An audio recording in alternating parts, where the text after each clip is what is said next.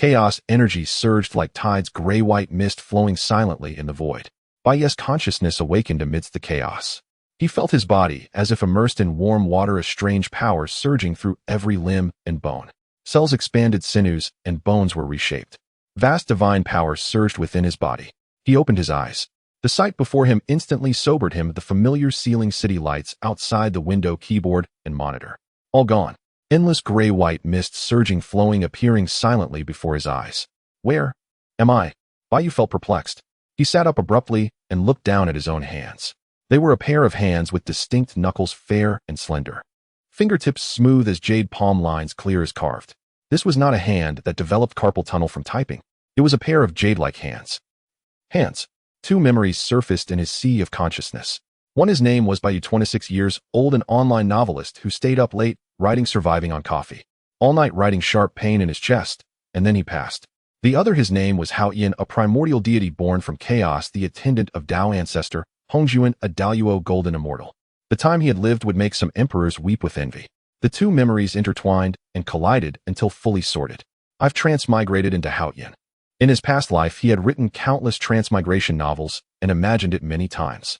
But the heavenly screen transformed those numbers into images, every corpse, every vengeful soul, clearly visible. It was his habit. After writing novels for so many years, what scene hadn't he written about? Though this time it was a real personal experience. He closed his eyes and sorted through the key information in Haoshan's memories. The Wuyao cataclysm had just ended.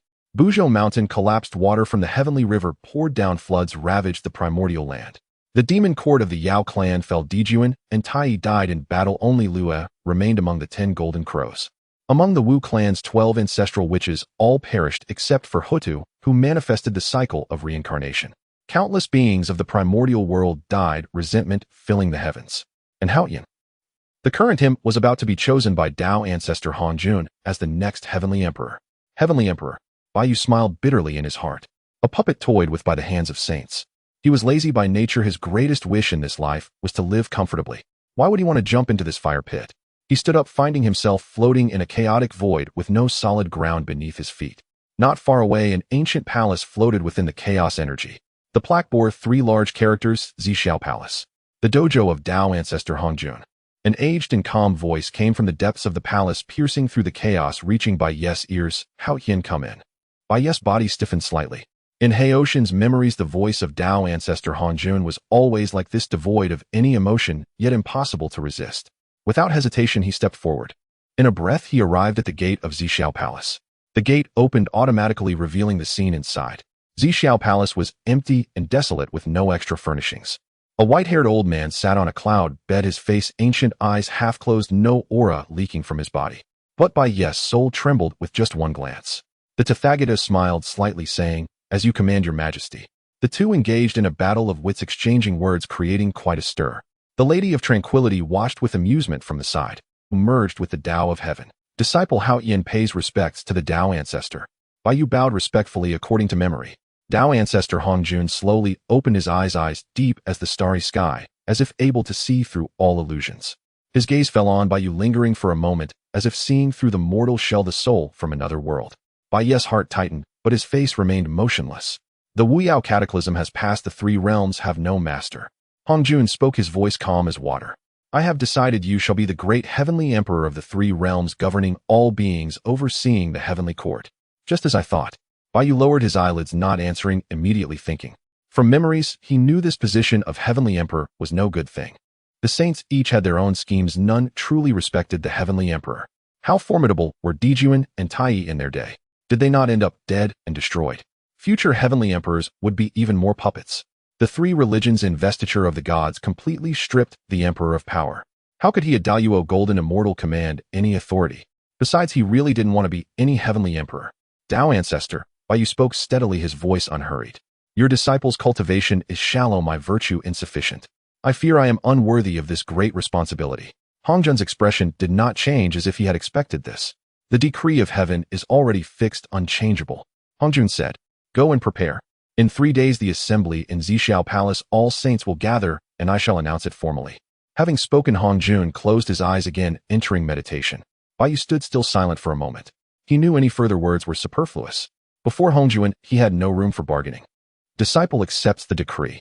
Bai Yu bowed again, turned, and walked out of Zhixiao Palace. The palace gates slowly closed behind him. Standing in the chaotic void outside, he looked up at the vast mist and let out a long breath. 3 days later, all saints would gather. The three pure ones Nuwa Jianjuni. He silently recited these names. Every one was the pinnacle of power since Pangu created the world. Every one was a saint. Beneath the saints all are ants. And he, a Daluo golden immortal, was to be established as heavenly emperor before these beings. Quite the spectacle. Bai Yu smiled self-deprecatingly. He did not leave immediately, but found a relatively flat spot outside Zhixiao Palace and sat down cross-legged. He needed time to fully digest Heotian's memories and understand the layout of this primordial world. More importantly, he needed to figure out what to do next. In another parallel primordial world, after the completion of Tang Sanzang's westward journey for scriptures, and Sun Wukong was granted the title of Duzhen Shengfo, the journey to the West Cataclysm ended. The three realms enjoyed long-lasting peace. On this day, the sky cracked. A huge rift suddenly tore through the void above the 9 heavens, splitting the entire firmament from east to west, dividing the sky into 2 halves. Within the light curtain radiance flowed faintly visible gray-white chaotic energy, surging endlessly. The heavenly court, O Lingxiao Palace. The Jade Emperor was reviewing memorials, disturbed by the commotion outside the hall. He put down his vermilion brush, his brows slightly furrowed. What is the commotion?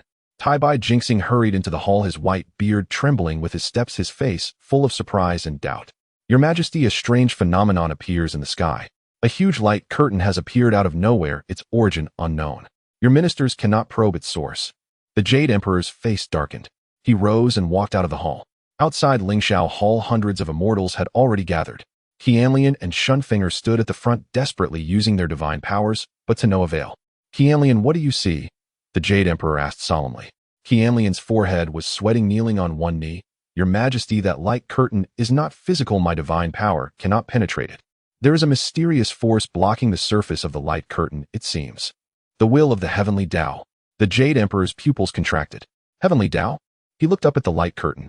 At that moment, an ancient palace was appearing within the curtain, the 3 words, Zhixiao Palace, clearly visible on the plaque.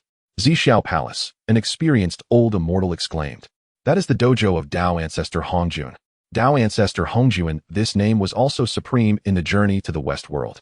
Although he had not appeared for countless years, his legend still spread in the ears of every immortal. The Jade Emperor's expression turned grave. He looked at Taishang Laojun. Laojun was standing not far away, stroking his beard, looking thoughtfully at the celestial curtain. Laojun, what is happening? The Jade Emperor asked. Taishang Laojun slowly shook his head. This old Taoist does not know either, but this old Taoist can sense that behind that light curtain there is indeed a power far beyond this old Taoist. Perhaps it is truly a manifestation of the heavenly Tao. Manifestation of the heavenly Tao. Those 4 words made all immortals present gasp. The celestial curtain continued to change. In the scene, a young man walked out of Zhixiao Palace, handsome and calm. He stood alone in the chaotic void, looking up at the vast mist, his expression thoughtful. Who is this? The Jade Emperor asked. Qianlian quickly replied. Your Majesty, the text that appeared in the light curtain earlier identified this person. Haotian, Supreme Deity, an ancient god, the attendant beside Tao Ancestor Hongjun. Haotian, Supreme Deity. The Jade Emperor's brow furrowed even tighter. He knew this name. In ancient times, Haotian indeed existed, but later was killed by Xingtian. Hence he himself succeeded to the position of Great Heavenly Emperor. He never expected to see Haotian appear in the celestial curtain today. Haotian, Supreme Deity. Why is he appearing in Zhixiao Palace? The Jade Emperor murmured. His question was soon answered.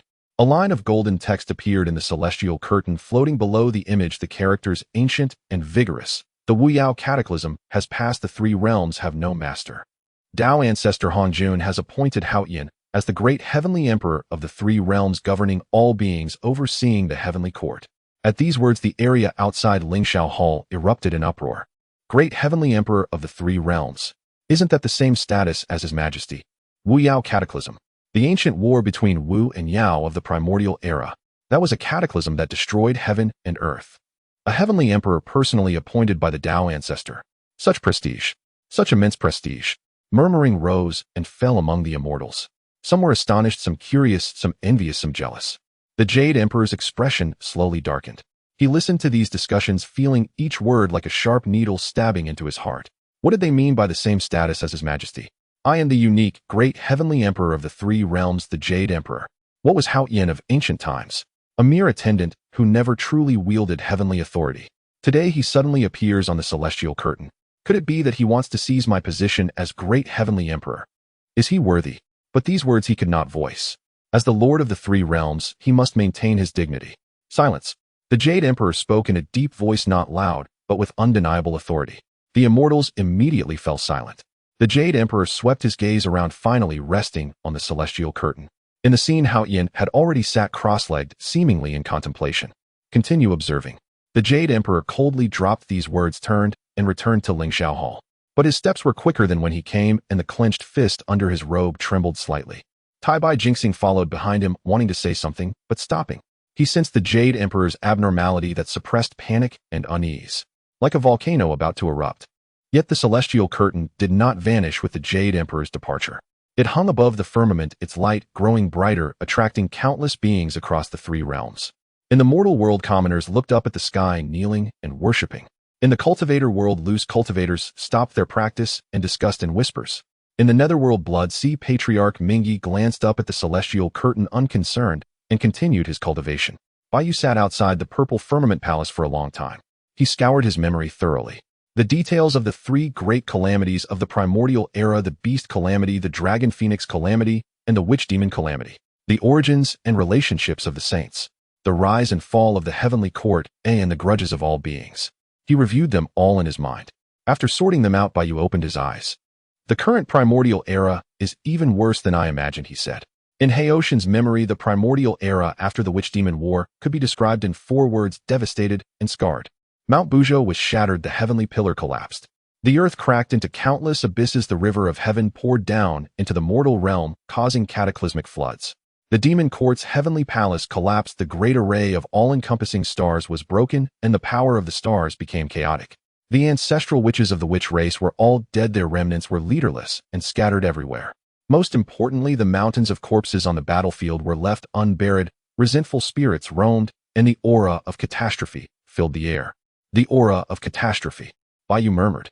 In Haoshan's memory, there was understanding of this aura. Every tens of millions of years, enough cataclysmic aura accumulates in the heaven and earth, triggering a great calamity. The beast calamity, dragon phoenix calamity, and witch demon calamity were all the same. But the witch demon war was too brutal, with countless deaths and injuries, added to the aftermath of the previous 2 calamities. This caused the cataclysmic aura to not dissipate, but become even denser. If not rectified in time, a new calamity would likely descend soon. But the saints are busy expanding their own lineages, completely ignoring this, Bai Yu sneered. In his past life, when writing novels, he had researched some materials. In this era, the saints only care about their own cultivation and the rise and fall of their sects. Why would they bother about the lives of all beings? The sages are ruthless, treating all creatures as straw dogs. The ancients did not deceive me, and Tao ancestor Hongjun appointed him as the heavenly emperor. It was probably not just a matter of divine will. He needed someone who could work and take the blame to clean up this mess. The heavenly emperor, in simple terms, is the biggest worker in the primordial era. Bai Yu mocked himself. Since things had come to this, overthinking was useless. His gaze sharpened. Since he was already here, first let's go see the actual situation. Bai Yu transformed into a streak of light and arrived at the witch demon battlefield. The battlefield was in the starry sky of the primordial era. Countless cracks appeared before him. These cracks were dense, varying in size and length. The large ones could tear apart a star region, while the small ones were as big as mountains. Some were straight as if cut by a knife, others curved like a snake. Bai Yu stopped and stared. Spatial cracks. These were the spatial cracks left by the clashes of top-tier experts in the Witch Demon War. Daijin's River Chart and Luo Book, Taiyi's Chaos Bell. The 12 Ancestral Witches' Capital Heaven Fiend Formation. These were collisions of power at the Quasi Saint, or even Saint level. Even the spatial barrier of the primordial era could not withstand them. It shattered, turning into spatial cracks. Some time had passed since the war ended. These spatial cracks had still not fully healed. Even space can only heal slowly, showing the extent of the damage, he murmured. Bai Yu muttered. He reached out and touched the edge of a crack with his fingertip. A piercing coldness came from his fingertip, mixed with faint resentment and murderous intent, the lingering, killing thoughts from the battle. Bai Yu withdrew his hand and was silent for a moment. An indescribable emotion spread in his heart. In his past life, he was an ordinary person. Although he had written countless tragic war scenes in novels, they were all imagination. Now, seeing the traces of war firsthand, feeling the pain and despair lingering in the spatial cracks, he suddenly felt a tightness in his chest. This feeling was strange. He had no sense of belonging to this world, but seeing these scars, he felt a dull ache. Perhaps it's the influence of Haoshin's memory, he said to himself. But he knew it was not entirely that. In his past life, he was a meddlesome person. He fed stray cats on the roadside, helped old people who fell and felt anger at injustice. Transmigrating into this devastated primordial world, seeing countless beings struggling and suffering, he could not turn a blind eye. But as a great golden immortal, what could he do? Baiyu shook his head and suppressed these emotions. Now was not the time to think about these things. Tomorrow at the Purple Firmament Palace meeting, he would first see the attitudes of the saints. Under the heavenly screen in the journey to the West World. On the screen, scenes of Baiyu wandering on the witch demon battlefield continued to play.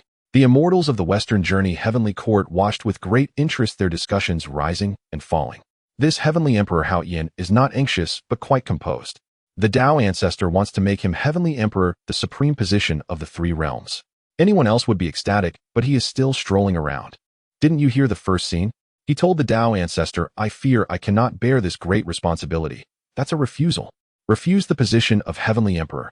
Are there people like that in the world? Maybe it's not refusal, but modesty. After all, it was decreed by the Tao Ancestor. Who would dare truly refuse? The immortals chattered endlessly, the area outside the Lingxiao Hall, as lively as a marketplace. Inside the Lingxiao Hall, the Jade Emperor sat alone on the throne with mountains of memorials before him, but he couldn't read a single word. The light from the heavenly screen shone through the hall's doors. It cast alternating light and shadow on his face. Tai Bai Jinxing stood by, watching the Jade Emperor's expression, sighing inwardly. Your Majesty, this Heavenly Emperor Hao Yin in the heavenly screen does not seem to be a man who covets power and position. Tai Bai Jinxing said cautiously. He first refused, then wandered and pondered on the witch demon battlefield, showing he will not easily accept the position of Heavenly Emperor. The Jade Emperor snorted coldly. It's just a petty trick of retreating in order to advance. I have seen it many times. Tai Bai Jinxing dared not speak further. He had followed the Jade Emperor for many years and knew His Majesty's temperament. What he feared most was anyone challenging his authority as Heavenly Emperor.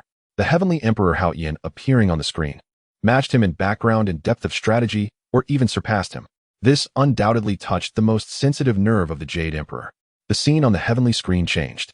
It began to show spatial cracks outside the starry sky of the primordial era. Those dense cracks were magnified on the screen, each one clearly visible.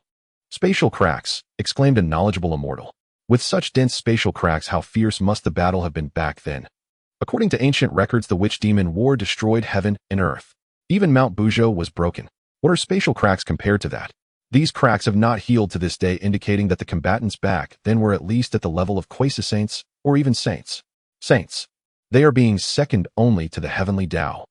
The immortals were all discussing the topic, shifting from Hao Yin to the ancient war. No one noticed that the Jade Emperor's expression in the hall grew darker.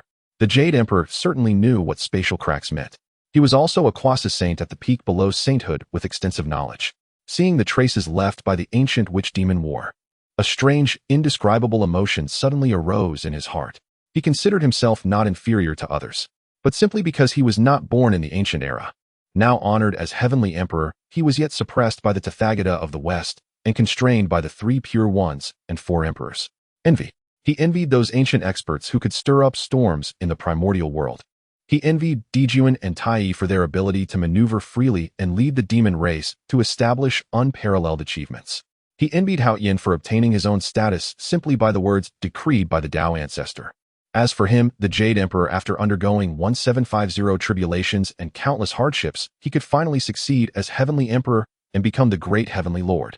And this status, the Hao Yin in the heavenly screen easily obtained it merely as a disciple of the Tao Ancestor. Moreover, he didn't even want it. Then what was my whole life worth? In a corner outside the hall, an old immortal dressed in yellow robes with an ancient face remained silent. He was the ancestor of Earth immortals, Zhen Yuanzi, who happened to be in the heavenly court on business today and encountered the heavenly screen anomaly. Zhen Yuanzi looked at the spatial cracks on the screen deep in thought. He practiced the way of Earth immortals, most concerned with the state of the primordial spiritual veins.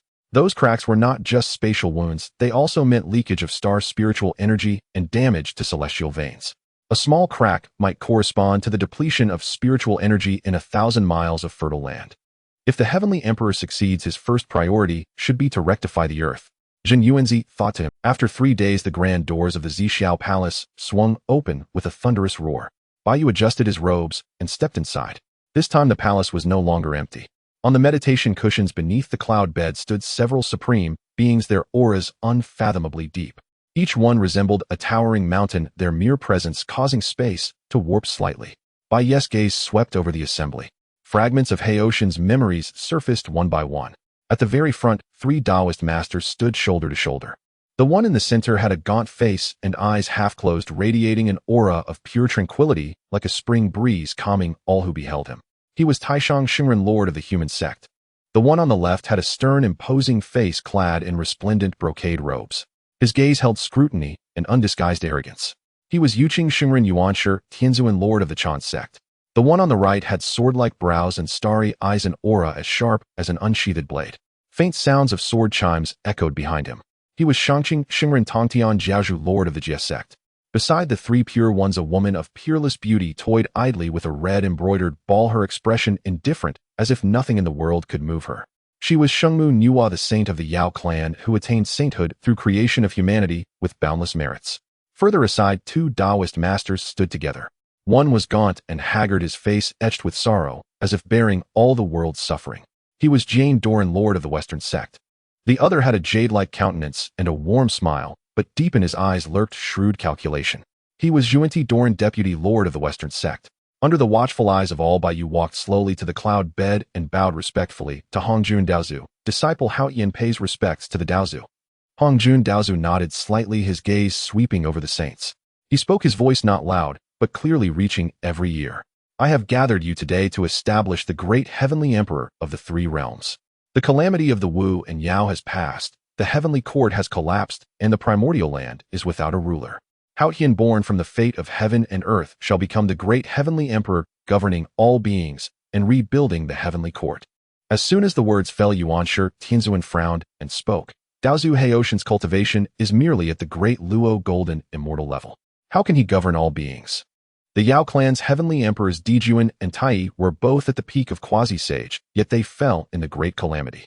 Hao Yin is merely a great Luo golden immortal. How can he command obedience? Yuanshi Tianzan's voice carried clear displeasure. In his view, the position of heavenly emperor should be held by one with profound cultivation, or at least a quasi-sage. Hao Yin, a mere attendant by the dais' side. How could he be worthy? Tongtian Jiaozhu let out a scornful laugh. Senior brother, you are mistaken. Does high cultivation alone qualify one to be heavenly emperor? Dijuan and Tai were powerful enough, yet their heavenly court fell. In my opinion, the heavenly emperor should be chosen by virtue, not by force. Yuanshi Tianzan's face darkened. The responsibility of the heavenly emperor is as heavy as Buzhou Mountain. How can it be based solely on virtue? Precisely because it is so important, we need both virtue and talent, with virtue as the foundation. Tongtian Jiaozhu retorted without hesitation. Seeing that the 2 brothers were about to quarrel on the spot, Taishang Jiaozhu gave a gentle cough. The sound was soft, yet it froze the air itself. The Daozu has already chosen the candidate, and there is reason behind it, Taishang Jiaozhu said slowly, his tone as flat as ever. There is no need for argument. As soon as Taishang Jiaozhu spoke, both Yuanshi Tianzuan and Tongtian Jiaozhu fell silent. Though all were saints, the prestige of the eldest senior brother was not easily challenged. Jane also spoke. I believe that junior brother Hao Yin, though somewhat lacking in cultivation, has a pure nature. He has cultivated in the Zixiao Palace for many years without ever making a mistake. Allowing him to serve as heavenly emperor is worth a try.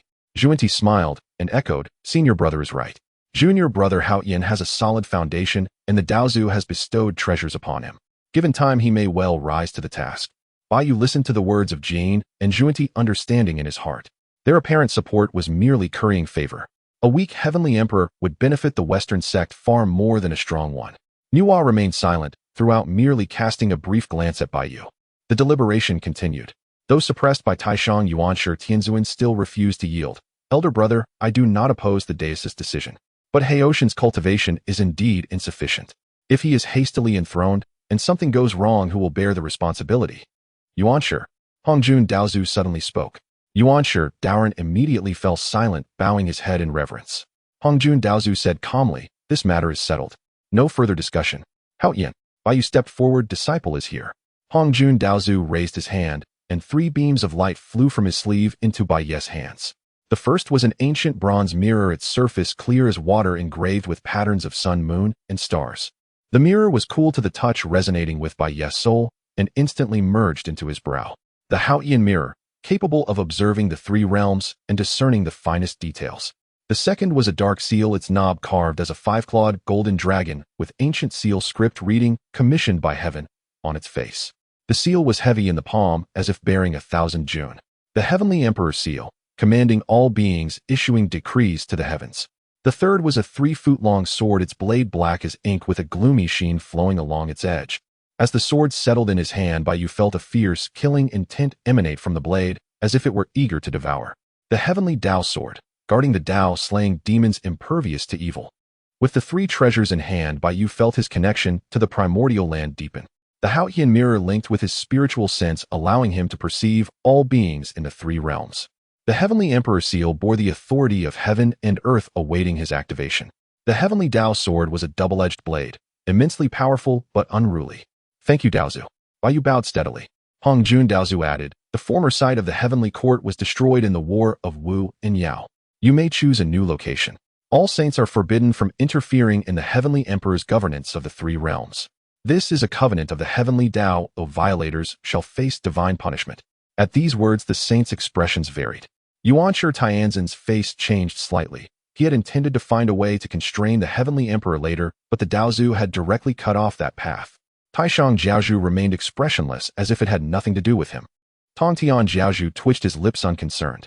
Jane and Zhuanti exchanged a glance, a flicker of disappointment in their eyes, quickly vanishing. Niwa remained indifferent, as if she had heard nothing. Baiye's heart trembled. The saint's non-interference meant the Heavenly Emperor possessed independent authority. Even saints could not casually interfere. This was far better than he had anticipated. Disciple remembers.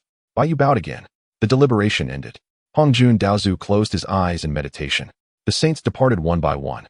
Tongtian Jiaozhu passed by Baiyu and patted his shoulder. "Do well. Don't let some people make a joke of you." He then shot a glance at Yuanshi. Tianzuan laughed heartily and strode away. Yuanshi Tianzuan snorted coldly, flicked his sleeve, and left. Taishang Jiaozhu gave Baiyu a slight nod, then turned into a wisp of clear qi and dissipated. Jane and Zhuani smiled their farewells and left together. Niwa walked out of the Zixiao Palace without even glancing at Baiyu. Only Baiyu and Hongjun Daozu remained in the hall. Baiyu stood still, holding the Heavenly Emperor seal, feeling the weight of authority within. A mix of emotions surged in his heart. "Go." Hongjun Dao's voice came from the cloud bed. "If something arises, you may come to the Zixiao Palace." Baiyu bowed deeply, then turned and walked out of the Zixiao Palace. In the heavenly scene, the entire process of the Zixiao Palace deliberation was fully revealed. The Western Journey Heavenly Court fell into a dead silence. As saints, those are the 3 pure saints, Goddess Niwa, and the 2 Buddha lords Jian and Zhuanti. Daozu Hongjun personally bestowed treasures. The Haotian Mirror, Heavenly Emperor Seal, and Heavenly Tao Sword. Each is a primordial spiritual treasure. The saints cannot interfere with the Heavenly Emperor's governance of the 3 realms. The Heavenly Emperor's authority is such that even saints can't casually meddle. This is too. The immortals erupted their chatter, nearly lifting the roof of the Lingxiao Hall. Inside the Lingxiao Hall, the Jade Emperor's face had turned incredibly sour, because he saw that the Heavenly Emperor Haotian in the celestial scene was enthroned with far greater pomp and specification than he had been. Though he was the ruler of the 3 realms, he still had the 3 pure ones and 4 emperors above him and Tathagata in the west. Many saints and quasi-saints did not take him seriously. He had never even seen the deus's face, let alone receive treasures from him. But this Heavenly Emperor Haotian actually had independent authority that even saints could not interfere with. Daozu Hongjun personally bestowed treasures. The Jade Emperor murmured, his voice barely audible to himself. He recalled how he had been elected as the Jade Emperor, simply recommended by the immortals, nodded by the 3 pure ones. Where was any Daozu bestowing treasures? Where was any saints shall not interfere? This wasn't fair. A surge of jealousy and anger churned within the Jade Emperor. He felt like a joke, a puppet Heavenly Emperor with no ceremony, no backing, no independent authority. "Your Majesty." Tai Bai Jinxing sensed the Jade Emperor's mood and wanted to console him, but didn't know where to start. "Enough." The Jade Emperor waved him off, his voice icy. "I am fine." But everyone could see that he was far from fine. Outside the hall, Xinyuanzi watched the celestial scene, his eyes fixed on the Haotian mirror in Baiye's hand. The Haotian mirror could observe the 3 realms and discern the finest details. If this Heavenly Emperor truly made good use of it, the situation in the Primordial land might actually improve. He noticed that when Baiyu walked out of the Zixiao Palace, his steps were steady, his face calm, no hint of pride or fear. A man enthroned as Heavenly Emperor, facing the saint's doubts and the deus's bestowal, maintained the same expression throughout, a deep-rooted steadiness. "This man is completely different from the Haotian in my memory," Xinyuanzi thought to himself. After leaving the Zixiao Palace, Bai Yu did not rush to the ruins of the Heavenly Court. He found a relatively quiet place in the chaos, sat cross-legged, and began to refine the three treasures. The Haotian mirror was the first to be refined. Once the copper mirror merged into his brow, Bai Yu felt his divine sense expand outward like a tide, covering a vast area in an instant. It could even extend infinitely outward. He saw the flow of chaotic energy and the swirling mist outside the Zixiao Palace, as well as the outlines of the vast wilderness in the distance. The world within the mirror appeared more real than what the naked eye could perceive. Every strand of spiritual energy, every wisp of tribulation energy, and every living being's aura was clearly visible. Bai Yu attempted to extend his perception to the vast wilderness. In the next moment, his body stiffened. He saw the gray sky shrouded by thick tribulation energy, where sunlight could not penetrate, casting the land into darkness. Mountains collapsed, rivers changed course, and countless fissures crisscrossed the land like scars. On the battlefield, mountains of corpses lay untouched, white bones glistening with vengeful spirits wandering. Floodwaters consumed one piece of land after another as creatures unable to escape struggled in the water, ultimately sinking beneath its depths. The remnants of the demon clan fought each other in the wilderness, snatching the last remaining food. The warriors of the shaman clan staggered forward, with severed limbs, their eyes filled with despair. Children from small tribes squatted in ruins, crying for parents who would never return. Bai Yu abruptly withdrew his perception, gasping for breath. He was not unprepared psychologically. He had already known of the grim situation in the wilderness from Haotian's memories, but memories and first-hand experiences were two different matters. The images were too clear, so vivid that every detail was etched into his mind. This is the current state of the wilderness. Bai Yu closed his eyes, feeling a heaviness in his chest. After a while, he reopened his eyes and continued refining the Heavenly Emperor seal. The refinement of the Heavenly Emperor seal was far more difficult than that of the Haotian mirror. This treasured seal represented the authority of the three realms and needed the recognition of heaven and earth to be truly activated. Bai Yu tried several times, and the treasured seal only emitted a faint glow, vaguely revealing the four characters, Shou Ming Yu Tian, but the light quickly faded. Authority is not bestowed by others, it must be earned by oneself, Bai Yu murmured. He recalled those famous yet powerless emperors in history from his past life. Though seated upon the dragon throne, they held no real power and were manipulated by powerful ministers. If he did not take action, the Heavenly Emperor seal would forever remain a useless piece of iron. Finally, he refined the Dao sword. The moment the sword was drawn from its sheath, a sharp, killing intent surged forth, and Bai Yu felt as if his soul were being torn apart. The Dao sword trembled violently in his hand, its ringing akin to a dragon's roar, exuding a clear sense of rejection. Do you also think I am unworthy of being the Heavenly Emperor? Bai Yu spoke softly, gripping the hilt, firmly, forcefully suppressing it with the cultivation of a great Luo golden immortal. His magical power surged like a tide into the sword, battling the rebellious force within. Veins bulged on Bai Yu's forehead. The standoff between man and sword lasted a long time. Ultimately, the Dao sword's tremors gradually subsided, its ghostly glow retracting quietly, lying in Bai Yu's hand. Yet it only temporarily submitted, not truly yielding. This sword was unruly and would only acknowledge a true powerhouse. Bai Yu stored the Dao sword within his body and let out a deep breath. The initial refinement of the three treasures was complete. The Haotian mirror was now usable. The Heavenly Emperor seal still needed to accumulate merit to activate. The Dao sword could be used, but should not be taken lightly. He stood up and flew towards the vast wilderness. The Haotian mirror warmed slightly at his brow, guiding Bai Yu's direction. He traversed the boundary between chaos and wilderness, entering the skies of the wilderness world. The first sensation was one of oppression. The tribulation energy was too dense, like dark clouds enveloping the land, obscuring the sun. Sunlight filtered through the tribulation energy, turning dark red, resembling congealed blood. Bai Yu lowered his altitude, approaching the ground. The sight before him caused his pupils to constrict sharply. This was once fertile land, now transformed into a battlefield of ruins. The ground was covered with dried bloodstains, black-red patches dotted across the entire land. Bones were scattered everywhere, some belonging to the demon clan, others to the shaman clan, along with countless nameless beasts of the wilderness. The air was thick with the stench of decay, flies buzzing around, hovering over the corpses. In the distance, a group of demon clan remnants were fighting over a dying beast. 7 or 8 small demons pounced on the beast, tearing at its flesh with teeth and claws, blood splattering everywhere. The beast let out a heart-wrenching cry, struggling desperately, but it was severely injured and unable to resist. Further away, a warrior of the shaman clan staggered through the wilderness, dragging his broken body. His left arm was severed at the shoulder, the wound already crusted over, but still oozing blood. After taking a few steps, he fell to the ground, struggling to get up, only to fall again. After several attempts, he no longer moved, lying in the mud like a corpse. In the distance, a roaring flood approached. Bai Yu followed the sound and saw a colossal wave sweeping from the northwest, devouring everything in its path. Wherever the flood passed, trees were broken, houses collapsed, and small creatures unable to escape were swept into the water, vanishing in an instant. He sensed the celestial river's aura within the flood. This was not an ordinary flood, but the celestial river water pouring down after the collapse of Mount Buzhou. The celestial river water contained the power of the stars, heavy as lead. Any ordinary creature caught within had little chance of survival. Bai Yu hovered in midair, watching everything, his fists gradually clenching. In Haoshan's memories, how magnificent was the heavenly court ruled by Emperor Jun and Tai Yi. Countless immortals came to pay their respects, and myriad clans submitted. But how many lives had been sacrificed to achieve that glory? Emperor Jun and Tai Yi only cared about the ruling status of the demon clan, while the myriad saints were only concerned about their own Dao traditions and cultivation. Who truly cared for these lower beings? Dao ancestor, why do you want me to be the heavenly emperor? He recalled the debates he had heard in the Zhixiao palace. The Primordial Supreme opposed his ascension to the heavenly emperor, claiming his cultivation was insufficient. Tongtian, seemingly supportive, was actually just arguing with the Primordial. Jane and Juanti were being cordial to control him in the future.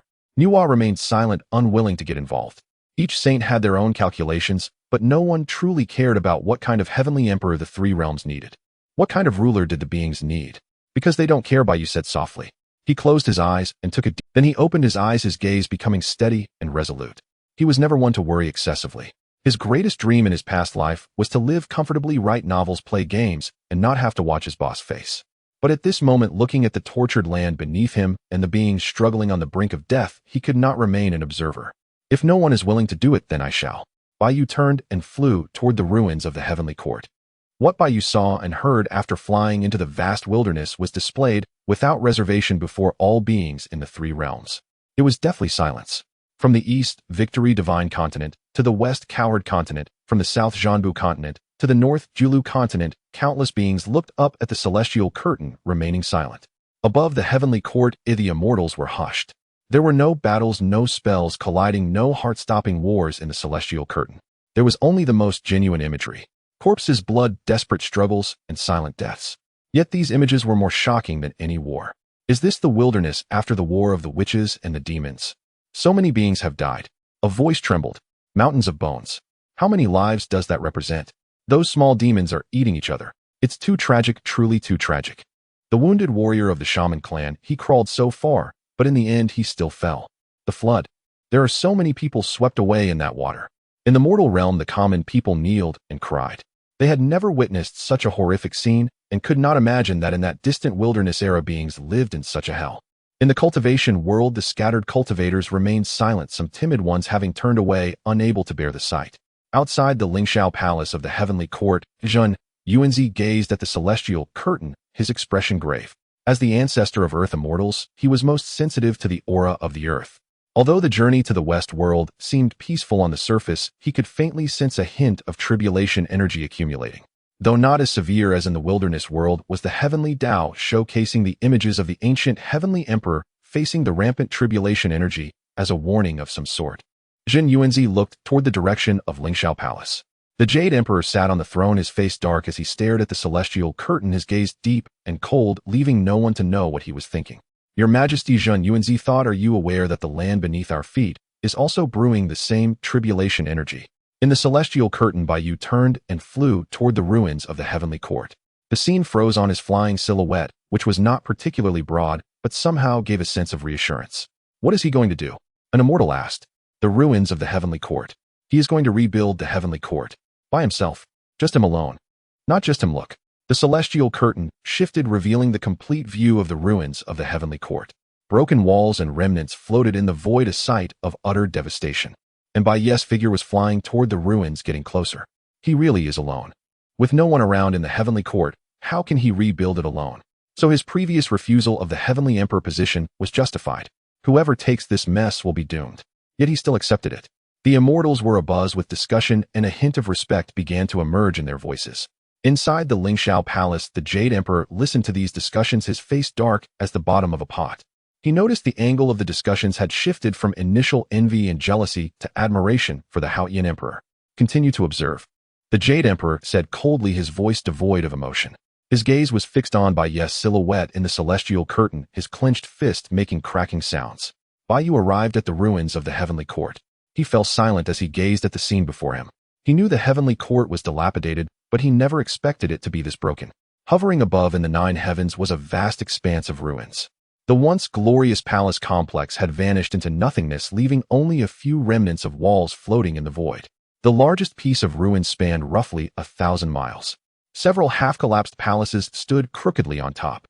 The rest consisted of shattered jade, broken beams, and countless fragments of magical artifacts. A decayed scent permeated the air. Occasionally a cold wind would blow through, emitting a whimpering sound akin to the cries of lost souls. Bai Yu landed on the largest ruin, stepping on a broken pillar. The carvings on the pillar were faintly discernible remnants from the era of Emperor Jun, symbolizing the supreme authority of the heavenly court. He looked around. This ruin had once been the core region of the ancient heavenly court. The Hall of Clarity, the Hall of Ascendance, the Yao Pool. Countless legendary structures now lay in ruins. In Hao Tian's memory, what grandeur the heavenly court had during its peak. Countless immortals came to pay homage, surrounded by auspicious clouds, with celestial music wafting through the air. Emperor Jun Tai sat high on a cloud platform commanding the 3 realms, and none dared to disobey. Yet now not even an ant remained. Bai Yu walked through the ruins, his pace neither fast nor slow. He passed by ruin after ruin, using the Hao Tian mirror to examine the condition of each foundation and every pillar. The information transmitted by the Hao Tian mirror slightly eased his mind. Although the surface appeared in disarray, the foundations were still intact. This was the residual foundation of the Zhou Tian star array, forged from the essence of the stars, and incredibly hard. Even the war of the Wu and Yao could not completely destroy them. As long as the foundation remains, there is a possibility for reconstruction, Bai Yu murmured.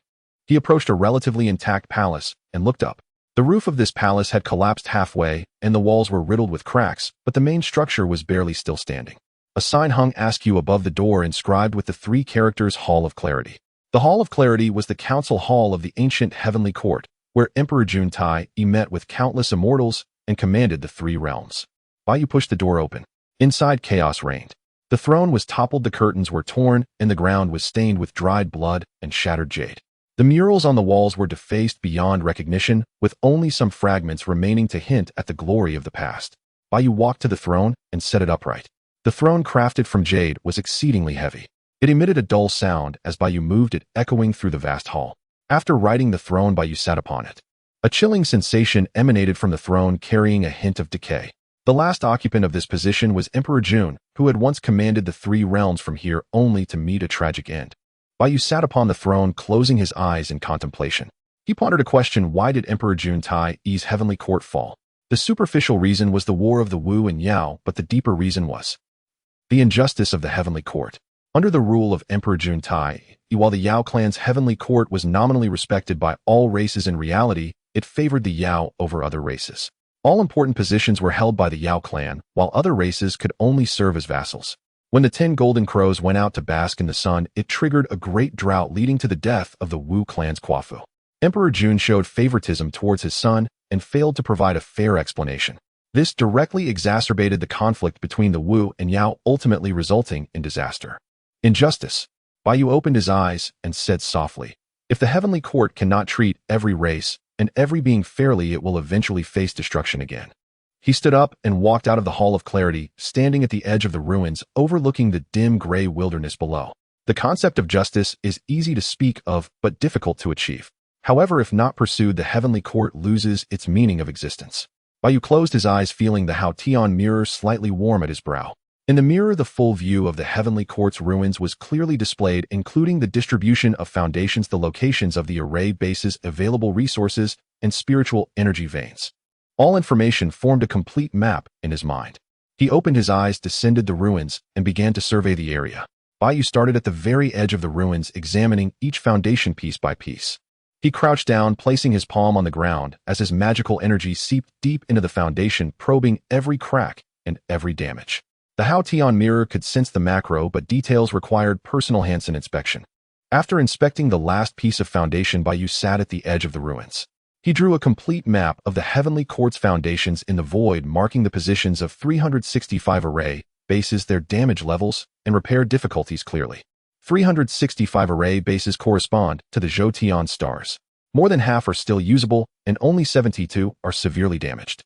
As long as enough essence of the stars can be collected, repairing the array bases will not be a problem. The essence of the stars was the key. The array bases of the Jotion star array were constructed with the essence of the stars at their core. The essence of the stars is the essence condensed after the death of stars containing pure stellar power, and is one of the top materials in the wilderness. In the past, Emperor Juntai also gathered the strength of the Yao clan and ventured deep into the starry sky to collect enough essence of the stars. Now, with no one in the heavenly court, he could only rely on himself. Baiyu carefully stored the map, stood up, and gazed at the starry sky. In the future, if I have the opportunity, I can venture into the depths of the starry sky to collect the essence of the stars. Just then a streak of light flew in from below, landing before him. As the light faded, an elderly man with white hair appeared. The old man had a thin face, wore a spotless white robe, and held a whisk exuding an aura of celestial grace. His presence was calm and profound, with a cultivation level above Tai, Golden Immortal, approaching the great Luo Golden Immortal. The old man bowed to Baiyu, saying, "I am the old and feeble Tai by paying my respects to the great heavenly sovereign." Baiyu was momentarily taken aback. Information about this old man rapidly surfaced in Hao Tian's memory. Tai Bai, known as the Grandmaster Tai Bai, was one of the first innate deities possessing ancient qualifications and a high rank, even older than many sages. However, it was rumored that his cultivation had always remained at the pinnacle of Tai, Golden Immortal, unable to break through to Great Luo. Coupled with his nature of indifference, he never involved himself in the struggles of the wilderness. Thus, despite his high lineage, his status was not prominent. "Senior Tai Bai, please rise," Baiyu said as he stepped forward to assist the old man. "I have only just taken up the position of the Heavenly Emperor. The Heavenly Court is in dire need of revival. Are you willing to assist me?" Tai Bai straightened up, his gaze lingering on Baiyu's face for a moment, filled with scrutiny. "I can hardly remember how many years I have lived. I've seen too much." He continued, "The Yao clan's heavenly court under Emperor Juntai, the immortal court of the Eastern King, and the rise and fall of countless minor powers. One more splendid than the last, yet one more short-lived than the last." He paused before continuing, "The success or failure of the heavenly court does not depend on whether the palaces are magnificent, nor on whether there are many celestial officials, but on whether the one seated in the throne possesses the Tao." "Then does the senior see that I possess the Tao?" Baiyu asked calmly. Tai Bai did not answer directly. Instead, he countered, "How does the great heavenly sovereign intend to govern the three realms?" Baiyu fell silent for a moment. This was not a question that could be answered casually. Tai Bai had lived for countless years and had seen too many who spoke eloquently yet accomplished nothing. Empty words could not deceive him. "I do not know right now," Baiyu replied honestly. "But I see the suffering of the sentient beings in the wilderness. I see floods raging, I see corpses scattered everywhere, and I see resentment soaring to the heavens. I feel that it should not be this way. I want to change it. How to do it specifically, I will have to observe and adapt as I go. But I will not turn a blind eye." Tai Bai stared at Baiyu for a long time. That gaze was complex, as if scrutinizing, yet also reminiscing. After a while, the old man suddenly smiled. It was a heartfelt smile, not polite or perfunctory. Back then, when Emperor Juntai established the heavenly court, he claimed he would ensure eternal glory for the Yao clan. The Eastern King established the immortal court, proclaiming he would ensure that male and female immortals each found their place. Tai Bai said, "They were all powerful beings with great ambitions, but their Tao only covered a portion of all beings. Only you, great heavenly sovereign, speak of sentient beings of the wilderness." He paused, his voice trembling slightly. "These 4 words I have waited countless years to finally hear." Tai Bai bowed deeply, this time deeper than the last, with his back nearly bent at a right angle. "I am willing to serve the great heavenly sovereign and contribute to the sentient beings of the 3 realms." A warm current surged in Baiyu's heart. This was the first person he had encountered in the wilderness who proactively pledged allegiance to him. Although Tai Bai's cultivation was not at the peak, his experience and wisdom were the most needed wealth for the reconstruction of the heavenly court. "Senior, please rise," Baiyu assisted Tai Bai. "The reconstruction of the heavenly court requires the assistance of someone of your esteemed reputation." Tai Bai straightened up, taking out a roll of bamboo slips from his sleeve and handing it to Baiyu. The bamboo slips were old, with a primitive texture, exuding an air of elegance. "These are the records of the scattered immortals of the 3 realms that I have compiled over the years in secret," Tai Bai explained. "During the War of the Wu and Yao, some solitary cultivators unwilling to participate in the conflict hid themselves in various places. If the great heavenly sovereign wishes to rebuild the heavenly court, these individuals may be of use." Baiyu took the bamboo slips and opened them. The slips were densely filled with hundreds of names, each followed by detailed annotations. "Qi Yin Xian Tai, Golden Immortal, skilled in fire magic, resides in the southernly mountain. Boastful and loyal, can be entrusted with great tasks.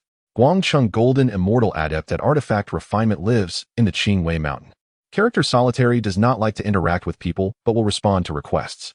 Yunzhong Jun Tai, a Golden Immortal skilled in formations, roams the seas. His whereabouts are unpredictable, but if encountered can be invited. Bai read through it little by little, growing more pleased with each name. This record was incredibly detailed. Each solitary cultivator's cultivation level, specialties, personality, location, and even preferences were marked clearly. This was not something that could be compiled in a short time. It required continuous observation and recording. Senior, you are truly thoughtful, Bai said earnestly as he stored the bamboo slips.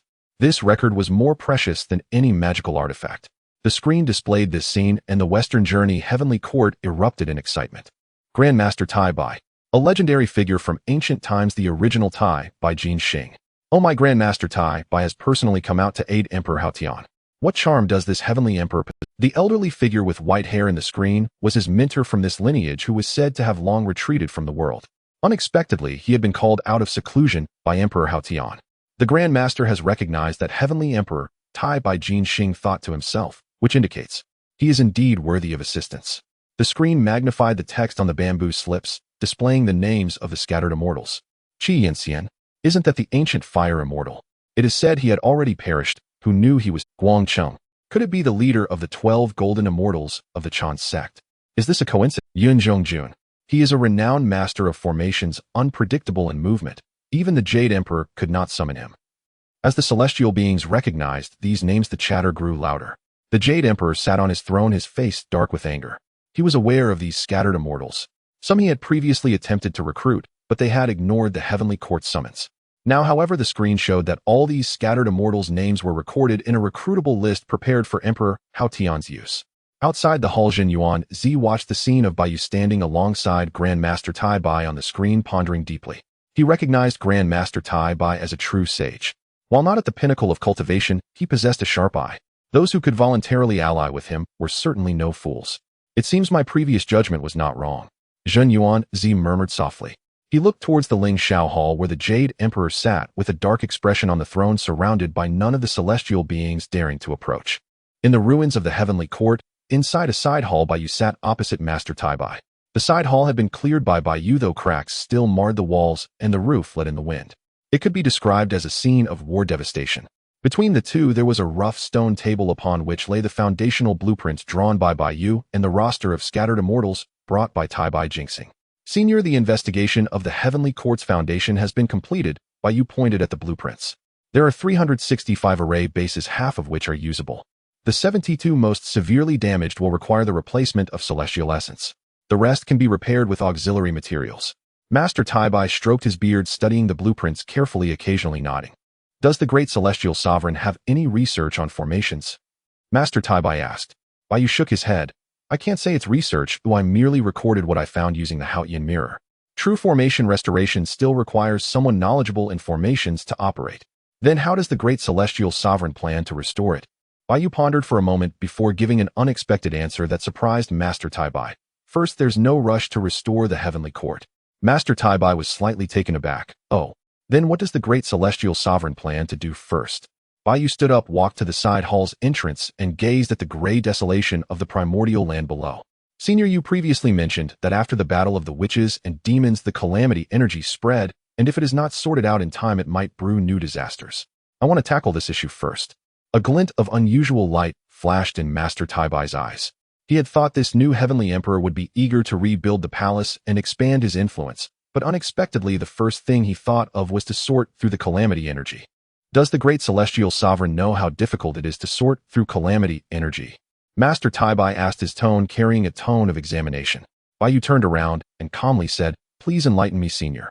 Master Tai Bai stood up and walked to Bai Yu's side, pointing at the land below.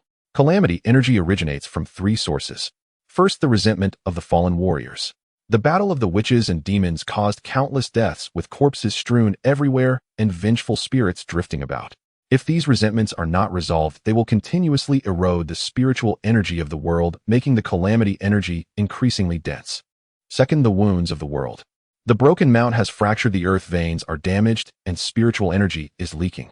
The land is like a severely wounded body that requires time to heal. But before healing, the wounds themselves will produce calamity energy. Third, the malice of all beings. After the great calamity, the survivors' hearts are filled with hatred, fear, and despair. These negative emotions gather into streams, also a source of calamity energy. Master Taibai paused and looked at Baiyu. To sort through calamity energy, one must tackle all three aspects simultaneously. To exorcise vengeful spirits, repair the earth veins, and soothe the beings. Each of these tasks requires painstaking effort and cannot be accomplished in a day. Is the great celestial sovereign sure he wants to prioritize this? Absolutely, Baiyu replied without hesitation. The heavenly court can be repaired later, the palace can be built later, but calamity energy waits for no one. If we wait until the new calamity erupts to act, it will be too late. Master Taibai looked at Baiyu deeply and suddenly smiled. In my ancient days, I have lived to see countless extraordinarily talented individuals. Di Jun and Tai Yi with unparalleled talent are a rare breed in a billion years.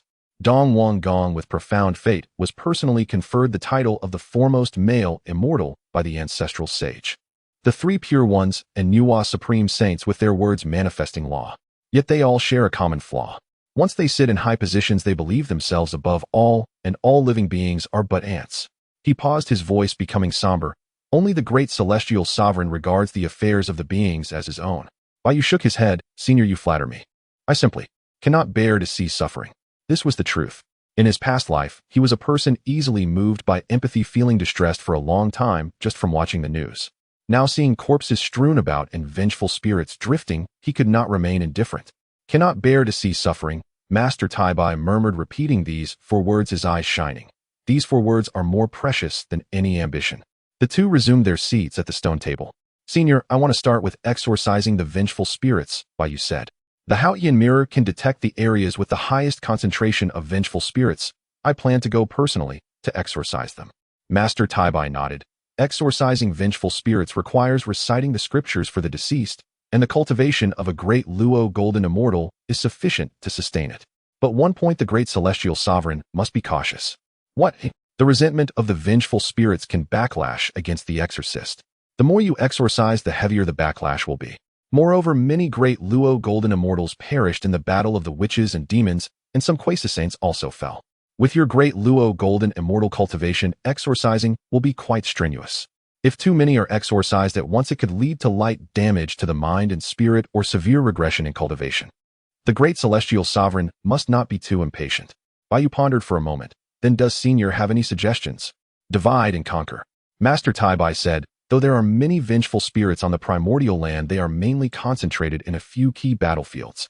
The great celestial sovereign can tackle them one by one, taking a break for a period after exorcising each one. Once your mind and spirit have recovered, you can continue. All right, Baiyu nodded. Then where should we begin? Master Taibai thought for a moment. The Broken Mount. That is the battleground of the witches and demons. The 11 ancestral witches and Di Jun Tai Yi self-destructed, causing countless demon and witch warriors to fall. The resentment there is most intense, and the calamity energy is the thickest.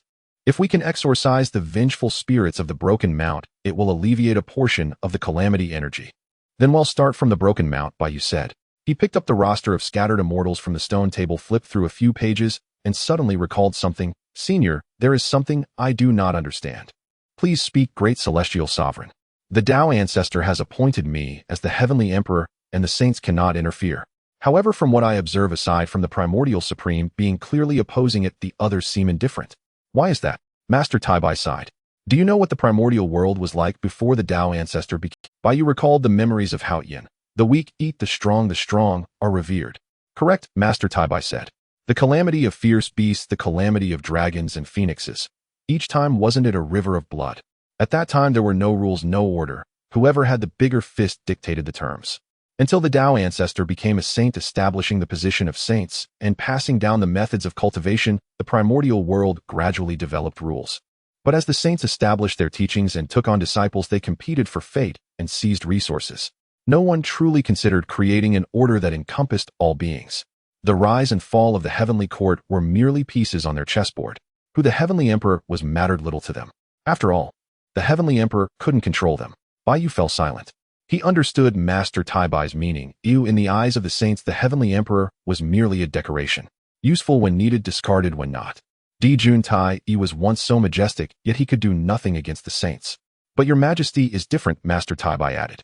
Your majesty is the heavenly emperor appointed by the Tao ancestor. The saints do not dare to go too far. At least they do not dare openly. I understand, Bayou nodded. Senior, please continue discussing calamity energy. What comes after the Broken Mount? After the Broken Mount, the shores of the Eastern Sea. That is the stronghold of the Witch Clan with countless corpses of Witch Clan warriors. Then to the northwest desert, the site of the Demon Clan's defeat.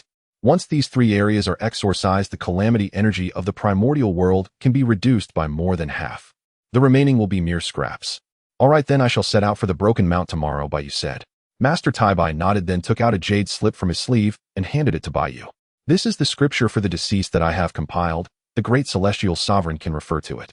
Bayou received the jade slip, and his divine sense entered it, a vast amount of information flooding into his mind. The scripture is not long, but every word contains the ultimate principles of heaven and earth. With his great Luo golden immortal cultivation reciting, it would not be difficult. Thank you, Senior, Bayou said, putting away the jade slip and preparing to leave. As he reached the door, he suddenly paused, turned back, and looked at Master Taibai. Senior, why are you willing to help me? Master Taibai was momentarily stunned, then smiled. Because I too cannot bear to see suffering, but it's just that I've lived too long and forgotten that I once could not bear it either. The old man said, a hint of weariness flashing in his eyes. What you said today, great celestial sovereign, reminded me of that. Bayou nodded, turned, and walked out of the side hall. Above the heavens, the celestial curtain continued to display. The myriad celestial beings of the journey to the west were once again discussing Bayou's decision to first sort through the calamity energy instead of rebuilding the heavenly court. He actually isn't repairing the heavenly court first. With it in such disrepair, isn't he anxious to fix it? What do you understand? Calamity energy is the pressing concern. No matter how splendidly the heavenly court is repaired, if calamity energy erupts, it will all be for naught.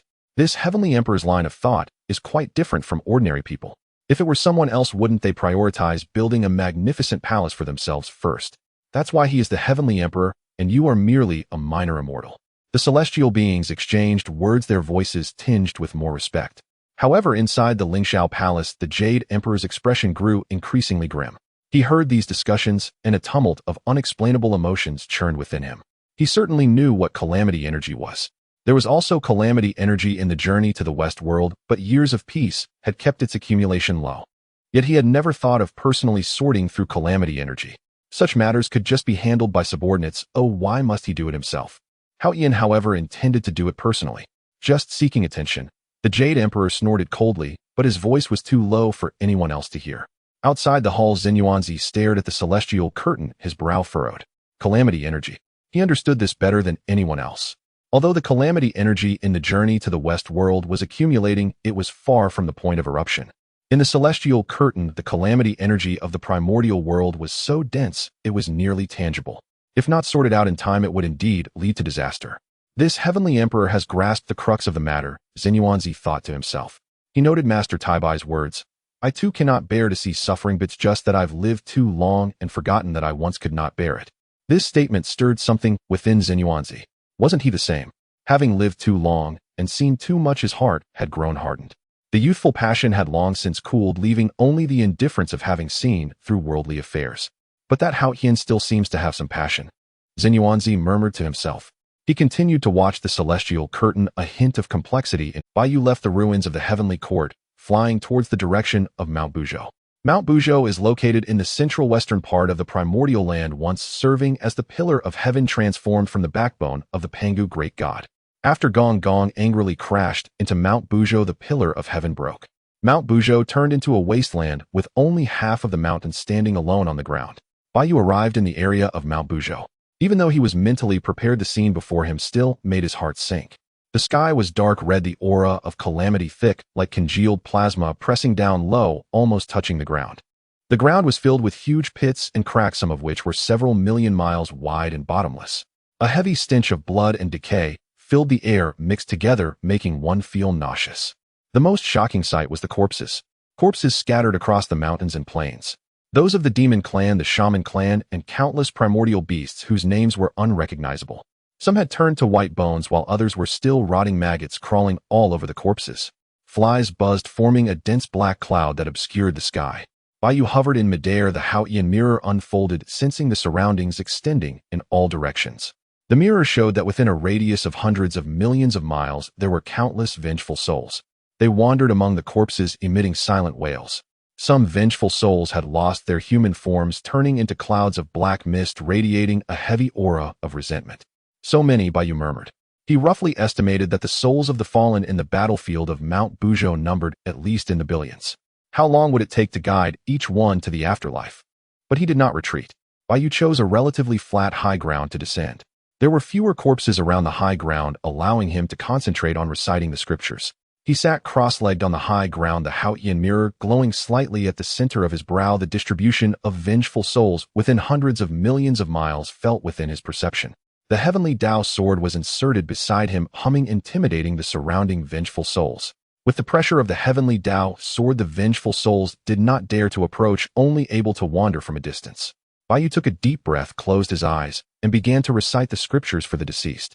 The scriptures could be recited by ordinary people, but the effect of the recitation depended on the heart of the reciter. With a compassionate heart, the scriptures had the power to purify. With a restless heart, the scriptures were merely empty sounds. Bai Yu's heart was very calm. This calm was not innate, but forged through experiences in his past life. After writing novels for so many years, what he needed most was tranquility to calm his mind, to conceive plots, and to create characters. Over time, his previously restless nature became stable. The scriptures flowed from Bai Yu's lips, the voice not loud, yet rippling outward in all directions. Every word radiated a gentle light, a purifying force. When the light touched the vengeful souls, the black mist on them began to dissipate, revealing their true forms. They were either demon clan warriors, shaman clan warriors, or ordinary beings innocently caught in the battlefield. They looked at Bai Yu in confusion, the resentment in their eyes gradually fading, replaced by gratitude and relief. Go on, Bai Yu silently thought. Reincarnate and start anew. The vengeful souls transformed into points of light, flying towards the sky, vanishing from sight. In the first hour, Bai Yu guided 30,000 souls to the afterlife. On the first day, he guided 700,000 souls. In 3 days, he guided tens of millions of souls. In 3 years, he guided hundreds of billions of souls. In 10 years, 30 years. Bai Yu worked tirelessly, his mind besieged by the resentment. Yet his voice remained steady, the rhythm of the recitation still even. Gradually, his lips cracked and bled. Eventually, his complexion turned as pale as paper. Afterward, his body began to tremble slightly. But Bai Yu did not stop. With each soul he guided, he could feel a trace of resentment rebounding onto himself. At first, it felt nothing special, but as the number of souls guided increased, the backlash grew heavier. The pain, fear, and despair experienced by those vengeful souls would surge into his mind during the guidance. He saw the fear of the demon clan warrior crushed by the shaman clan's formation before death. He witnessed the despair of the shaman clan warrior killed by the demon clan's treasure. He saw the pain of ordinary beings affected by the war, their families torn apart. These emotions crashed against Bai Yu's mind like a tide.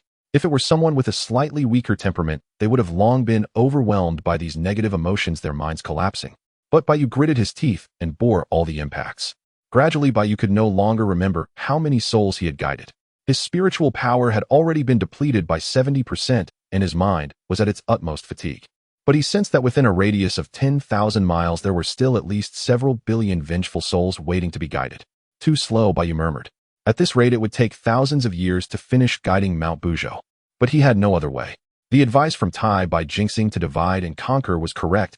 Guiding too many vengeful souls at once would cost him his life due to the backlash. At that moment, he sensed a powerful aura approaching from not far away. Bai Yu opened his eyes and looked in the direction of the aura. A figure flew from afar and landed before him. The person wore a yellow robe, had an ancient appearance, and held a whisk emanating an unfathomable aura. His gaze towards Bai Yu was filled with scrutiny along with a hint of surprise. I am Zhen Yuanzi, paying my respects to the Heavenly Emperor. The visitor slightly cupped his hands. Bai Yu's heart stirred. Zhen Yuanzi, the ancestor of the Earth Immortals, practiced at Wuzhuang Temple and was one of the few great powers in the primordial world. In Haoshan's memory, this person had come to listen to the teachings of Hongjun Daozu, his cultivation at the midstage of Kwasa Saint. Senior Zhen Yuanzi, Bai Yu stood up to return the greeting, his voice hoarse. How did you come to be here? Zhen Yuanzi looked around at the countless corpses and then at Bai Yu's pale face, slowly saying, I sensed a guiding power towards Mount Buzhou from Wuzhuang Temple and came to take a look.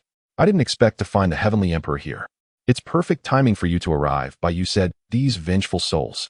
I will assist you, Zhen Yuanzi interrupted before Bai Yu could finish sitting down beside him. Zhen Yuanzi closed his eyes and also began reciting the scriptures for the deceased. His cultivation was deeper than Bai Yu's, and his recitation produced an even stronger purifying power. Wherever the light passed, the vengeful souls were freed, transforming into points of light, flying towards the sky. With Zhen Yuanzi's assistance, the speed of guidance greatly increased. In one day, he guided 100 million souls. 300 years passed. All the remaining vengeful souls were guided. On the last evening, when the final vengeful soul transformed into a point of light and vanished, Yu could no longer hold on. He felt a wave of dizziness. Halfway through the scriptures his body tilted, and he fell to the ground. Heavenly Emperor. Jin Yuanzi hurriedly supported him. Yu waved his hand, signaling that he was fine. However, his complexion was as white as paper, his lips cracked and bleeding, and his eyes were filled with bloodshot veins. I have a ginseng fruit here, Heavenly Emperor, please eat it, Jin Yuanzi said, taking out a fruit from his sleeve shaped like an infant and exuding a refreshing aroma. The ginseng fruit, a treasure of Wuzhuang Temple, could extend life by 47,000 years and was also effective in restoring spiritual power. Yu glanced at Jin Yuanzi, did not refuse, and accepted the ginseng fruit to consume. The fruit melted immediately upon entering his mouth. The sweet juice flowed into his abdomen, transforming into a vast amount of spiritual power circulating throughout his body. The consumed spiritual power was restored by 50%, and his fatigued mind also received nourishment. Thank you, Senior. Yu stood up and deeply bowed to Jin Yuanzi. Jin Yuanzi waved his hand, saying, No need for thanks, Heavenly Emperor. You are guiding the vengeful souls for the beings of the primordial world.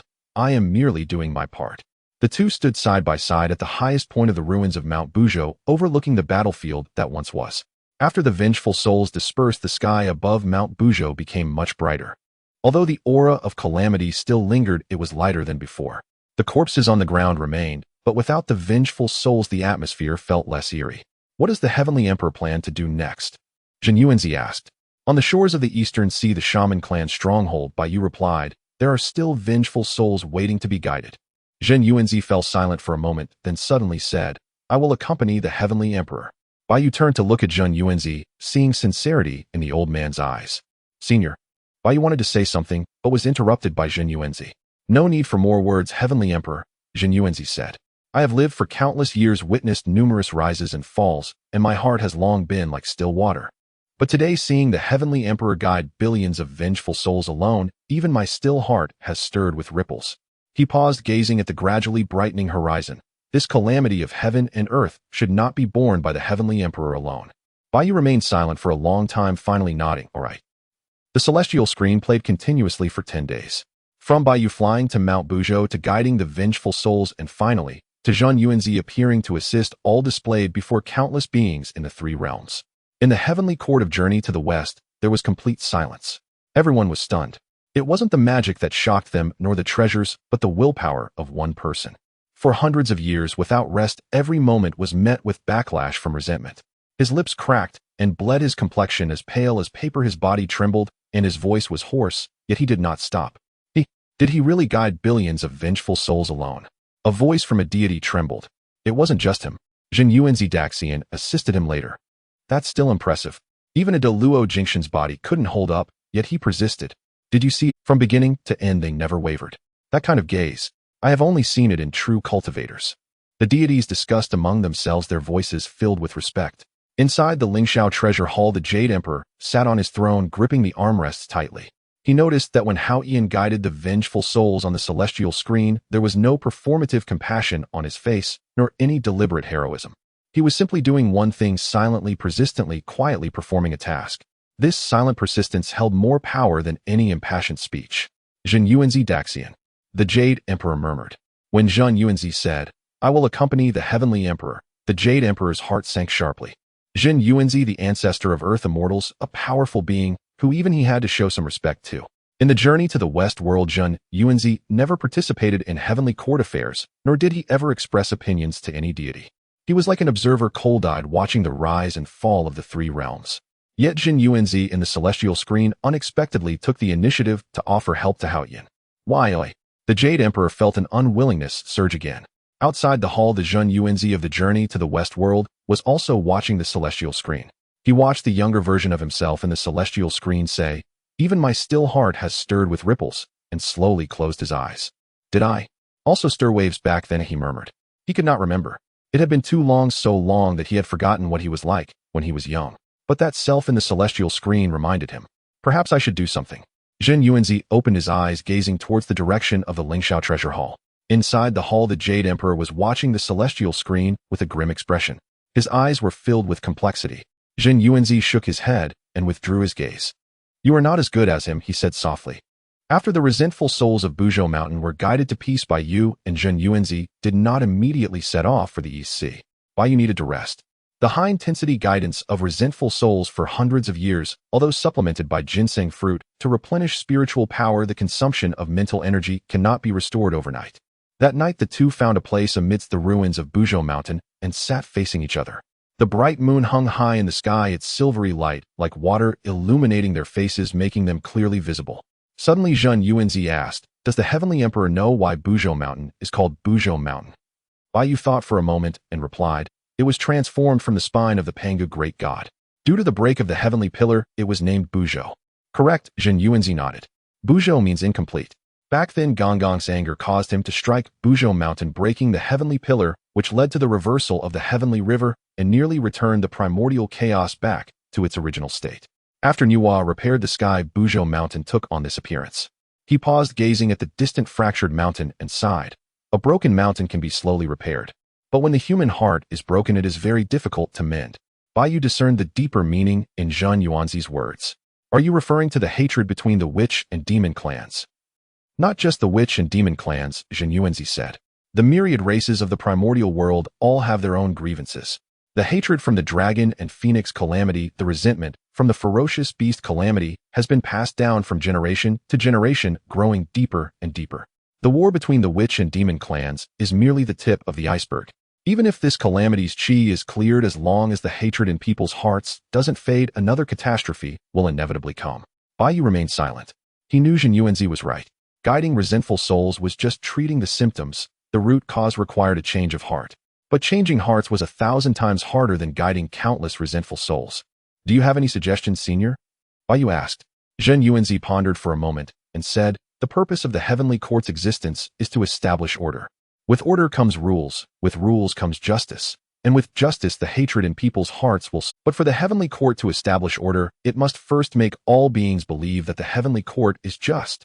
Bai Yu asked, "How can all beings be made to believe?" "By setting an example," Zhen Yuanzi replied. "What the Heavenly Emperor does is seen by all beings. When you guide resentful souls, all beings know you care for the living. When you act justly, all beings know the heavenly court will not show favoritism. Over time, trust will develop." Bai Yu nodded. This was a gradual process that couldn't be rushed. But he had all the time in the world. The Heavenly Emperor was immortal. "Senior, I have one more thing I would like to ask," Bai Yu said. "The heavenly court needs manpower to be rebuilt. Senior Tai Bai gave me a list of loose immortals, but most of them have eccentric personalities and may not be willing to come. Do you have any recommendations?" Zhen Yuanzi stared deeply at Bai Yu. "Is the Heavenly Emperor trying to recruit me?" Bai Yu replied calmly, "Yes." Zhen Yuanzi did not answer immediately. He looked up at the dark red sky and remained silent for a long time. "I have practiced for countless years and have never participated in the chaos of the primordial world. I once listened to Hongjun Dais's teachings. I didn't attend when Diju and Tai established the heavenly court. I did not intervene when the demon clan slaughtered the human clan. I did not get involved in the war between the witch and demon clans. Are you trying to recruit someone like me who has been watching from the sidelines?" He turned to Bai Yu and said, "If I truly stood by and did nothing, I wouldn't have come to Buzhou Mountain." Zhen Yuanzi was momentarily taken aback, then smiled. It was a genuine smile, not out of politeness or pretense. "Good. Although I cannot leave Wuzhuang Temple for too long, I can lend a hand in sorting out the calamity's chi. Additionally, I know some loose cultivators with good character. If the Heavenly Emperor needs them, I can recommend them." "Thank you, Senior," Bai Yu said solemnly, cupping his hands. The two sat for a long time and talked about many. Zhen Yuanzi recounted many past events of the primordial world to Bai Yu, how the three clans contended during the dragon and phoenix calamity, how the Tao ancestor trembled the heavens upon achieving sagehood, how the demon clan thrived in the heavenly court while all beings worshipped. These events were remembered by Hao Yan, but when spoken by Zhen Yuanzi, they gained a more vivid color. At dawn, Bai Yu stood up and brushed the dust off his clothing. "Senior, shall we head to the East Sea?" "Yes, to the East Sea." Zhen Yuanzi also stood up. Just as they were about to set off, they suddenly sensed a powerful aura sweeping in from the horizon. That aura carried a sharp, killing intent, distorting the space through which it passed. Bai Yu's Hao Yan mirror flickered at his brow, instantly capturing the appearance of the incoming figure, a gigantic pung bird, its wings spread wide enough to cover the sky, entirely black, as ink surrounded by swirling black winds. "Kuanpeng." Zhen Yuanzi's expression changed slightly. Kuanpeng, a demon master of the demon court, was a powerful being at the Quasi-Saint level. During the war between the witch and demon clans, he had escaped into the northern underworld sea at the last moment, avoiding disaster.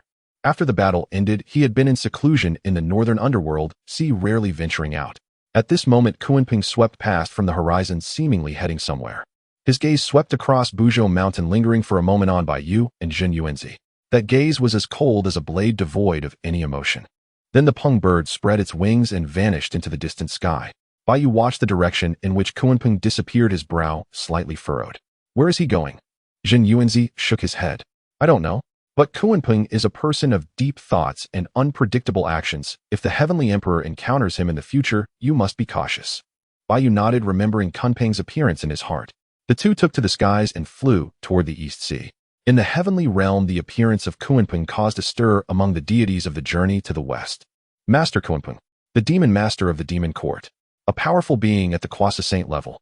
He's actually still alive. Look at his eyes, they're terrifying. As if he wants to devour people. He glanced at Haotian. That gaze? Does it carry hostility? The deities were in heated discussion. In the Lingxiao treasure hall, the Jade Emperor looked at the heavenly realm, a sly glimmer flashing in his eyes. There is also a Master Kunpeng in the journey to the West world, who likewise resides in the northern underworld, never participating in heavenly court affairs.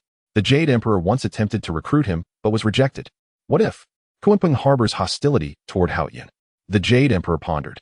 But he quickly dismissed the thought. Someone like Kunpeng could not be manipulated by anyone. Outside the hall, Jin Yuanzi looked at the image of Kunpeng sweeping past in the heavenly realm, his brow furrowed tightly. He and Kunpeng were contemporaries. While they had no deep ties, he understood this person's character. Kunpeng valued benefits the most and never did anything without gain. His appearance near Buzhou Mountain must have a reason. Could it be he has some ulterior motive? Jin Yuanzi thought to himself. He looked at Baiyu in the heavenly realm, the young Haotian flying toward the east, alongside himself, his back solid as a mountain. I hope nothing will happen to him, Jin Yuanzi said softly. The heavenly realm gradually darkened, the image freezing on the silhouette of Baiyu and Jin Yuanzi flying side by side. In the journey to the west, three realms, countless beings looked up at the heavenly realm, their hearts filled with mixed emotions. Some were moved, some admired, some were expectant. Yet there were also those who were jealous, fearful, and angry. Baiyu and Jin Yuanzi traveled eastward, soaring over countless mountains and rivers. The sights along the way left Baiyu in silence. As they ventured further east, the aura of calamity grew denser and the cracks in the earth multiplied. Some cracks spanned millions of miles and plunged billions of miles deep, exuding a thick miasma of death and resentment. The Haotian mirror revealed that these cracks were torn from the earth's veins during the battle between the witch and the lich. If not repaired, the miasma of death would continuously seep out, intensifying the aura of calamity. How can these veins be repaired? Baiyu inquired. Jin Yuanzi shook his head. Repairing the earth's veins with human effort is as difficult as ascending to the heavens. The earth's veins are the conduits of heaven and earth themselves. Unless they heal naturally, it is challenging for external forces to intervene. However, once the resentful souls are transcended and the aura of calamity dissipates, the self-healing speed of the earth's veins will accelerate. How long will it take to recover? Baiyu asked. Jin Yuanzi shook his head. At least 10 million years, and at most an entire calamity cycle. Some wounds may never heal. Baiyu silently noted this. The two moved at incredible speed. Yet they still experienced a long journey, eventually arriving at the shores of the East Sea. The shores of the East Sea were a boundless plain. Once this was the homeland of the Witch clan, with the towering ancestral witch temple, bustling cities, and vast hunting grounds. Now all of it lay in ruins. The plain was dotted with enormous pits and cracks. Some pits were 1,000,000 kilometers in diameter, and unfathomably deep remnants of the demon clan's Zhou Star array bombardment. The river water was stained dark red with blood flowing into the East Sea, tainting a large portion of the coastal waters. But the most shocking sight was the corpses. Endless corpses stretched as far as the eye could see, piled up like mountains. In some areas, the corpses formed small hills tens of millions of feet high, their white bones stark against the landscape. The air was thick with the heavy stench of death. Even from billions of miles away, Baiyu could smell the nauseating odor. More terrifying than the corpses were the resentful souls. As the Haotian mirror unfolded, Baiyu gasped in shock. Tens of trillions. This was the number given by the Haotian mirror. Not millions, not billions, but tens of trillions. Countless resentful souls spread like a black tide, covering the entire plain and extending deep into the East Sea. They wandered among the corpses, emitting silent wails. Some resentful souls had lost their human forms, transforming into clawed monsters. Others devoured one another, becoming even more terrifying entities. Baiyu's voice was somewhat hoarse. This is the East Sea, Jin Yuanzi responded gravely. Tens of trillions of resentful souls, not far less than those in the Buzhou mountain. Baiyu did not reply. He closed his eyes, took a deep breath, then opened them. Let's go to the seaside. The two descended onto a high ground by the sea. The area around the high ground had fewer corpses, but the resentful souls remained dense. The East Sea, the largest of the four great seas of the wilderness, spanned countless miles, vast and boundless. In ancient times, the Dragon Clan established the Dragon Palace here to govern the four seas, dominating the wilderness with their might. After the Dragon and Phoenix calamity, the Dragon Clan declined, retreating deep into the East Sea, no longer interfering with the wilderness. But the East Sea that Baiyu saw now was starkly different from the azure waves he had imagined. The sea was black. Extending tens of millions of miles from the coast, the water turned into an inky black, exuding a rotten stench. Countless corpses floated on the sea surface, belonging to dragons, demons, witches, and countless marine creatures. These corpses were so dense that they almost covered the entire sea, rising and falling with the black waves. The sea breeze howled past, carrying a bone-chilling coldness and a strong sense of resentment. The aura of calamity enveloped the sea, denser than that of Buzhou Mountain by several times. The Battle of the East Sea was the most brutal of the Witch and Lich War. Zheng Yuanzi's eyes reflected complex emotions. Buzhou Mountain was the battlefield, but the East Sea was the true main battleground. The Witch Clan had a large number of clansmen by the East Sea. To completely crush the Witch Clan, the Demon Clan unleashed their entire force, with the 10 major demon lords arriving and the Zhoutian Star Array operating at full power. How long did that battle last? Baiyu asked. Over 30,000 years, Zheng Yuanzi replied. The earlier battles mostly took place at sea, but later the Witch Clan retreated to the ancestral Witch Temple, where they were besieged by the Demon Clan. In the end, the ancestral Witch Temple was breached, and the Witch Clan suffered countless casualties, but the Demon Clan did not gain much, either losing more than half of the 10 major demon lords. Baiyu fell silent. Over 30,000 years of slaughter, with billions, or even tens of billions of lives lost. He could imagine how brutal such a hellish battlefield must have been. It seems those departed souls are right here. Baiyu scanned the East Sea. Exactly, Zheng Yuanzi nodded. And they are even more ferocious than those in Buzhou Mountain. The souls in Buzhou Mountain were mostly warriors who died in battle. Although they bore resentment, it was more about their obsession with combat. The souls in the East Sea were different. Many were civilians. Elders, children, and women of the Witch Clan, and the lower-tier demon soldiers of the Demon Clan. The scope of the Great War was too wide, and countless innocents were caught up in it. They died wrongfully, innocently, and their resentment is 100 times heavier than that of warriors. Zheng Yuanzi paused, his voice low. Baiyu clenched his fist. Therefore they must be transcended, he said. Baiyu's spirit had mostly recovered. Although Zheng Yuanzi would assist in the transcendence, the backlash from billions of resentful souls could not be fully eliminated in a short time. Baiyu understood this, but the souls of the East Sea could not wait. Senior, let's begin. Zheng Yuanzi glanced at him. The Heavenly Emperor's spirit has not fully recovered. You must not push yourself too hard. I know. Baiyu sat cross-legged, preparing to begin the transcendence. Just then a deep voice echoed from afar like rolling thunder. Who approaches? Baiyu and Zheng Yuanzi turned simultaneously, looking in the direction of the voice. In the East Sea, a colossal figure slowly surfaced from the water. Its horns were prominent, covered in scales, with 9 claws protruding from its abdomen. It was a dragon. Its size was over 100 times larger than that of an ordinary dragon. Enormous, it spanned across the East Sea like a giant pillar blocking out the sun. Its body was pitch black, with dark lights swirling on its scales. Most striking were its eyes, one gold and one silver, as if stars were swirling within its pupils. The dragon's body twisted, its head the size of a star reaching towards the two and gazing directly at them. Zhulong, Zheng Yuanzi murmured. Zhulong, a secondary ancestor of the Dragon Clan, second only to the founding ancestor of the Dragon Clan, Zhulong. After the Dragon and Phoenix calamity, the Dragon Clan suffered greatly. Zhulong retreated, and Zhulong fell into deep sleep in the East Sea, rarely making an appearance. During the Witch and Lich War, he remained asleep and did not participate. Yet the main battlefield of the Witch and Lich conflict was right at his doorstep. Baiyu stood up and cupped his hands to Zhulong. I have come to transcend the resentful souls. I am Haoyan. Zhulong narrowed his eyes. His gaze swept over Baiyu, filled with scrutiny and disdain. A mere Deluo Jinxian dares to boast. Transcend the resentful souls. Zhulong's voice dripped with sarcasm. Do you know how many resentful souls are here? Tens of trillions. Moreover, with the sea blocking the way, the power to transcend is greatly reduced. As a Deluo Jinxian, you would need at least 100,000 years to transcend them all. Can you endure that long? Even if I cannot endure, I must persist, Baiyu replied calmly. For every soul I transcend, there will be one less resentful soul to harm the living. Zhu Long scoffed. In the Witch and Lich War these souls perished here, their corpses rotting, resentment soaring to the heavens, already affecting the spiritual energy of the East Sea. If you are here to cleanse, my dragon clan welcomes you, but you alone cannot achieve it. That is why I am here, Baiyu stated. I will do as much as I can. Zhu Long stared at Baiyu for a long time. He had lived countless years and seen many people. Some spoke grandly, while others did practical work. The young heavenly emperor before him appeared more like the former, yet his gaze did not seem to boast. It was a particularly unique gaze. It was a gaze that Zhu Long had never encountered before.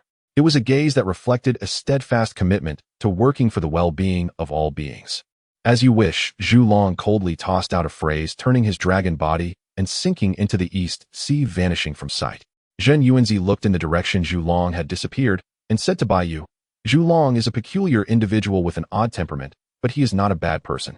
He speaks those words not out of malice, but rather, having lived long, he finds it hard to believe that anyone would genuinely work for others. Baiyu nodded. I understand. He sat back down cross-legged, closing his eyes. In the world of Journey to the West, the heavenly dome continued to display images. When the scenes of countless vengeful souls from the shores of the East Sea appeared on the heavenly screen, the three realms of Journey to the West fell into silence once again. It was not just a few million nor tens of billions, but tens of trillions. Corpses piled like mountains, vengeful souls surged like tides stretching out of sight. Heavens! A celestial voice trembled. How many souls are there? Tens of trillions. The Haotian mirror shows tens of trillions. So many beings perished in the East Sea battle. How catastrophic was the war between the witches and the demons.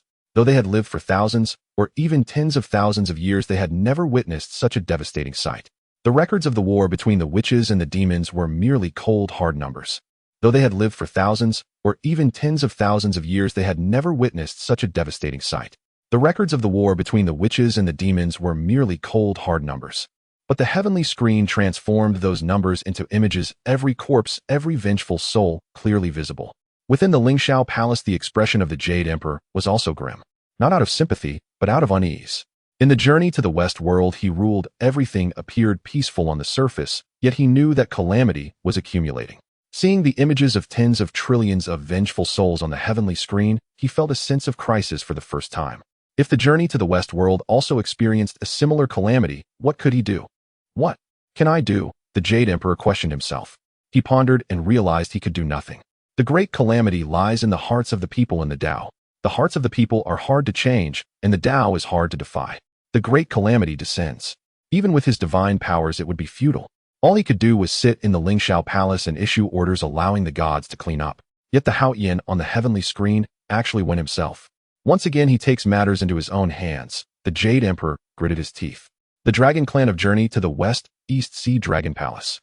The East Sea Dragon King Ao Guang was also watching the heavenly screen, his expression complex. Father is that our ancestor? Third Prince Ao being pointed at the enormous black dragon on the heavenly screen, his voice excited. Zhu Long, the second ancestor of the Dragon Clan, a being long thought to have fallen. It turned out he was still alive, having been in a deep slumber in the depths of the East Sea. Yes, Ao Guang's voice was heavy. Zhu Long, our second ancestor, is of the same generation as the ancestor dragon. He is still alive. Ao Bing murmured. So what if he is? The first Prince Ao Jia scoffed. He doesn't care about us. He was asleep during the war between the witches and the demons, and later, when the heavenly court was established, he ignored us. While the Dragon Clan was slaughtered by the human race, he did nothing. An ancestor like that is better off not existing. Ao Guang glared at Ao Jia. Shut up. How dare you speak of our ancestor Zhu Long? Ao Jia was unconvinced, but dared not speak further. The heavenly screen continued to play. When Zhu Long mocked Baiyu for not being able to completely save the souls, the faces of the Journey to the West Dragon Clan changed. Does this ancestor look down on that heavenly emperor? That one is merely a great Luo golden immortal, while our ancestor is a Kwasa saint. It is only natural to look down on him. But at least he came. Has anyone come when our Dragon Clan was in trouble? In the Dragon Palace, there was a moment of silence. An ancient dragon elder slowly spoke, his voice old and deep. This old dragon has lived for a long time, long enough to forget many things. But there is one thing this old dragon remembers very clearly. What is it? Ao Guang asked. The elder's gaze fell on the heavenly screen, a hint of bitterness in his voice. After the war between the witches and the demons, the shores of the East Sea indeed were as depicted on the heavenly screen, corpses everywhere and countless vengeful souls. At that time the Dragon Clan had not yet recovered its vitality and was powerless to clean up. This old dragon once sought out the great powers of the Honghuang world, requesting them to send someone to save the souls and clear the corpses. Guess what the result was? The dragons in the palace exchanged glances. Some said those were the bodies of the witches and demons. What does it have to do with us? Let it be. The elder's voice was calm, yet beneath that calm lay deep resentment. How many years did those corpses rot by the sea? How many years did those vengeful souls wail by the sea? No one came. He paused, looking at Bai Yu, who was sitting cross-legged on the heavenly screen. Now someone has finally come. The dragon palace fell into silence. Ao Guang looked at the heavenly screen, his eyes complex. He felt little for that young heavenly emperor, but the elder's words stirred something within him. If someone had come to help the dragon clan clear those corpses back then, would the dragon clan's vitality have recovered faster? Would the waters of the East Sea have been clearer? Let's continue watching, Ao Guang said. The dragons in the dragon palace resumed watching the heavenly screen. This time, there was something more in their gazes, anticipation and also hope. In the Honghuang world, we'll give it a try first. Bai Yu sat cross-legged, the Haotian mirror unfolding between his brows, sensing down towards the seabed. Millions of wails from vengeful souls surged into his mind simultaneously, causing Bai Yu's face to turn pale, veins bulging on his forehead. It was a convergence of millions of layers of pain, despair, and fear, nearly tearing his mind apart. He gritted his teeth, forcibly stabilizing his mind, and began to recite the scriptures for the departed. The scriptures transformed into golden light points drifting from his mouth towards the sea surface. As the light points touched the sea, they spread out, purifying the vengeful souls in their path. After an hour, Bai Yu opened his eyes, his expression grim. "This won't work," he said. "I can only save 10,000 vengeful souls in an hour. At this speed, it will take over 100,000 years to save the East Sea." Zhang Yuanzi frowned. "The seawater is severely weakening the scripture's effectiveness." Bai Yu replied, "Senior Zhang Yuanzi, it seems I still need your help." Zhang Yuanzi smiled slightly. "There is no need for such politeness. I came precisely for this." The two began to chant the scriptures for the departed in unison. The light of salvation fell from the sky, warm and pure, bringing a sense of peace. At that moment, the shores of the East Sea seemed to welcome the warmth of the sun after a cold winter. The two were not in a hurry. Tens of trillions of vengeful souls could not be rushed. Bai Yu set the pace for them, saving 100,000 each day, not greedy, not reckless. Though slow, this ensured that their minds would not be counterattacked by the vengeful energy. On the first day, they saved 100,000. On the second day, another 100,000. On the third day, yet another 100,000. Bai Yu was like a machine that never stopped reciting the scriptures for the departed day after day. His voice remained steady, the rhythm unwavering, as if nothing from the outside world could disturb him. Zhu Long did not leave. After he sank into the East Sea, he did not return to the deep sea to sleep. Instead, he sought a place in the shallow waters, half submerged, watching coldly as Bai Yu saved the vengeful souls. On the first day, he thought Bai Yu would not last 3 days. On the second day, he thought Bai Yu would not last 7 days. On the third day, Bai Yu was still chanting the scriptures. On the fifth day, Bai Yu was still chanting the scriptures. Bai Yu's lips began to dry, his face turned pale, yet he continued to chant sutras. The brows of Zhu Long gradually furrowed. He was a very pragmatic person. Having lived for countless years, he had seen too many people who spoke beautifully but achieved nothing. Thus he initially looked down on Bai Yu, dismissing him as just another blusterer. Yet as time passed, Bai Yu continued to chant. It was not a mere act. He was genuinely guiding the souls of the deceased one by one. "Interesting," Zhu Long murmured. However, he still did not take action. He wanted to observe further. On the 15th day, the number of souls Bai Yu had guided reached 15 million. This number was but a drop in the ocean compared to the countless billions of souls. Yet Bai Yu did not grow impatient over the slow progress, nor did he give up due to the minimal results. His rhythm remained unchanged, guiding 100,000 souls each day, no more, no less. Zhu Long's brows furrowed even tighter. Is this person's character made of iron? He thought to himself. He had seen many individuals with great perseverance, but most of them had their own goals, whether pursuing higher cultivation or greater power. What could Bai Yu gain from guiding these souls? His cultivation would not improve, his power would not increase. Instead, he would have to endure the pain of backlash from the resentful spirits. What is he after? Zhu Long pondered. Later, Bai Yu's lips split open, blood oozing out and dripping down his chin. He did not wipe it off, but continued chanting. After that, Bai Yu's complexion became as pale as paper, and his body began to tremble slightly, yet he still did not stop. Gradually, the number of souls Bai Yu had guided surpassed 100 billion. His magical power was not greatly consumed, but his mental state was exhausted to the extreme. Sensing the countless billions of resentful souls along the East Sea still overwhelming him, Zhang Yuanzi could no longer bear to watch. "Your Majesty, it is time to rest." Zhang Yuanzi approached Bai Yu, placing a hand on his shoulder. Bai Yu opened his eyes, bloodshot and weary. "There are still so many." His voice was hoarse, nearly inaudible. No matter how many you must rest, Jin Yuanzi insisted, his tone leaving no room for argument. Your mind is on the brink of collapse. If you continue guiding, the resentment will enter your heart. The lightest consequence is regression in cultivation. The heaviest is losing control. Bai Yu fell silent for a moment and then nodded. He closed his eyes and ceased chanting. The moment he stopped, a massive wave of resentment surged from all directions, aiming to invade his mind. This was the backlash accumulated from guiding over 100 billion souls throughout the years, which he had suppressed deep within his mind. Now, with his chanting halted, it surged forth like a dam breaking. Bai Ye's body trembled violently, his complexion shifting from pale to green. Jin Yuanzi struck Bai Ye's back with his palm, infusing his powerful energy to help suppress the backlash. After a long while, Bai Ye's complexion gradually returned to normal. Jin Yuanzi handed him a ginseng fruit. Bai Yu took it, consumed it, and slowly a hint of color returned to his pale face. Senior, I owe you another favor, Bai Yu said. Your Majesty, there's no need to thank me. Jin Yuanzi waved his hand. You are doing this for the myriad beings of the wilderness. I am merely offering a little help. In the distance, Zhu Long, half submerged in water, witnessed this entire scene. He saw Bai Ye's trembling body, his pale complexion, and also witnessed Bai Ye's eyes reopen after consuming the ginseng fruit. Those eyes held no fear, no retreat, only the same steady resolve. This person is serious, Zhu Long thought to himself. He finally confirmed one thing: this young heavenly emperor was not performing for show, nor was he seeking fame. He genuinely cared for those resentful souls and truly wanted to guide them. But why? Zhu Long pondered for decades without finding an answer. In the world of Journey to the West, under the heavenly curtain, the years of guiding were fast-forwarded, yet every critical moment was not overlooked. Bai Ye's lips split and bled, his body trembled, his face turned pale, and he was ultimately stopped by Jin Yuanzi to rest. The beings of the three realms in Journey to the West transformed from initial shock to numbness, and then from numbness to admiration. For so many years, he has persevered, guiding 1 million resentful souls every day. Over 100 billion resentful souls. He has guided over 100 billion resentful souls. Though Jin Yuanzi helped, he has never stopped chanting on his own. Did you see the look in his eyes when he fell?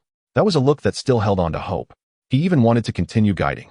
In the heavenly court, the discussions among the immortals shifted from awe on the first day to a gradually deepening silence. It was not that they ran out of words, but rather that they did not know what to say. Any praise at that moment seemed pale in comparison. A heavenly emperor personally guiding resentful souls, and he did so without a break. Even with cracked lips, a pale face, and an exhausted mind, he did not stop.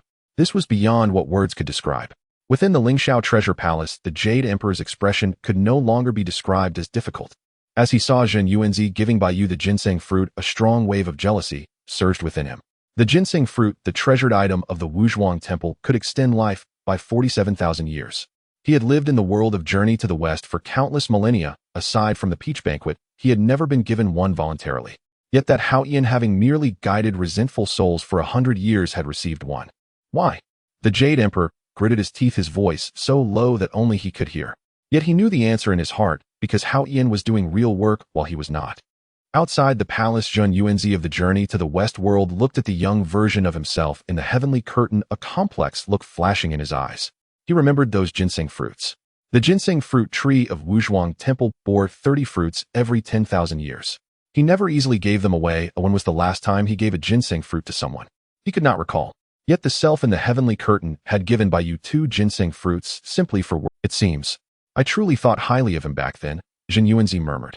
In the world of Journey to the West, within the East Sea Dragon Palace, the old dragon elder watched the heavenly curtain, a glimmer of moisture in his murky eyes.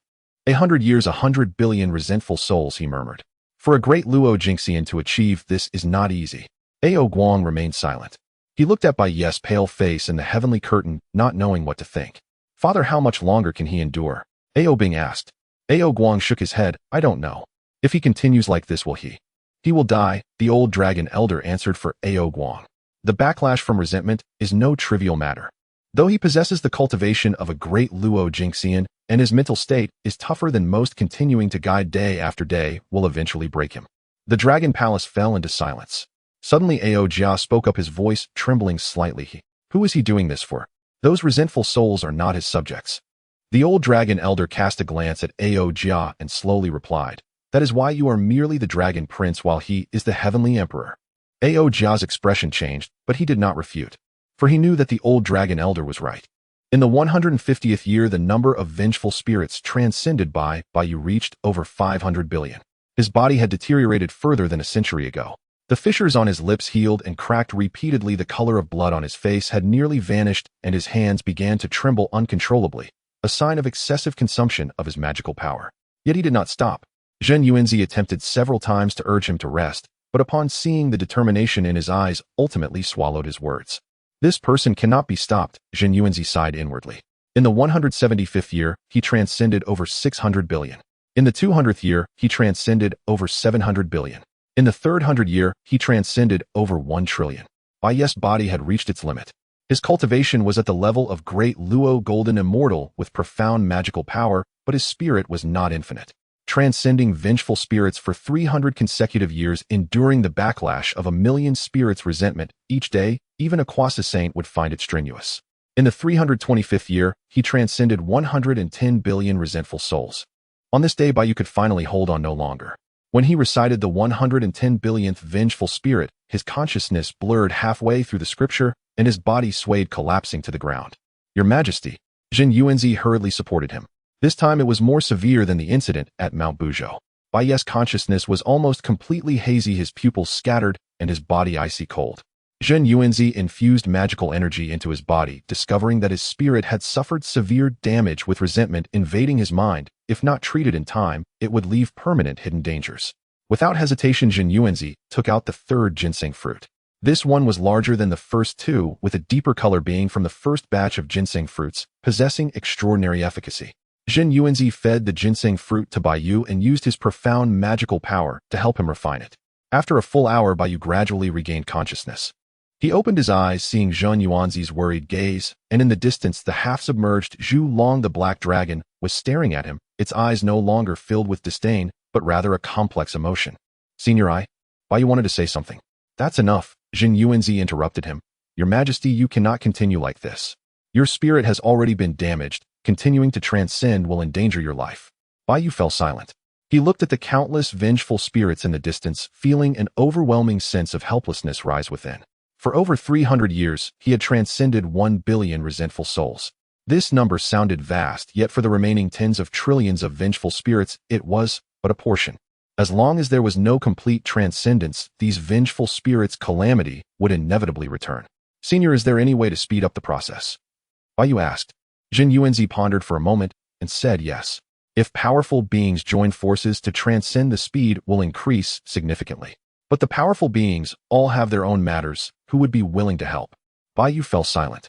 He knew that Zhen Yuanzi was right. The saints were indifferent, the Kwasa saints were unconcerned, and the Tai Golden Immortal was preoccupied with their own affairs. The only one who could help him was Zhen Yuanzi.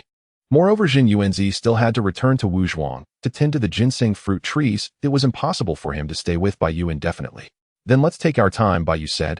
If 300 years is not enough, then 1,000 years. If 1,000 years is not enough, then 10,000 years. One day we will succeed in transcending. Zhen Yuanzi looked at Bai Yu speechless for a long time. In the distance, Zhu Long heard these words. His pupils slightly constricted. 300 years is not enough, then 1,000 years. 1,000 years is not enough, then 10,000 years. One day we will succeed in transcending. These words were spoken plainly, as if commenting on the pleasant weather today. Yet Zhu Long discerned the weight behind them. Not mere boastful words, but a promise from someone truly prepared for a long battle. This person, Zhu Long murmured. He finally decided to stop being a passive observer. The giant dragon's tail whipped out from beneath the sea, stirring up towering waves. Zhu Long rose from the sea, his massive form blocking out the sun, his dragon's might spreading like a tide in all directions. Bai Yu and Zhen Yuanzi looked up at him. Hao Yin, Zhu Long's voice remained a deep rumble, yet with less sarcasm and more solemnity. Is it the Heavenly Emperor ordained by Tao ancestor Hanjun? Yes. Heavenly Emperor. Zhu Long repeated this title. He stared at Bai Yu for a long time before suddenly asking, do you know why there are so many vengeful spirits by the East Sea? Bai Yu shook his head. Please instruct me, senior. Zhu Long's gaze grew distant, as if recalling events from long, long ago. The Wuyao War seemed to be a feud between the Wu and Yao clans on the surface, but it was not that simple behind the scenes. Zhu Long spoke slowly. After the calamity of the dragon and phoenix, my dragon clan was gravely weakened. My elder brother, the ancestor dragon, transformed into the dragon vein, and I fell into slumber in the East Sea. I didn't pay attention when the Wu and Yao clans rose to power. They fought fiercely. What did it matter to my dragon clan? It wasn't until the Wuyao War erupted and the East Sea became the main battlefield that I realized this was something my dragon clan could not evade.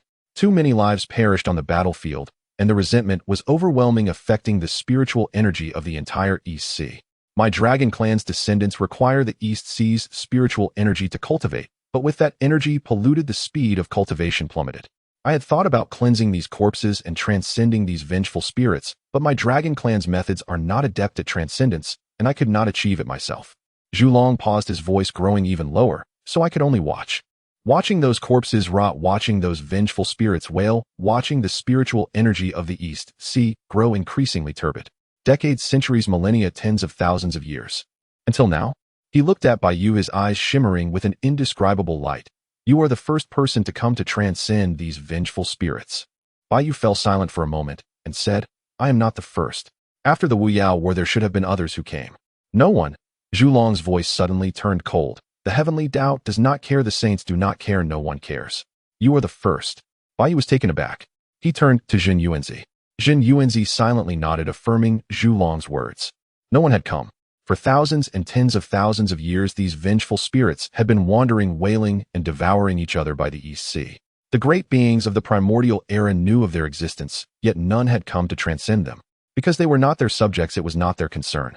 Baiyu closed his eyes and took a deep breath. When he opened his eyes again, his gaze was even more resolute. Senior, you mentioned that the Dragon Clan's methods are not adept at transcendence. Baiyu said, then can you help me with something else? What is it? Zhulong asked.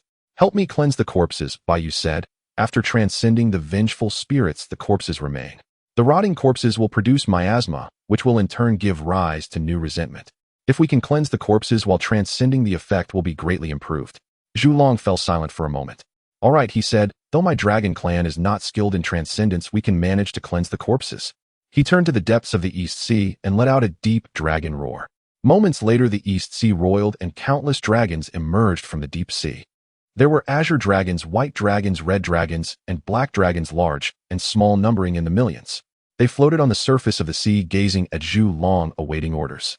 The voice of the Zhulong echoed across the East Sea. Children of the Dragon Clan, heed my command. From this day forth assist this heavenly emperor in clearing the corpses along the shores of the East Sea. After the wandering souls are transcended, gather the corpses and incinerate them all together. The Dragon Clan members exchanged glances. An elderly Qinglong swam over to Zhulong and whispered, Ancestor, these corpses belong to the Wu clan and the Demon clan. Why should we help them clear up? Helping others is helping oneself. Zhulong glanced at Baiyu and said, Moreover, if someone is willing to undertake the more arduous task of transcending, why should we not simply gather the bodies? The old Qinglong wanted to say more, but Zhulong shot him a glare, and he immediately fell silent. Do as instructed, Zhulong commanded. Yes, the old Qinglong replied helplessly. The Dragon Clan dispersed, beginning preparations to clear the corpses as per Zhulong's orders. Baiyu watched it all, feeling a warm current surge within him. Thank you, Senior, Baiyu bowed to Zhulong. Zhulong waved his hand without speaking. Yet the gaze he cast upon Baiyu was now completely different from before. In that gaze there was admiration. In the heavenly realm, the entire process of Zhulong going from indifference to offering assistance was fully displayed. The realms of the West were once again in an uproar. Zhulong, the next ancestor of the Dragon Clan, personally stepped in to help. Wasn't he initially looking down on Hao Tian? How is he helping him now? Are you blind? Did you not see Hao Tian transcending the wandering souls for over 300 years? 300 years. If it were you, how many days could you last? That heavenly emperor is genuinely devoted to his work. Zhulong has lived countless years. What has he not seen? He can tell. In the heavenly realm, the discussions among the immortals shifted from admiration to an inexplicable emotion. If one day we encounter such a disaster, what will happen? No one dared to answer this question, but everyone had an answer in their hearts. Inside the Lingxiao Palace, the Jade Emperor's expression had darkened to the extreme. He heard those discussions, each word striking him like a slap. Hao Tian could achieve it, but he could not. Hao Tian was doing something while he did nothing. Enough. The Jade Emperor slammed the imperial table, his voice echoing in the great hall. The immortals were startled and hurriedly bowed in respect. The Jade Emperor stood up, scanning the room, and coldly said, The heavenly realm is but an illusion, which should not be taken seriously. Do what needs to be done and disperse. The immortals did not dare to defy him and began to leave. However, the heavenly realm still hung above the sky, continuing to play. In the East Sea Dragon Palace, Ao Guang watched the scene of Zhulong issuing commands in the heavenly realm, his fingers trembling slightly. The ancestor. has acted. He murmured. Ao Bing excitedly said, Father, the ancestor is helping that heavenly emperor. Our dragon clan finally has someone stepping up. He is helping the dragon clan of the primordial world, not us. Ao Jia snorted coldly. Ao Bing's smile froze. The old dragon elder sighed. Our world's Zhu Long has been in slumber since the battle between the Wu and the demons, never to awaken. He cannot help us. The dragon palace fell into silence once more. Ao Guang stared at the heavenly realm, his gaze complicated. If our world's Zhu Long could also act like this. He began, then shook his head. Forget it, it's impossible. Yet in his heart a thought began to take root. Perhaps they too could take initiative like the dragon clan of the primordial world and do something rather than always waiting for others to help. Eldest brother, Ao Guang suddenly spoke. Ao Jiao was taken aback. Father, send out a decree. From today onward, the dragon palace will intensify its patrols in the East Sea. If any wandering souls or water ghosts are found causing trouble, report it to the heavenly court immediately. Ao Bing was overjoyed. Father, you are wise. Ao Jia frowned. Father, why must we? Silence. Ao Guang coldly interrupted him. Though I may not be as capable as that heavenly emperor, I must at least learn to do something. Ao Jia did not dare to speak further. The dragons of the dragon palace looked at Ao Guang with a hint of respect in their eyes. In the primordial world, after Zhu Long extended his assistance, the speed of transcending the wandering souls increased significantly. Although the dragon clan lacked the ability to transcend the deceased, they could clear the corpses swiftly. For every area Baiyu transcended, the dragon clan immediately followed, collecting the corpses and transporting them far from the coast for incineration. With no corpses left, the resentment dissipated even faster. The transcended wandering souls would not be repolluted by the resentment of the corpses. Baiye's progress increased from 1 million per day to 5 million. Yet he still did not dare to be greedy. The impact of his mental injuries lingered, and he had to control the pace. Jin Yuanzi did not give him any more ginseng fruits, not because he was unwilling, but because while the ginseng fruit could restore magical power, it could not fully heal mental trauma. The damage to the mind requires time to slowly heal. Heavenly Emperor, how long do you plan to transcend here? One day Zhu Long suddenly asked. Baiyu thought for a moment. Until I finish transcending. How long will that take? At the current speed, about 2,500 years. 2,500 years. Zhu Long fell silent. For an immortal god, 2,500 years is nothing but passes in the blink of an eye. But for a newly appointed heavenly emperor, 2,500 years of uninterrupted transcendence of wandering souls means 2,500 years without cultivation, unable to do the things a heavenly emperor should do. Do you not regret it? Zhu Long asked. 2,500 years is enough time for you to rebuild the heavenly court. Baiyu shook his head. The heavenly court can be rebuilt slowly. But these wandering souls have waited for thousands of years, tens of thousands of years, or even longer. They can no longer wait. Zhu Long looked at him deeply, not saying another word. But from that moment on, his attitude towards Baiyu completely changed. He personally took action to help Baiyu transport the corpses. A next ancestor of the dragon clan at the early stage of Croissant, personally, doing such labor was unimaginable before. The descendants of the dragon clan watched the changes in their next ancestor, and their attitude towards Baiyu also transformed. From initial confusion to admiration. They began to actively cooperate with Baiye's progress, and some dragons even learned to recite the scriptures for the deceased, though their effectiveness was far inferior to Baiye's. Still, having another person to help was always welcome. Another 100 years passed, and Baiyu transcended another 200 billion wandering souls. 200 billion was a milestone for Baiyu. The remaining wandering souls, though still many, now held a glimmer of hope. One day they would be able to transcend all the wandering souls. That night Baiyu stopped his recitations, standing on a high ground, gazing at the vast sea of wandering souls in silence. Are you worried? Jin Yuanzi approached him. Not worried, Baiyu replied. I am thinking about something. After these wandering souls are transcended, where will they go? Jin Yuanzi was taken aback, then immediately understood Baiye's meaning. Wandering souls enter reincarnation after being transcended, but the channels of reincarnation, the 6 paths of reincarnation, were established only after the Lady of the Earth transformed into reincarnation. During the battle between the Wu and the demons, the reincarnation channels were not yet complete, and many wandering souls, even if transcended, might not successfully reincarnate. Since the Lady of the Earth transformed into reincarnation, the reincarnation channels have been established. Zhen Yuanzi said. Though still not perfect, wandering souls that are transcended can indeed reincarnate. But what they reincarnate into is uncertain. Baiyu fell silent. What are you worried about? Jin Yuanzi asked. I am wondering if these wandering souls will remember the hatred from their past lives after reincarnation. If they remember, then transcending is merely a temporary remedy, not a fundamental solution. Zhen Yuanzi smiled wryly. Heavenly Emperor, the root of the issue lies in changing people's hearts. That requires a longer time. He turned to look at the East Sea where the moonlight spilled over the surface of the water shimmering like jewels. In the distance, the massive body of the Zhulong was half submerged in the water resembling a black island. The descendants of the dragon clan busied themselves on the sea surface clearing corpses and cremating bones. Senior, Baiyu suddenly said, "Moi, do you think that if the sages had sent someone to help these vengeful spirits the consequences wouldn't have been so severe?" Jin Yuanzi remained silent for a long time. "Perhaps so," he said, "but what has happened in the past cannot be changed." Baiyu said nothing further. He crossed his legs again, closed his eyes, and continued reciting the scriptures for the deceased. The sound of the scriptures echoed in the night sky, gentle, yet resolute, like an invisible river flowing through the ocean of vengeful spirits, carrying away one suffering soul after another. In the heavenly realm, the dialogue between Baiyu and Jin Yuanzi was fully presented. When Baiyu said, "These vengeful spirits have waited for thousands of years. They cannot wait any longer," countless beings across the three realms fell silent. Thousands of years, a long passage of time. Those vengeful spirits had wandered along the shores of the East Sea for a long time, wailing for ages, suffering endlessly. No one cared. Until today. In the heavenly court, those deities who had already dispersed quietly returned to the Lingxiao Palace. The heavens continued to display the scene, and they couldn't help but watch. 2,500 years. He said he would help the vengeful spirits for 2,500 years. 2,500 years without doing anything else, just helping the vengeful spirits. "This level of commitment I truly admire," he said. "Have you noticed the changes in Zhulong? At first he looked down on Haoyan, but now he is personally helping out. A dragon clan elder who has lived for countless years, what kind of person hasn't he seen? His ability to change his attitude signifies that this heavenly emperor possesses true virtue." In the Lingxiao Palace, the Jade Emperor sat alone on his throne. The discussions outside the hall reached his ears, each word pricking like needles.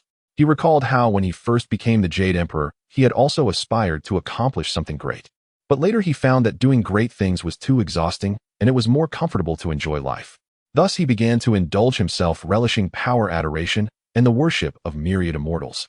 Before Haoyan appeared, he felt that everything was natural. After Haoshan's arrival, he realized he had done nothing over the years. Am I really wrong? For the first time, self-doubt arose in the Jade Emperor's heart. But soon he reaffirmed his convictions. "No, I am not wrong. It is the heavenly way that is unjust, allowing Haoyan to humiliate me."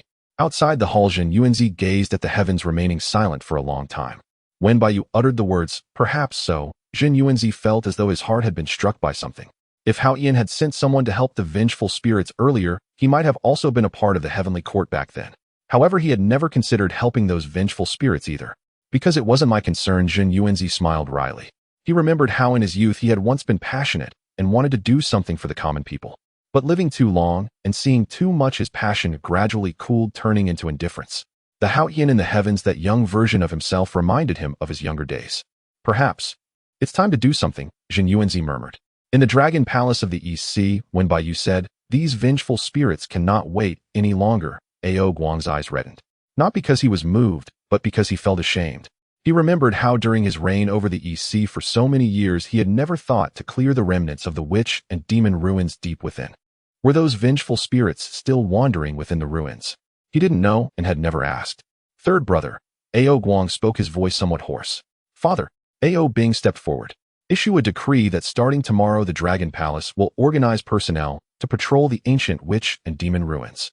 Search for places where ancient vengeful spirits gather and report to the heavenly court." Ao Bing was taken aback. "Father, will the heavenly court take care of it?" Ao Guang fell silent for a moment and said, "If the heavenly court won't intervene, we will find a way ourselves."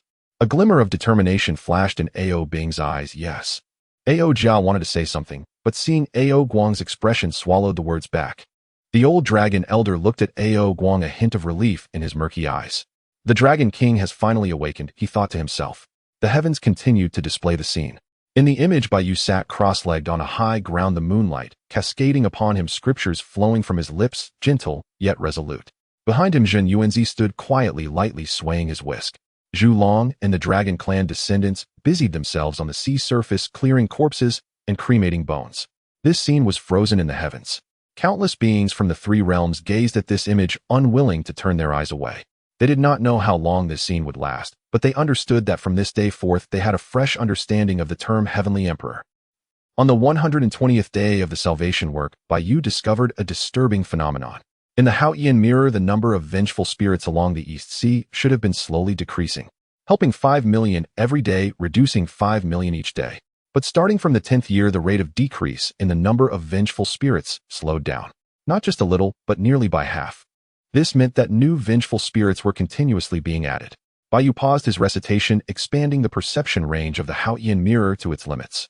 The mirror revealed that the source of the vengeful spirits was not the battlefield along the East Sea, but rather a much farther place, the West.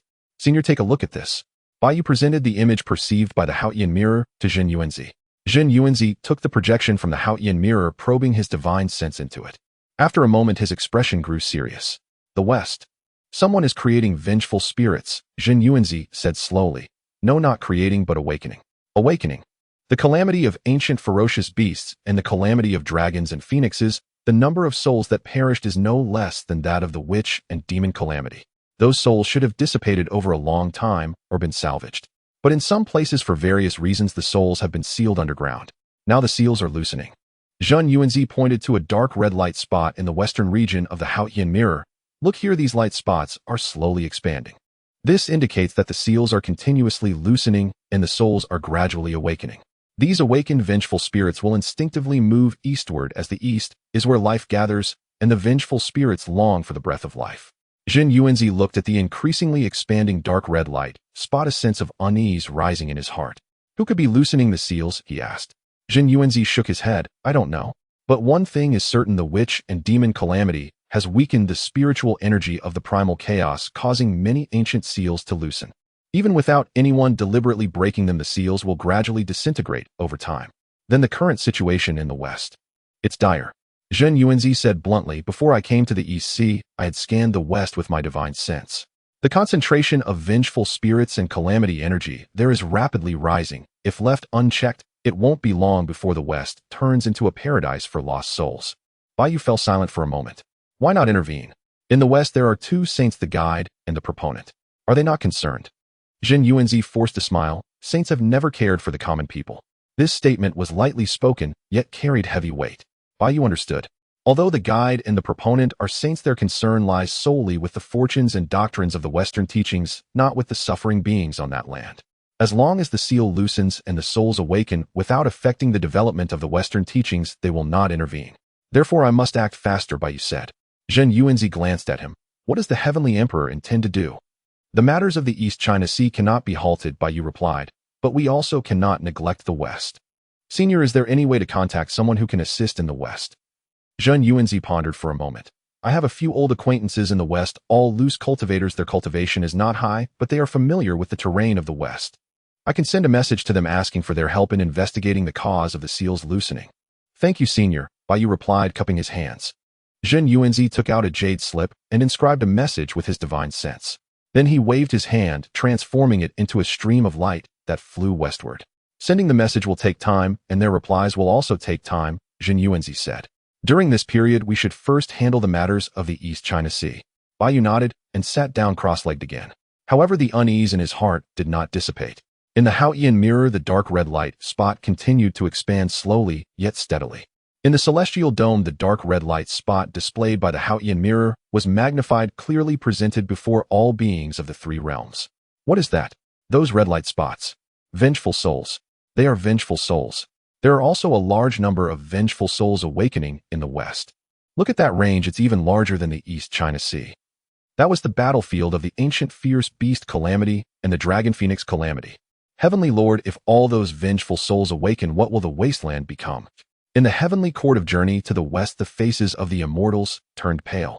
They had thought the battle between the Wu and the Yao was the greatest disaster, not realizing that a greater hidden danger was brewing in the West. In the Lingxiao treasure hall, the Jade Emperor looked at the celestial dome, his expression darkening. He was not concerned about the awakening of vengeful souls in the West. That was a matter for the West, and others would handle it. However, he noticed that the Haotian in the celestial dome seemed to intend to address both the East China Sea and the West simultaneously. Biting off more than one can chew, the Jade Emperor scoffed. Yet deep down he understood that Haotian's actions were not due to greed, but because others were neglecting it, forcing him to take action. Outside the hall, Zhen Yuanzi watched the celestial dome, his brow furrowed. The West. The seal is loosening. he murmured to himself. He recalled certain events. The main battlefield of the ancient fierce beast calamity was in the west, where countless fierce beast corpses were buried. Fierce beasts are unlike ordinary beings. Their resentment is much more intense and difficult to resolve. If those vengeful souls truly awaken. Zhen Yuanzi's fingers trembled slightly. He looked towards the Lingxiao treasure hall, where the Jade Emperor sat on the throne with a sullen face, showing no intention of intervening. Not intervening. Zhen Yuanzi sighed inwardly. He then looked at Bai Yu and his younger self in the Celestial Dome. That younger self was sending messages to old acquaintances in the West asking for their help. Back then, did we do it this way? Zhen Yuanzi murmured. He could not remember clearly. It had been too long. But the Celestial Dome reminded him that he too had once worried about the wasteland. In the Buddhist teachings of Journey to the West, at Ling Mountain, Buddha Tathagata sat on a lotus platform, gazing at the Celestial Dome, his expression as solemn as water. Master, if the vengeful souls in the West truly awaken, will it affect our Ling Mountain? A disciple asked. Tathagata remained silent for a moment before slowly replying, Ling Mountain has the protection of the Buddha's teachings of vengeful souls dare not approach. But the mortals on the western land. He did not continue, but the disciples understood his meaning. Ling Mountain could protect itself, but the mortals in the west could not. If vengeful souls truly rampaged in the west, those mortals would be the first to suffer. Master, should we? Another disciple hesitated to speak. Tathagata raised his hand to stop him. Let's wait a bit longer, he said. The Celestial Dome has not finished broadcasting yet. Yet his gaze never left the ever-expanding dark red light spot in the Celestial Dome. Another 150 years passed, and the number of vengeful souls Bai Yu was purging had reached nearly 300 billion. The number of purged vengeful souls had increased further. Changes along the East China Sea had already begun to be noticeable. In some thoroughly cleared areas, the resentment dissipated and spiritual energy gradually recovered. The color of the sea changed from dark red to deep blue, and the stench of corpses in the air had also diminished significantly. Zhu Long watched these changes, remaining silent for a long time. On this day, he transformed into human form and landed on the high ground of Bai Yu. The human form of Zhu Long resembled a middle-aged man. He was tall and sturdy, with a resolute face, long black hair cascading over his shoulders, and one golden eye and one silver eye exceptionally striking. Heavenly Emperor. Zhu Long cupped his hands, his tone much more serious than before. Senior, Bai Yu rose and returned the greeting. I have been watching you purging vengeful souls these days. Zhu Long said, there are some things I want to discuss with you. Please speak, Senior. Zhu Long sat down opposite Bai Yu, and Zhen Yuanzi also approached the three surrounded together. Heavenly Emperor, do you know why so many people died in the battle between the Wu and the Yao? Zhu Long asked. Bai Yu thought for a moment. The two clans were competing for supremacy, refusing to yield to one another. That is just the surface reason, Zhu Long said. The real reason is that there are no fair rules. The wasteland is too vast, and there are too many beings, but no one establishes fair rules nor enforces them. The strong do as they please, while the weak can only be slaughtered at will. Both the Wu and the Yao clans want to be the rule makers, but neither can achieve fairness. For instance, in the heavenly court of Emperor Jun and Tai, the rules favor the Yao clan. The rules of the Wu clan benefit the Wu clan. Only rules that are fair to everyone can earn the respect of all. But who will establish such rules? Who will? Zhu Long looked at Bai Yu. The Tao ancestor appointed you as the heavenly emperor for a reason. But in the eyes of the common people, you are still a ruler high above them. I do not know what rules your heavenly court has, Zhu Long continued. But I hope your heavenly court is not a second Yao clan's heavenly court. Bai Yu fell silent. He knew that Zhu Long was correct. The failure of the Yao clan's heavenly court stemmed from injustice. If his heavenly court were to repeat the same mistakes, it would inevitably meet a similar fate. Senior, I understand your point, Bai Yu said. After the heavenly court is rebuilt, I will strive to ensure fairness. Zhu Long nodded. I believe it. Zhen Yuanzi interjected. Zhu Long, you specifically came to remind His Majesty. Is there something else? Zhu Long glanced at Zhen Yuanzi, then slowly said, there is indeed one matter. Heavenly Emperor, do you know why the Dragon Clan is willing to help you clear the corpses? Bai Yu shook his head. It is not because you hold the position of Heavenly Emperor, nor because you purged the vengeful souls. Zhu Long said, but because you were the first to take action. After the battle between the Wu and the Yao, we of the Dragon Clan sought out the great powers, but they all ignored us. They allowed the remains of the Wu and Yao to rot in the East China Sea, polluting the ocean and exterminating the spiritual energy. Do you know what this means for the Dragon Clan? It means we were abandoned. The voice of the Zhu Long grew low. Though our Dragon Clan has suffered great injuries after the Dragon and Phoenix catastrophe, I still remain along with countless descendants of the Dragon Clan. We could have secured a place in the wilderness, but why did we choose to retreat to the East Sea and live in seclusion? Because we were afraid. Afraid of what? Bai Yu asked. Afraid of being targeted again, Zhu Long replied. In the Dragon and Phoenix catastrophe, the three clans fought for supremacy, and we lost. The defeated have no right to speak. So when the Wu clan and the Yao clan rose, we chose silence. When they chose the East Sea as their battleground, we chose to endure. When their corpses polluted the East Sea, we chose to bear it ourselves. Because no one cared about the feelings of the Dragon clan. Zhu Long looked at Bai Yu, and a glimmer shone in his golden and silver eyes. But you care. You come to transcend the vengeful souls not for the Dragon clan, but your actions tell the Dragon clan that someone cares for the beings of this land. That's enough. Bai Yu remained silent for a long time before speaking. Senior, after the Heavenly Court is rebuilt, I would like to invite the Dragon clan to join. Zhu Long was taken aback. What did you say? To invite the Dragon clan to join the Heavenly Court. Bai Yu repeated, not as a vassal, but as equal partners. The Heavenly Court needs the power of the Dragon clan, and the Dragon clan also needs the protection of the Heavenly Court. The events of the Dragon and Phoenix catastrophe are in the past, and should not become shackles for the Dragon clan forever. Zhu Long stared at Bai Yu, seemingly searching for signs of jest on his face. But Bai Yu's expression was serious. You are serious. Zhu Long's voice was somewhat hoarse. Serious. Zhu Long closed his eyes and took a deep breath. When he opened his eyes, there was a hint of moisture in his golden and silver gaze. Good, he said, but I cannot make this decision alone. Matters of the Dragon clan require the approval of the Ancestor Dragon. Then I will visit Ancestor Dragon, Bai Yu said.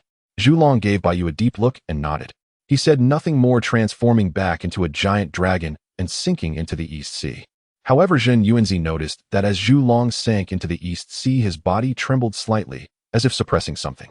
Zhen Yuanzi sighed inwardly. The Dragon clan's second ancestor, who had lived for countless years, had long buried his emotions. But today he was moved by a young heavenly emperor. Not because of any promises made, but because finally someone took the Dragon clan seriously. In the heavenly realm, the scene of Zhu Long transforming into human form to converse with Bai Yu left the Western Journey Dragon clan in a frenzy. The ancestor has taken form. He actually transformed. He invites the Dragon clan to join the Heavenly Court. Equal partnership, not as vassals. The ancestor seems very excited. His body is trembling. In the Western Journey Dragon Palace, Ao Guang suddenly stood up, his chair toppling over without him noticing. Inviting the Dragon clan to join the Heavenly Court. Equal partnership. Ao Guang murmured, repeating the words with a trembling voice. Ao Bing also stood up, his eyes filled with excitement. Father, the Dragon clan of the wilderness is being invited to join the Heavenly Court. Ao Jia opened his mouth wanting to say something, but ultimately said nothing. Tears flowed silently from the murky eyes of the old dragon elder. Equal partnership. He murmured, the old dragon has lived for so long and has never heard these four words. Since the Dragon and Phoenix catastrophe, the Dragon clan has been suppressed, marginalized, and forgotten. The Heavenly Court treats us as vassals, the human race sees us as enemies, and even those little demons dare to ride on our heads. He wiped away his tears. But that Heavenly Emperor said equal partnership. In the Dragon Palace, many dragons wiped their tears. They were not weak, they had just been wronged for too. Ao Guang took a deep breath, striving to keep his voice steady. Send out the orders from today on the Dragon Palace will reorganize its military and train soldiers. Father, what are we going to do? Ao Bing asked. Ao Guang looked at the heavenly realm, his gaze resolute. Wait for an opportunity for equal partnership. The dragons were taken aback. Can one wait for an opportunity for cooperation? Ao Jia asked. Ao Guang gritted his teeth. Preparation is the only way to have it. Without preparation, there will never be any. The dragons in the Dragon Palace exchanged glances, then knelt in unison. Dragon King is wise. In the Ling Shao Palace, the Jade Emperor watched the conversation between Zhu Long and Bai Yu in the heavenly realm, his face darkened to the extreme. Equal partnership. He had ruled the Western Journey world for countless years, always looking down from the Heavenly Court, while all races bowed in submission. In his eyes, the Dragon clan was merely a vassal of the Heavenly Court, a summoned and discarded at will. Equal. A pipe dream, the Jade Emperor scoffed. But he noticed that some immortals outside the hall, upon hearing the words equal partnership, flashed with a glimmer of light in their eyes. This glimmer seemed to contain some emotion. The Jade Emperor's heart sank suddenly. Meanwhile, the work of transcending souls was ongoing. Bai Yu's attention was drawn in another direction. In the Haotian mirror to the north of the East Seas shore, an unexpected guest appeared. It was a gigantic pung bird, its wings spread wide, obscuring the sky and sun, its entire body as dark as ink. It flew from the north with great speed, quickly reaching the sky above the East Sea's shore. The pung bird circled in the air a few times before transforming into a human form, landing at the edge of Bai Yu's high ground. The transformed Kuan Peng was a slender, middle-aged man with a sinister face, narrow eyes, and lips as thin as a blade. He wore a black Taoist robe surrounded by a faint black wind and looked at Bai Yu with cold and scrutinizing eyes. Kuan Peng. Jin Yuanzi stood up, blocking in front of Bai Yu. Kuan Peng said nothing, merely gazing at Bai Yu. Bai Yu stepped out from behind Jin Yuanzi, cupping his hands. Dao Master, what guidance do you have? Kuan Peng's mouth curled into a slight smile, neither truly smiling nor frowning. I dare not claim guidance. Oh, I merely came to see what kind of person this heavenly emperor chosen by the Tao ancestor truly is. Now that you have seen it, Bai Yu asked. I have seen, Kuan Peng replied, a fool. Jin Yuanzi's expression darkened. Kuan Peng, mind your words. At first it was the countless vengeful souls of the unburied Mount Zhou. Then without pause you came to transcend the countless vengeful souls over the East Sea, Kuan Peng said, disregarding Jin Yuanzi. A heavenly emperor, such great ambition. But even if you complete the transcendence, what then? What of the calamity aura of the wilderness? Those saints will still not care and will still compete for fortune and luck. What you do is worthless in their eyes. Bai Yu calmly looked at Kuan Peng. I do not do it for their valuation. Then for what? For those vengeful souls, Bai Yu said. They died wandering in the East Sea, lamenting with no one to transcend them, so I came, that is all. Kuan Peng stared at Bai Yu for a long time. His gaze was sharp, as if trying to see through him. But Bai Yu's gaze remained steady with no sign of flinching. Interesting. Kuan Peng suddenly laughed, his smile cold. Di Jun and Tai Yi are exceptionally talented, but they think too highly of themselves, ultimately leading to their downfall. You do not think highly of yourself, but those who think little of themselves often die faster. He paused. I have come today to remind you of something. What matter? Kuan Peng turned to look westward. You are aware that the seals are loosening, right? That is not a natural loosening, Kuan Peng said. Someone is secretly sabotaging the seals. Upon hearing this, both Jin Yuanzi and Bai Yu changed their expressions. Who is it? Bai Yu asked. Kuan Peng shook his head. I do not know. But I can tell you that those seals were set by ancient great beings working together, and ordinary people cannot touch them. To break the seal, at least a being at the Quasi-Saint level is required. Quasi-Saint? Why would they want to break the seal? Bai Yu asked. Kuan Peng sneered. Think about it. When vengeful spirits run rampant, who benefits the most? Bai Yu frowned. Jin Yuanzi suddenly spoke up. The demonic path. Exactly. Kuan Peng said vengeful spirits are the best nourishment for the demonic path. When the Tao rises, the demonic power diminishes, and when the Tao diminishes, the demonic power rises. The stronger the resentment, the stronger the demonic path. Although the ancient demon ancestor Luo Ho has fallen, his legacy of the demonic path has not been severed. If the seals are completely destroyed and vengeful spirits run rampant in the wilderness, the demonic path will rise with the tide. Bai Yu's heart sank. He had thought that after the battle between the shaman and the demon, the wilderness could recuperate, but he did not expect there to be such dark hands behind the scenes. Kuan Peng said, I can give you a suggestion. Please speak. Go to the west and take a look. Kuan Peng said, let Jin Yuanzi and the Dragon Clan keep an eye on the matters of the East Sea. You should personally go to the west to see what the situation of those seals is. Only by seeing with your own eyes can you know what to do. Bai Yu fell silent. Kuan Peng's words made sense. Although the Haotian mirror could sense the anomalies in the west, sensing was still not as reliable as seeing with one's own eyes. If he did not understand the reasons and extent of the seal's destruction, he would not be able to respond appropriately. Thank you for the reminder, Demon Master. Bai Yu clasped his hands. Kuan Peng waved his hand. No need to thank me. I remind you not for your sake. For whom? Kuan Peng's gaze turned distant. For the Demon Clan. Although Di Jun and Tai Yi are no longer here, the Demon Clan still exists. If the wilderness is eroded by the demonic path, the Demon Clan will also suffer greatly. After saying this, Kuan Peng transformed into a giant bird and soared high into the sky, disappearing into the northern horizon. Jin Yuanzi watched the direction in which Kuan Peng had vanished, his brow furrowed. Your Majesty, can Kuan Peng's words be trusted? Jin Yuanzi asked. But you thought for a moment it's half true, half false. It is true that he reminded me, but it is also true that he has his own calculations. However, the matter of the seals in the west does indeed need to be personally inspected. Then, Your Majesty, when do you plan to go? Bai Yu looked at the countless vengeful spirits along the shores of the East Sea, then glanced at the dim red light faintly visible in the western sky. I will wait for a while longer. Once the progress of the spiritual rite stabilizes, I will go to the west. Jin Yuanzi nodded. Then, I will accompany Your Majesty. There is no need for you to accompany me. Bai Yu said, you stay in the East Sea and help me monitor the progress of the spiritual rites here. Jin Yuanzi was taken aback. Your Majesty is going to the west alone. Being alone is more convenient. Bai Yu said, the situation in the west is unclear, and having too many people might expose us. In the heavens, the appearance of Kuan Peng caused another stir in the heavenly court of journey to the west. Kuan Peng, the ancestral master, a being of Quasi-Saint level. He actually came to find Haotian on his own. What did he say? Someone is breaking the seals. A being of Quasi-Saint level is breaking the seals. The demonic path. The legacy of the ancient demon ancestor Luo Ho. Vengeful spirits are the nourishment for the demonic path. My heavens! This is not just the aftermath of the shaman-demon war, but a larger conspiracy. In the heavenly court of journey to the west, the faces of the immortals turned pale. They had originally thought that the heavens were showing ancient past events unrelated to them. But now they realized that the hidden crises in those ancient events could also happen to them. The demonic path. There is also a demonic path in the journey to the west world. Although it has been suppressed for many years, it has never truly disappeared. Inside the Ling Shao Palace, the face of the Jade Emperor could no longer be described as ugly.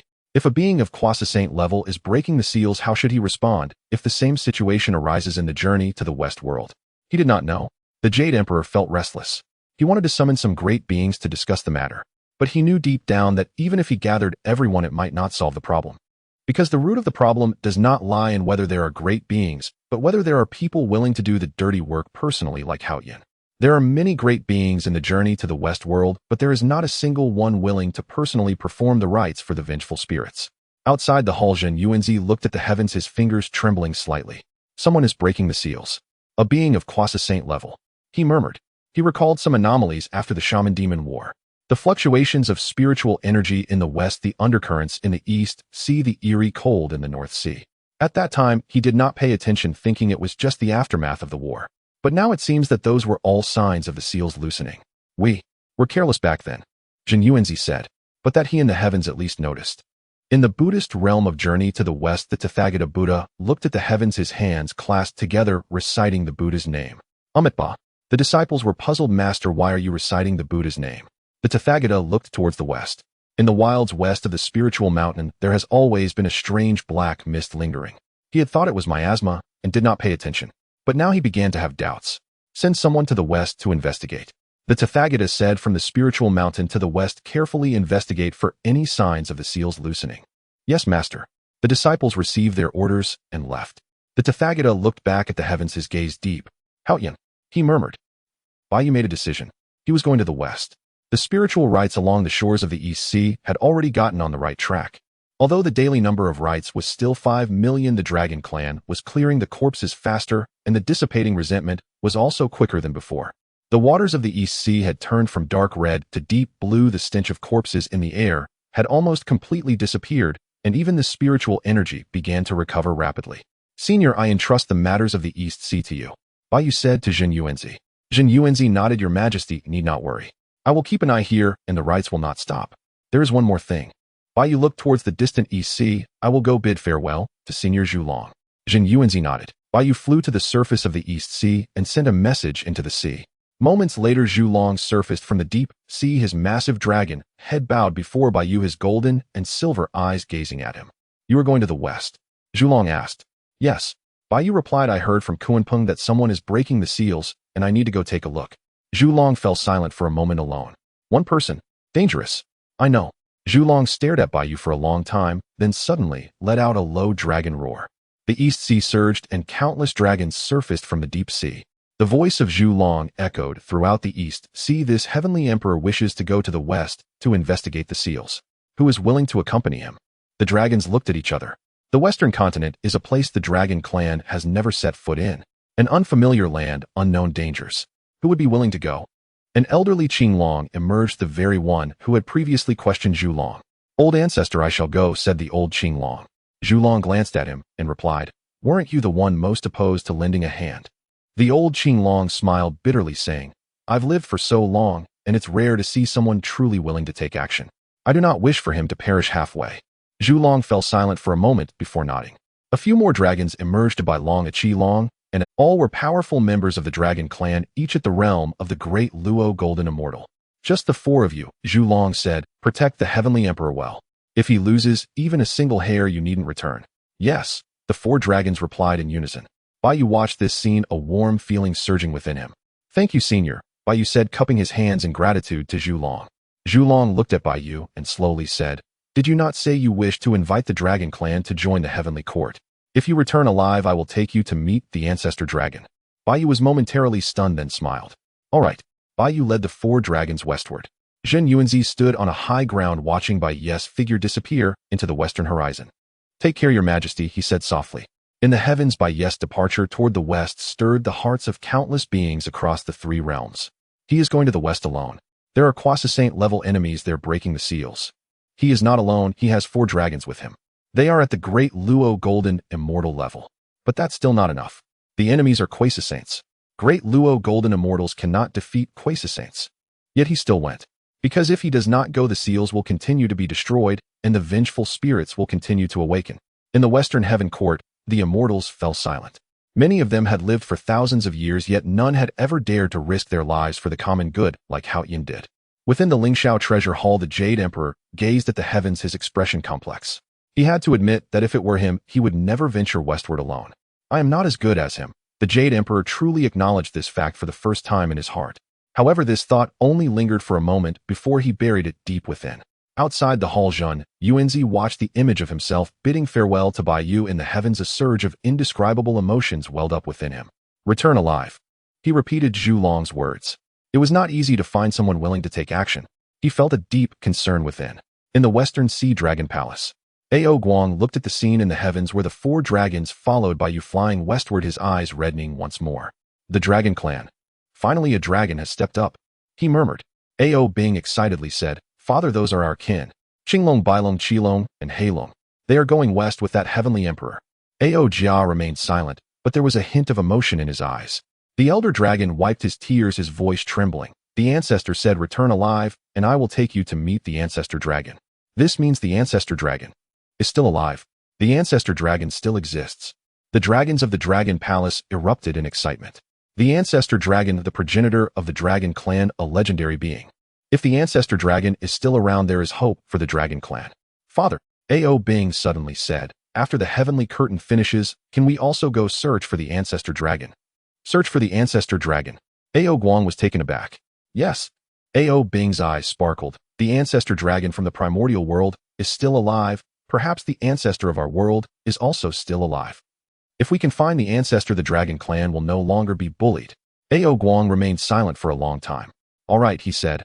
Once the heavenly curtain is finished, we will go search. The dragons of the Dragon Palace cheered in unison. Ao Jia looked at his excited brother and father. A complex emotion surged within him. He had always been the most opposed to change among the princes of the Dragon Palace. But witnessing the actions of that heavenly emperor in the heavens, seeing a member of the Dragon Clan finally stepping forward, his attitude began to waver. Perhaps I was wrong, Ao Jia thought to himself. At Lingshan, Buddha Sakyamuni gazed at the heavens, his hands clasped together. Amitabha. The actions of the heavenly emperor bless the living. The disciples were puzzled. Master, that heavenly emperor has not yet reached the west, and we do not know if he can solve the problem. How can he bless the living? Sakyamuni replied, to know the impossible and yet still act, that is true courage. The heavenly emperor with the body of a great Luo Golden Immortal ventures into the peril of Quasi-Saints. Regardless of success or failure, he has already blessed the 3 realms. The disciples seemed to understand, but were still confused. However, one thing they understood was that this heavenly emperor Hao Yin was unlike any they had ever encountered. Bai Yu led the 4 dragons, swiftly traveling westward. They flew over the eastern sea, over the central plains, past towering mountains and vast boundless deserts. The further west they flew, the darker the skies became. It was not the darkness of night, but rather the dark shroud of resentment. The sunlight could not penetrate the thick clouds of resentment, and the earth was enveloped in a dim yellow light. Heavenly Emperor, the resentment here is so heavy, the old Qing Long spoke with unease. Bai Yu nodded. In the Hao Yin mirror, the concentration of resentment in the west had nearly reached the shores of the eastern sea. Moreover, the further west they went, the denser the resentment became. Even more terrifying was that the Hao Yin mirror sensed something else. It was not just vengeful spirits. There were even more horrifying auras. Deep within those auras, some ancient and evil existence was awakening. Bai Yu's brows furrowed tightly. The situation in the west might be more complex than imagined.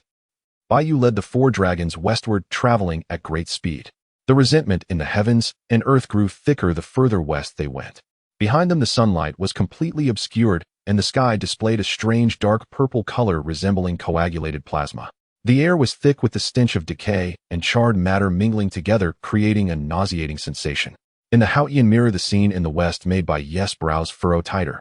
The dark red light spots the ceiling nodes were no longer just in a small area of looseness.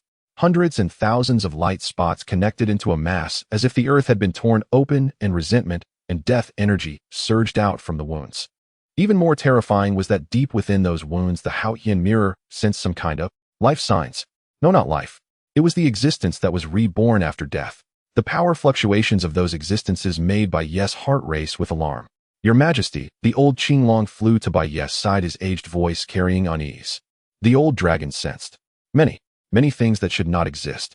Be specific, Bai Ye said. The old Qinglong was one of the oldest dragons in the clan, having lived nearly as long as Zhu Long. He had experienced the calamity of dragons and phoenixes, witnessed fierce beasts rampaging, and his sensitivity to the aura of death was even sharper than Bai Ye's. It is a kind of evil being born from death. The old Qinglong continued. They are not vengeful spirits. Vengeful spirits are merely souls. These existences are beings that have revived after the merging of souls and corpses. They lack intelligence, only instincts, devouring living beings to strengthen themselves. Bai Ye murmured, souls and corpses merging.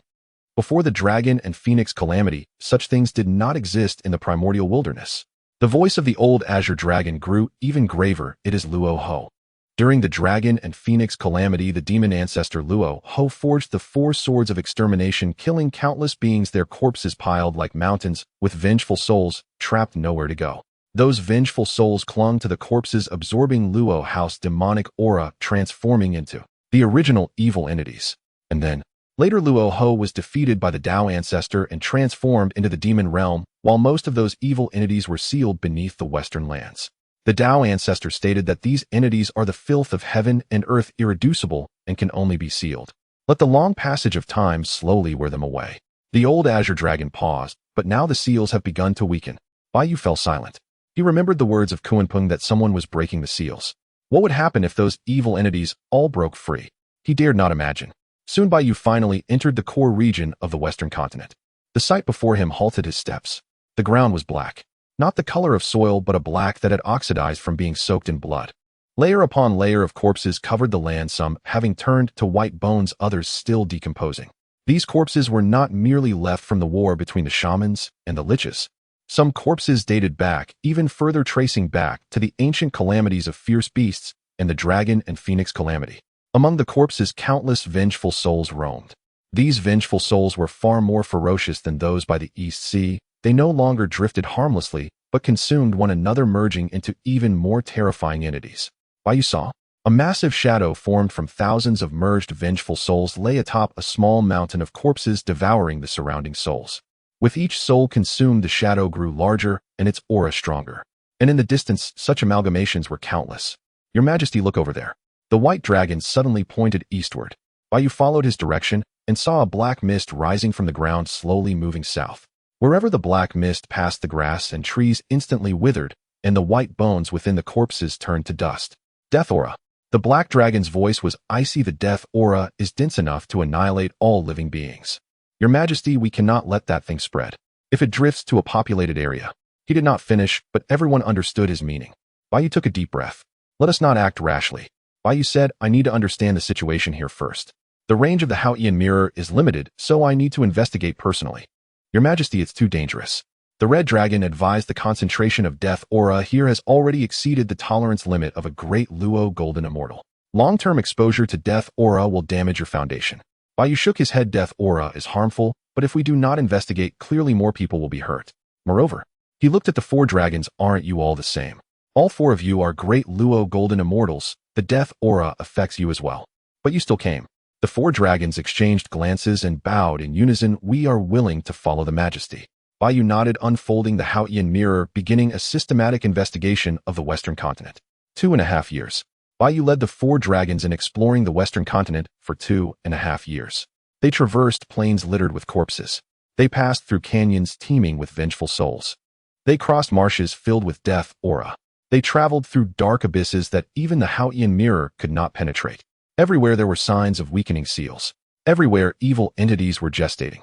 Bai Ye used the Haotian mirror to record all the information gathered during the exploration. He marked the sealing nodes, the distribution of evil entities, the concentration of death aura, and more on a massive map.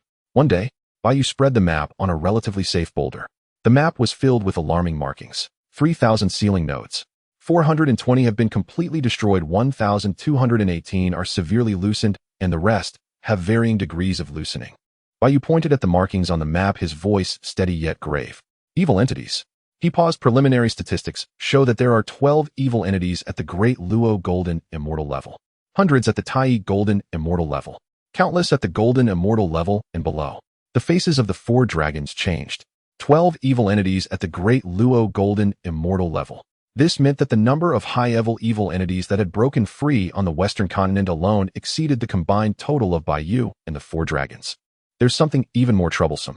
Baiyu pointed at a massive black marking in the center of the map.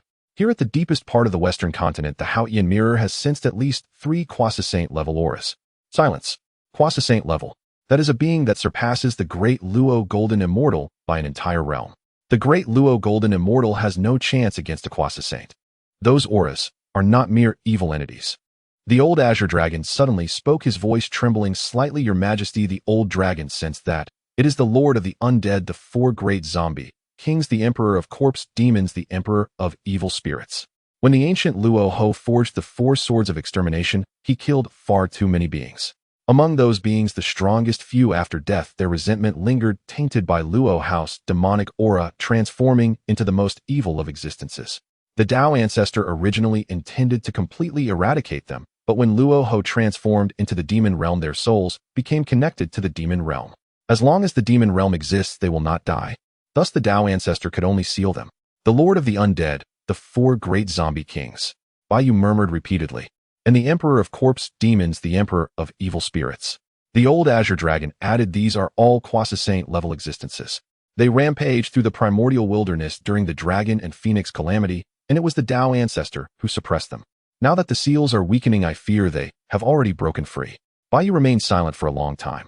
He stood up, gazing at the dark horizon deep within the Western continent, his gaze steady as a deep abyss. Your Majesty, shall we continue the investigation? The White Dragon asked cautiously. Continue, Baiyu said, but not to investigate these evil entities. I want to see the seals themselves. The seals. The Red Dragon was puzzled. The old Azure Dragon said that the seals were set up by the Tao ancestor and the ancient powers together. To break the seals, at least a Quasi-Saint is required. Baiyu, I want to confirm how those seals were destroyed. Was it natural loosening, or was it man-made damage? If it was man-made, who did it? The 4 dragons bowed in unison. We will take our orders.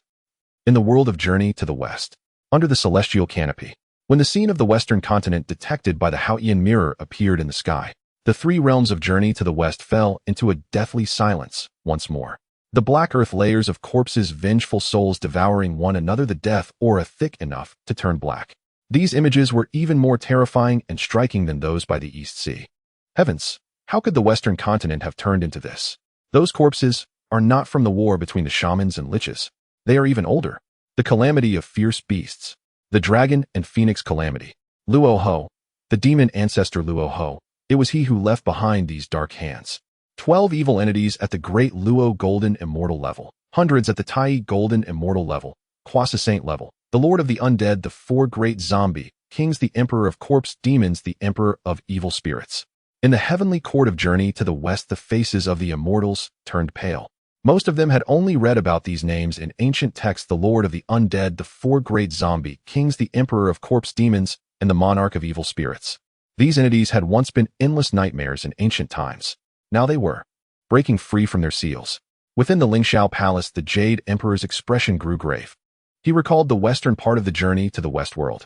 To the west of Lingshan, there were also ancient seals and similar legends. If those seals were also loosening. No, it cannot be. The Jade Emperor murmured. That pertains to the primordial world. It shouldn't have persisted to this day. In the Journey to the West world, at Wuzhuang Temple, the Xinyuanzi gazed at the heavens. In the depths of his memory, distant recollections emerged. He had seen those images before. In ancient times, when the Tao ancestor had yet to achieve sanctity, Luo Ho ravaged the primordial world. He had observed the battles of those wicked beings. The terror of the Lord of the Undead, the brutality of the 4 great zombie kings, the strangeness of the Emperor of Corpse Demons, and the malice of the Monarch of Evil Spirits. He had witnessed it all. They have come out again. Xinyuanzi furrowed his brow. The Tao ancestor once said that the seal could preserve the calamity from loss. But the calamity has passed. They have returned. He looked towards the Lingxiao Palace. The Jade Emperor sat upon his throne, his expression deep. Xinyuanzi shook his head. Unreliable. This Jade Emperor does not even wish to personally deal with the Sun Wukong, let alone those ancient evil beings. In the Journey to the West Buddhist realm at Lingshan, the Tathagata Buddha gazed at the heavens, his hands clasped, his expression solemn. The Lord of the Undead, the four great zombie kings, the Emperor of Corpse Demons, the Monarch of Evil Spirits. He recited these names one by one, and with each utterance the Buddha light on Lingshan seemed to dim a fraction. Master, are these wicked beings very powerful? A disciple asked. The Tathagata remained silent for a moment before slowly responding. The Lord of the Undead Midstage Quasi-Saint commands the spirits of the dead. The four great zombie kings, all early-stage Quasi-Saints, their bodies imperishable, invulnerable to blades and spears. The Emperor of Corpse Demons Midstage Quasi-Saint can control corpses for his own use.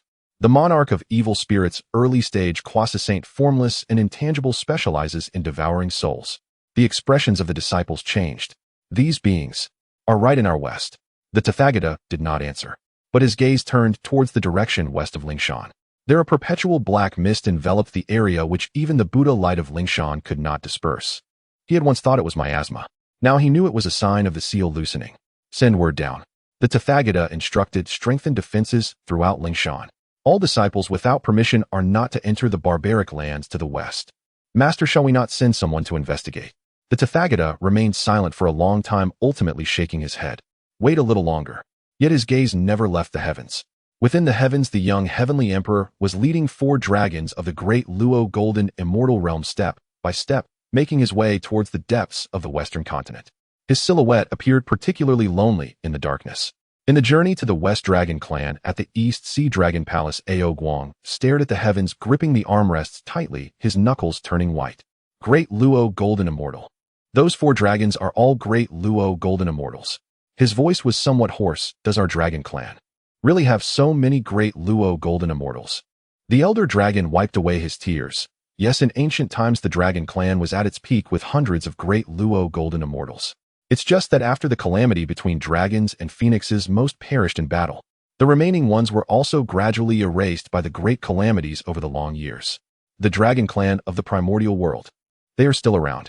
The elder dragon's voice carried a deep envy. They still have great Luo golden immortals, and the Zhurong progenitor and the dragon ancestor. They still have hope. The dragon palace fell silent. Ao Bing suddenly spoke. Father, I want to cultivate. Ao Bing's eyes burned with flames. I want to reach the great Luo golden immortal. I want our dragon clan in the journey to the west to one day stand proudly like the dragon clan of the primordial world. I want to become a true bodhisattva, and not just a mud sculpture coiled around the mountain gate like a heavenly pillar. Ao Guang looked at his most favored son, remaining silent for a long time. He had thought that sending Ao Bing down the journey to the west path was for his benefit, but it seemed that his son now had his own ideas. This is good. Good. Ao Guang's eyes were filled with appreciation. He said, from today on, the resources of the Dragon Palace will prioritize providing for you brothers cultivation until you all break through to great Luo golden immortal. Ao Jia opened his mouth wanting to say something, but ultimately said nothing. He looked at the four great Luo golden immortal dragons in the heavens, a rare glimmer of yearning in his eyes. Great Luo golden immortal. He murmured, perhaps I can too. In the primordial world, Bai Yu flew westward with the four dragons towards the deepest part of the western continent. The deeper they went, the thicker the darkness became. The light of the Haotian mirror illuminated millions of square miles, bringing long-awaited brightness to the perpetually dark western continent. Yet further ahead, nothing was visible. But Bai Yu could feel that in the darkness, countless eyes were watching them. In those gazes there was greed, hunger, and murderous intent. Your Majesty, we are being watched. The black dragon's voice was cold, his body tense, already prepared for battle. I know, Bai Yu said, continue onward. After flying for another half-hour, the darkness suddenly thickened, even further, almost becoming tangible. Bai Yu halted his steps, fully deploying the Haotian mirror. Ahead was a vast basin. The diameter of the basin was about 1,000 miles, unfathomably deep. The edges of the basin were walls built from countless corpses. Layer upon layer, densely packed, it was unknown how many beings' remains were piled up. And at the center of the basin, 5 terrifying auras surged into the sky. Quasi-Saints. 5 great Quasi-Saints. The Lord of the Undead. The 4 great zombie kings. They were all here. Your Majesty. The white dragon's voice hesitated. Should we retreat? Bai Yu did not respond. His Haotian mirror was capturing the traces of the seal above the basin. The seal was still intact, but it was already riddled with holes on the verge of complete collapse. And the 5 auras beneath the basin were repeatedly assaulting the seal, each impact causing the cracks on the seal to widen. They have not completely broken the seal yet. Bai Yu said the seal is still holding, but it won't last much longer. The old green dragon's voice was heavy. Bai Yu spread out the map, comparing it to the sealing nodes captured by the Haotian mirror. He discovered a problem. The manner of destruction of this main seal was completely different from the loosening of other nodes. The loosening of the other nodes was due to natural aging gradually losing efficacy over a long time.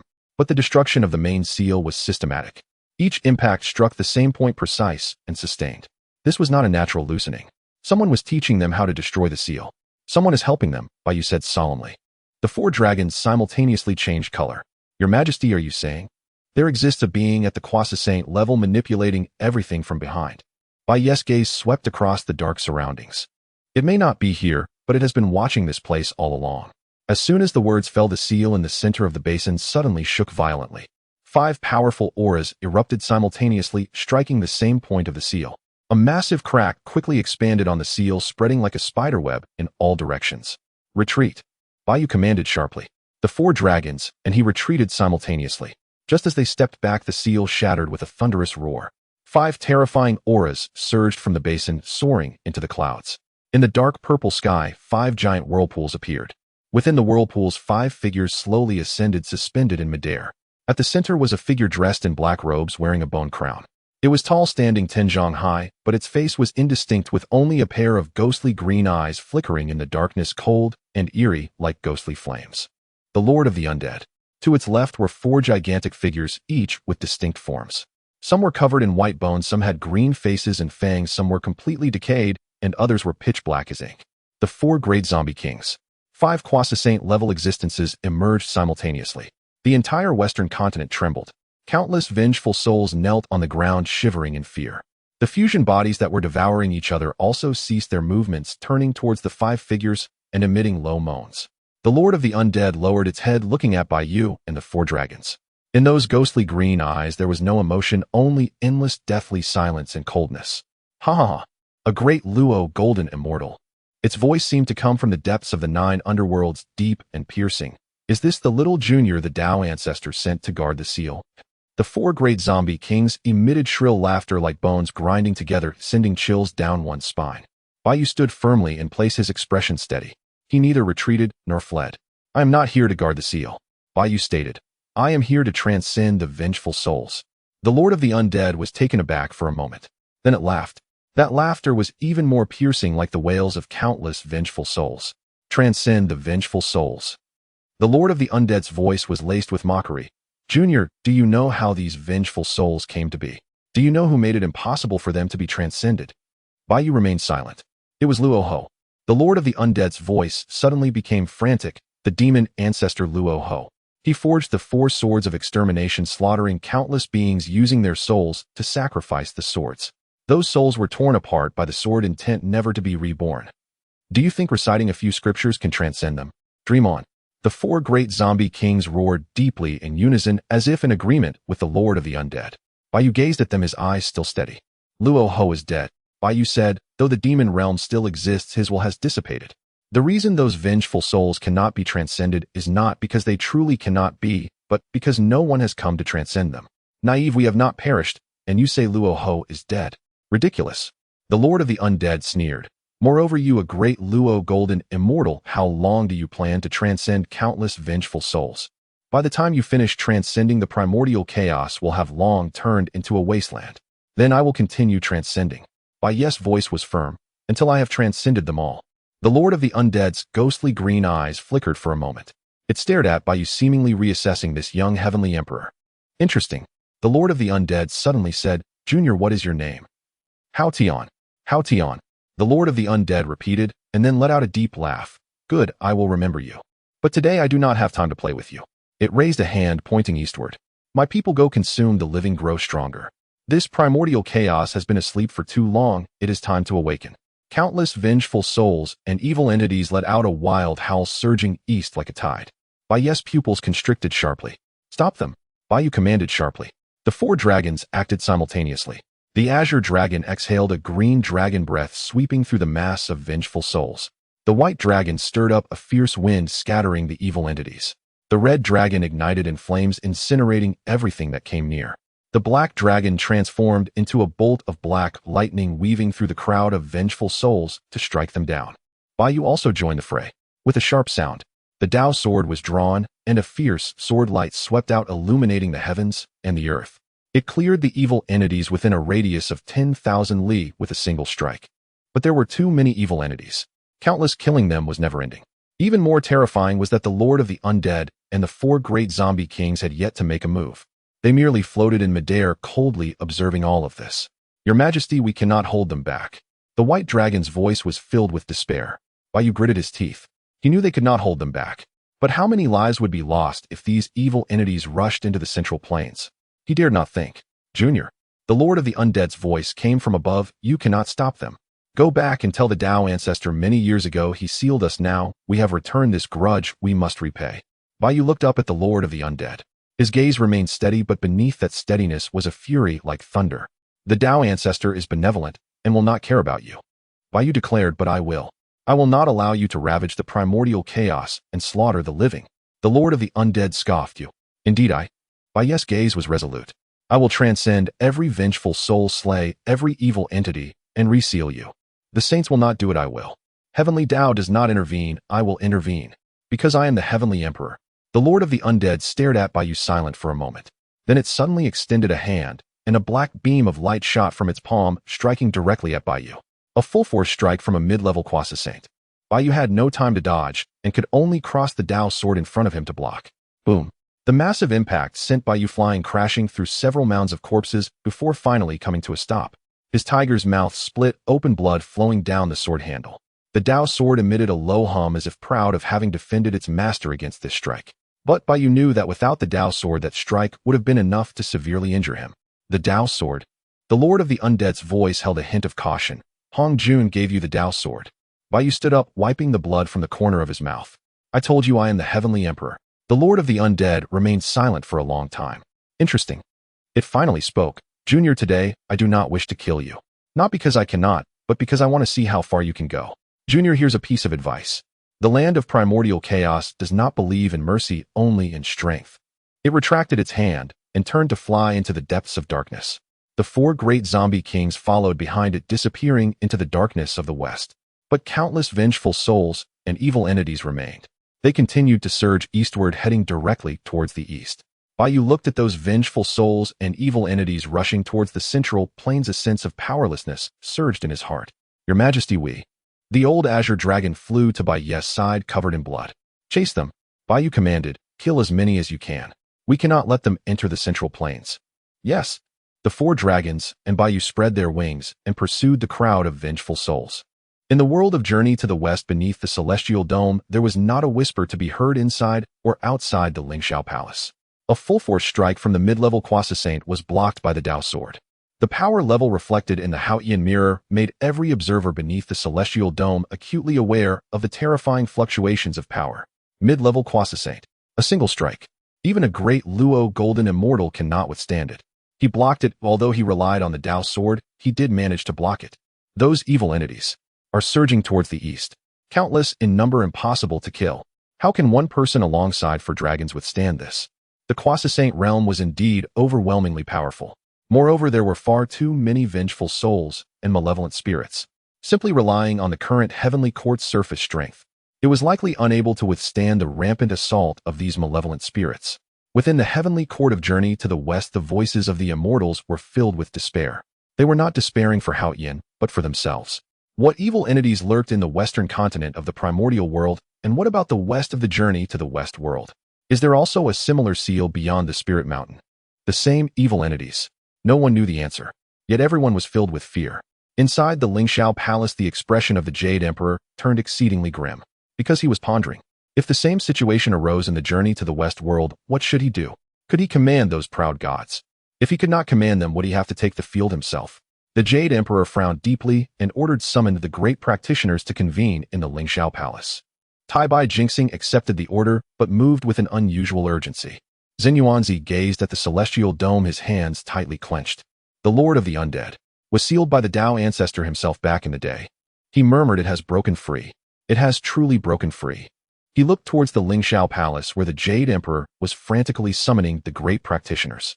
But Zhen Yuanzi knew that gathering the powerful was futile.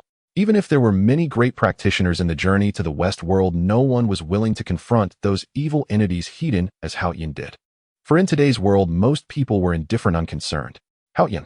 Zenyuanzi uttered this name, his voice tinged with a hint of bitterness. Why did you have to go this far? You are merely an emperor thrust into the role. You owe nothing to the primordial world. No one answered him. Within the celestial dome, Baiyu and the four dragons were striving with all their might to exterminate the vengeful souls surging towards the east. Each strike claimed countless evil entities. Each breath of dragon fire incinerated countless vengeful souls. Yet the evil entities were overwhelming. The killing seemed endless, the slaughter never ceasing. Baiyu's hands were still bleeding, and the Dao sword was already stained with dark, evil blood. But he did not stop, nor could he stop. Your Majesty, over there. The black dragon pointed northwest, where an even greater tide of vengeful souls was surging. Baiyu gritted his teeth and changed direction, flying towards that area. His silhouette appeared solitary, yet resolute in the darkness. In the spirit mountain of journey to the west, the Buddha Sakyamuni sat cross-legged on a lotus platform, his gaze fixed intently on the celestial dome. Amitba. Sakyamuni murmured the Buddha's name, his voice carrying an unprecedented weight. The disciples had never seen their master display such a grave demeanor. Master, are those evil entities truly that terrifying? Sakyamuni remained silent for a long time before slowly responding, what is terrifying is not just the evil entities. What is truly terrifying is that behind them there are people. The disciples were puzzled. Sakyamuni did not elaborate, yet his gaze shifted towards the west of the spirit mountain and then towards the Lingshao palace. Who could it be? Sakyamuni muttered, who is manipulating all of this from behind? The primordial world. Baiyu and the four dragons were cleansing the tide of vengeful souls. They had cleared countless vengeful souls and evil entities. Yet the tide of vengeful souls surging towards the east showed no signs of dwindling.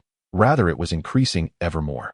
The Haotian mirror displayed that the seals deep within the western continent were collapsing in succession, and an increasing number of evil entities were emerging from the fractured seals. Even more terrifying was that those evil entities at the level of Great Luo Golden Immortal had also begun to move. 12 Great Luo Golden Immortal level evil entities split into 3 groups heading eastward. Their speed was not fast, but wherever they passed, the earth would crack, rivers would dry up, and all living beings would perish. Your Majesty, we cannot hold them back. The voice of the red dragon was filled with exhaustion. We can handle them, Onianon, but Tunon is already pushed. 12. Baiyu fell silent. He knew the red dragon was right. He and the 4 dragons were all Great Luo Golden Immortals, but they were at an absolute disadvantage in numbers. If 12 evil entities attacked simultaneously, they would have almost no chance of victory. We cannot confront them, Heaton, Baiyu said, but we cannot allow them to enter the east. Then what should we do? Baiyu pondered for a moment, opened the Haotian mirror, and sensed the situation in the east. In the east, countless living beings were living their lives as usual. They were unaware of the calamities occurring in the western continent, oblivious to the countless evil entities surging towards them. If they knew what would happen. Panic, chaos. And then more lives would be lost, more vengeful souls would be created, providing nourishment for the evil entities. We cannot let them enter the east. Baiyu repeated, his voice even more resolute. But we cannot stop them. The black dragon said, his voice cold yet pragmatic. Baiyu closed his eyes. He was contemplating. After a moment, he opened his eyes. We will not stop them. The 4 dragons were taken aback. Your Majesty, if we cannot stop them, there is no need to force it, Baiyu said. But we can do one thing before they enter the east: notify the beings in the east to evacuate. Evacuate.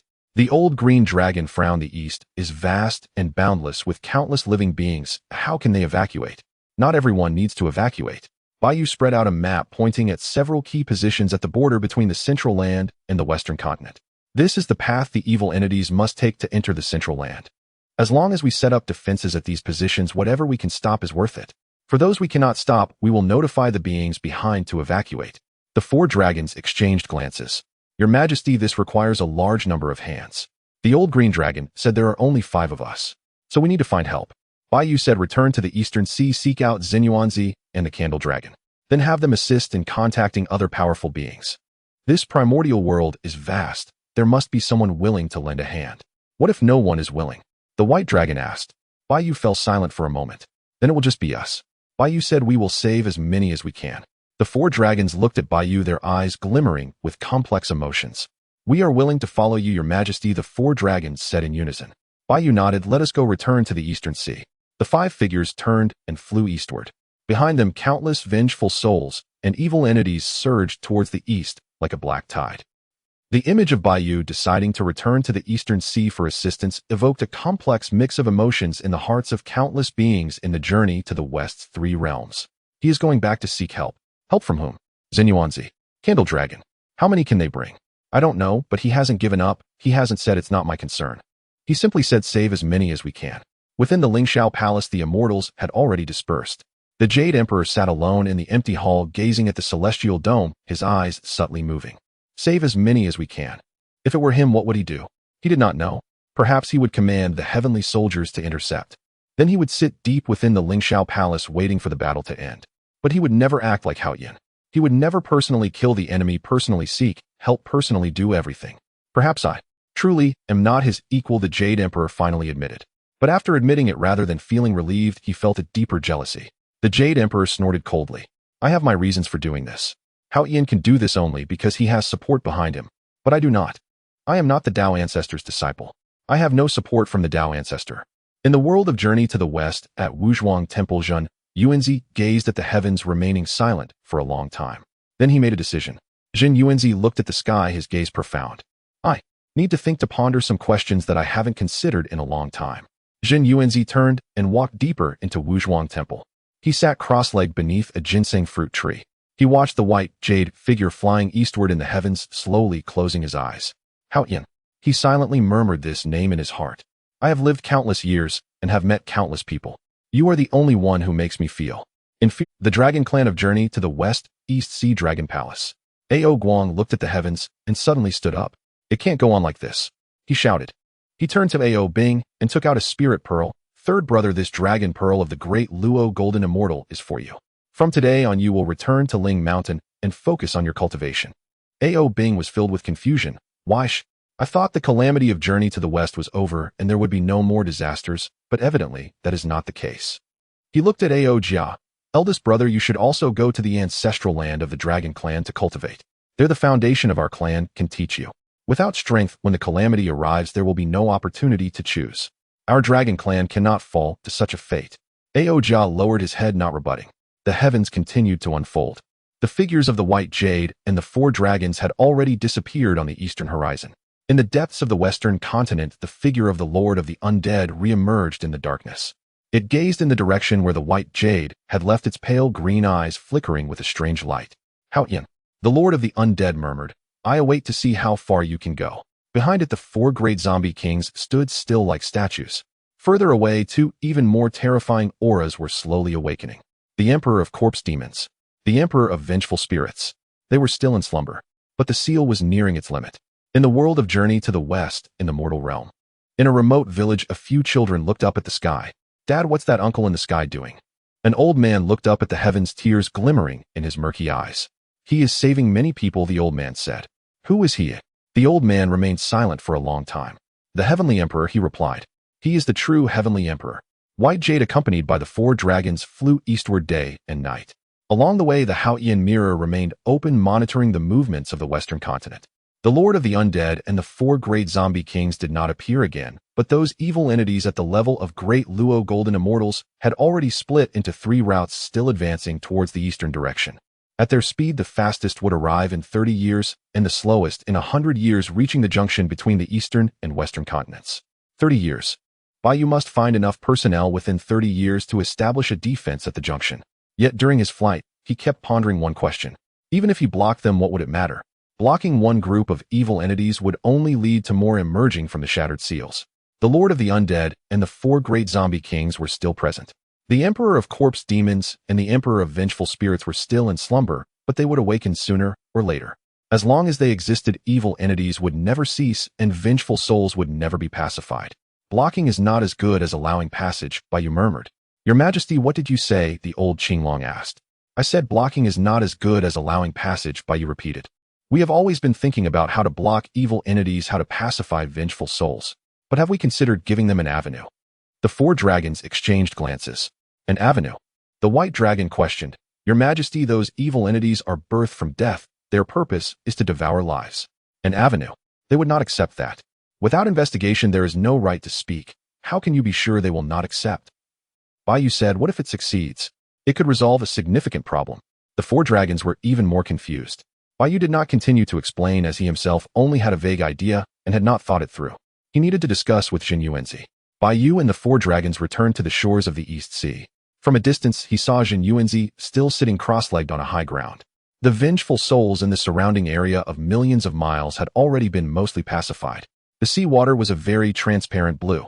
The air was filled with a refreshing aroma. It was the breath of spiritual energy. Your Majesty, Zhen Yuanzi, sensed Bai Ye's aura, opened his eyes and stood up. When he saw Bai Ye's pale face, seemingly injured, his brows furrowed sharply. Your Majesty is injured. It's nothing serious. Bai Yu waved his hand. Senior, the situation in the west is worse than I anticipated. The 4 dragons landed and greeted Zhen Yuanzi. Zhen Yuanzi returned the greetings one by one, then turned to Bai Yu. Your Majesty, please elaborate. Bai Yu unfolded the map and told Zhen Yuanzi everything he had discovered about the Western continent. The Lord of the Undead, the 4 great zombie kings, the Emperor of Corpse Demons, the Emperor of Vengeful Spirits. 12 evil entities at the level of Great Luo Golden Immortals, hundreds of Tai Golden Immortals, and countless lower-tier evil entities. The seals were collapsing, and evil entities were advancing eastward. Zhen Yuanzi remained silent for a long time after listening. 7 Quasi-Saints. He finally spoke, his voice heavy. Your Majesty, this matter is no longer something you and I can handle. We must unite with other great powers to take action together. Bai Yu nodded. You are right. I returned precisely because of this. It's time to contact them to act together. Bai Yu said, someone is secretly manipulating the weakening of the seals, and the abnormalities in the Western continent are not just a single family's crisis. Most of the great powers only focus on the present and do not care if the primordial world is destroyed. How could they remain unscathed? This time, whether they want to or not, they must take action. Zhen Yuanzi remained silent. He knew Bai Yu was right. Most great powers indeed acted like this. Because if they were concerned, they would have come to help reseal those evil entities long ago. But no one came. What does your Majesty plan to do? Zhen Yuanzi asked. First, pass this information on to them. Understood. Zhen Yuanzi nodded and inscribed the general situation onto a jade slip, activating it with a thought. We have less than 30 years left. Bai Yu sat before the map, staring at the dark region of the Western continent. Senior, I have been pondering a question. Bai Yu finally spoke. Those evil entities, must they really be exterminated? Zhen Yuanzi frowned. Your Majesty, evil entities are birthed from death. Their very existence poses a threat to the living. If we do not exterminate them, should we raise them instead? Not raising them. Bai Yu replied. I am thinking, is there a possibility of transforming them into something that is not evil? Zhen Yuanzi was taken aback. He had lived countless years and had never heard such an idea. Evil entities are evil entities. How could they possibly become not evil? Your Majesty, your idea? Zhen Yuanzi carefully chose his words. It's very bold, but I do not know if it is feasible. I do not know either. But I want to try. How do you plan to try? Bai Yu pointed to the position of the Western continent on the map. What is their origin? It is death. They are birthed from death, feeding on death, and ultimately return to death. But the primordial world has reincarnation, and reincarnation is specifically for dealing with death. What if we can bring these entities under the management of reincarnation? Zhen Yuanzi's eyes widened suddenly. Your Majesty means to exile them to the underworld. Not just exiling. Bai Yu said, it is to give them a path. The reason they wreak havoc in the primordial world is that they have nowhere to go. Vengeful souls have nowhere to reincarnate, so they become vengeful spirits. Corpses gather death energy, so they become zombies. Vengeful ghosts cannot be pacified, so they become vengeful ghosts. If there is a complete system that can accommodate them, manage them, and even transform them, would they still need to wreak havoc? Zhen Yuanzi stood up, pacing back and forth on the giant stone. His heart raced, because this idea was too grand. So grand that he dared not think it through, yet could not help but ponder. In the underworld, Zhen Yuanzi murmured, after the Empress of the Earth transformed into reincarnation, the framework of the underworld has already taken shape. But the 6 paths of reincarnation can only handle normal souls. Those resentful souls eroded by malice, corpses tainted by demonic energy, and evils born from death cannot be processed by reincarnation. If a system could truly be established to specifically deal with these abnormal deaths, then there would be no need to eliminate them. Bai Ye's eyes brightened as he took over the conversation. We only need to recruit them. Zhen Yuanzi stopped looking at Bai Yu. In his gaze there was shock, admiration, and a hint of an indescribable emotion. Your Majesty, this idea of yours might be something even the saints have not considered. Recruiting evils, letting them serve the underworld. This is difficult, Bai Yu said, but it's easier than exterminating them. Zhen Yuanzi fell silent. He knew Bai Yu was right. Exterminating those evils. 7 quasi-sages, 12 great Luo, Jinxian, hundreds of Tai Jinxian, and countless low-level evils. Even if a sage intervened, it would require considerable effort. Moreover, what would happen if they were all killed? The Lord of the Dead, the 4 great zombie kings, the Emperor of Corpse Demons, and the Emperor of Malevolent Spirits are all bound to the demon realm. They are immortal and indestructible. Even if they are killed today, they will still resurrect in the future. Should they be killed again then? Recruiting them is indeed the only long-term solution.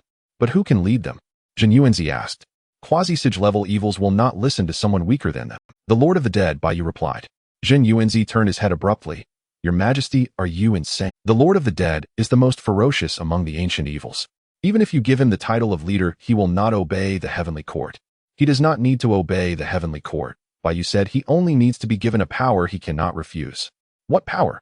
The Emperor of Fengdu. Baiyu said, I intend to appoint him as the Emperor of Fengdu. The Emperor of Fengdu will lead the underworld and govern all souls, ghosts, and evils. In name, he will be under the jurisdiction of the heavenly court. But in reality, all matters of the underworld will be handled by him. The heavenly court will not interfere. Jin Yuanzi gasped. The position of the Emperor of Fengdu has never existed in the primordial era. But if it can be established, it will be a divine position of great stature second only to the heavenly emperor. Your Majesty, do you want to use this position to win over the Lord of the Dead? Jin Yuanzi asked. It's not about winning over, Baiyu said. It's about giving them a path. The reason the Lord of the Dead is called the Lord of the Dead is not because of the title, but because he is the strongest among the souls. Even without the title of the Lord of the Dead, he can still lead the vengeful souls and evils in the Western continent. And if he has the identity of the Emperor of Fengdu, he will no longer be an evil, but a deity. His power remains, but the meaning of his existence changes. He will no longer devour living beings, but manage souls. Jin Yuanzi fell silent for a long time. He had to admit that although this idea was crazy, it was logically sound. Evils are evils because they have no other choice. If they are given a legitimate identity and a rightful duty, they need not necessarily be enemies of living beings. But will the Lord of the Dead accept it? Jin Yuanzi asked. I don't know, Baiyu replied. That's why I must meet him. Your Majesty. Jin Yuanzi suddenly stood up. No. You want to meet the Lord of the Dead. That is a mid-level quasi-Sage. You are a great Luo Jinxian. What if he turns against you? You won't even be able to escape. That's why I'm not going alone, Baiyu said. Senior, accompany me. Jin Yuanzi was taken aback. Senior is a mid-level quasi-Sage on par with the Lord of the Dead. With you present, he won't dare to turn against us easily, Baiyu said. Moreover, I'm not going to fight, I'm going to negotiate. Jin Yuanzi looked at Baiyu speechless for a long time. Your Majesty, do you know how dangerous this is? Baiyu said. Then why are you still going? Baiyu was silent for a moment. Because if we don't more living beings, Baiyu said, Senior, I am the Heavenly Emperor. This is what a Heavenly Emperor should do. Jin Yuanzi closed his eyes and took a deep breath. When he opened his eyes, there was a hint of determination in his gaze. All right, Jin Yuanzi said. I will accompany your Majesty. But there's one condition: if the Lord of the Dead turns against us, your Majesty must escape at the first moment. I can hold him off, your Majesty cannot be harmed. Baiyu looked at Jin Yuanzi. Warmth surged in his heart. He said, in the world of journey to the west beneath the heavenly dome, in the Lingxiao Palace, the Jade Emperor sat alone on the throne. Your Majesty, the Tai by Jinxing finally couldn't help but speak. The thoughts of that Haotian Emperor in the heavenly dome are truly unfathomable. To appoint evils to positions, this is unprecedented. The Jade Emperor did not respond. His gaze was fixed on the heavenly dome, his expression fluctuating. Your Majesty, do you think this is feasible? Tai Bai Jinxing asked. The Jade Emperor remained silent for a long time before finally speaking. Not feasible. Why? Because evils are evils, the Jade Emperor said. Will they obey just because they are given positions? Ridiculous. What is the Lord of the Dead? That is a monster fed by the souls of countless living beings when the ancient Luo, who refined the 4 swords of extermination. It has no intellect, only instinct. Negotiate with it. Hao Yin is dreaming. Tai Bai Jinxing hesitated for a moment and said, but the Lord of the Dead in the heavenly dome seems to possess intelligence. It spoke and even communicated with Hao Yin. The Jade Emperor's expression stiffened. He had certainly noticed. The Lord of the Dead's intelligence is not low, even surpassing many deities. This means that negotiation is possible. So what if it possesses intelligence? The Jade Emperor snorted coldly. Why would a mid-level quasi-Sage evil listen to a great Luo Jinxian? Just because of a mere title of Emperor of Fengdu. Tai Bai Jinxing fell silent. But he thought to himself, perhaps that Haotian Emperor has a way to make the Lord of the Dead accept that title. Wuzhuang Temple. Jin Yuanzi looked at the heavenly dome, his eyes flickering. The Emperor of Fengdu. He muttered, to lead the underworld and govern all souls, ghosts, and evils. This idea, why didn't I think of it back then? He has lived countless years, seen countless problems, and thought of countless solutions. But no one has thought about the issue of evils from the perspective of recruitment rather than extermination as Hao Yin has. This person has thoughts beyond what ordinary people can reach, Jin Yuanzi mused. He He recalled that he had faced a similar dilemma before where resentful souls could not be transcended and evils could not be eliminated. His solution was to strengthen the seal and pretend not to see it. But Haoshin's solution was to give them a way to live. I am not as good as him. Jin Yuanzi sighed inwardly. In the dragon clan of Journey to the West in the East Sea Dragon Palace, Ao Guang looked at the heavenly dome, his fingers lightly tapping on the armrest. The Emperor of Fengdu. He murmured, this heavenly emperor has quite a bold heart. He dares to recruit even mid-level quasi-Sage evils. Old Dragon Elder nodded. Having lived so long, I've never seen someone like this. When others face evils, they think only of how to kill or seal them. He thinks about how to utilize them. Can it be used, Aoja asked. Old Dragon Elder shook his head. I don't know. But if it works, it would reduce a great trouble for the Primordial era. If it doesn't work. He did not continue, but everyone knew that if it didn't work, Hao Yin might die. Bai Yu and Jin Yuanzi prepared to travel west once more. Before their departure, Bai Yu entrusted the work of guiding souls along the eastern coast to Zhulong. Bai Yu said to Zhulong, Senior, the guiding cannot cease. Each resentful spirit lessens the nourishment of the malevolent beings. Zhulong replied solemnly, Rest assured, although our dragon clan is not adept at guiding, we can still chant scriptures. Our efficiency may not match yours, but we will not falter. Bai Yu nodded and turned to the four dragons, his eyes filled with apology. You will remain in the East Sea and continue to clear the corpses. It is sufficient for Senior Jin Yuanzi to accompany me to the west. The old green dragon hesitated for a moment before finally nodding.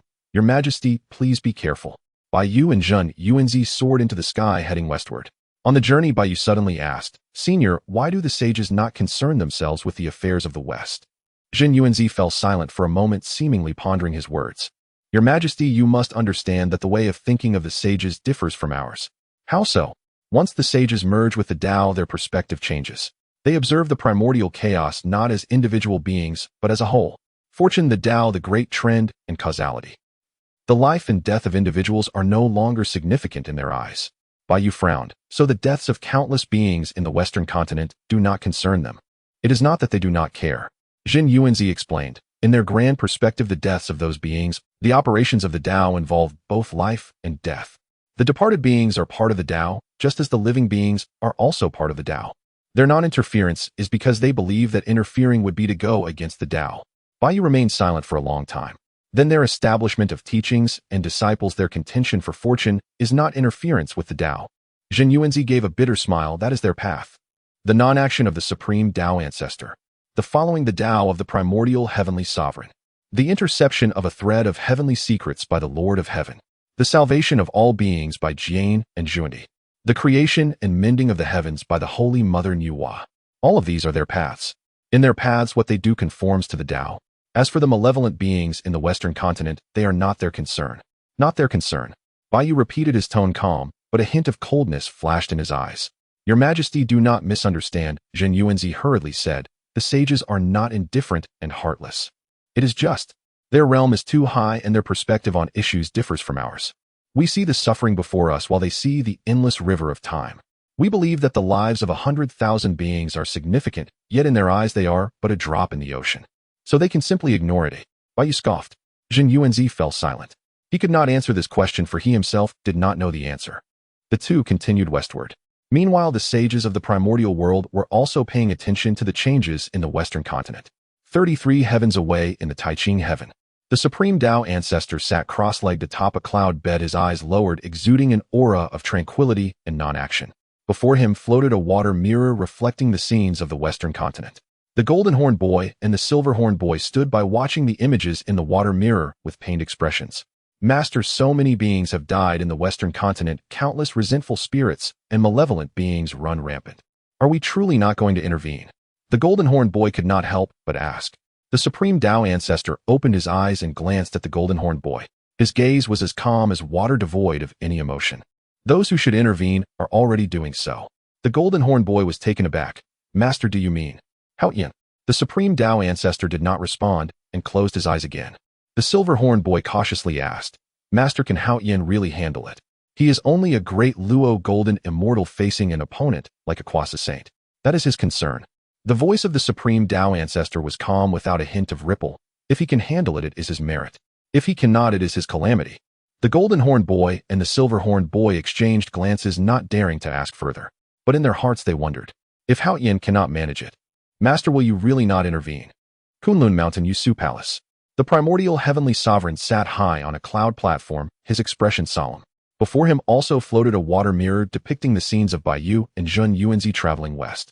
Guang Qingzi, Qi Jingzi, and other disciples of the Chan teaching stood on either side, their expressions varying. Master Hao Yan is traveling west to meet the Lord of the Dead. It is likely that he will face great peril. Guang Qingzi said, disciple wishes to assist. The primordial heavenly sovereign glanced at Guang Qingzi, a hint of dissatisfaction in his gaze. Troublesome.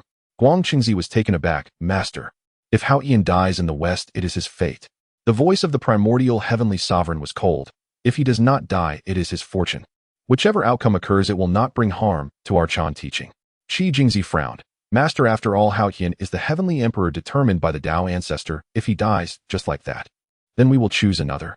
The primordial heavenly sovereign interrupted him. The Tao ancestor appointing him as heavenly emperor was merely because there were no more suitable candidates.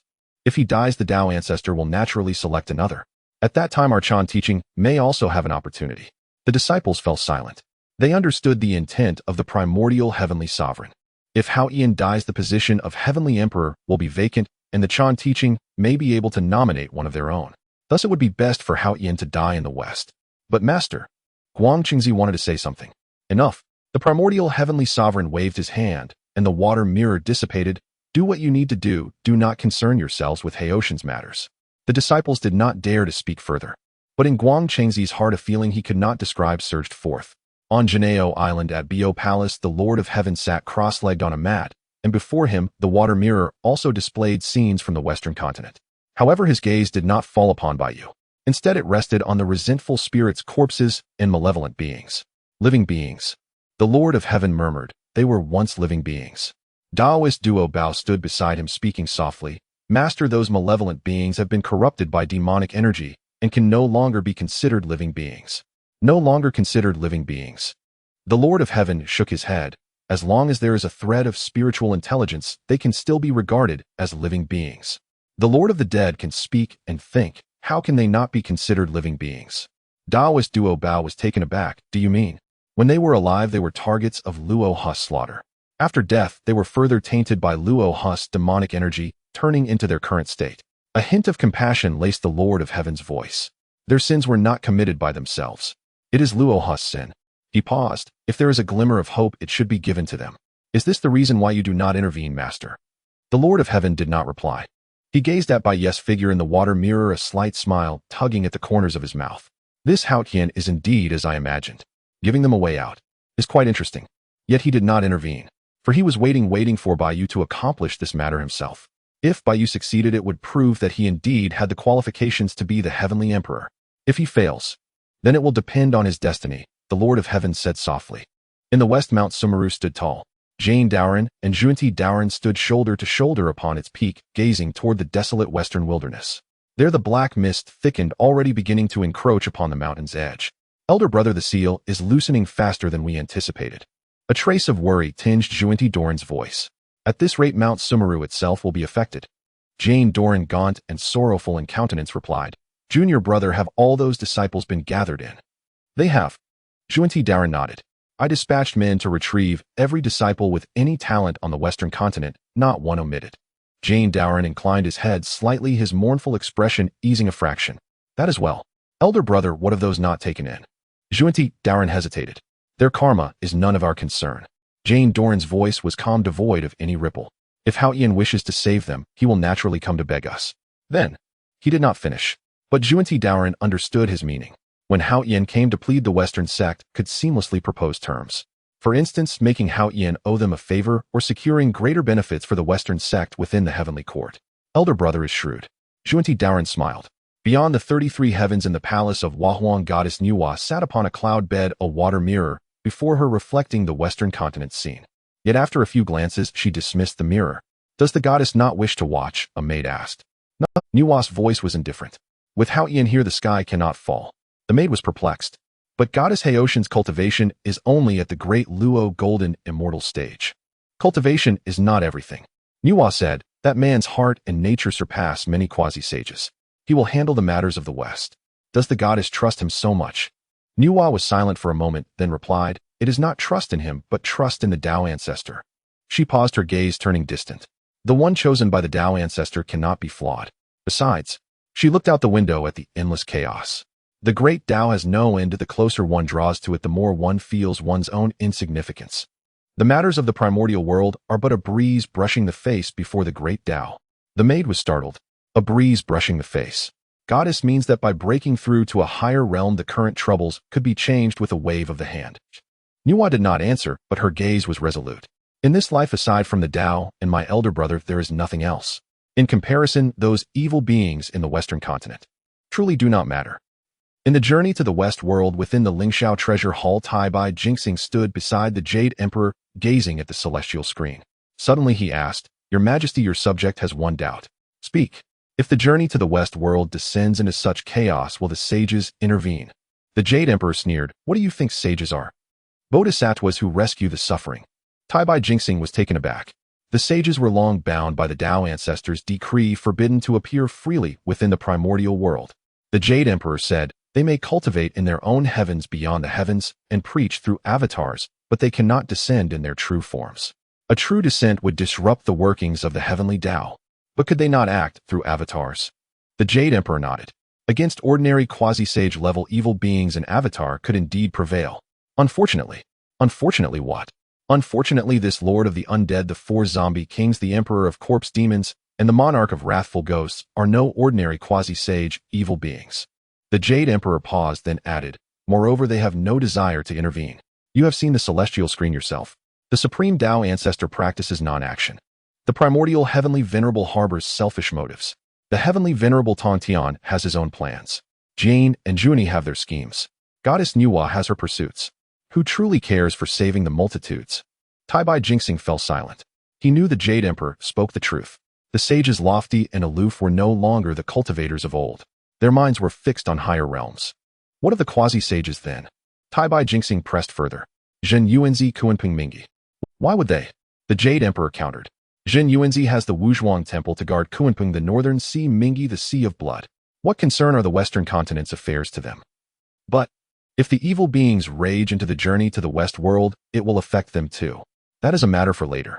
The Jade Emperor said, "Later matters can be addressed later. At least for now, it has nothing to do with them." Tai Bai Jingxing fell utterly silent. He finally understood one thing: the journey to the West world was not lacking in powerhouses, only that those powerhouses were unwilling to meddle. And the primordial world had Haoyan. That man, appointed heavenly emperor by the Tao ancestor, had made the affairs of the primordial world his own. "Your Majesty, your subject dares to ask one question." Tai Bai Jingxing suddenly spoke. "Will your Majesty act?" The Jade Emperor whirled around, fixing his gaze on Tai Bai Jingxing, his eyes blazing with fury. "Are you questioning me? Your subject would not dare." Tai Bai Jingxing quickly knelt. "Your subject only." "Silence," the Jade Emperor said coldly. Tai Bai Jingxing dared not speak further. But in his heart he already had the answer. Bai Yu and Zhen Yuanzi once again entered the Western continent. This time they flew directly toward the direction of the Lord of the Undead, no longer scouting, no longer detouring. They flew over the blackened earth, the hills piled with corpses, the canyons surging with vengeful souls. The deeper they went, the darker the sky became, the denser the deathly aura. Zhen Yuanzi turned his palm, and a silver treasure mirror appeared. A divine light flashed from the mirror. A pale yellow light shield enveloped the two of them, blocking the deathly aura. The mirror of heaven and earth. "Senior, is this the Earth Book?" Bai Yu, looking at the inscriptions on the mirror, asked tentatively. "Indeed, it is the Earth Book." Zhen Yuanzi stroked his long beard. "The Earth Book, the fetal membrane of the earth, excels in defense. Its divine light renders all spells inviolable. Under the Earth Book's divine light, we need not fear the deathly aura or the calamitous energy. Truly profound." Bai Yu praised. They flew for another half a day, finally arriving at the basin that had sealed the Lord of the Undead and the four zombie kings. The seal above the basin was utterly shattered. The 5 massive whirlpools had long dissipated. Yet Bai Yu could sense that the 5 quasi-sage level auras still remained. They had not left, but lurked deep within the basin. Lord of the Undead. Bai Yu hovered above the basin, his voice not loud, but carried by his magic power into its depths. "Haotian seeks an audience." Silence. From below the basin came a low rumbling laughter, like the wailing of millions of vengeful souls, piercing and terrifying. "Little one, you have returned." The Lord of the Undead's voice echoed from the basin's depths. "Huh, and you've brought a quasi-sage. Was the beating last time not painful enough?" "I am not here to fight," Bai Yu said. "I am here to negotiate." "Negotiate?" The Lord of the Undead's voice dripped with mockery. "What qualifications do you have to bargain with me?" The Fengdu Emperor. Bai Yu said, I intend to infect you as the Fengdu Emperor to rule over all of the underworld. Souls, demons, vengeful ghosts, zombies.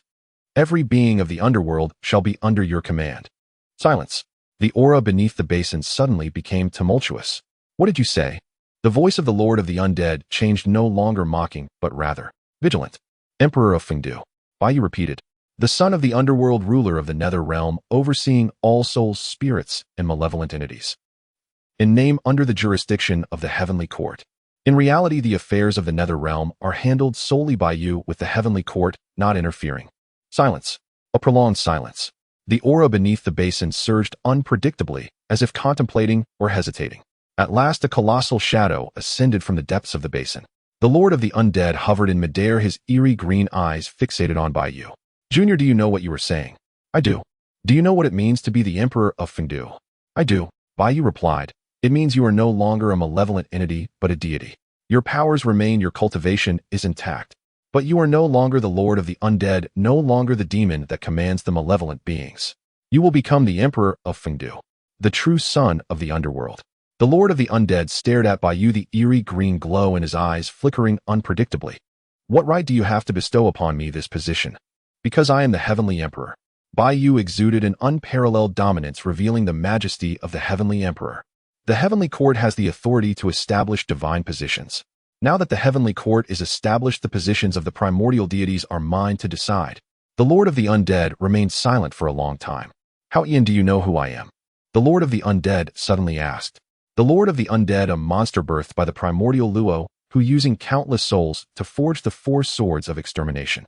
Then do you think a monster can become a deity? Bai Yu looked at the Lord of the Undead, his gaze steady. How many years have you lived?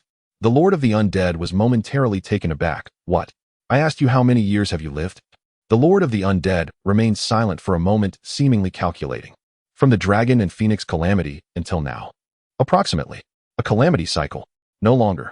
I have existed since the calamity of the fierce beasts. Have you ever considered a question? Bai Yu said, what is the meaning of your existence? The Lord of the Undead fell silent. He had never thought about this question, because no one had ever asked him. When Luo, who created you, the meaning he gave you was to devour living beings and create slaughter. Bai Yu said, but Luo, who is already dead. Even if he is not dead, his essence has turned into the demonic realm, but his will can no longer influence you. You are free. You can now choose your own meaning. Choose your own meaning. The Lord of the Undead murmured repeatedly. A strange emotion emerged in his voice for the first time. Not anger, not mockery, not murderous intent. It was confusion. How, Ian, why are you giving me this choice? The Lord of the Undead said, I am just a monster.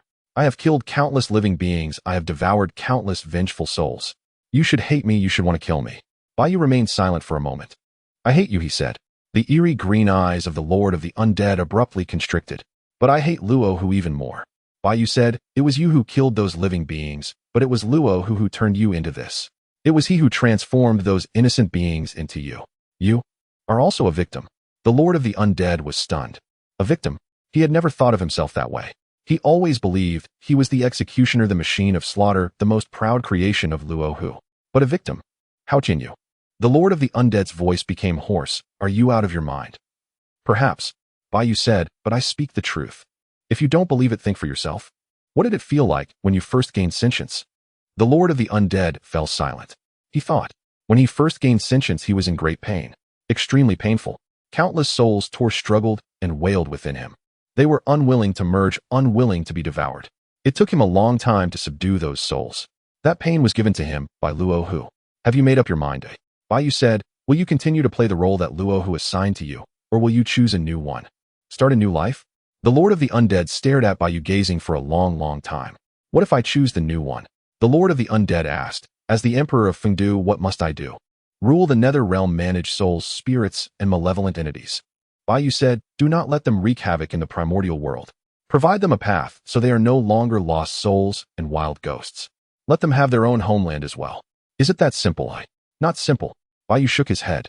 It is very difficult, much more so than you imagine, but it is more meaningful than what you are doing now. The Lord of the Undead fell silent. Within him, countless souls surged.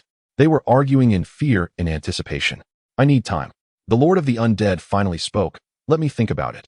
All right, Bai Yu said, but I can't wait. Those vengeful souls, zombies, evil spirits, and fierce ghosts are advancing towards the east, They will enter the East in no more than 30 years. Before that I need your answer. I understand. The Lord of the Undead said, within 30 years I will give you an answer. Bai Yu nodded and turned to leave. Jin Yuanzi had been standing behind him, the light barrier constantly open, without speaking. After flying away from the basin, Jin Yuanzi could no longer help but speak. Your Majesty, do you think it will agree? Bai Yu shook his head. I don't know. It has sentience, but it carries countless souls within. Those souls won't all agree with its decision. I know, Bai Yu said, so it needs time. It is not that it needs time to think clearly, but it needs time to persuade those souls. Jin Yuanzi looked deep. Your Majesty, I have lived countless years, and I have never seen anyone like you. Bai Yu did not respond. He gazed at the dark horizon deep in the western continent, his gaze steady like a deep abyss. Senior, there are still 30 years. Yes, 30 years. In 30 years we need to accomplish 3 things. Bai Yu's expression became solemn. First, set up a defense line at the junction between the east and west to prevent malevolent entities from entering the central plains. Second, persuade the other 6 Quasi-Saints, the 4 great zombie kings, the Emperor of Corpse Demons and the Emperor of Fierce Ghosts. Third, prepare for the worst in case of failure in persuasion. We must open a war with these evil spirits. Jin Yuanzi's expression changed. Your Majesty, you don't intend to recruit all the malevolent entities, do you? Why not? Bai Yu retorted. The Lord of the Undead can become the Emperor of Fengdu. The 4 great zombie kings and the Emperor of Corpse Demons can become the 5 great emperors of the underworld. The Emperor of Fierce Ghosts can become the Emperor of Mount Tai, overseeing the ghosts of the human realm. 12 great Luo Golden Immortals can become the 10 Yama Kings and the judges on the left and right. A complete management system for the underworld wouldn't that be established? Jin Yuanzi gasped in surprise. Your Majesty, you are playing a very big game. Bai Yu shook his head. It's not me playing. It is the Dao ancestor who set this up. He appointed me as the Heavenly Emperor just so I could play this game. Jin Yuanzi fell silent. He finally understood. The Dao ancestor did not choose Hao Yan randomly. This new Heavenly Emperor possesses something that others do not. It is not cultivation nor talent, but a heart that truly cares for all living beings. In the world of Journey to the West, beneath the heavenly curtain, inside the Lingxiao Palace, the Jade Emperor sat on his throne, his mind shaken. He heard every word spoken by Bai Yu. Luo Huo is dead. You are free. Now you can choose your own meaning. Choose your own meaning. The Jade Emperor murmured this phrase, a whirlwind of indescribable emotions surging within him. How many years had he lived? He himself could not remember, but he had never considered that he could choose his own meaning. He became the Jade Emperor purely by chance. He held this position because there was no better candidate. He maintained his rule because he did not want to lose power. But did he truly desire this meaning? He did not know. The Jade Emperor spoke, his voice hoarse. Tai Bai Jinxing stood aside, not daring to speak. Wuzhuang Temple.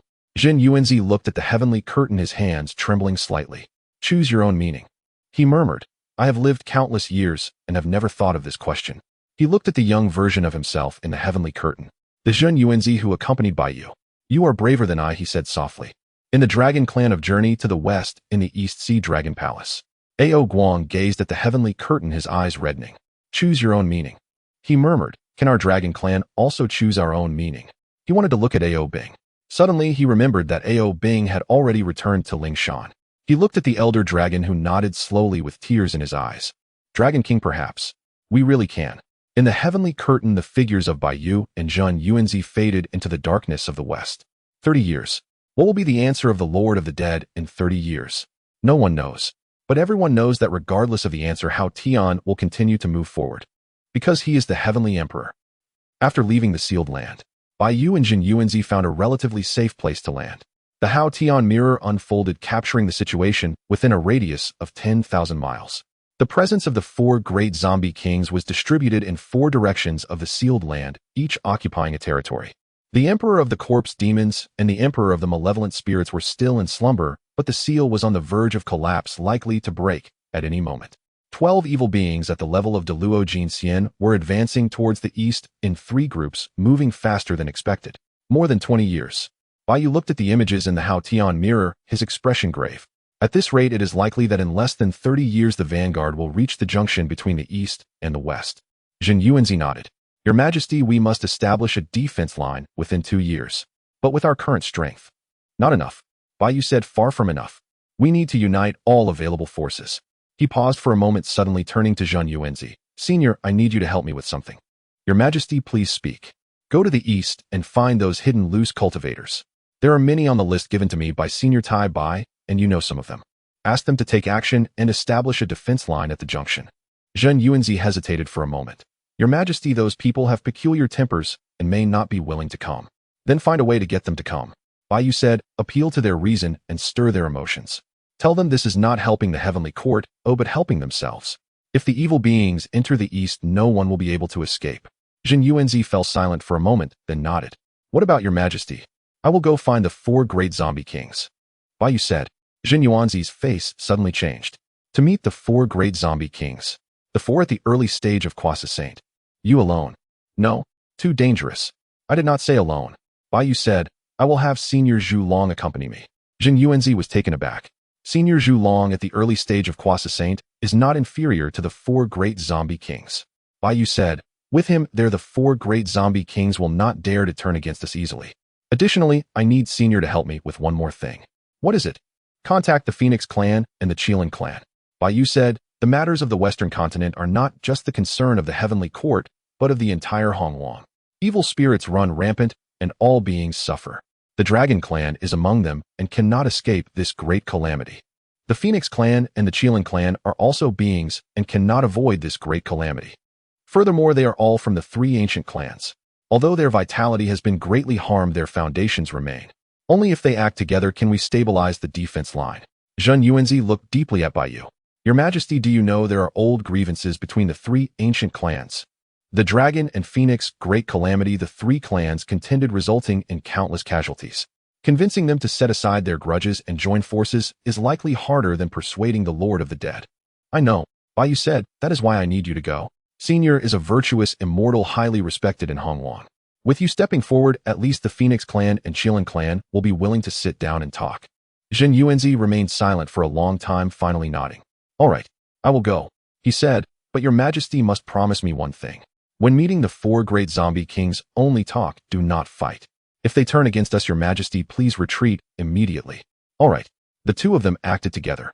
Returning to the shores of the East Sea, they found Zhu Long. After hearing Bai Yu's plan, Zhu Long remained silent for a long time. Are you sure we must ally with the Phoenix clan and the Qilin clan to fend off the rampant evil spirits, corpse demons, and malevolent spirits in the East? Bai Yu nodded. It is essential. There are too many evil spirits. If you don't believe it, look. Bai Yu unfolded the Haotian mirror. The endless evil spirits in the west spread across the mountains and hills, death energy and calamity energy pervading, dyeing the entire western sky pitch black. Zhu Long's expression grew serious and he nodded. In that case, the Dragon clan has no objections, but I wonder if the Phoenix clan and Qilin clan will have any objections. You must know that since the Dragon and Phoenix great calamity, the Dragon clan has had no interactions with them for an entire calamity cycle. Though the events of the Dragon and Phoenix great calamity happened long ago, the grievances remain. Convincing them to set aside their grudges and join forces is difficult. They do not need to set aside their grudges. Bai Yu said, they only need to cooperate temporarily. The rampant evil beings are not just the concern of the Dragon clan. If the western continent falls, the eastern side will also be affected.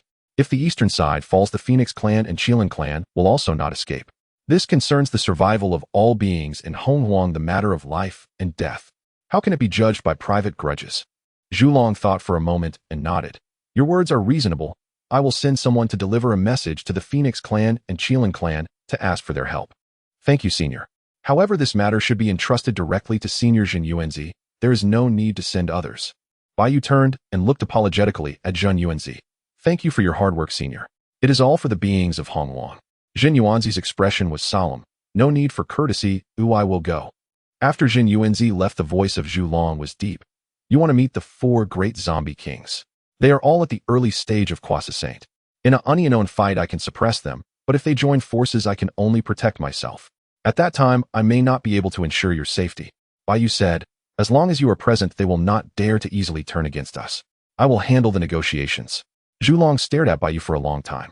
You are truly bold, Zhu Long remarked. I wouldn't dare to negotiate with the 4 Croissants alone, but for the sake of all beings, I will accompany you today. Bai Yu replied. Zhu Long smiled, a rare expression for a dragon that had lived for countless years. Good, I will accompany you. Bai Yu then turned to the 4 divine dragons who had followed him westward: Qing, Bai Qi, and He. You 4, I need you to stay in the East Sea, continue to lead the Dragon clan, help the restless souls, and clear the corpses. We cannot pause. The old Qing Long clasped his hands. Rest assured, Your Majesty. I will keep an eye on the matter of helping the souls. Bai nodded and flew westward with Zhu Long.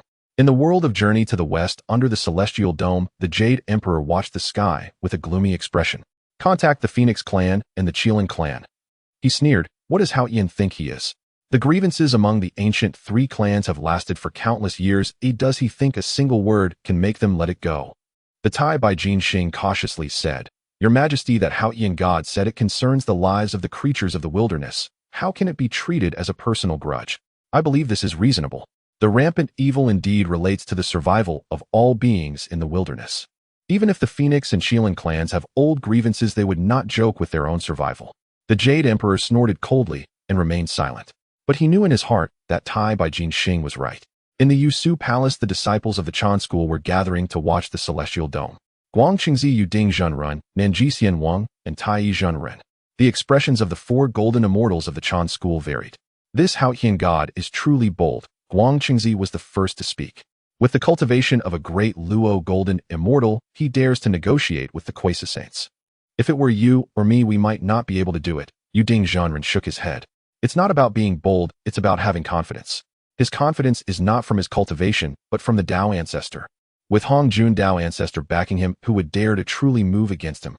Tai Zhenren laughed and said, What my senior brother said is both true and not true. Having the Dao ancestors' support is one thing, whether one dares to go is another. If it were me, even with the Dao ancestors' support, I would not dare to meet four Quasi Saints. Especially since these four Quasi Saints are all demonic beings, evil entities. Nanjixian Wang had remained silent.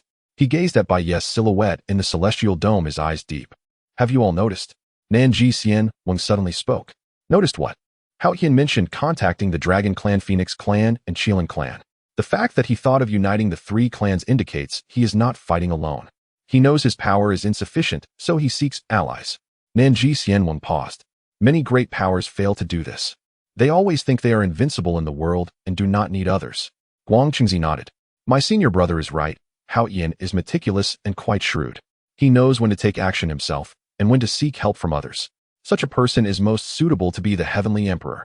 Tai Zhenren laughed. Is my senior brother praising him? Guang Qingzi did not answer, but in his gaze there was a hint of acknowledgement. In the Heavenly Court, at the Starry Pavilion, the disciples of the Jie School were also watching the Celestial Dome. Jinling Shengmu, Zhao Gongming Luo Xian, and Lu Yu. The expressions of the four powerful Jie School members varied. After being conferred as the Do Mu Yuan Jun, Jinling Shengmu had been cultivating in the Star Palace, rarely concerning herself with worldly matters. However, the appearance of the Celestial Dome forced her to pay attention. This Hao Yin is somewhat interesting, Jinling Shengmu said. Daring to think and act is better than those who only know how to talk empty words. Senior sister is right, Zhao Gongming nodded. But his greatest problem is still his cultivation. A great Luo golden immortal is too fragile in front of Quasi Saints. Even if those zombie kings do not dare to kill him, if they give him some hardship, he would not be able to endure it. Luo Xian sneered. Hardship?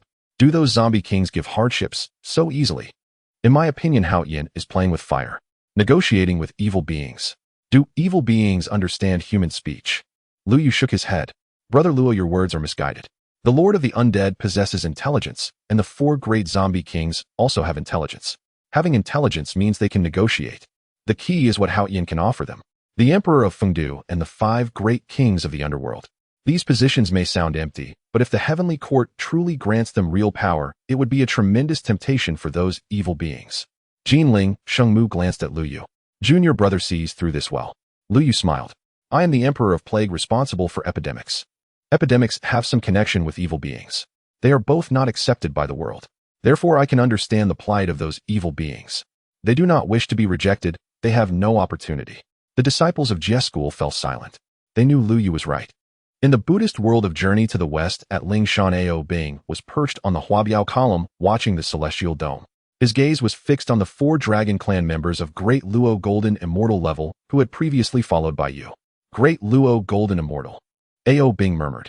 He was of the Dragon Clan, the third prince of the East Sea Dragon King, and the Guangli Bodhisattva personally conferred by the Buddha. But his current cultivation was only that of a Tai Golden Immortal. He had had enough of coiling around the Huabiao column. I must break through. Ao Bing clenched his fists. I will cultivate to become a great Luo Golden Immortal. Nearby, the Lioli Medicine Master Buddha heard his mutterings and smiled slightly. It is commendable for Guangli Bodhisattva to have such aspirations. Ao Bing turned to look at the Lioli Medicine Master Buddha. This master of the pure Liuli world of the East was a disciple of the Taoist of guidance and the Taoist of Kunti. His cultivation was unfathomable. He was probably already at the Kwasa Saint level. Medicine Master Buddha, do you think Hao Yin can succeed? Ao Bing asked. The Liuli Medicine Master Buddha gazed at the celestial dome, his expression calm. Whether he can succeed is not important. What matters is that he is taking action. Many people lack the courage to act and only point fingers from the sidelines. Ao Bing fell silent. Maitreya Buddha sat not far away grinning as he looked at the celestial dome. Interesting. This heavenly emperor is more intriguing than I thought. Giving titles to evil beings and making them serve the underworld. Who would have thought of that? Maitreya Buddha chuckled. A large belly can accommodate what others cannot. The Liuli Medicine Master Buddha glanced at Maitreya Buddha. Isn't this precisely your doctrine, senior brother? Maitreya Buddha's smile stiffened momentarily, then became even more radiant. Junior brother is quite right. Maitreya Buddha laughed heartily. I, the Buddha, am compassionate and seek to save all beings. It depends on the heavenly emperor to seek the two teachers so that our Buddhist teachings can guide these evil beings to reform. The Liuli Medicine Master Buddha did not speak, but a hint of complexity flashed in his eyes. Bai Yu and Zhu Long flew westward. Suddenly Zhu Long spoke up. Your Majesty, you previously mentioned wanting to invite the Dragon Clan to join the heavenly court. Were you serious? I am serious, Bai Yu replied. Why? Zhu Long asked. The Dragon Clan has already fallen into decline and has little value left. Bai Yu turned to Zhu Long, his gaze steady. Senior, do you think I want to exploit the Dragon Clan? Zhu Long, I am indeed exploiting the Dragon Clan. Bai Yu nodded. The vastness of the primordial world is undeniable, yet there are very few who can be utilized. Moreover, ever since the Dragon and Phoenix catastrophe, the Dragon Clan has indeed fallen into decline due to the burden of karma. But a dying camel is still bigger than a horse. Zhu Long continued. As one of the ancient three clans, the Dragon Clan possesses incredible heritage. They are one of the best choices for the heavenly court to recruit talent. Besides, do you think the Dragon Clan wants to bear this shackled burden for eternity? Bai Yu said, the primordial world is vast. It is time for the Dragon Clan to return to the stage of the primordial era. After all, the Dragon and Phoenix catastrophe is a story from 2 calamities ago. Zhu Long remained silent for a long while. Your Majesty, do you know how the Dragon and Phoenix catastrophe occurred? Zhu Long suddenly asked. Bai Yu thought for a moment. The Dragon Phoenix and Qilin clans fought for supremacy, with Luo Ho secretly instigating conflict leading to the 3 clans battling each other. That was just the surface. Zhu Long said, the real reason is that the 3 clans were too powerful, strong enough to even make the heavenly Tao wary. Bai Yu was taken aback. After the beast calamity, the 3 clans rose. The Dragon clan ruled the oceans, the Phoenix clan ruled the skies, and the Qilin clan ruled the earth. Together, the 3 clans nearly controlled the entire primordial world. Zhu Long's voice was low. At that time, the clan leaders of the 3 clans, Zhu Long, Yuan Feng, and Shi Qilin, were all at the peak of Kwasa Saint level, just one step away from becoming true saints. The number of Deluo golden immortals from the 3 clans was in the hundreds, and the number of Tai E golden immortals was in the thousands. Such power was enough to shake the balance of the heavenly Tao. The heavenly Tao feared the 3 clans. Bai Yu inquired. Yes, Zhu Long confirmed. The heavenly Tao was wary. The 3 clans were too strong enough to disrupt the equilibrium of the heavenly Tao. Thus, the heavenly Tao imposed a great calamity, forcing the 3 clans to turn on each other. Luo House instigation merely accelerated this process. Bai Yu fell silent. He had always thought that the Dragon and Phoenix catastrophe was solely orchestrated by Luo Ho, not realizing that the will of the heavenly Tao was behind it. So the Dragon clan retreated not out of fear, but because they dared not show themselves again. Zhu Long said, the heavenly Tao does not allow any race to become too powerful. If the Dragon clan were to reappear on the stage of the primordial world, what awaits us could be a second great calamity. But now things are different. Bai Yu shook his head in denial. What is different? Zhu Long questioned. Now there is the heavenly court. Bai Yu stated, the existence of the heavenly court is to maintain the order of the primordial world, balancing the powers of all races. The Dragon clan joining the heavenly court would not be as the Dragon clan in the primordial world, but as members of the heavenly court. The heavenly Tao will not target the heavenly court. Zhu Long stared at Bai Yu for a long time. Your Majesty, your perception of the heavenly court is different from that of Di Jun and Tai Yi. Di Jun and Tai Yi viewed the heavenly court as a tool for the demon race. Bai Yu explained, what I wish to establish is a heavenly court for all races. The Dragon clan, Phoenix clan, Qilin clan, Human clan, Wu clan, and Demon clan, all races are part of the heavenly court. There is no one dominating another, only cooperation and mutual benefit. Zhu Long remained silent for a long time. Your Majesty, if Zhu Long were to hear these words, he might really agree to join the heavenly court. Then take me to meet Zulong, Bai Yu said. Zulong shook his head. Not now. Why, oi? Bai Yu asked. Zulong is in deep slumber. He has sustained heavy injuries. Since the Dragon and Phoenix catastrophe, he has remained in slumber. He will only awaken when the Dragon clan faces life and death situations. Zulong said, If your majesty truly wishes to meet Zulong, you should first resolve the matter of the Western continent. This matter, if unresolved, renders all else mere talk. Bai Yu nodded, understood. The two continued their journey westward. In the world of Journey to the West North Sea, Master Kunping sat in the palace deep beneath the North Sea, gazing at the sky, his expression somber. Hao Tian wishes to meet Zulong. He murmured, Is Zulong still alive? Kunping, as the demon master of the heavenly court, knew more about the ancient three clans than most. Zulong, Yuan Feng, and Shiqilan. These three supreme beings from ancient times, though severely weakened in the calamity, had not perished. They had been in slumber, waiting for the chance to return to the primordial world. If Zulong truly awakens and joins the heavenly court. Kunpeng's eyes narrowed. He recalled Di Jun and Tai Yi. During the heyday of the heavenly court among the demon race, Di Jun and Tai Yi had also attempted to win over the Dragon clan, but the Dragon clan had refused. Because the Dragon clan did not trust the demon race. But now Hao Tian represents the heavenly court and not the demon race. Interesting. Kunpeng smiled a cold smile. This is getting more and more interesting.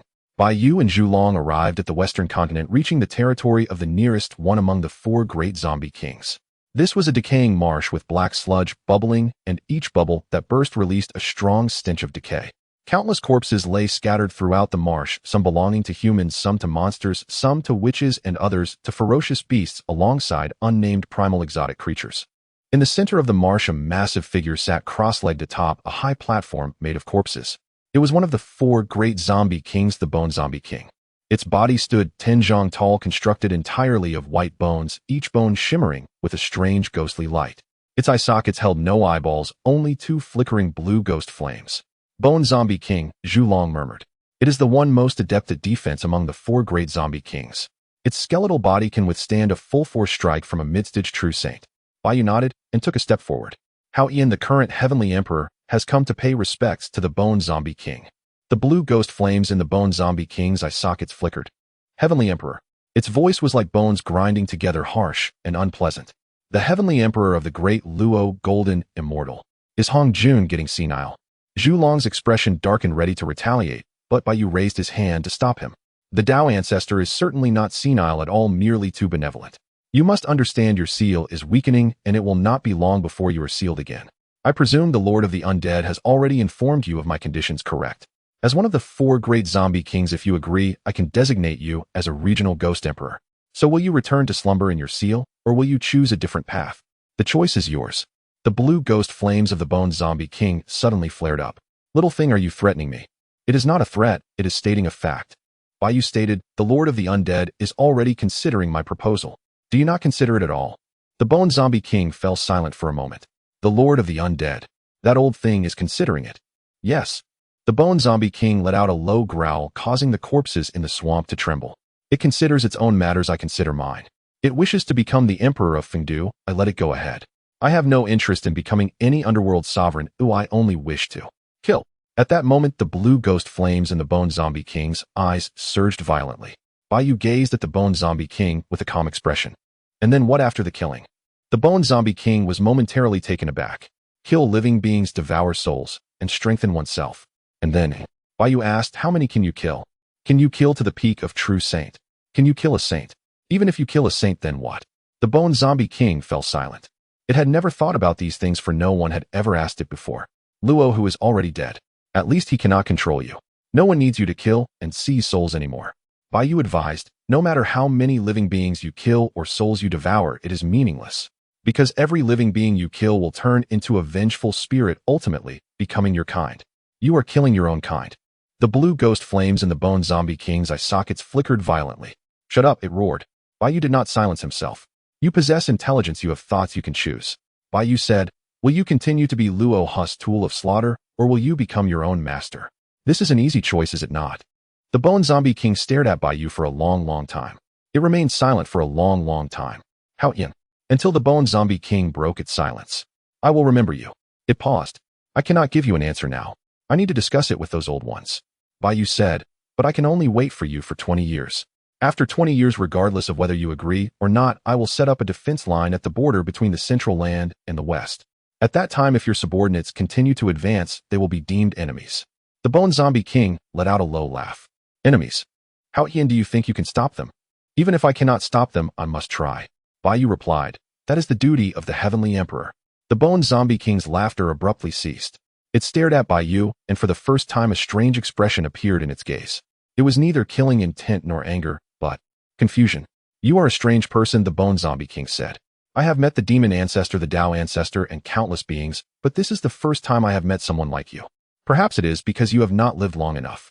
When you live long enough, you will encounter all sorts of people, Baiyu said. The Bone Zombie King fell silent. Go now, it finally spoke. Go find those old ones. Tell them that the Bone says Hao Yin, the current Heavenly Emperor, is not to be underestimated. Baiyu cupped his hands and left with Zhu Long. After flying away from the marsh, Zhu Long could no longer hold back and spoke. Your Majesty, are you not afraid it will turn against you? I am afraid, Baiyu replied, but even so I must speak. Zhu Long looked deeply at Baiyu. Your Majesty, your fear is different from that of others. Others fear retreat, but your fear makes you bolder. You dare to say anything? Baiyu did not answer. He looked ahead where the territory of the next zombie king lay. Let us go, there are still 3 left. In the world of Journey to the West, beneath the heavenly curtain, the Jade Emperor looked at the heavenly tapestry with a grim expression. The conversation between Hao Yin and the Bone Zombie King stirred an indescribable emotion within him. You have intelligence, you have thoughts, you can choose. This sentence was directed at the Bone Zombie King, but the Jade Emperor felt as if it was also directed at him. He could choose. He could choose to be a different heavenly emperor. Yet he did not dare, for he feared losing power. I do not choose. The Jade Emperor gritted his teeth. I am the heavenly emperor, I do not need to choose. At Kunlun Mountain in the Yushu Palace, disciples of the Chan School were in discussion. Guang Qingzi gazed at the heavenly tapestry with a complex expression. Heoshan's words to the Bone Zombie King are quite powerful. Guang Qingzi said, Luo, who can no longer control you, no one needs you to kill anymore. This sentence strikes at the heart of the matter. Real Master Yuding nodded. Although the Bone Zombie King is ferocious, it possesses intelligence.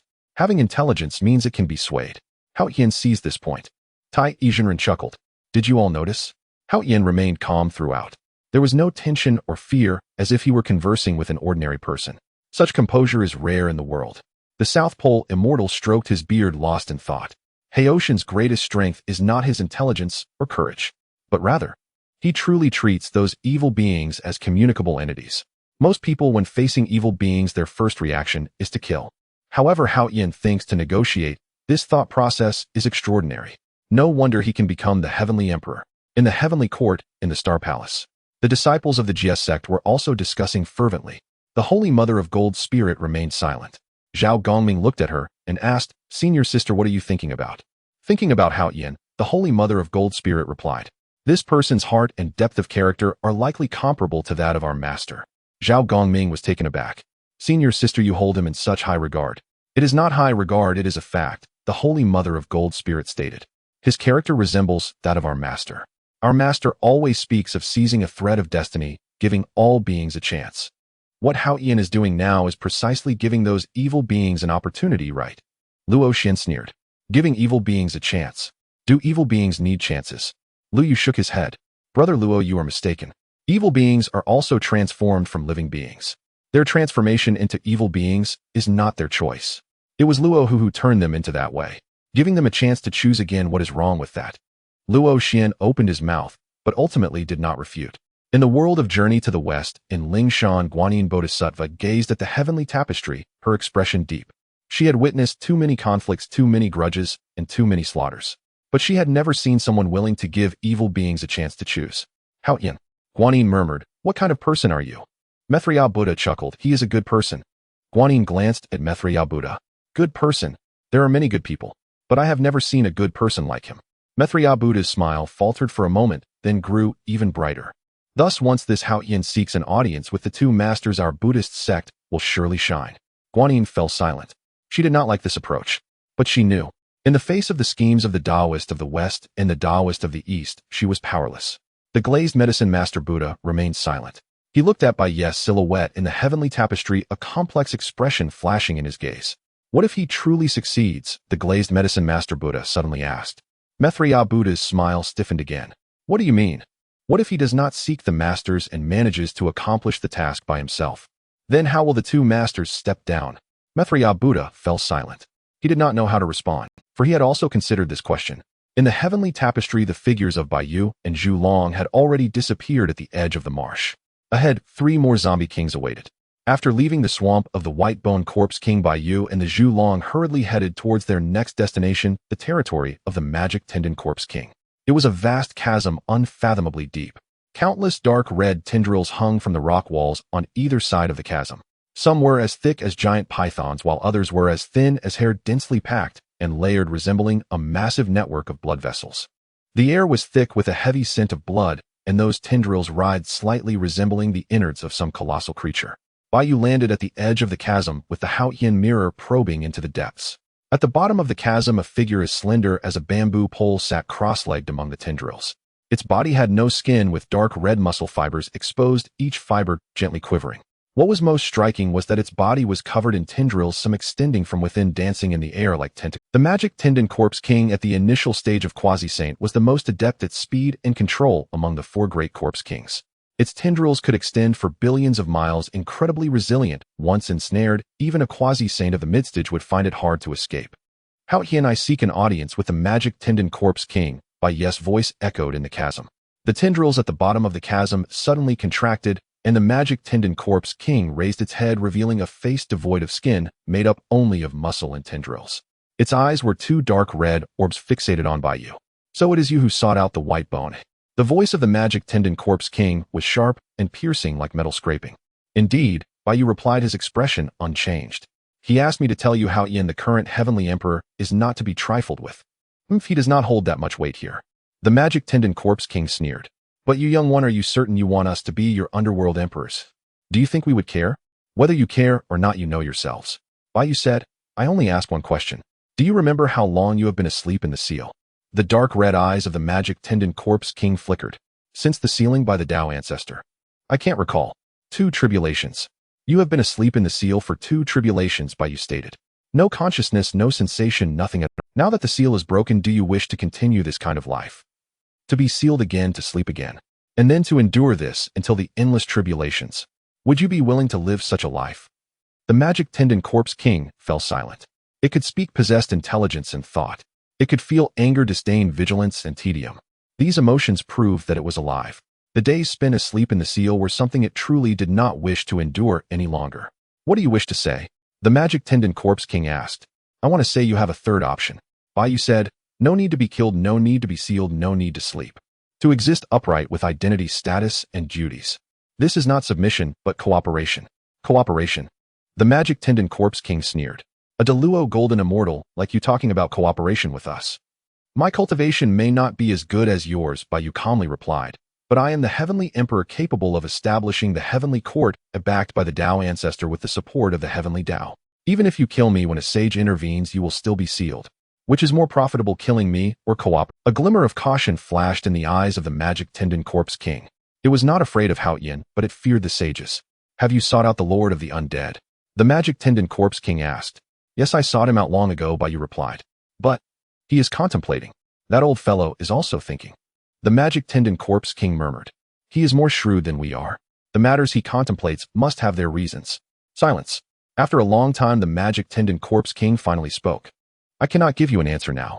I must confer with the others. Good, Bai Yu nodded. The Lord of the Undead has 30 years, the White Bone Corpse King has 20 years, but you only have 15 years. Why should that be? The Magic Tendon Corpse King became angry. The Lord of the Undead is one thing, but what am I lacking compared to the White Bone? Bai Yu's expression remained unchanged, calm, as ever. The next Corpse King has only 10 years. Then, that is settled. The Magic Tendon Corpse King calmed down and waved his hand, signaling Bai Yu to leave. Bai Yu and Zhu Long departed from the chasm. They headed towards the territory of the next Corpse King. The territory of the strange flesh Corpse King was a fleshy plain. The ground was not dirt, but dark red flesh. Stepping on it was soft and elastic, as if standing on the body of some giant beast. The plain was dotted with tumor-like hills. Some were still slightly twitching, making a low thump sound. The strange flesh Corpse King was enormous, seated at the center of the plain. Its body was made up of countless tumors, each writhing and emitting a strong stench of decay. Its face was deformed by the tumors, with only one eye visible, murky like dead water. At the initial stage of Quasi-Saint, It was the strongest in power and regeneration among the four great corpse kings. Its flesh was nearly indestructible, capable of regenerating even if reduced to mush within a short time. How can I seek an audience with the strange flesh corpse king? The strange flesh corpse king's murky eye turned slightly, fixing its gaze on by you. The white bone and the magic tendon have both seen you. Its voice was deep and murky, as if coming from behind a thick layer of flesh. What did they say? They are contemplating, by you replied. Contemplating? The strange flesh corpse king let out a low grunt. What is there to contemplate? Being the underworld emperor is better than being sealed. Bayu was taken aback. He did not expect the strange flesh corpse king to be so direct. Are you willing? Bayu asked. I did not say I was willing, the strange flesh corpse king said. I said being the underworld emperor is better than being sealed, that is a fact. But the four of us have always acted together. If they do not agree, it is useless for me to agree alone. Then the strange flesh corpse king stared at Bayu, a hint of cunning flashing in its murky eye. Heavenly Emperor, you do not understand us. Though the four of us are all corpse kings, each has our own thoughts. No one wants to be the first. The first is too conspicuous. It would seem very spineless and would be. Bayu understood. They were not uninterested, they were just afraid to be the first to show interest. So you need someone to give you a way out. Bayu said. The strange flesh corpse king's eyes narrowed. Clever, it said. Heavenly Emperor, you are more intelligent than I expected. Then what kind of way out do you need? The strange flesh corpse king thought for a moment. If the Lord of the Undead agrees. If it goes first, we will follow. The position of the Emperor of Fengdu belongs to it, while the 5 great emperors belong to us. It eats the meat, we drink the soup. Fair enough. Good. Bayu said. I will get the Lord of the Undead to agree. Are you sure? The strange flesh corpse king looked at Bayu in surprise. The Lord of the Undead is very stubborn. During the Dragon Phoenix calamity, he did not submit to the Tao ancestor. Do you think he will submit to you now? It is not about submitting to me, Bayu replied. It is about submitting to himself. The position of the Emperor of Fengdu, the power, responsibility, and duties are far better than his current meaningless slaughter. The strange flesh corpse king was silent for a moment. Go then, it said. Once you convince the Lord of the Undead, we will talk again. Bayu and Zhu Long left the fleshy plain. Zhu Long could not help but speak. Your Majesty, the thoughts of these corpse kings are more complex than those of the Dragon Clan. Bayu laughed. For ancient monsters that have lived for countless years, which thoughts are not complex. But as long as they have desires, negotiation is possible. What about the last one, the Demon Skin Corpse King? Are we still going? Yes. The Demon Skin Corpse Sovereign's domain was a deep, shadowed valley. Its walls draped in countless hides: dragon hide, phoenix hide, Qilin hide, human skin, demon hide, shamanic hide. Layer upon layer, like the grotesque collection of a deranged connoisseur. The Demon Skin Corpse Sovereign possessed a slender humanoid frame, but its entire body was clad in hides of myriad hues. Its face was a mosaic mask, each fragment harvested from a different living being. Its eyes remained hidden behind the mask, inscrutable and expressionless. A nascent immortal at the early stage of quasi-sage cultivation, it was the most adept among the 4 corpse sovereigns at concealment and metamorphosis, able to assume the form of any being it had ever touched, even perfectly mimicking its aura. How Tian greets the Demon Skin Corpse Sovereign. From the tangled heap of hides, the sovereign rose, its body coiling and undulating like a serpent. You have already met by Guemo Jean and Guairo. Its voice flickered, shifting between male and female, youth and age, unstable, elusive. And what did they say? They await the Netherlord's ascent. So Bayu replied. The Demon Skin Corpse Sovereign fell silent for a long moment. That old one will not grant his ascent lightly. It surpasses us all in strength and in pride. To appoint it as Emperor of Fengdu would feel to it like a demotion. Then what does it aspire to? The Celestial Emperor. Bayu countered. The Demon Skin Corpse Sovereign paused, taken aback. The Celestial Throne is mine. It is not fit for that one. At least, not yet. Bayu shook his head, then added, the Emperor of Fengdu stands second only to the Celestial Emperor, yet sovereign over 10,000 spirits. It suffers no loss. The Demon Skin Corpse Sovereign fixed Bayu with a long, unblinking gaze. Celestial Emperor, you truly are extraordinary. I have lived for eons, yet never encountered anyone so bold in speech. One lives too long and sees too few. Bayu smiled. Meet a few more, and you shall find them. The Demon Skin Corpse Sovereign let out a piercing laugh, sharp and hollow like an owl's cry at midnight. Very well, I shall await your word. Once the Netherlord consents, we follow. Bayu bowed respectfully, then departed alongside the Candle Dragon. The Western Journey Realm. Jade Emptiness Palace on Kunlun Mountain. South Pole Immortal Elder Guang Chengzi, Yuding Junren, and Tai Yi Junren, the 4 disciples of the Chan sect, sat in serene formation upon a cloud platform.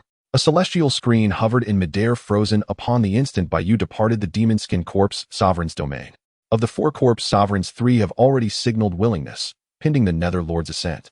Guang Qingzi spoke first. Hao Tian's persuasiveness exceeds my expectations. Yu Ding Jinren shook his head. It is not Hao Tian's eloquence. It is the magnitude of the offer. Emperor of Fengdu, one of the 5 sovereigns of the Netherworld. These titles may seem nominal, but they bear heaven's endorsement and the Tao's sanction. Thus they wield true authority. No corpse sovereign could remain unmoved. Tai Yizhenren smiled. Did you notice? From beginning to end, Hao Tian neither pleaded nor threatened them. He merely revealed a third path. How you choose, that rests entirely with you. Such composure surpasses both supplication and coercion. To beg is to appear base, to threaten is to betray weakness. To stand unyielding, neither subservient nor arrogant, is the true bearing of a celestial emperor. South Pole Immortal Elder stroked his beard slowly. You are all correct. Yet there is one thing you have overlooked. Please, Master Senior Brother, enlighten us. Hao Tian's greatest advantage lies not in his rhetoric or intellect, but in the primordial sage standing behind him. Do not mistake their arrogance for invincibility. Though they dare defy even the primordial sage, they are in truth all bluster and brittle resolve. They know full well the sage's dignity forbids him from stooping to confront such beings directly. Yet one must always fear the improbable. Thus, since their emergence, they have remained motionless, ensconced in the west. They do not fear Hao Tian, but they fear the sages. They fear the primordial sage. Every word Hao Tian utters, they ask themselves, is this his own intent, or the sage's command? They dare not gamble. Guang Qingzi nodded. Master Senior Brother speaks truly. Without the sage's backing, Hao Tian would not even be granted an audience. Yet with that backing, he accomplishes what others deem impossible. This is the celestial rank of the celestial emperor. What the sage bestows is not merely a title, but the full sanction of the heavenly Tao itself. Tai Yizhenren asked, Master Senior Brother, do you believe Hao Tian can truly succeed? South Pole Immortal Elder fell silent for a long while, then shook his head. I do not know. Yet whether he succeeds or fails, he embarks upon an enterprise unprecedented in history. To infect malevolent entities, integrate wandering souls, and establish a sovereign administrative order over the netherworld. Such a vision is audacious beyond measure, heretical beyond precedent. Our master, our uncles, our elders, none would conceive of it. The disciples fell into silence. They knew the South Pole Immortal Elder spoke truth. The Celestial Court, Star Constellation Hall. Jinling Shengmu Empress Do Mu Yuanjun sat enthroned at the center. Zhao Gongming, Luo Xian, and Lu Yu occupied seats to her left and right. A celestial screen hung above the celestial court, displaying the very scene of Baiyu's dialogue with the Demon Skin Corpse Sovereign. All 4 corpse sovereigns have been stirred. Zhao Gongming said, now all hinges upon the Nether Lord. Should it consent, the path opens wide. Should it refuse, Hao Tian's entire design collapses utterly. Luo Xian sneered, will the Nether Lord consent? A malevolent entity at the mid-stage of quasi-sage cultivation, bowing before a celestial emperor who has yet to attain great Luo golden immortality. Would you? Zhao Gongming's face darkened. What manner of remark is that? Truth, Luo Xian replied. I speak not against Hao Tian, but against illusion.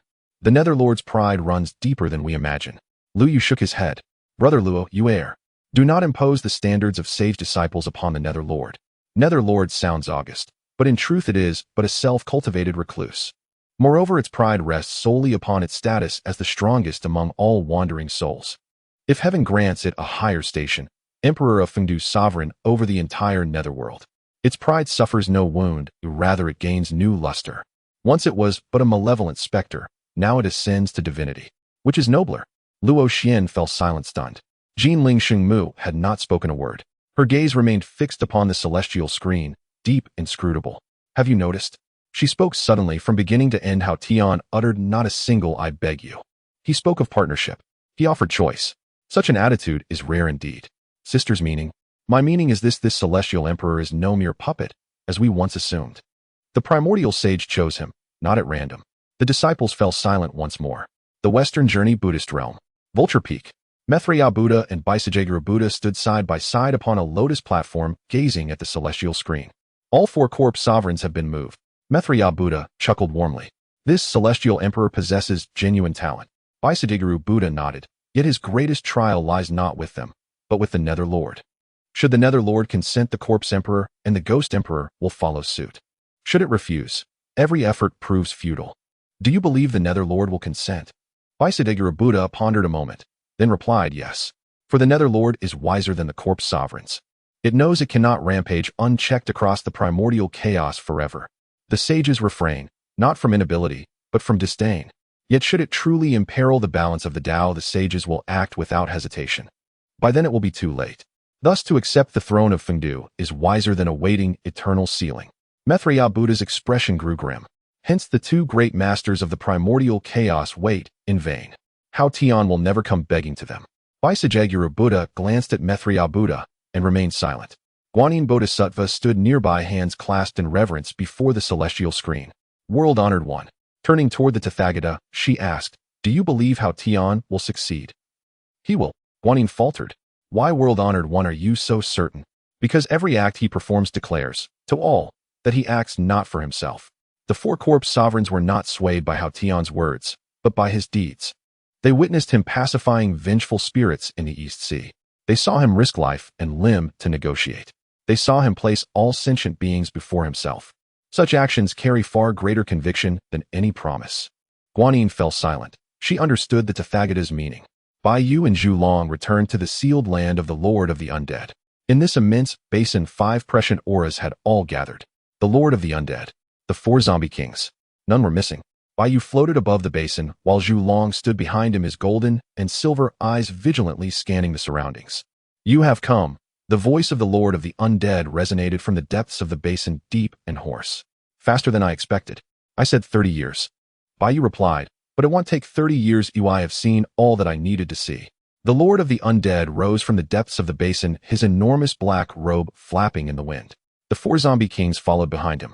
Bai Gu Mo Jin Guai Ro and Yao Pai, each with distinct appearances. Yet they all emanated a suffocating sense of oppression. "You have seen them." The Lord of the Undead's eerie green eyes swept over the 4 zombie kings. The 4 zombie kings exchanged glances, each feeling a hint of unease. Later, realizing he hadn't agreed, he puffed up his chest. The Lord of the Undead asked, "What did they say?" "They are waiting for your nod." Bai Yu replied. "Ha ha ha." The Lord of the Undead laughed, the sound grating and unpleasant. "Waiting for my nod." They indeed would push forward. The Lord of the Undead said, "Heavenly Emperor, do you know why they are waiting for my nod?" "Because they do not want to be the first. The first to submit would be too disgraceful, too spineless. I am monster ravaging the ancient world, pride soaring high, do not want to be looked down upon by anyone." "And what about you?" Bai Yu asked. "Do you not want to be the first? Do you fear being looked down upon by others?" The Lord of the Undead's eerie green eyes suddenly contracted. "Heavenly Emperor, are you provoking me?" "I am not provoking you, I am stating facts," Bai Yu replied. "You do not want to be the first, and they do not want to be the first. But there has to be a first. You are the strongest. If you do not take the lead, who would dare to be the first to accept the divine position?" Silence. The Lord of the Undead stared at Bai Yu, a complex light flickering in his eerie green eyes. "Heavenly Emperor, I have forgotten how long I have lived. Since the great calamity of beasts until now." The Lord of the Undead said, "The great calamity of beasts, the great calamity of dragons, and phoenixes, the great calamity of witches and demons. I have either experienced or witnessed these 3 great calamities. When Luo Ho created me, he gave me an insatiable instinct for slaughter, but also bestowed upon me intelligence. I watched him refine the 4 swords of extermination, watched him slaughter countless beings, watched him be defeated by the Tao ancestor, watched him transform into the demon realm." He paused, his voice becoming even hoarser. "Luo Ho is dead, having transformed into the consciousness of the demon realm, yet I still live. I have always been pondering, what am I alive for? Luo Ho's mission for me was slaughter, but he can no longer control me. Should I continue to kill A?" Bai Yu fell silent. "You said last time that I could choose my own meaning." The Lord of the Undead said, "For the first time in these years I have thought about this question. Have you figured it out?" "I have figured it out," the Lord of the Undead said. "I do not want to kill anymore." The 4 zombie kings simultaneously raised their heads, staring in shock at the Lord of the Undead. They knew just how proud the Lord of the Undead was. "Old thing, what are you saying?" Bai Gu's voice was filled with, "I said I do not want to kill anymore," the Lord of the Undead repeated. "During the great calamity of dragons and phoenixes I have killed for countless years. I have had enough. The souls I have devoured wail within me every day. I can suppress them, but I no longer wish to." The Lord of the Undead lowered his head and looked at Bai Yu. "Heavenly Emperor, is what you said about the Emperor of Fengdu still valid?" "It is valid," Bai Yu said. "Then I shall take it." Silence. Above the basin it was so quiet that even the sound of the wind stopped. The 4 zombie kings exchanged glances. They had not expected the Lord of the Undead to agree so readily. Bai Gu returned to his senses from the shock and said, "Old thing, you took the position of Emperor of Fengdu, what about us?" "You choose for yourselves," the Lord of the Undead replied. Those who wish to be the lord of the underworld follow me. Those who do not wish to feel free.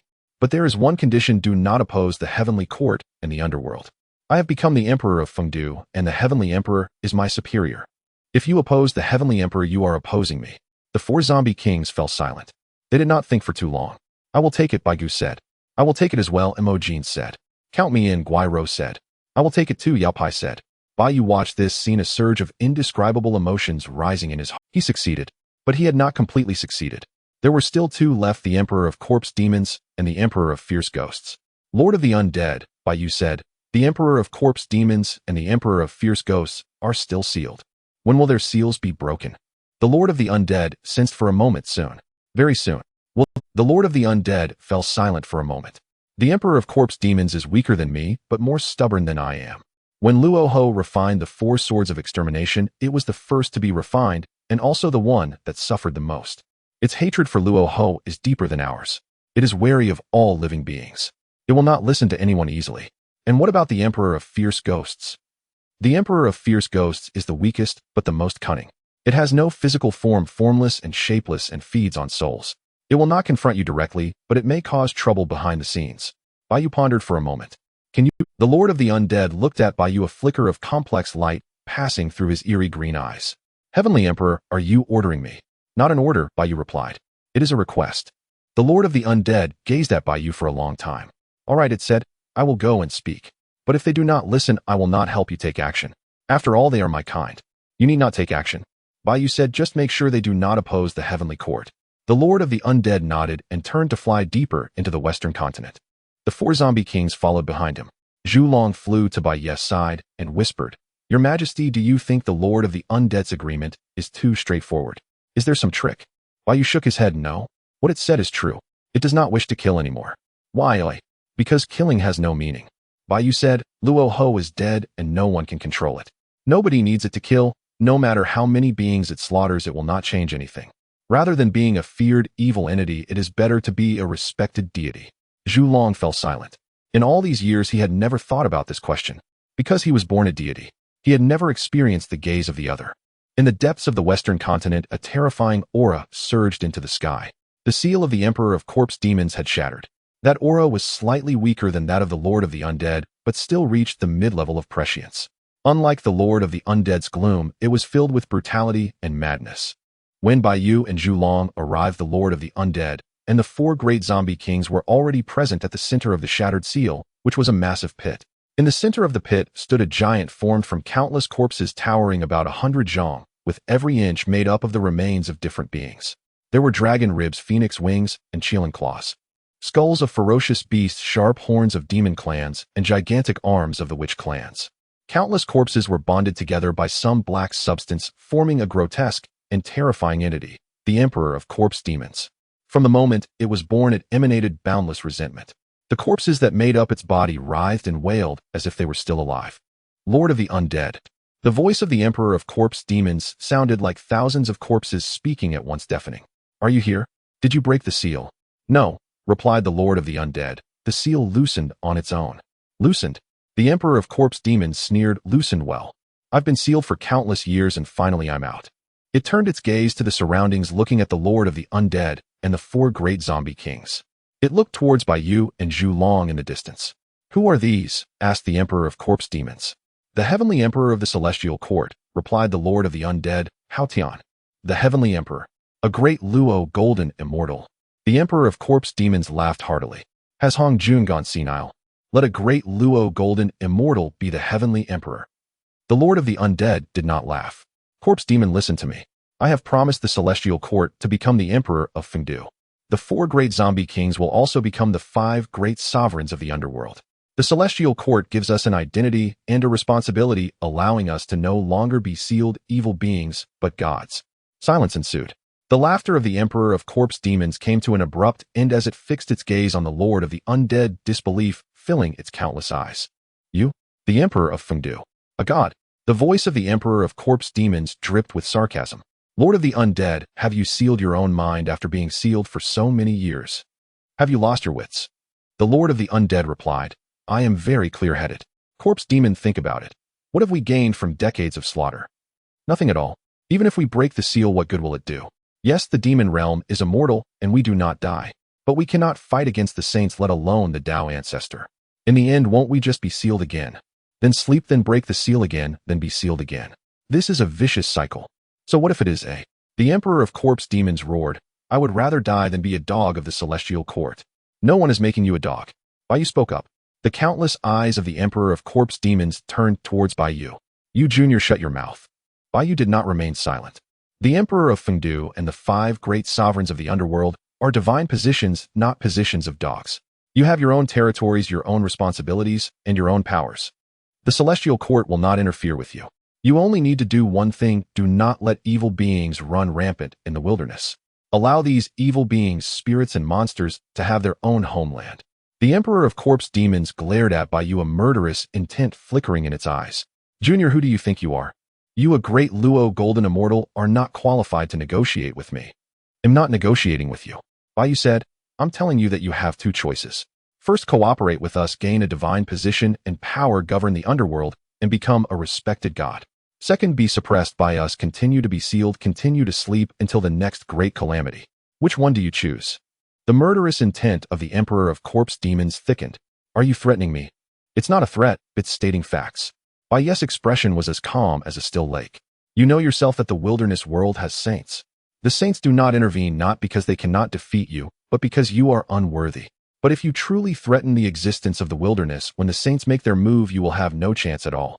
You will be directly sealed away until the next great calamity. Is that the kind of dark, silent, and lifeless future you desire? The murderous intent of the Emperor of Corpse Demons froze. It knew Baiyu was speaking the truth. Saints. Although he had just broken the seal, he understood. That level was a height it would never be able to reach. The saints could seal it with ease, easier than crushing an ant. Lord of the Undead. The Emperor of Corpse Demons turned to the Lord of the Undead. Are you just going to watch a great Luo golden immortal threaten us? The Lord of the Undead's emerald green eyes were as calm as still water. He is not threatening you, he is saving you. The Lord of the Undead said, Corpse Demon, think about it. After you come out, what do you plan to do? Continue slaughtering. The more you kill, the more intense the response from the celestial court will be. In the end, you will provoke the saints, and you won't even know how you died. The Emperor of Corpse Demons fell silent. You should still agree to the Heavenly Emperor's conditions. The Lord of the Undead said, come with me. The 5 great sovereigns of the underworld, the 5 divine positions. The 4 great zombie kings, each take 1, leaving 1 remaining. Do you want it? The countless eyes of the Emperor of Corpse Demons flickered uncertainly. It hesitated. What about the Emperor of Evil Spirits? Asked the Emperor of Corpse Demons. What will happen to him? He is weaker than you, replied the Lord of the Undead. There is no divine position for him in the underworld. But the celestial court will grant him another divine position, the Emperor of Mount Tai, in charge of the ghostly beings of the Yang realm. The Emperor of Corpse Demons remained silent for a long time. Its voice showed hesitation for the first time. I want to think about it again. No need to think. The Lord of the Undead waved his hand, rejecting it, then said, you must choose now: cooperate with the celestial court or wait to be sealed again. A glimmer of light flashed in the countless eyes of the Emperor of Corpse Demons. It was not anger, nor was it murderous intent, but grievance.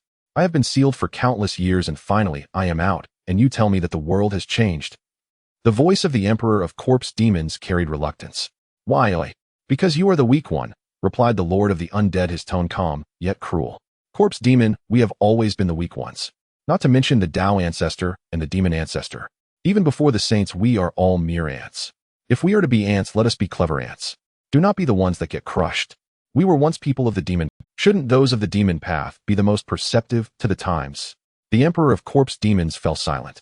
After a long time, its body began to shrink. From 100 zhong to 50 zhong to 10 zhong. Ultimately transforming into a human form. A fierce-looking scarred man. I will. The Emperor of Corpse Demons gritted its teeth. But I have a condition. Speak, Baiyu said. No matter how many sovereigns there are in the underworld, my position as the underworld sovereign must be granted to me. My status cannot be lower than that of Baigu, Mo Jing Guai and Yao Pai. Moreover, the Emperor of Mount Tai must be granted to the Emperor of Evil Spirits. Baiyu looked at the 4 great zombie kings. Baigu, Mo Jing Guai and Yao Pai exchanged glances, ultimately nodding in agreement. Baigu Zombie King stepped forward and said no objections. Agreed, Baiyu replied.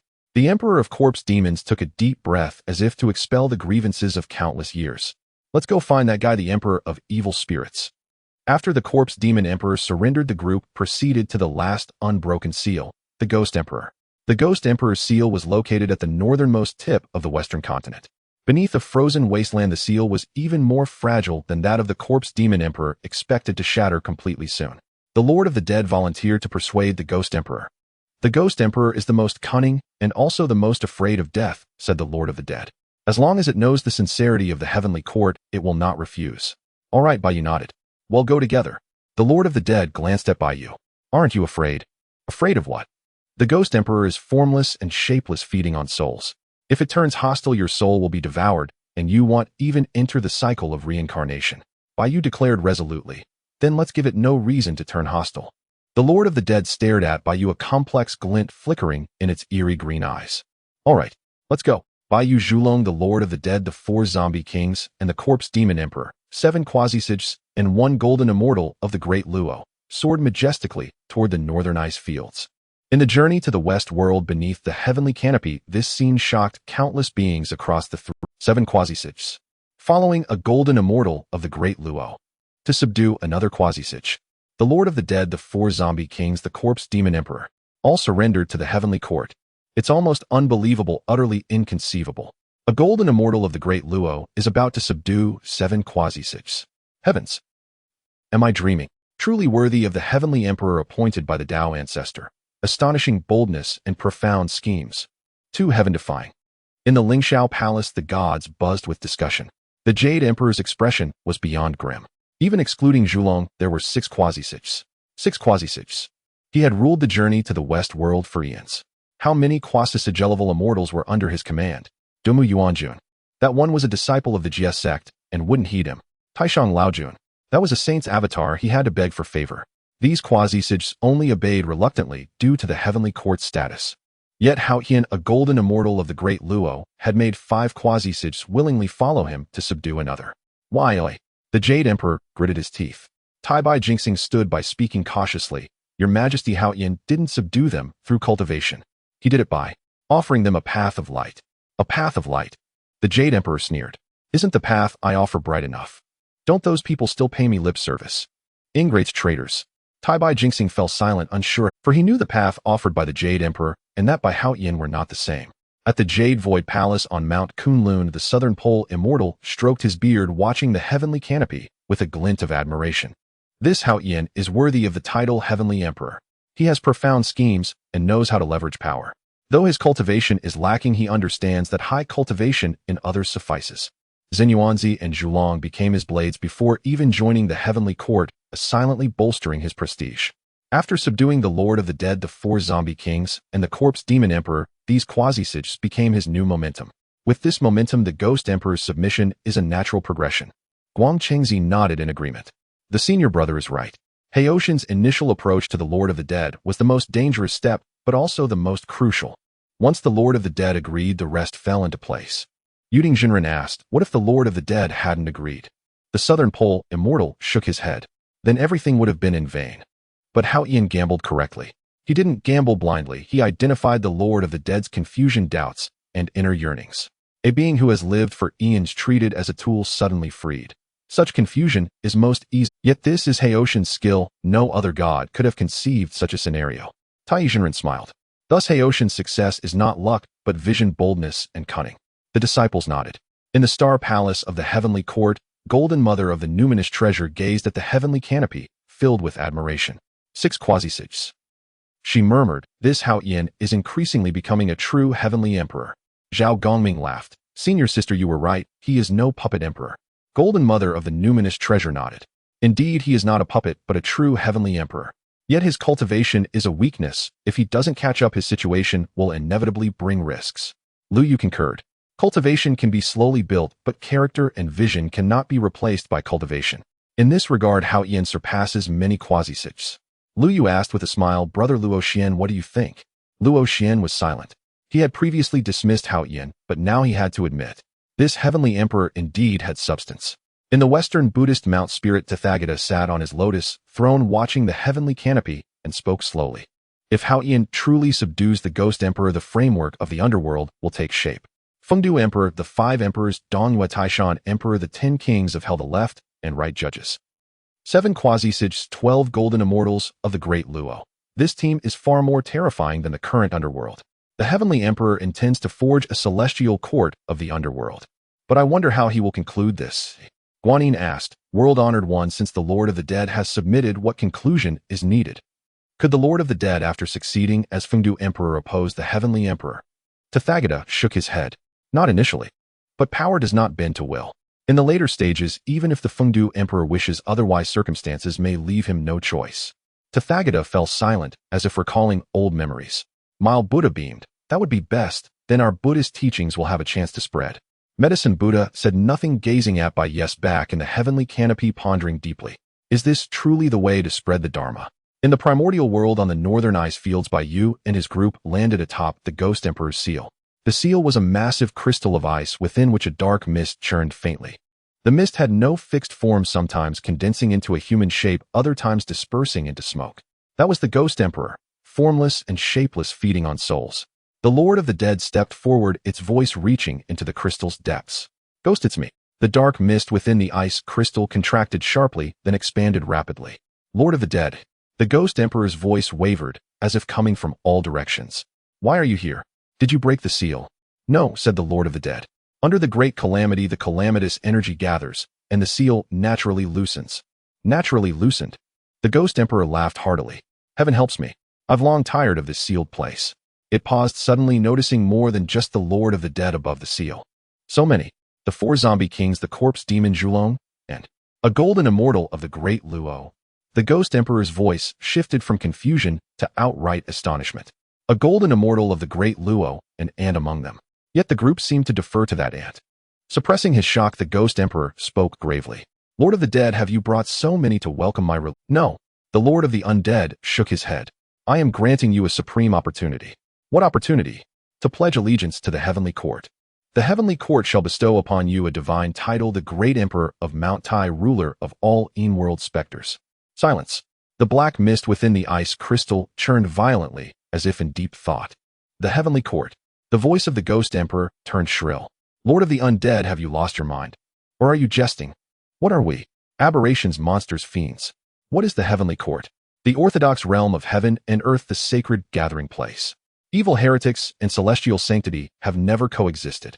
And now you claim. The Heavenly Court wishes to recruit us. Do not amuse me, will you? Why can't the Heavenly Court recruit you? Bai Yu did not smile, his expression was solemn. I am the Heavenly Emperor, and if I say it is so, then it is so.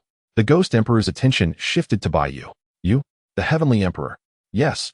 Bai Yu remained composed. Ha ha ha ha. The Ghost Emperor fell silent for a moment, then burst into laughter. The laughter was shrill and piercing like the wails of countless wraiths. How ridiculous.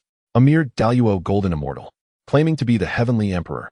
So what if one is a Daluo golden immortal? Bai Yes' voice remained steady. Since the creation of the primordial world, countless have sought to dominate it. Not to mention ancient beings like the divine rebel ancestral dragon Primordial Phoenix and First Qilin. Consider the cataclysm of the sorcerer and demon tribes. The Heavenly Emperor Di Jun and Eastern Emperor Tai presided over the Grand Star Array, their combat might rivaling that of saints. One wielded the Chaos Bell, a primordial supreme treasure peerless beneath the saints. Yet where are they now? And the primordial world? Has it improved? Has survival for its inhabitants become easier? If cultivation and realm were everything, why does the land of the primordial world still teem with suffering? Indeed, you have reached the quasi-saint realm. What have you brought to the primordial world?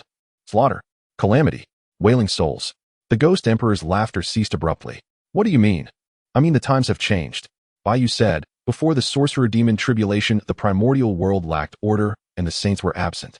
With your quasi-saint cultivation, you could roam unchecked and act with impunity. But it is different now.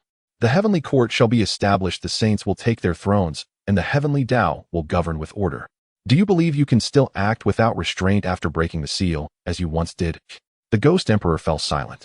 The Lord of the Undead, the 4 zombie kings, and the corpse demon emperor have all submitted to the Heavenly Court.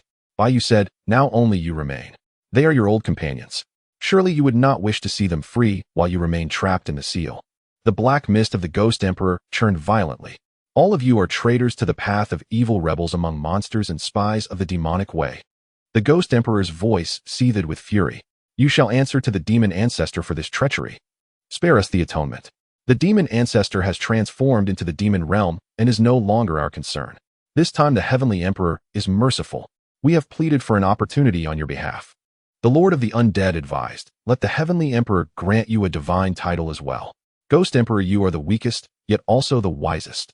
You should understand that becoming a deity is far superior to being an abomination. The Ghost Emperor was silent for a long time. He gazed at the Lord of the Undead, the 4 zombie kings, and the corpse demon emperor standing beside Ding Haoyan. He realized he had no choice. A deep sense of grievance welled within him. How had the world changed so suddenly? Once as a quasi-saint, I roamed the world unchallenged. Now a mere Daluo golden immortal commands me at will. The Ghost Emperor's voice carried a tone of helplessness. I have been sealed for eons on the verge of breaking free. And now I am suddenly expected to turn from evil to righteousness without even a moment to think. That is simple. We have already thought it through for you. Since you will eventually become a god, why not do so sooner? Indeed. To land such a fortunate outcome, you should be overjoyed. And you still feel aggrieved. Indeed. The 4 zombie kings and the corpse demon emperor interjected, offering their counsel. Their gazes at the Ghost Emperor were filled with mockery. You all. The Ghost Emperor's voice held a mix of sorrow and indignation. You bullied me even during the Dragon Phoenix cataclysm. Now with the sorcerer demon tribulation over and everyone breaking free from the seals, you still bully me. Is this how you treat the honest? Enough. Bai raised a hand to silence the 4 zombie kings and the corpse demon emperor's taunting of the Ghost Emperor. Let him think for himself. This gesture slightly soothed the Ghost Emperor's mood. Since everyone had already betrayed the demon ancestor, I might as well join them. Thus submission it is. But this time I shall become the Heavenly Emperor's trusted confidant. No longer will I allow these beasts to torment me.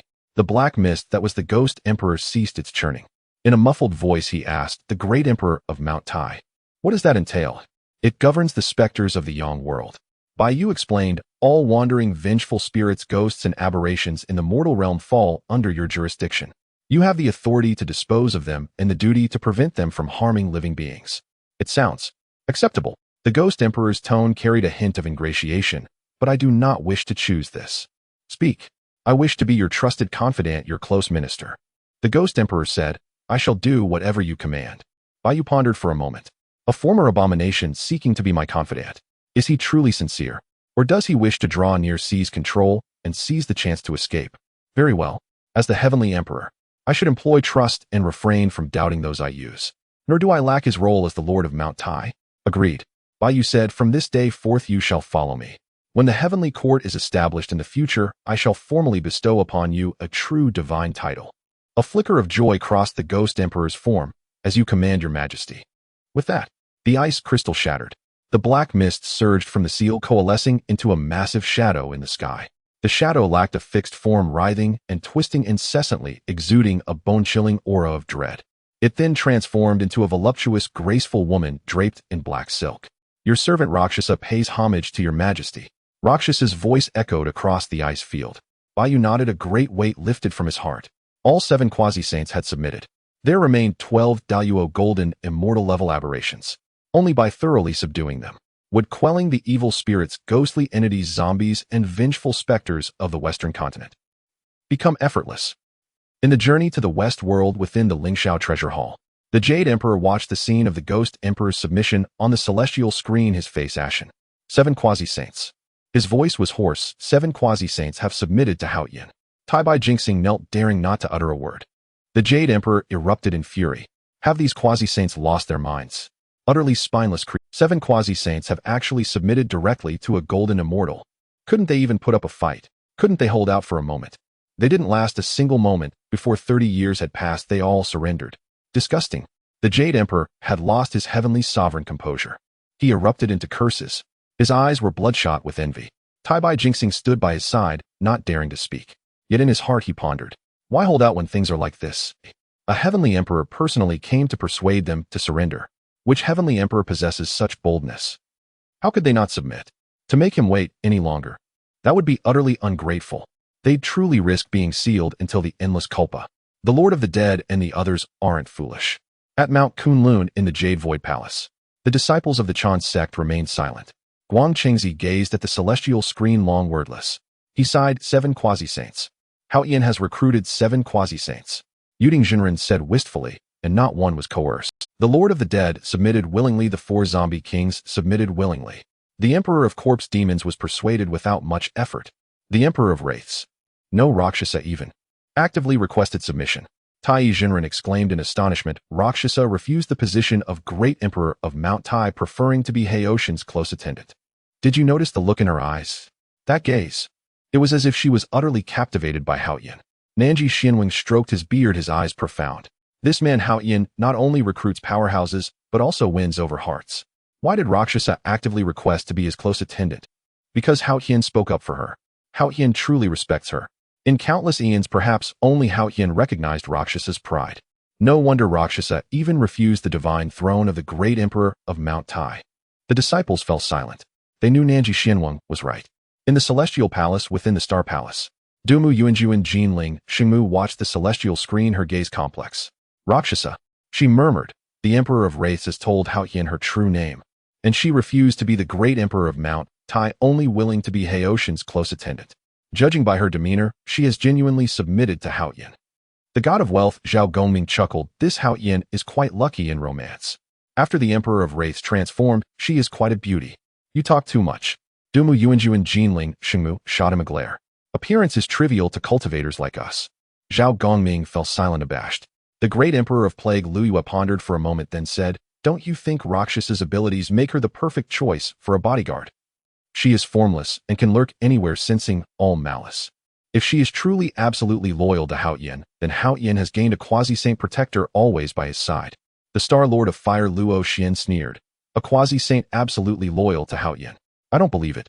It's not impossible. Jinling Xingmu nodded. Let us watch and see. In the great Thunderclap Monastery, the Tathagata Buddha watched the celestial screen, his hands clasped together. Amitabha, this heavenly emperor has recruited another fierce general. Methraya's expression darkened further. 7 quasi-saints. Adding Xinyuanzi and Zhulong, that makes 9. What kind of celestial court is this Hao Yin building? In a few more days, when the Dragon Phoenix and Qilin clans join, there will only be more quasi-saints.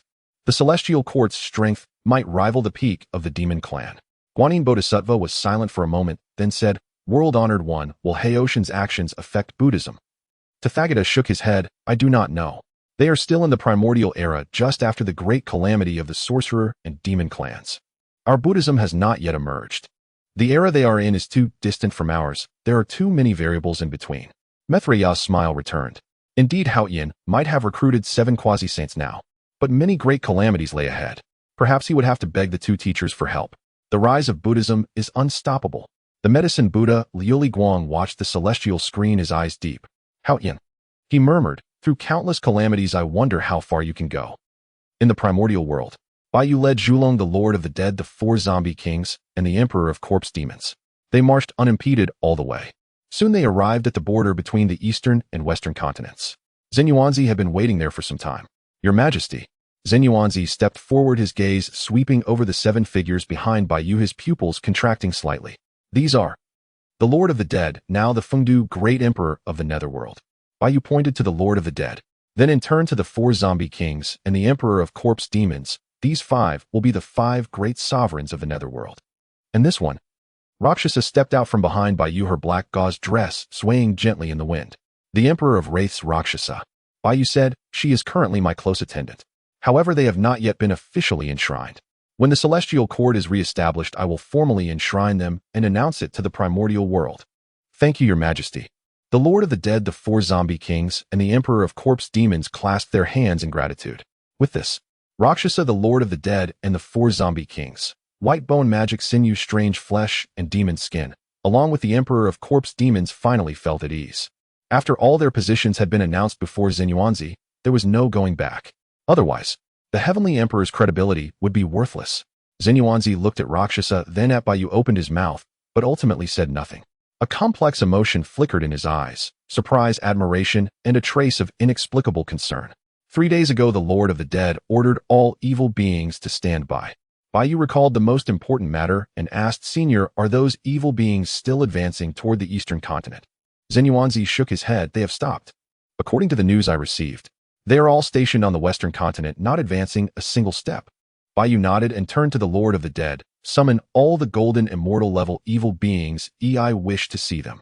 The Lord of the Dead was silent for a moment, his expression complex. Does Your Majesty intend to seal them? Not seal, but enshrine. Bai Yu waved his hand. You are all at the level of great sovereign, so your titles require a proclamation to the primordial world. They are merely ordinary divine positions. I can enshrine them, using the Heavenly Emperor's seal. Moreover, the netherworld cannot have only sovereigns without administrators. They will be the officials I have prepared for you there. Your Majesty, is this appropriate? The Lord of the Dead, the Emperor of Corpse Demons, and the 4 zombie kings exchanged glances upon hearing this. They knew Bai Yu was generous. The divine positions he granted were all sovereigns of the celestial court, comparable to feudal lords in mortal kingdoms.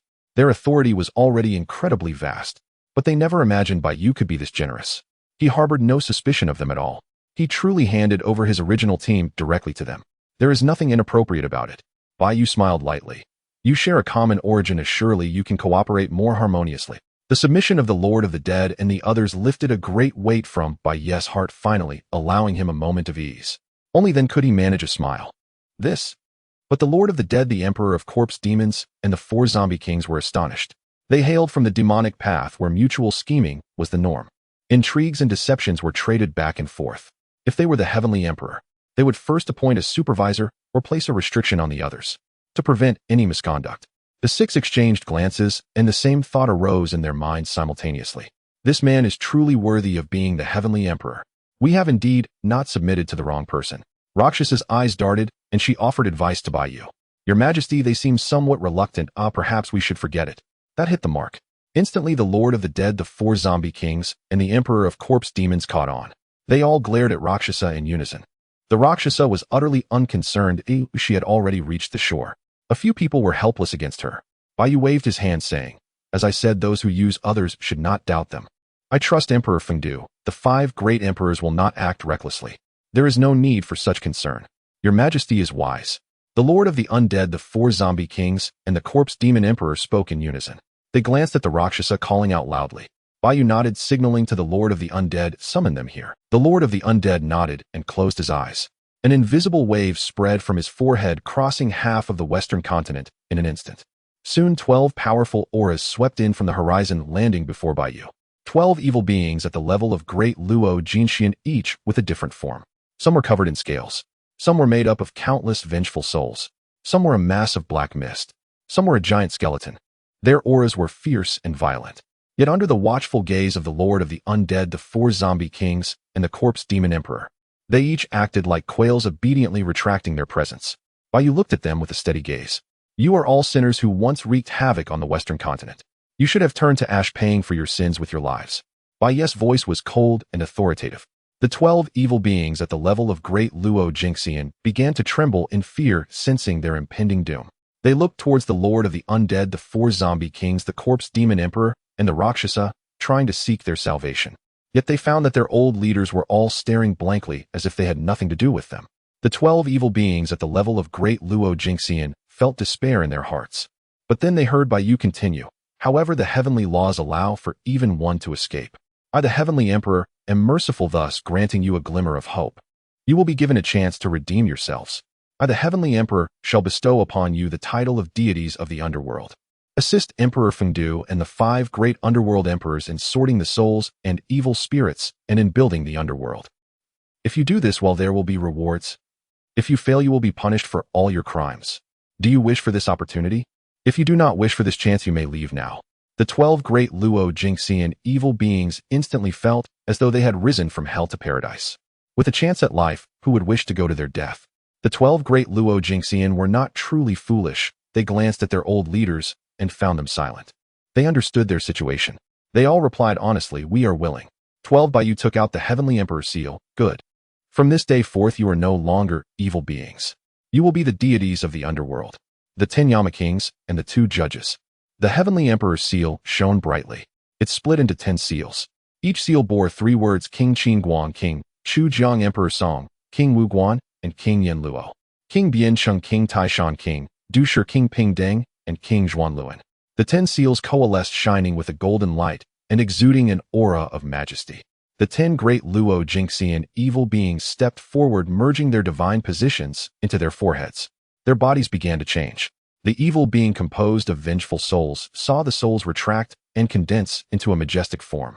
It took on the appearance of a middle-aged man with a resolute face, dressed in a dark official robe, wearing a crown and holding a tablet. The evil being covered in scales had its scales shed, revealing a square face. It sported a thick beard and wide-open eyes surrounded by a faint golden light. The black mist slowly condensed into an old man. His hair and beard were white, his expression kind, but his eyes flickered with sharp light. The giant skeleton began to grow flesh and blood, transforming in the blink of an eye into a burly man. He had the stature of a tiger and the energy of a bear, emanating authority. The 10 Yama kings, some young, some old, some refined, some fierce. Without exception, all changed their appearances. They were no longer the grotesque evil beings, but rather majestic deities. Following this, the heavenly emperor seal split again, producing 2 pens, one golden and one silver, the 2 judge pens. The last 2 great Luo Jingxian evil beings stepped forward, integrating the 2 judge pens into their foreheads. They transformed into the left and right judges of the underworld. The 2 great Luo Jingxian evil beings began to condense their evil energy and black mist. The left judge was a slender middle-aged scholar dressed in a blue robe, holding a golden pen. The right judge was a burly warrior dressed in a black robe, holding a silver pen.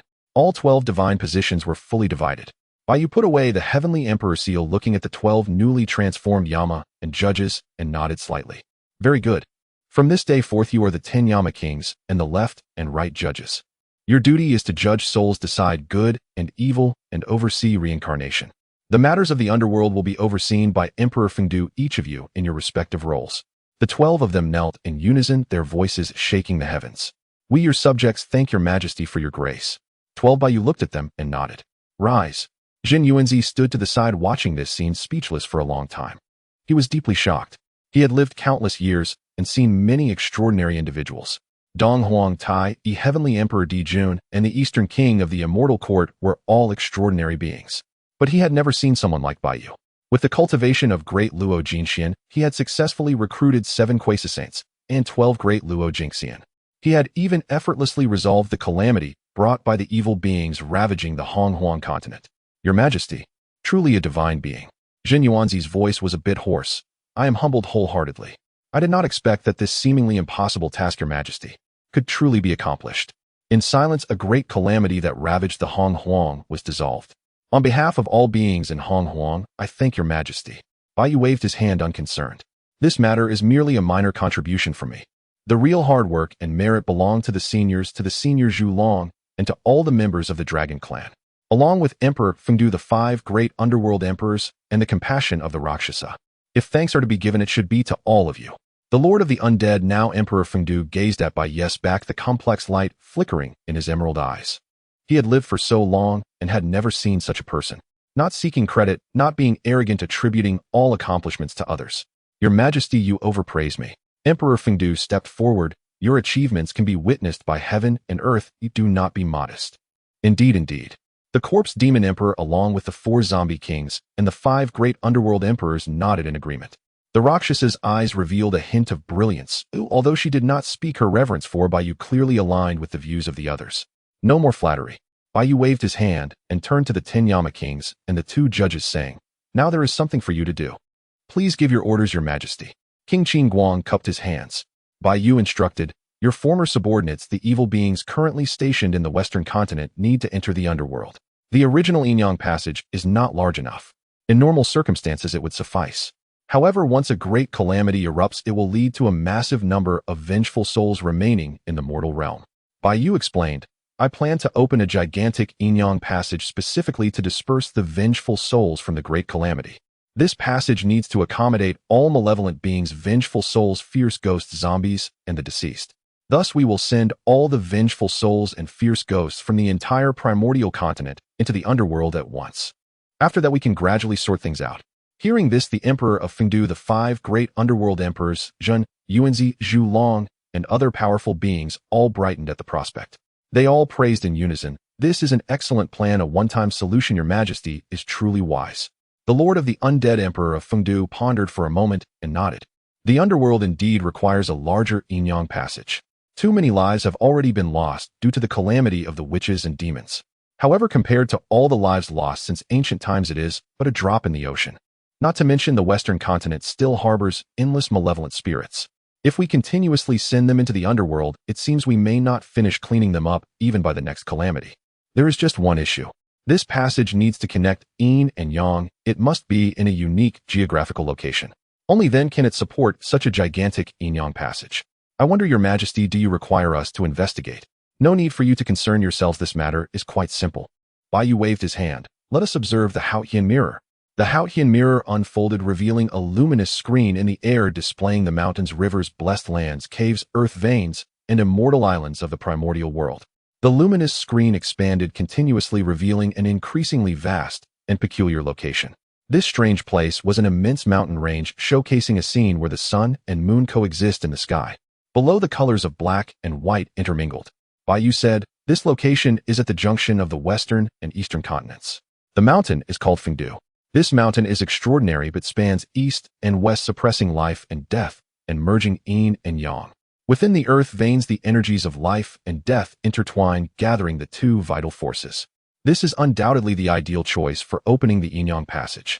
How about we establish the gigantic yin-yang passage here? Upon hearing this, the Emperor of Fengdu and the 5 great underworld emperors showed expressions of astonishment. Your Majesty had already calculated the location for opening the yin-yang passage, moving 1 step ahead and planning 3 steps ahead. Truly a divine being. The emperors were filled with admiration.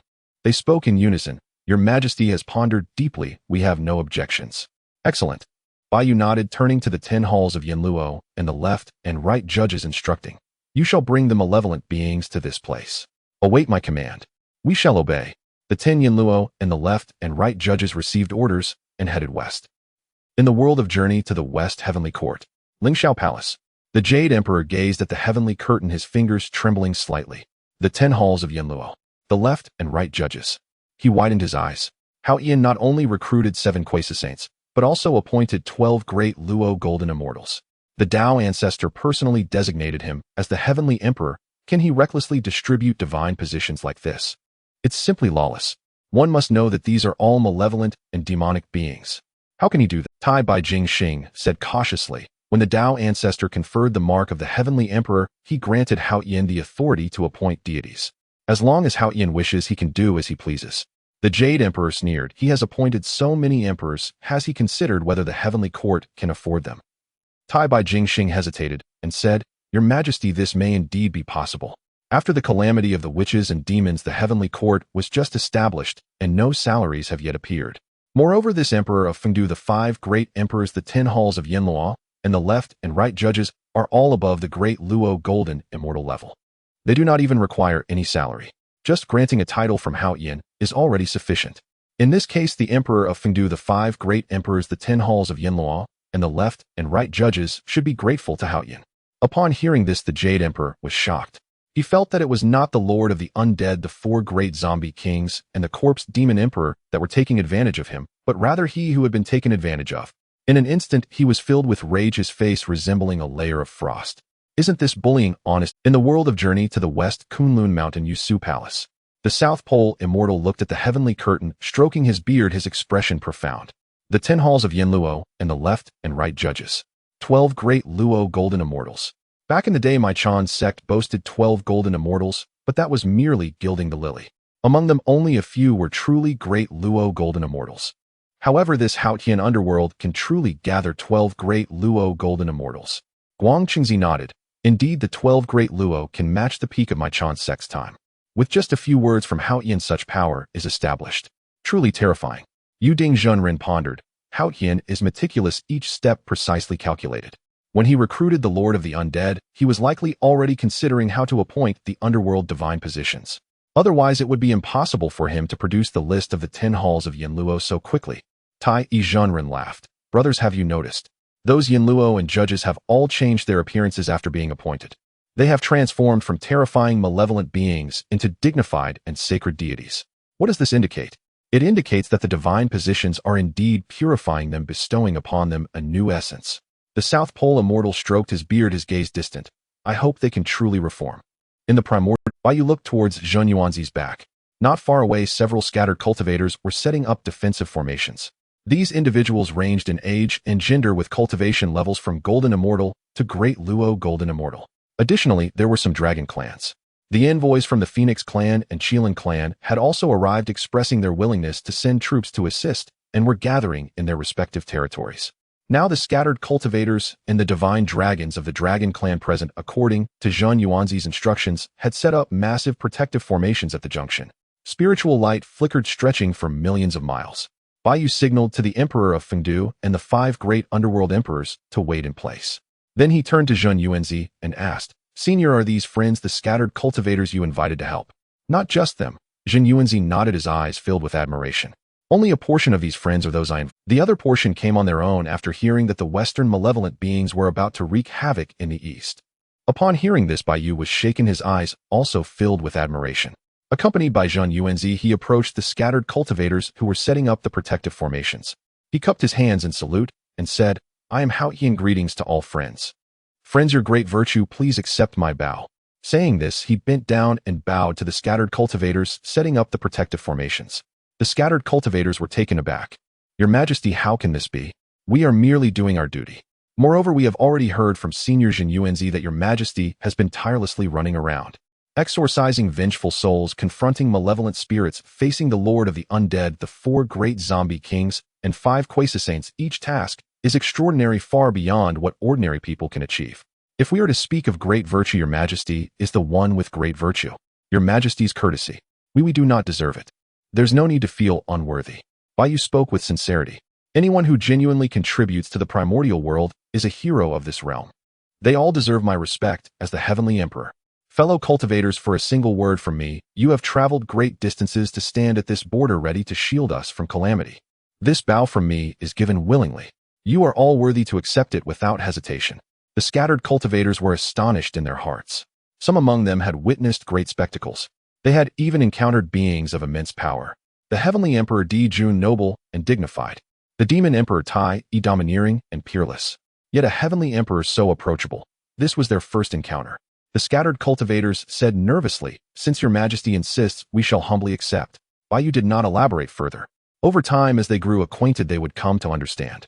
He bowed once more and said, "I have come to see you all for 2 reasons. First, to express my gratitude. Second, to request that you continue setting up the protective grand formation.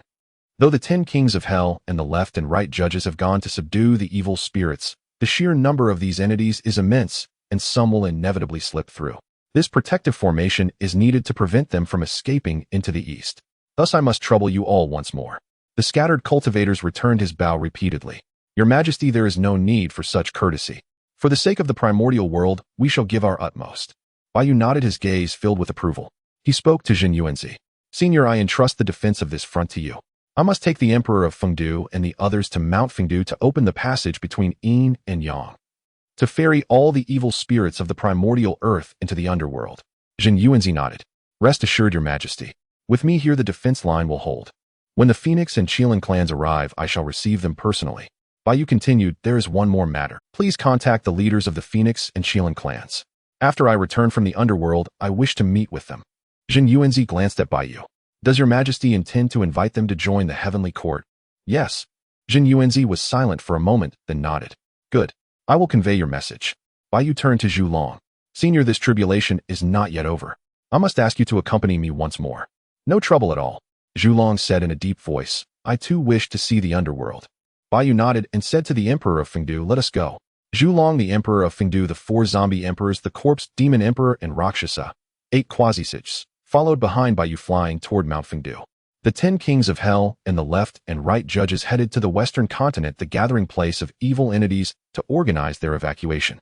Countless billions of evil spirits, fierce ghosts, and zombies under the command of the 10 kings of hell formed into long black dragons moving toward Mount Fengdu. The scene was utterly spectacular. In the journey to the West World at the Great Thunderclap Monastery, the Tathagata Buddha gazed at the celestial canopy, his hands clasped together. Amitba, the merits of Haoshan's actions are immeasurable. The Medicine Master Buddha said wistfully, indeed. With countless billions of evil entities conscripted, the calamitous energy of the primordial earth has diminished by at least 80%. This heavenly emperor is truly capable. Guanyin Bodhisattva looked at the canopy, curious. They are going to the underworld. The underworld was formed when Empress Hutu transformed into the cycle of reincarnation. In that era, no one had ever ventured there. I wonder what the underworld of the primordial age looks like. Maitreya Buddha was silent for a moment, then said, "If Haoyin truly establishes the underworld, a complete passage between Yin and Yang will exist. When that happens, the reincarnation of souls will flow more smoothly, and the calamitous energy will dissipate further. This is good for the primordial world, but not necessarily for Buddhism. Tathagata smiled, holding a flower. The balance of yin and yang is the natural order. The rise and fall of Buddhism does not hinge on this. Watch with peace of mind. Mithriel fell silent. In the primordial world, Mount Fengdu sat at the border between the eastern and western continents. Its main peak was a towering mountain of black and white. The mountain was perpetually shrouded in thick fog impenetrable to sunlight. At its base, a dark river flowed, its waters black, descending into the depths of the earth. Baiyu unfurled the mirror of Haotian to inspect the situation within the mountain's core. He said, "This is the place." Within the mountain lies a natural spatial rift connecting the realms of yin and yang. If we expand this rift, we can carve out a stable passage between the two worlds. The mirror revealed a spatial rift deep within the mountain, about 10 feet wide. On the other side of the rift lay a gray, hazy world, the underworld. Boundless death energy. The mirror of Haotian amplified by Yes perception, reaching even into the underworld. The underworld as perceived by the mirror was a vast, boundless gray space. The sky was a pale gray-white, devoid of sun or moon, illuminated only by a faint hazy glow. The earth was gray-black, barren and lifeless, an endless wasteland. Countless resentful souls roamed this wasteland. They wandered aimlessly like travelers on an endless journey with no destination. Further away, Baiyu saw structures. No, not structures, but ruins. Crumbling walls and broken pillars, remnants of a civilization long since obliterated. The underworld seems to have once had a civilization, Baiyu said. How is that possible? Zhulong's eyes widened in astonishment. He said in surprise, since Empress Hutu transformed into the cycle of reincarnation, no one should have actively entered the underworld. How could there be a civilization? I do not know. Baiyu shook his head, then said, nevertheless, it is none of our concern. We need not bother with it for now. Our priority is to open the yin-yang passage. Baiyu said, Emperor of Fengdu, how long do you estimate it will take us to open the passage? With the combined efforts of us 7 subjects, we can accomplish it in 3 days. Good. Let us begin. The Emperor of Fengdu, the 4 zombie emperors, the corpse, demon emperor, and Rakshasa, 7 quasi-sikhs, acted simultaneously. 7 terrifying forces struck the spatial rift within the mountain. The rift trembled violently, expanding at a visible rate. 10 feet, 100 feet, 1,000 feet. For 3 days and 3 nights the 7 worked without rest, continuously channeling their spiritual power. Finally, the rift expanded into a black vortex of immeasurable scale. Within the vortex lay a stable passage between yin and yang. One end of the passage connected to the heart of Mount Fengdu. The other end opened onto the wasteland of the underworld. It is done. The voice of the Emperor of Fengdu carried a trace of exhaustion. Baiyu walked to the passage and gazed at the gray underworld on the other side. I wish to go inside and see, Baiyu said. Rakshasa quickly followed. Your servant will accompany your majesty inside. The Emperor of Fengdu and the others nodded. Your servants will also accompany your majesty. Though the underworld is desolate, there may be dangerous places. Your majesty is unfamiliar with this realm. Zhulong remained silent, simply staying close behind Baiyu. Baiyu did not refuse. 9 figures crossed the passage and entered the underworld. The underworld. A pale gray sky, a gray-black earth, the air thick with a faint death energy. Not the intense death energy of evil entities, but a natural inherent aura of the underworld. Baiyu unfurled the mirror of Haotian, his perception extending in all directions. The underworld was vaster than he had imagined. The mirror of Haotian could not perceive its limits. It seemed boundless. Countless resentful souls scattered across the wasteland, retreating in fear at the sight of Baiyu's group. Upon entering the underworld, the death energy, evil aura, and resentment within the Emperor of Fengdu, the 4 zombie emperors, the corpse demon emperor, and Rakshasa, became more active. As a fish returning to water, they distinctly felt that this underworld was perfectly suited for their existence, as if they inherently belonged here. They exchanged glances, joy dawning in their eyes. This submission was indeed correct. The Emperor of Fengdu swept his divine sense across the underworld and said in surprise, Your Majesty, though the underworld is barren, its space is immense. It is more than sufficient to accommodate all the evil entities since the creation of the primordial world. Baiyu nodded. Merely accommodating them is not enough. The underworld needs order, governance, and a true home. A home. The voice of the White Bone Emperor was tinged with confusion. Yes, a home. Baiyu said, Immortals have their dojos, demons their lairs, Wu their temples, and humans their dwellings. Evil spirits, too, should have their own place to live. I need you to lead these evil spirits, fierce ghosts and zombies, in building their own dwellings. Among them there shall be 10 Yama ghost cities, serving as the administrative seats for the 10 kings of hell, to reward good and punish evil and govern the underworld. With cities and homesteads established, only then will these malevolent spirits find peace. Otherwise, merely relying on rigid rules to restrain them will yield little success. Baiyu explained the 10 great Yinluo ghost cities, using the cities to confine them. The eyes of the Emperor of Fengdu lit up. Your Majesty is wise. How did I not think of that? Those previous malevolent spirits were merely used as cannon fodder. We suppressed them solely with overwhelming prowess, and guided them with their own bloodthirsty instincts. Even so, they will still cause significant chaos. Your Majesty, such a method is truly ingenious. I merely spoke. Baiyu said specific matters still need to be handled by you all. You are the Emperor of Fengdu. The underworld falls under your jurisdiction. Give the souls a place to go and the malevolent beings a place to settle. This is your duty, and I hope you can fulfill it well. The Emperor of Fengdu's expression was serious. I will spare no effort. Baiyu said building the underworld is not a matter of 1 or 2 days. Take it slow. The 10 great Yinluo cities can be constructed one by one. If the construction materials are insufficient, they can be transported from the Primordial era. The corpses that perished during the Great Tribulations can be directly brought to the underworld as nourishment. As for manpower, those malevolent beings are the manpower. Transform them from malevolent beings into ghost messengers, soldiers, and craftsmen to build their own homes. This is not exploitation, it is giving them something to do. With tasks at hand, they will not think of devouring living beings or causing slaughter. With tasks to occupy them, they will gradually forget they were once malevolent beings. Until the Yinluo ghost cities are completed, they will have their own residences. Only then will they truly belong to the underworld. Malevolent beings. Labor force. The Emperor of Fengdu took a deep breath. I understand now. Baiyu nodded, looking at the land of the underworld. I will go take a look. He descended to the surface. The land of the underworld was black, barren, like Fengdu Mountain. The air was thick with dark energy. There was no resentment, no death energy. It gave Baiyu a sense of purity. Baiyu said the aura here is cleaner than that of the primordial continent. Zhu Long followed closely behind, deeply agreeing. He sighed. This is the world of rebirth. Only after the Mother of Earth incarnated into reincarnation did the underworld come into being. The dark energy here is all innate dark energy, not tainted by resentment or death energy. The primordial earth has suffered 3 great calamities. In some places, the spiritual energy has been contaminated by calamity energy and death energy, no longer retaining the lightness of the innate. Naturally, it cannot compare to the cleanliness of the underworld. Baiyu squatted down and picked up a handful of black soil. The soil was cool, but bore no foul odor. Indeed, even this newly formed soil is innate dark soil. Innate dark soil, a treasure for nurturing souls and stabilizing spirits. Baiyu turned to the Emperor of Fengdu and the 5 great underworld lords.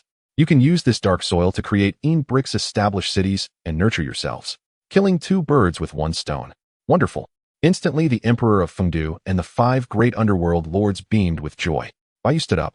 The Haotian mirror fully expanded, scanning the terrain of the underworld completely. The underworld was an entire continent. At the continent's edge, a massive river flowed, its waters gurgling, winding deep into the underworld. At the river's source, there was a stone tablet inscribed with the words Wangshuan. The present Wangshuan River was still very clear, with not as many vengeful souls as later legends would suggest. At the end of the Wangshuan River was a massive whirlpool, within which 6 beams of light could be seen swirling.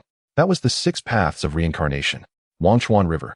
Baiyu murmured, it is said that the waters of Wangshuan can cleanse the memories of the dead, allowing them to forget their past and smoothly reincarnate. Upon hearing this, the Emperor of Fengdu's eyes brightened. If that is truly the case, perhaps we can use the waters of Wangshuan to cleanse the malevolent beings, fierce ghosts, and vengeful souls of the evil energy they are tainted with, thus restoring their spiritual intelligence. You could give it a try? Baiyu nodded. The Emperor of Fengdu frowned, saying what is most important now is that the Wangshuan River is completely bare. We still need to build a bridge to ferry the malevolent spirits, fierce ghosts, and vengeful souls across the river. There is no need for such trouble. Upon hearing this, Baiyu laughed. In the past, when the Tao ancestor divided the treasures, I received quite a few. Among them was a stone bridge called the Naiha. On the Naiha bridge, one can discern causality and measure good and evil. It is perfect for this time. Baiyu flipped his hand, and a stone bridge forged of gold, silver, and bronze appeared before everyone.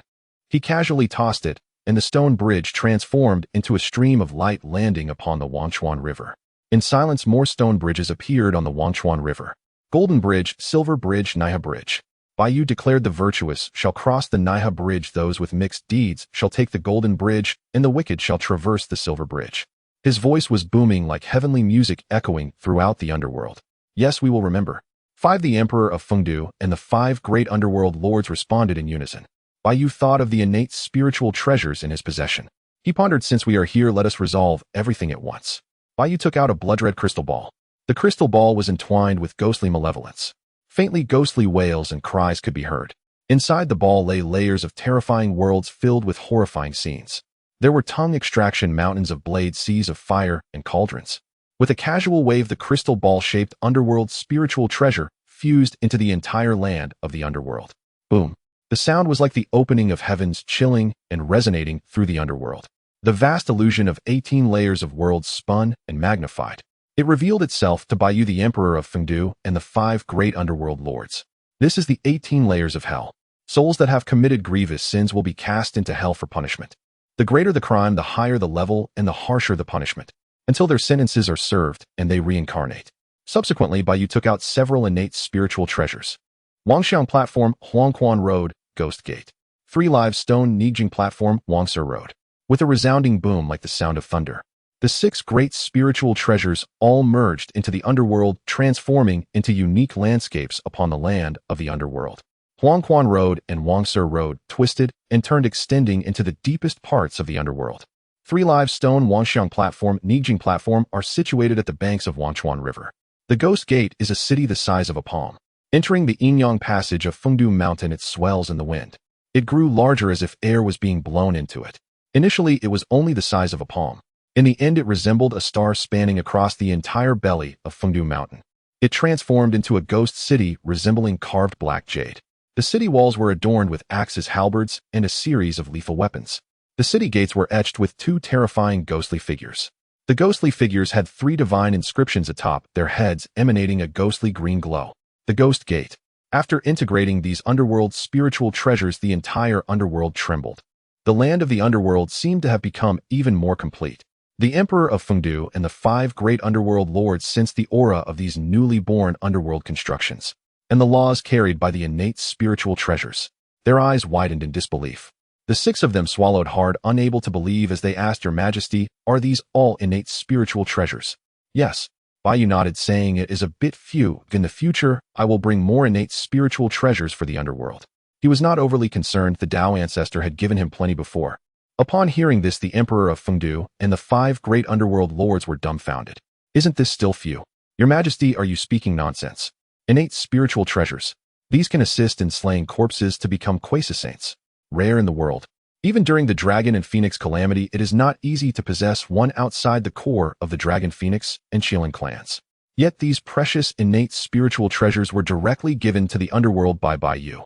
He even felt it was few, as if these innate spiritual treasures were as abundant as innate spiritual energy. Bai Yu continued, By the way, I will establish a spiritual treasure pavilion in the Heavenly Court in the future, to store my surplus innate spiritual treasures. If you need innate spiritual treasures, you can exchange them. They're based on merit. Merit. The Emperor of Fengdu and the 5 great lords heard this term for the first time, feeling puzzled. Oh, it's what you are doing right now. Bai Yu explained, Once you have settled all the malevolent spirits on the primordial continent, your merits will allow you to exchange for an innate spiritual treasure. Thank you, Your Majesty. The Emperor of Fengdu and the 5 great underworld lords exchanged glances, rejoicing. We will spare no effort. The Emperor of Fengdu and the 5 great lords were quasi-saint level entities. Naturally, they had seen innate spiritual treasures before and had even possessed some. Unfortunately, after the Dragon and Phoenix calamity, they had long been left with nothing. Quasi-saints. Beggars. The situation was twofold.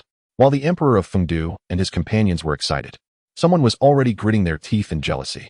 In the world of Journey to the West, within the Lingxiao Palace, Heavenly King Li Jing of the pagoda had just returned from subduing demons. He stood in the hall, head bowed and hands clasped, about to report his victory. He faintly heard a sound of creaking. What was happening?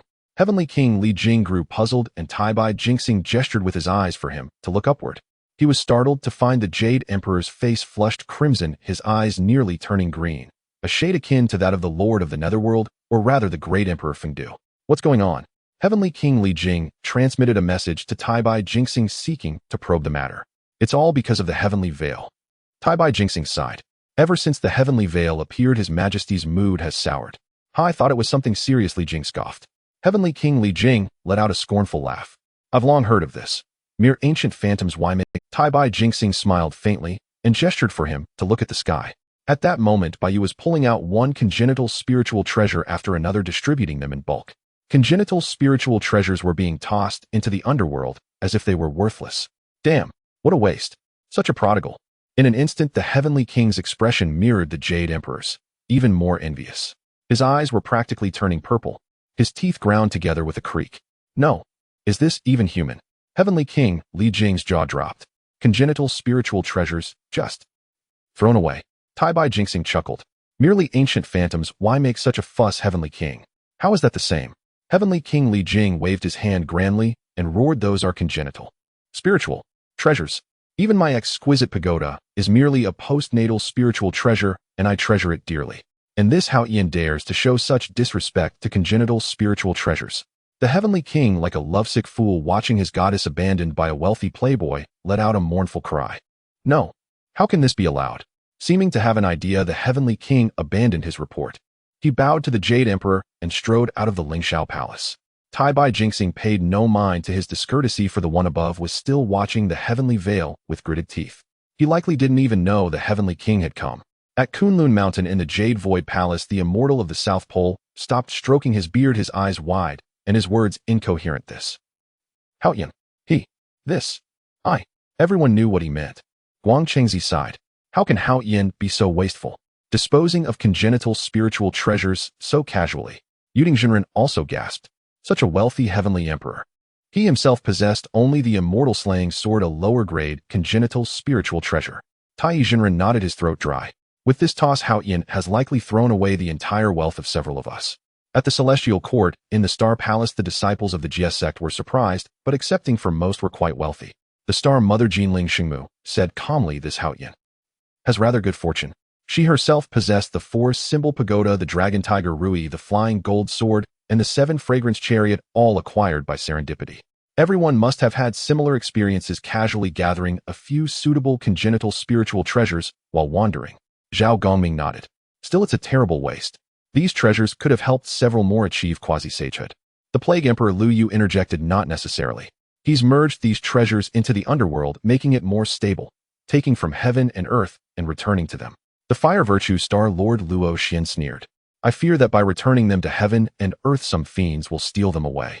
Then it would be taking from heaven and earth and giving to fiends. Lu Yu retorted, senior brother Luo, what are you saying? They are now deities, how can they be fiends?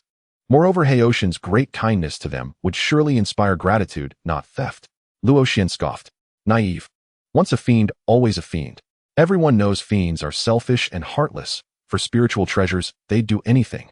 Lu Yu frowned. You're painting everyone with the same brush. Fiends are also living beings and deserve rights. Luo Xian sneered. Then let's wait and see.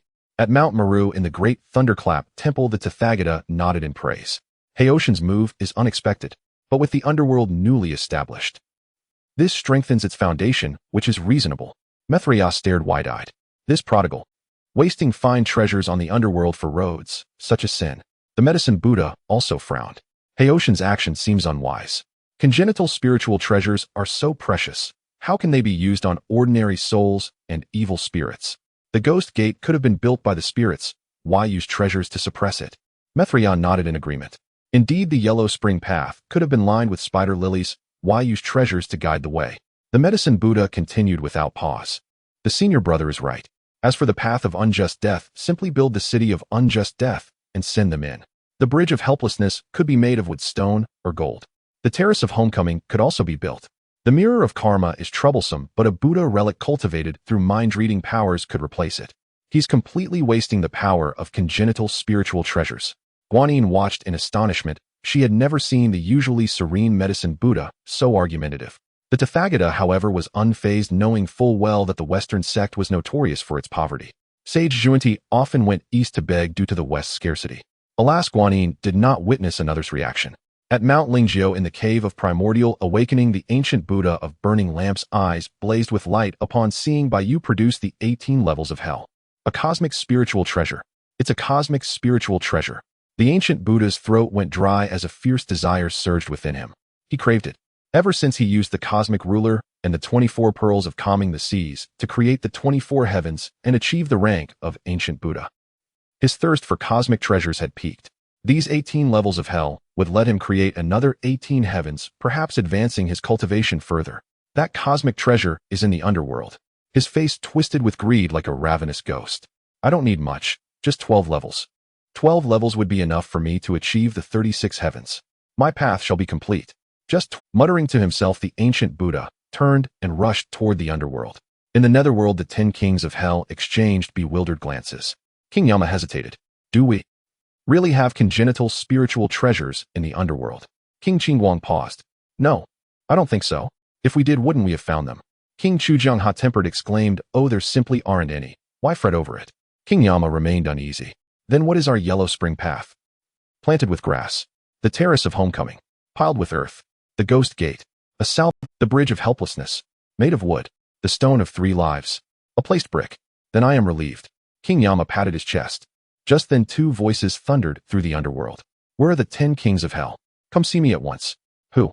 How dare they cause a ruckus in the underworld? King Chujiang's expression hardened. King Yama hesitated. One voice seems to be heavenly King Li Jing's. The other faintly carries Buddha light. Who could it be? Let us go and see. In the world of primordial chaos. In the underworld.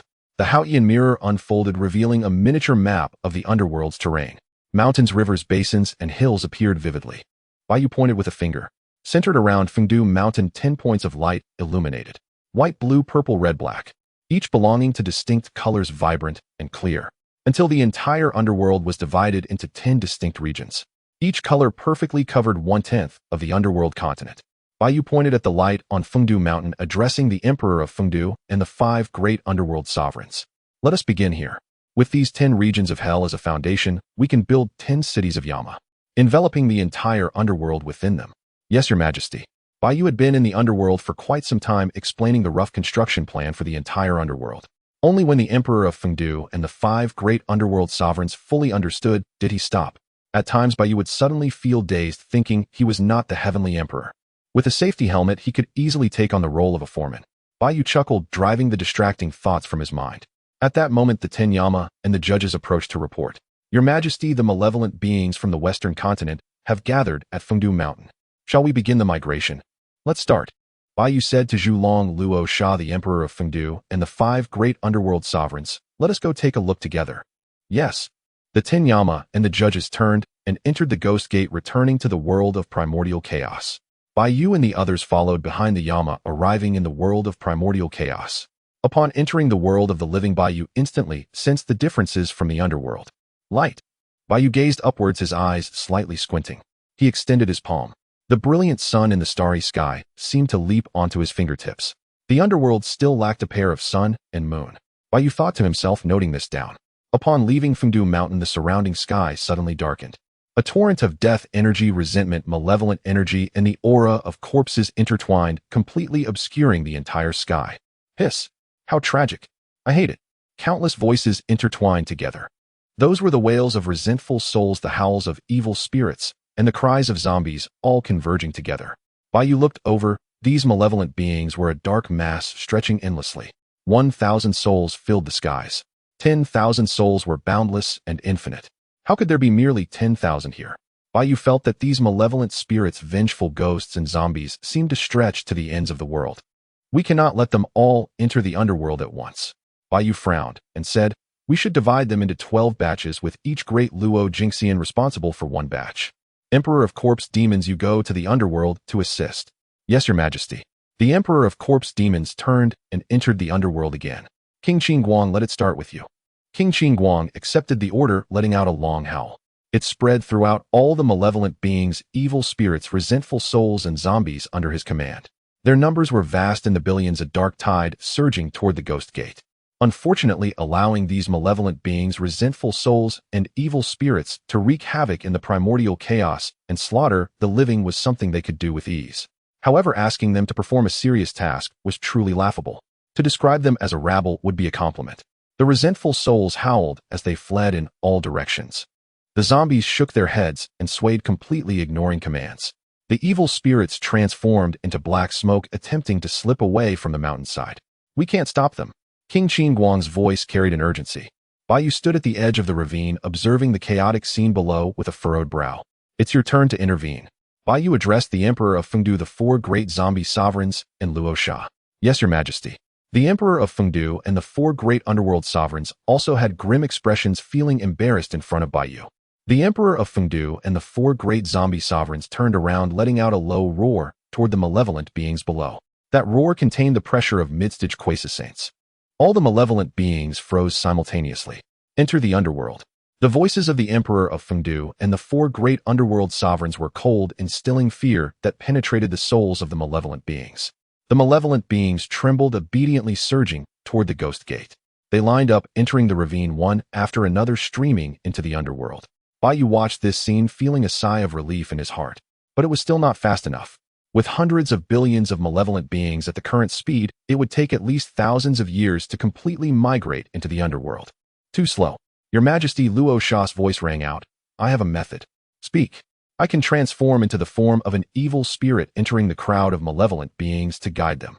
I was once the Emperor of evil spirits. They will instinctively obey me.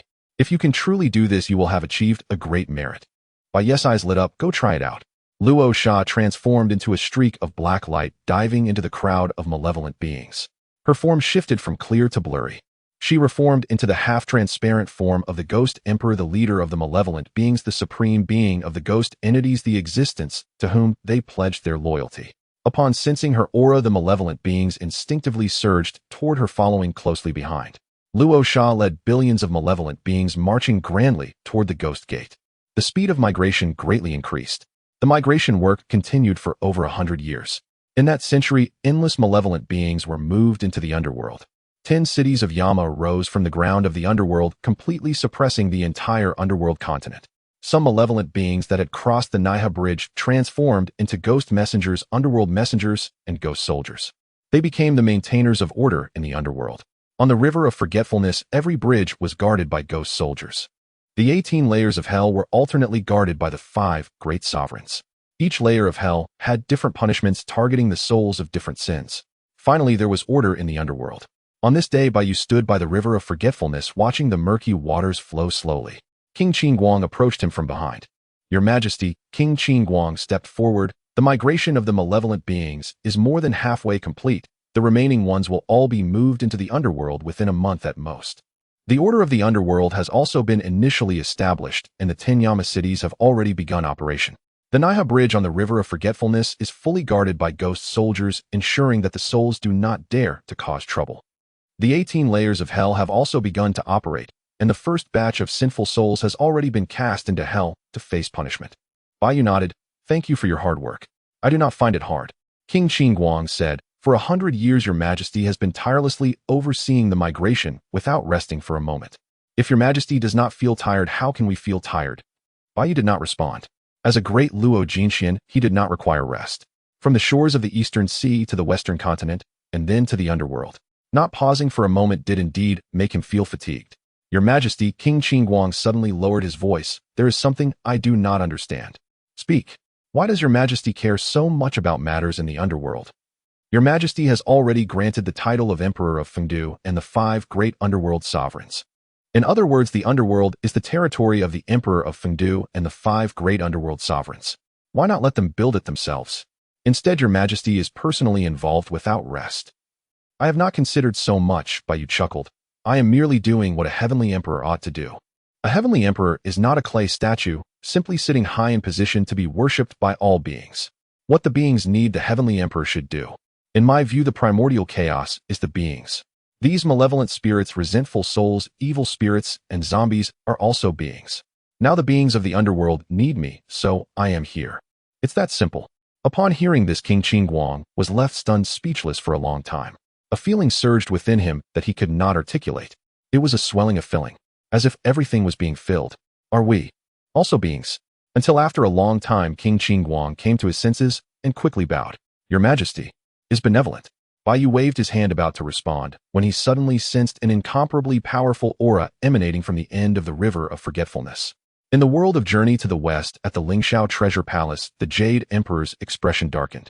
He laughed in fury. This Haoyan truly seeks fame and attention, attracting the masses. What does it mean that the Heavenly Emperor is not a clay statue? What does it mean that the Heavenly Emperor should not sit high and be worshipped by all beings? Haoyan, what does he understand? A leader should strategize from within, securing victories from afar. The Heavenly Emperor should act accordingly. A Heavenly Emperor who does not understand the ways of employing others. only knows to charge forward recklessly like a brute. It is utterly laughable. How dare you blame me? Tai Bai Jingxing kept his mouth shut, a look of helplessness in his eyes. Your Majesty, this Hao Yin is a person from the heavens. He does not even know of our existence. What he said was not aimed at you at all. Why must you be so angry? Tai Bai Jingxing intended to advise, but seeing the Jade Emperor's furious expression, he ultimately chose to remain silent. He shook his head. It is better to avoid more trouble. In the underworld at the Yama Palace, the 10 Yama Kings were originally troubled by the disturbances caused by the Pagoda King and the Lamp Buddha. They were extremely annoyed. After much effort, they finally managed to send these two troubles away. The 10 Yama Kings exchanged glances, their expressions a mixture of forced smiles and tears, looking extremely unpleasant. They naturally understood their own status. Although they were called the 10 Yama Kings, they were merely local Yama lords governing the life and death of mortals, overseeing the underworld, rewarding good and punishing evil. It sounded like a high position. Unfortunately, they were in the world of Journey to the West. The rules had to yield to the strong, to the background. After all, they had to compromise. Who made them the bottom tier of the heavenly court? Above them, they had the Taishan Fu Jun of the heavenly court and the Ksiddhagarbha Bodhisattva of Buddhism. Not to mention there were times when the Ghost Emperor caused chaos. Indeed, anyone could kick them a few times. They looked enviously at the underworld officials in the heavens. The 5 great Quasi Saints, the 12 great Luo. If these officials had such power, would the Pagoda Kings still dare to cause chaos in the underworld? Then they heard the words of the primordial underworld official King Qingguang. Haoshan's response shocked them. The beings of the primordial world are all beings. The beings of the underworld are also beings. If the beings of the underworld need me, then I am here. The 10 Yama Kings exchanged glances, nearly bursting into tears. Someone saw them. The Heavenly Emperor saw them. The Yama King murmured, "Are we also beings?" Did you hear that? King Qingguang. I heard it, the Heavenly Emperor said. We are also beings. King Chu Jiang, if only. Our Heavenly Emperor is Hao Yin, that would be great. Instantly the expressions of the other Yama Kings changed drastically. Speak carefully. The 10 Yama Kings fell silent, their gazes strange. A seed was planted deep within their hearts. In the primordial world, in the underworld, Bai Yu stood by the bank of the Wangchuan River, feeling that vast and majestic aura filled with compassion and holiness. Supreme and noble, unfathomable like an abyss. Bai Yu felt as if he was facing a realm of heaven and earth. He was quite familiar with this feeling. This is the aura of a saint. Bai Yu's pupils constricted. In the underworld, a saint. Could it be the legendary one? Everyone's body froze simultaneously. The wronged souls on the underworld ground knelt in worship. Evil spirits, vengeful ghosts, resentful souls, and zombies trembled as if they had encountered their greatest enemy. The ghost messengers stood frozen in place, not daring to move. The expressions of the 10 Yama Kings changed drastically. The pens in the hands of the left and right judges nearly fell. Even the Emperor of Fengdu, stationed at the Ghost Gate, and the 18 layers of hell, along with the 5 great underworld lords, sensed that aura and flew out with grave expressions. The Zhulong and the Rakshasa stood protectively in front of Bai Yu. A figure slowly walked from the end of the Wangchuan River. It was a woman's figure, dressed in a pure white long dress with a stunning appearance, yet with an endless sorrow in her brows. Her long hair cascaded like a waterfall, the ends gently swaying in the wind. Beneath her feet, lotuses blossomed with each step blooming a white lotus in the darkness. It truly is her, the Empress Pingxin, the incarnation of the Earth Mother after the cycle of reincarnation, the true master of the underworld, a saint-level existence. Bai Yu took a deep breath, stepped forward, and bowed respectfully. Hao Yin, pay my respects to Empress Pingxin. Empress Pingxin looked at him, her gaze filled with scrutiny and a hint of comfort. You have done well. Empress Pingxin spoke, her voice soft as the wind. These years the underworld has been destitute. Various matters, a tangled web, have troubled me greatly. You have managed to build the underworld to this level in just over 100 years. Truly extraordinary. You flatter me, Empress. Bai Yu's expression remained calm. Hao Yin merely did what he ought to do. Not flattery, Empress Pingxin said. You were able to have the Lord of the Dead and the 4 great zombie kings submit, able to command the 10 Yama Kings and the left and right judges. You established 10 Yama cities, constructed the Naiha Bridge, and set up the 18 layers of hell. You built the entire underworld continent from scratch, creating a complete order. This is not something an ordinary person can achieve. Bai Yu remained silent. Empress Pingxin gazed at the Wangchuan River, pausing in thought for a moment. Hao Yin, I need your help with 2 matters. Bai Yu was taken aback. Empress Pingxin is a saint, the master of the underworld, the incarnation of reincarnation. What matters could she need his help with? Please speak, Empress. Empress Pingxin turned around, looking at Bai Yu, her gaze carrying a hint of complexity. The first matter is an official one. Although reincarnation has emerged, the 6 paths of reincarnation are not yet established. From my observation, the 6 paths of reincarnation do not distinguish between good and evil, nor do they consider cause and effect. They operate entirely on instinct. Some souls with heinous deeds can be reborn into wealthy families enjoying glory and wealth, while some souls with countless good deeds can be reborn as commoners living a life of hardship. Empress Pingxin paused before continuing. This is neither reasonable nor fair. You are the heavenly emperor with the heavenly decree in your mouth. I hope you can establish a fair reincarnation rule. Let good be rewarded with good, and evil be punished with evil. Bai Yu fell silent. Establishing the reincarnation rules for the 6 paths is not an easy task. The rules for reincarnation are simple. Just copy the legendary paths: the path of heavenly beings, the path of hell, the path of evil spirits, the path of Asuras, the path of humans, and the path of animals. That would suffice. But ensuring fairness is much more challenging. What kind of good deeds would qualify for rebirth in the path of heavenly beings?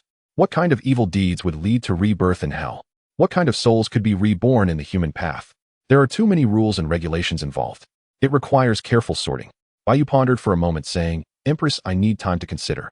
Empress Pingxin nodded. No rush. Finish what you have on hand first.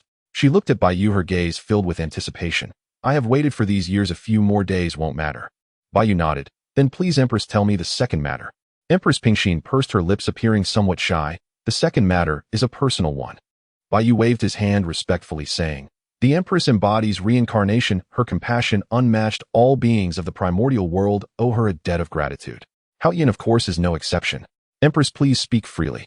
This matter is quite lengthy to explain. Lady Pingxin said. As is well known, after the witch and demon war, the demon race emerged victorious, but at a great cost, while the witch clan suffered devastating losses. The witch clan, being descendants of the Pangu, has faced oppression and humiliation since their downfall. Under the will of heaven, the rise and fall of races is quite normal. However, I have discovered that someone wants to annihilate the clan entirely. How can I stand by and watch? Bai Yu furrowed his brows and said, This matter has gone too far. Lady, do you know who seeks to eradicate the descendants of Pangu? Lady Pingxin shook her head. I do not know. He claimed to be from the demon race and has a blood feud with the witch clan. Yet these witches are relentless, not fearing even disintegration in their quest for vengeance. It seems as if their minds have been bewitched. I wish to investigate further, yet these individuals self-destructed without leaving a trace. Such methods are truly bizarre. Bai Yu tentatively asked, could it be the work of demons? Unclear.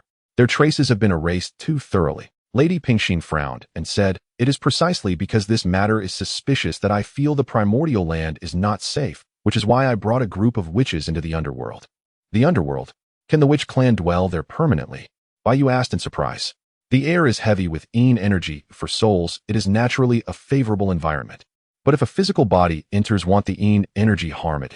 Lady Pingxin looked at Bai Yu with an admiring gaze. I did not expect that though your time in the underworld was brief, you hit the nail on the head. You are correct. Ordinary beings cannot remain in the underworld for long. The yin energy will continuously damage their foundation. However, our witch clan possesses strong physical bodies brimming with malevolent energy, thus we are not afraid of the yin energy's onslaught. Lady Pingxin sighed. I merely overlooked one thing. That is, the new generation of our witch clan cannot withstand such intense yin energy. Once they are born, they will perish within 100 years. To this day, there is not a single newborn among the witch clan. And the second favor I ask of you is in this. I hope you can bring the witch clan back to the primordial land to protect them from extermination. Bai Yu was taken. As a saint, even you cannot uncover the details of these demons. I am merely a Deluo golden immortal. His brows knitted tighter. Do you believe I can succeed? Of course you can. Lady Pingxin cast a puzzled glance at Bai Yu, not understanding why he said so. Then she realized, smiled gently, and asked, Do you not understand your own status? What status? The Heavenly Emperor. Bai Yu's brows tightened even more. But as Heavenly Emperor, my position is empty. With only a handful of subordinates, how can I protect the witch clan under such bizarre circumstances? Lady Pingxin chuckled softly, her eyes curving into crescent moons. On her exquisitely beautiful face, it seemed as though white lotuses were blooming. Even the dark and shadowy underworld appeared a little brighter. You are the Heavenly Emperor appointed by the Tao Ancestor. Since the Tao Ancestor achieved unity with the Tao, he has not intervened. But that does not mean the Tao Ancestor cannot act. If it is merely a matter of a fellow peer playing tricks, that is one thing. But if it is a stronger opponent, they will bully the weak and oppress the small. I fear it may lead to a divine thunderbolt striking down upon you. Therefore, across the primordial land, you are the only one who can save the witch clan. This matter concerns an entire clan. It is of utmost importance. Bai pondered for a long time and said, "May I first see them? Afterward I will decide." "You are indeed cautious." Lady Pingxin looked at Bai with appreciation. She nodded. "As I have said, I have waited for so many years, I do not mind this time. You may consider it thoroughly." Bai nodded and bowed. "Thank you, lady, for your understanding." "No need for thanks." Lady Pingxin waved her hand. "When you have made your decision, you can find me at the end of the Wangchuan River at the 6 paths of reincarnation." After speaking, she walked towards the end of the Wangchuan River. The white lotuses beneath her feet withered one by one, transforming into light spots that dissipated. Her figure gradually vanished at the end of the Wangchuan River. Bai stood in place, watching the direction in which Lady Pingxin had disappeared, filled with confusion. How could someone wish for the annihilation of the Witch clan? After all, the Witch clan are descendants of Pangu. Who could this person be? Could it be Luo Ho? That would be unnecessary. The Witch clan has not offended Luo Ho. Could it really be the demon race? Is their hatred so deep? "Your Majesty," Zhulong tentatively called out, as Bai remained lost in thought for a long time. Bai came back to his senses. "Senior, what is it? Is there an issue with the dragon race?" Zhulong replied, "Not at all, I just noticed that your Majesty seemed a bit distracted." "Your Majesty," Zhulong continued, "Lady Pingxin is a saint. Can you truly refuse her request?" Bai remained silent for a moment. "I can, but I wish to agree." "Why?" Bai gazed at the Wangchuan River, his expression steady. "Because after establishing the rules of the 6 paths of reincarnation, only then can good be rewarded and evil punished. Thus the resentment of living beings decreases and the calamities will lighten. This is beneficial for all beings in the primordial land." "Your Majesty, you know that my question is not about this matter," Zhulong said anxiously. "Your Majesty, you absolutely must not agree to Lady Pingxin's second request, as she, as a saint, cannot resolve it herself."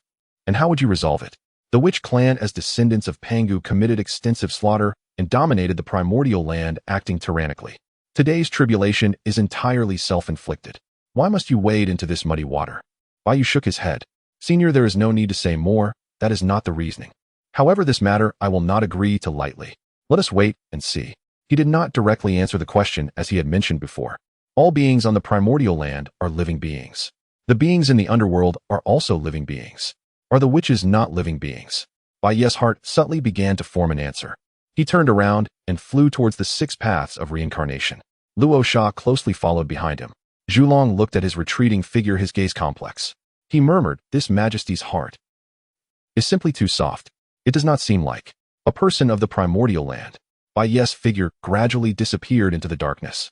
He did not hear Zhulong's murmured words. The construction of the underworld was still incomplete. There were many tasks to be done. By the Wangchuan River, the Yin wind gently brushed. The Haotian mirror glowed faintly at Bai's brow, illuminating every corner of the underworld clearly. The 10 Yama cities became increasingly refined, with countless ghost soldiers patrolling the city walls. On the Wangchuan River, the surface of the Naiha Bridge flickered in the Yin energy. From time to time, unruly individuals refused to cross the bridge peacefully. They fell into the Wangchuan River, losing their intellect and existing solely on instinctual struggles. The waters of the Wangchuan River gradually became murky. In the depths of the 18 layers of hell, the wails of tortured souls could be clearly heard. At the end of the Wangchuan River, a massive whirlpool of the 6 paths was slowly swirling. Countless souls lined up before the reincarnation passage. The line twisted and turned, extending beyond sight. Bai's gaze sharpened. Is it really blocked to this extent? This cannot be allowed. The Heavenly Emperor has descended. The Heavenly Emperor is here. The white jade concentrated, and the 6 paths of reincarnation slowly turned. Occasionally souls were drawn into the reincarnation channel, but the white jade concentrated, and the 6 paths of reincarnation slowly turned. Occasionally souls were drawn into the reincarnation channel, but the speed was too slow. When will these souls complete their reincarnation? These souls have performed relatively well in the underworld. How should I put it? Currently, the moral standards of the underworld are at an all-time low. As long as one works diligently, they can quickly obtain a reincarnation quota. There are many souls ready to be reincarnated. The white jade did not expect this group of souls to be stuck before reincarnation.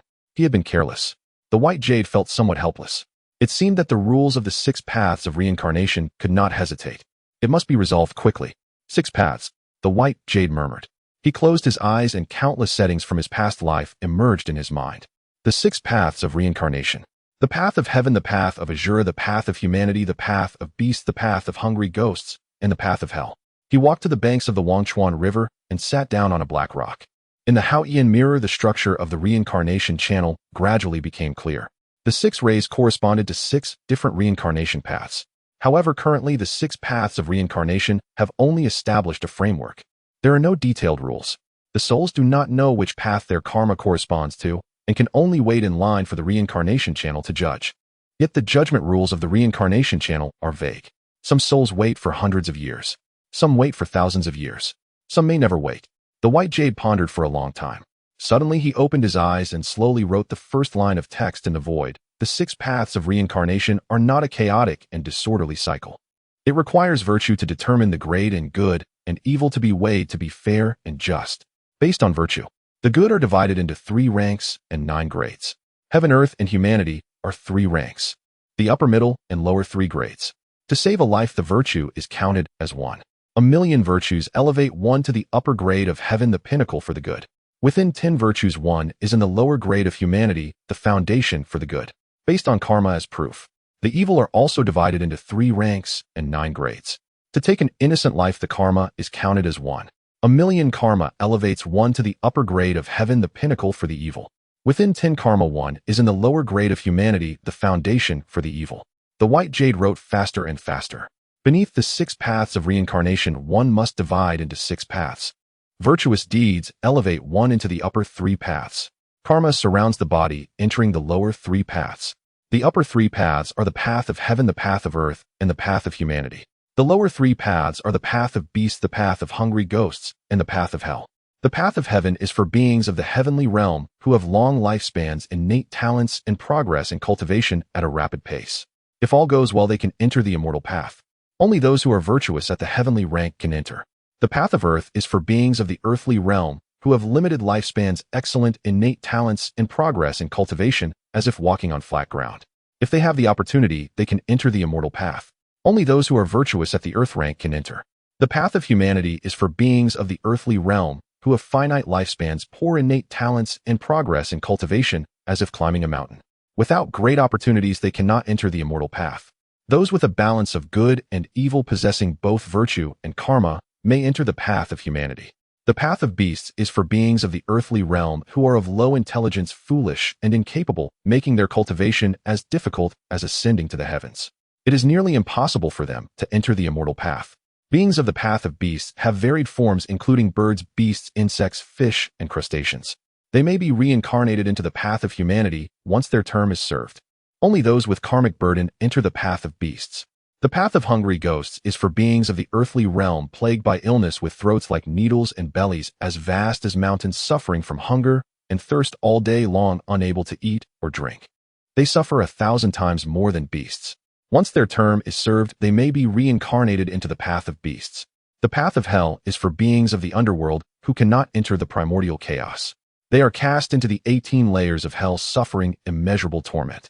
Once their term is served, they may be reincarnated into the path of hungry ghosts, then into the path of beasts, and finally into the path of humanity. Those with karmic burden at the heavenly rank enter the path of hell. Those with excessive sins enter the hell of no rebirth, never to reincarnate.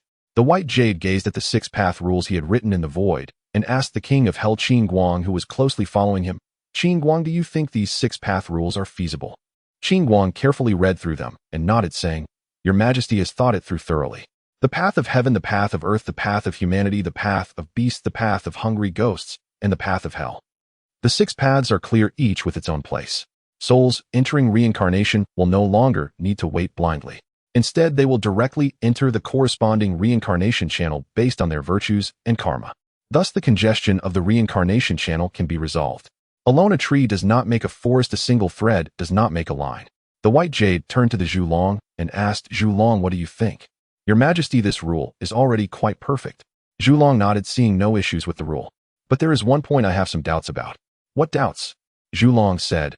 "It is easy to establish rules, but execution requires people." Zhulong looked meaningfully at Qin Guang. "But everyone has their own selfish motives. Can the 10 halls of Yama ensure that they judge according to virtue and karma? Or will they change the original karma into virtue and the virtue into karma? How can anyone know?"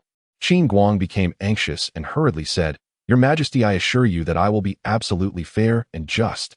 Since your Majesty granted me divine status, I vowed to serve you faithfully." Zhulong replied, "Even if what you say is true, can you guarantee that the other Yamas will not have ulterior motives?" Qin Guang raised his head, suddenly wanting to vouch for his colleagues, but after a moment's thought he fell silent. I cannot guarantee. No matter. The white jade patted Qin Guang's shoulder, saying, "True gold does not fear fire. Just focus on your work. I trust you all."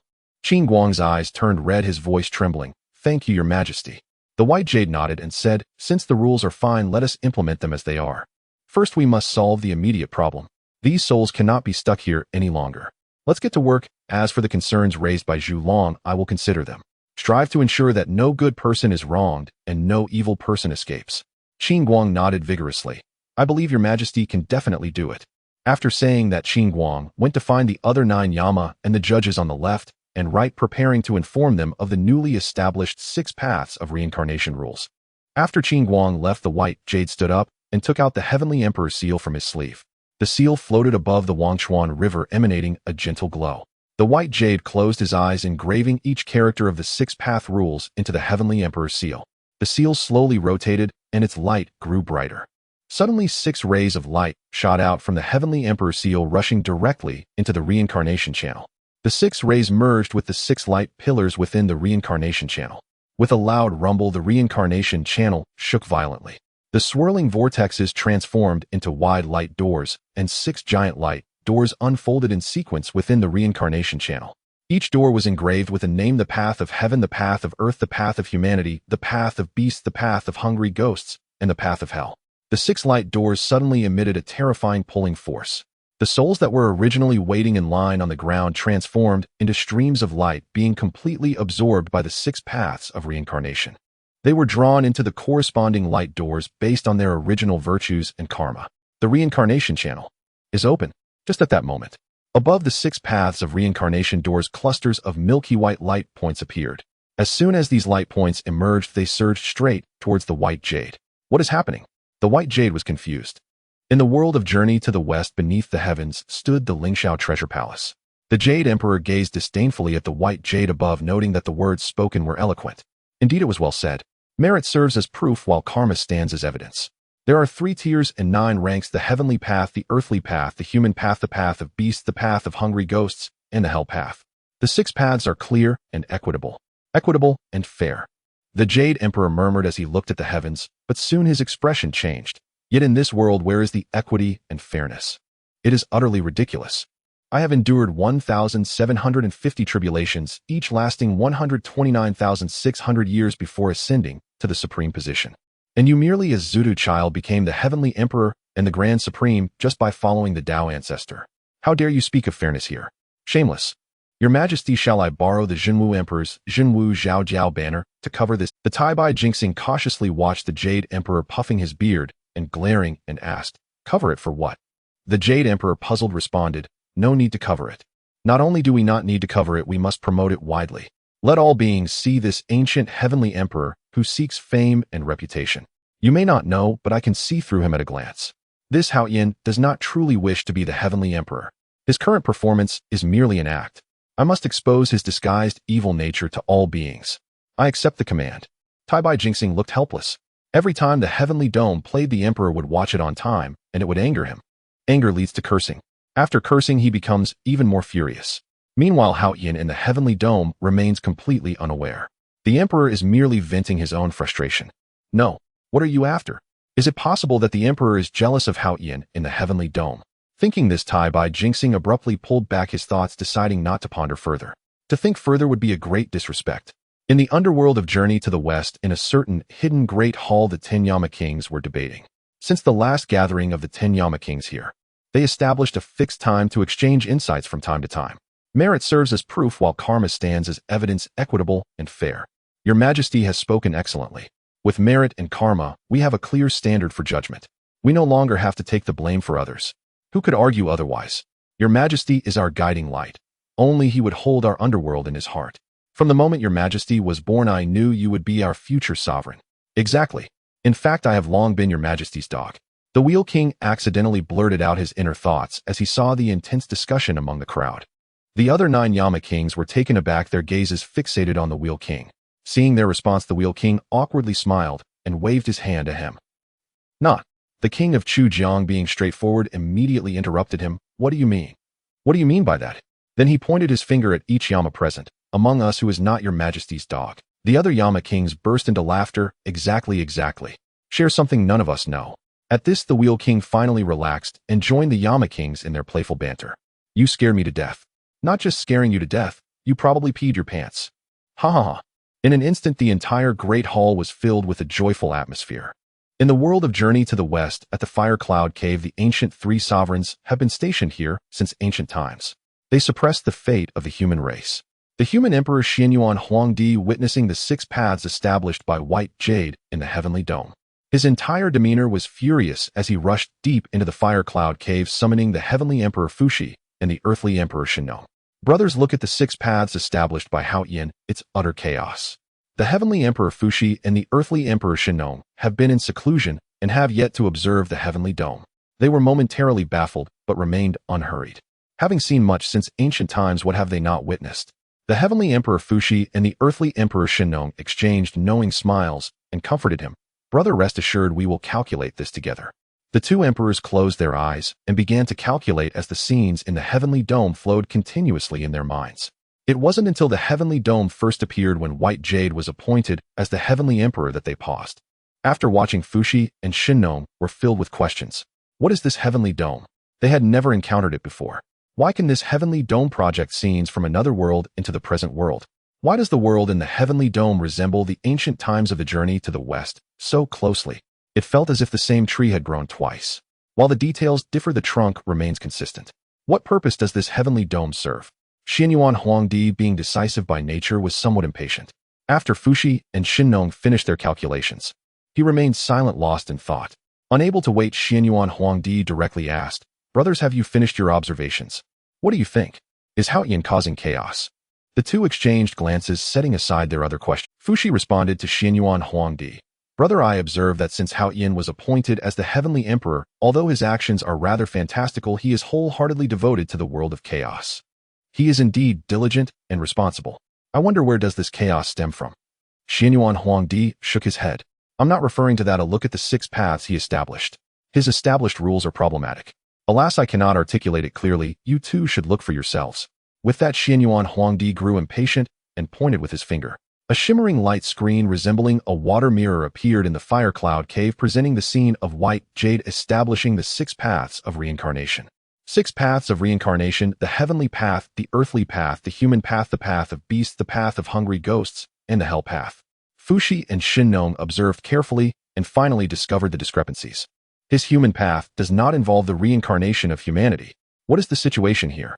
Fuxi furrowed his brow. Why isn't the human path the reincarnation of humanity? Shinnong was also puzzled. And what about the earthly path? Shouldn't the 6 paths of reincarnation include the Azura path?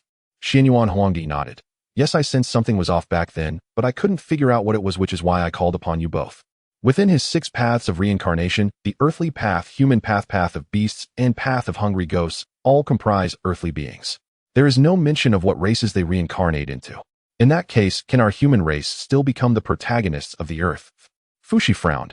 Do not worry, allow me to calculate further.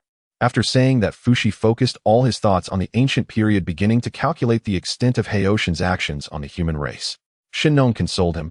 Brother, you need not worry too much. The matters displayed on the Heavenly Dome pertain to another world. The truth of it remains uncertain, so let us wait for Brother Fuxi to finish his calculations before making any judgments.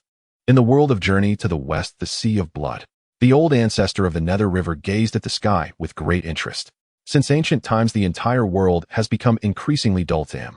His cultivation and realm had reached their peak. He remained motionless. Even his junior Duobao had caught up with him. He was already tired of this kind of life.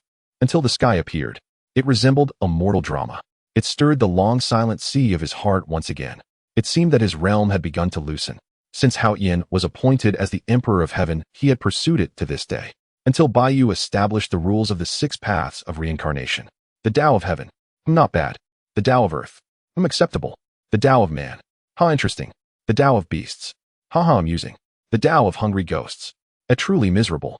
The Tao of Hell. Tisk, too tragic to behold. The 6 paths concluded.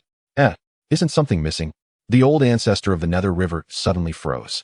He flipped through Baiyu's established rules of the 6 paths a dozen times. He finally confirmed it. It was simply absent.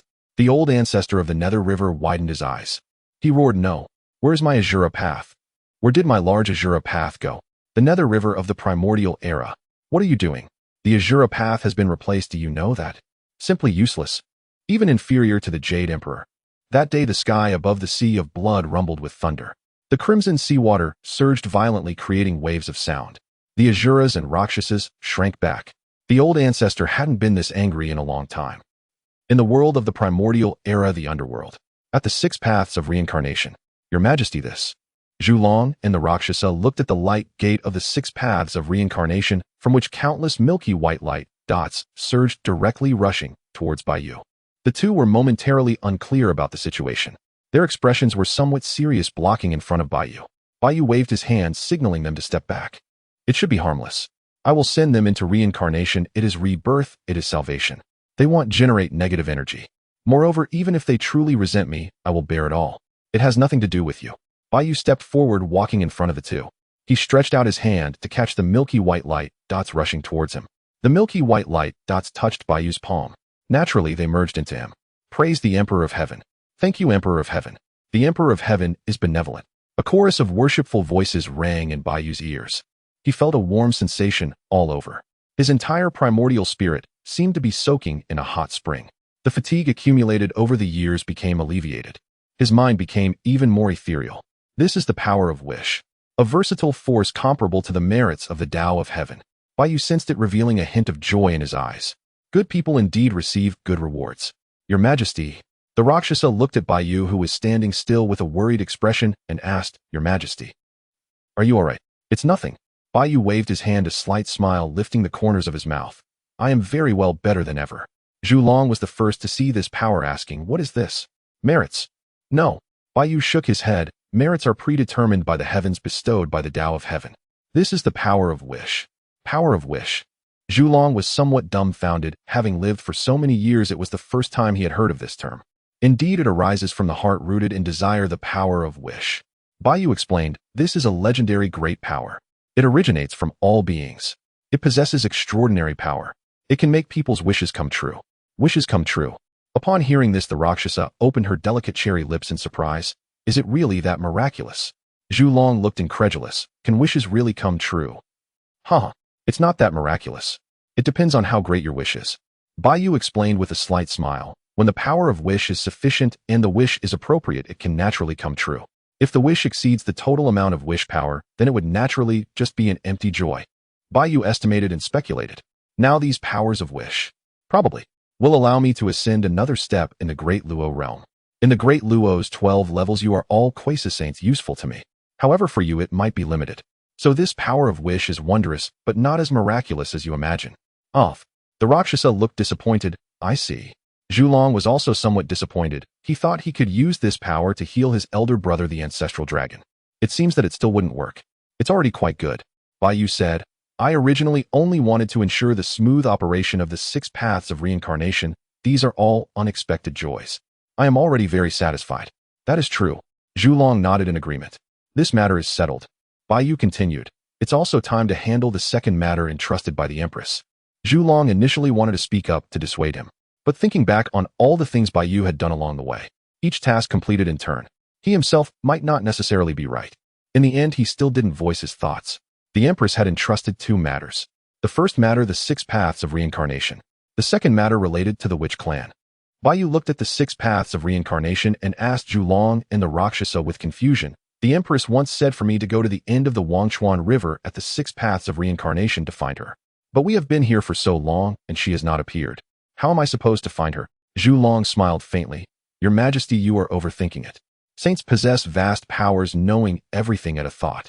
Now you are here murmuring as if knocking on the door at the Empress' home. Are you still afraid that the Empress won't come out to see you? Look, the Empress has already arrived. Baiyu focused his gaze and saw before the 6 paths of reincarnation. In the silent stillness, a woman's figure had appeared. She wore a pure white long dress. Her face was stunningly beautiful, and her brows carried endless compassion. 3,000 strands of hair cascaded like waterfalls, dancing lightly. Compassionate, yet sacred.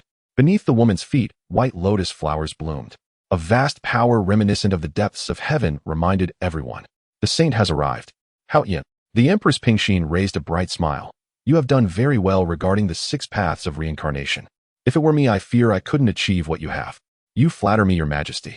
Bai Yu smiled lightly in response. Hao Yin is merely doing his best. You, this emperor of heaven. The Empress Pingxin pointed lightly. That is just modesty. Even somewhat over-modest. Look at the previous ancestral dragon and Emperor Jun, which one was not extraordinary and imposing. Even Dong Wang Gong sits high in the purple mansion pointing out the rivers and mountains overlooking the primordial era. You need to be more imposing? To speak the truth. In the primordial era you are truly second only to one above 10,000. Yet you are so humble, why must it be? Bai Yu pondered for a moment and said, what if I say, I don't want to be the emperor of heaven at all? What in the world of Journey to the West beneath the celestial dome, within the Lingxiao treasure hall, the Jade Emperor said, look, I told you he never intended to become the heavenly emperor. He is merely seeking fame and reputation. His true nature has been revealed. The Star of the White Emperor dared not speak, secretly muttering in his heart. Why take his words seriously when he merely speaks politely? The Jade Emperor said, something is amiss. White Emperor Star, have you noticed anything unusual? White Emperor Star replied, no, I haven't felt anything out of place. The Jade Emperor said, did you not notice that this underworld lacks Mengpa's soup? Would not those reincarnated beings carry their memories into their next lives? Yes, White Emperor Star suddenly realized, if these people reincarnate with their memories, it will surely cause chaos in the mortal realm. The Jade Emperor indignantly declared, this Hao Yin is so reckless, he is unworthy of being the heavenly emperor. In Kunlun Mountain within the Yushu Palace, the southern extreme celestial immortal stroked his beard and said, this Haoshan's underworld has already been constructed, why was Mengpa overlooked? The true man of Yuding said, indeed, without Mengpa and her soup, can we still call it reincarnation? Guang Qingzi remarked, could it be that Hao Yin has other plans? The true man of Tai said, whether he has plans or not, I feel that Hao Yin is definitely not an ordinary person. The southern extreme celestial immortal replied, let us watch and see if it is of no concern to us. In the heavenly court in the Star Palace, the god of wealth, Zhao Gongming, exclaimed, something is wrong. Hao Yin has actually omitted Mengpa's soup. The underworld souls reincarnating will surely cause great disturbances. The Plague Emperor Lu Yu said, this shouldn't be. How could Hao Yin possibly overlook such a detail? In the western spirit mountain at the Great Thunder Sound Temple, the Buddha Tathagata clasped his hands and said, what is Hao Yin thinking? Why has Mengpa not appeared? The Avalokiteshvara Bodhisattva tentatively asked, could it be that Hao Yin never considered it, hence the absence of Mengpa? The Buddha Maitreya snorted coldly. This underworld must be managed by our Buddhism. We must know that our Buddhist doctrine is compassionate and perfect, most suitable for the underworld. Hao Yin, this heavenly emperor, is simply unfit. He does not understand the underworld at all. No one knows more about the underworld than we Buddhists. The Buddha of glazed medicine said, why must senior brother be so? Hao Yin was originally chosen by the Tao ancestor. He never intended to become the heavenly emperor. He surely did not wish for these oversights to occur. In the underworld, in a certain grand hall, the 10 Yama kings were secretly gathered here. Oh dear, a big problem has arisen. His Majesty actually forgot to establish Mengpa. Without Mengpa to administer her soup to the souls, these spirits will retain their memories. Wouldn't that cause chaos in the mortal realm? Should we remind His Majesty? How can we remind him? The celestial dome is high above, and there is nothing that can contact His Majesty. Oh dear, what should we do? The 10 Yama kings were in a flurry. In a certain filthy place in the underworld, there was a sea of blood. Aren't you, Hao Yin, quite capable? You cancelled the path of the Azura set by the ancestor and replaced it with some ridiculous path. Yet you haven't even prepared Mengpa's soup. Without Mengpa, I wonder how you will allow these souls to reincarnate. The ancestor of the river of the underworld laughed loudly. Hao Yin has created a mess. This is what he likes to see. Today the sea of blood is calm and sunny. In the world of primordial chaos at the reincarnation point of the underworld, Bai Yu was naturally unaware. Some were watching his fun, while others were worried. Why, said the goddess of... She wondered, in this primordial world there are still those who do not wish to become the heavenly emperor. Bai Yu said, the title of heavenly emperor sounds lofty, but it is merely a position to manage the heavens and earth on behalf of the Tao ancestor. This position holds great power, but comes with even heavier responsibilities. The goddess of equanimity smiled softly. Then you could learn from the previous Emperor Jun, enjoying power without bearing responsibility. I cannot do that. I cannot just enjoy power without bearing responsibility. Although I am not a great person, I also know that one must govern affairs while in a position of authority. As long as I remain the heavenly emperor for a day, I will fulfill the duties of a heavenly emperor. You are truly the most special person I have ever met. The goddess of equanimity looked at Bai Yu deeply and said. Bai Yu waved his hand. Goddess, let us go see the remnants of the Wu clan now. All right, I will take you there now. The goddess of equanimity signaled for Bai Yu to follow. Yu closely followed behind the goddess of equanimity. The candle dragon exchanged glances with the Rakshasa and followed suit. In the deepest part of the underworld, there was a space enveloped by the power of reincarnation distinct from other areas of the underworld. The air there lacked the underworld's aura, instead filled with a faint trace of vitality. The group followed the river of oblivion to this place. Here stood a massive stone gate intricately carved with ancient symbols of the Wu clan. The stone gate was half open and a soft light radiated from the gap. The goddess of equanimity stood before the stone gate, her plain, white dress shimmering like light silk in the glow. She turned around and pushed open the stone door.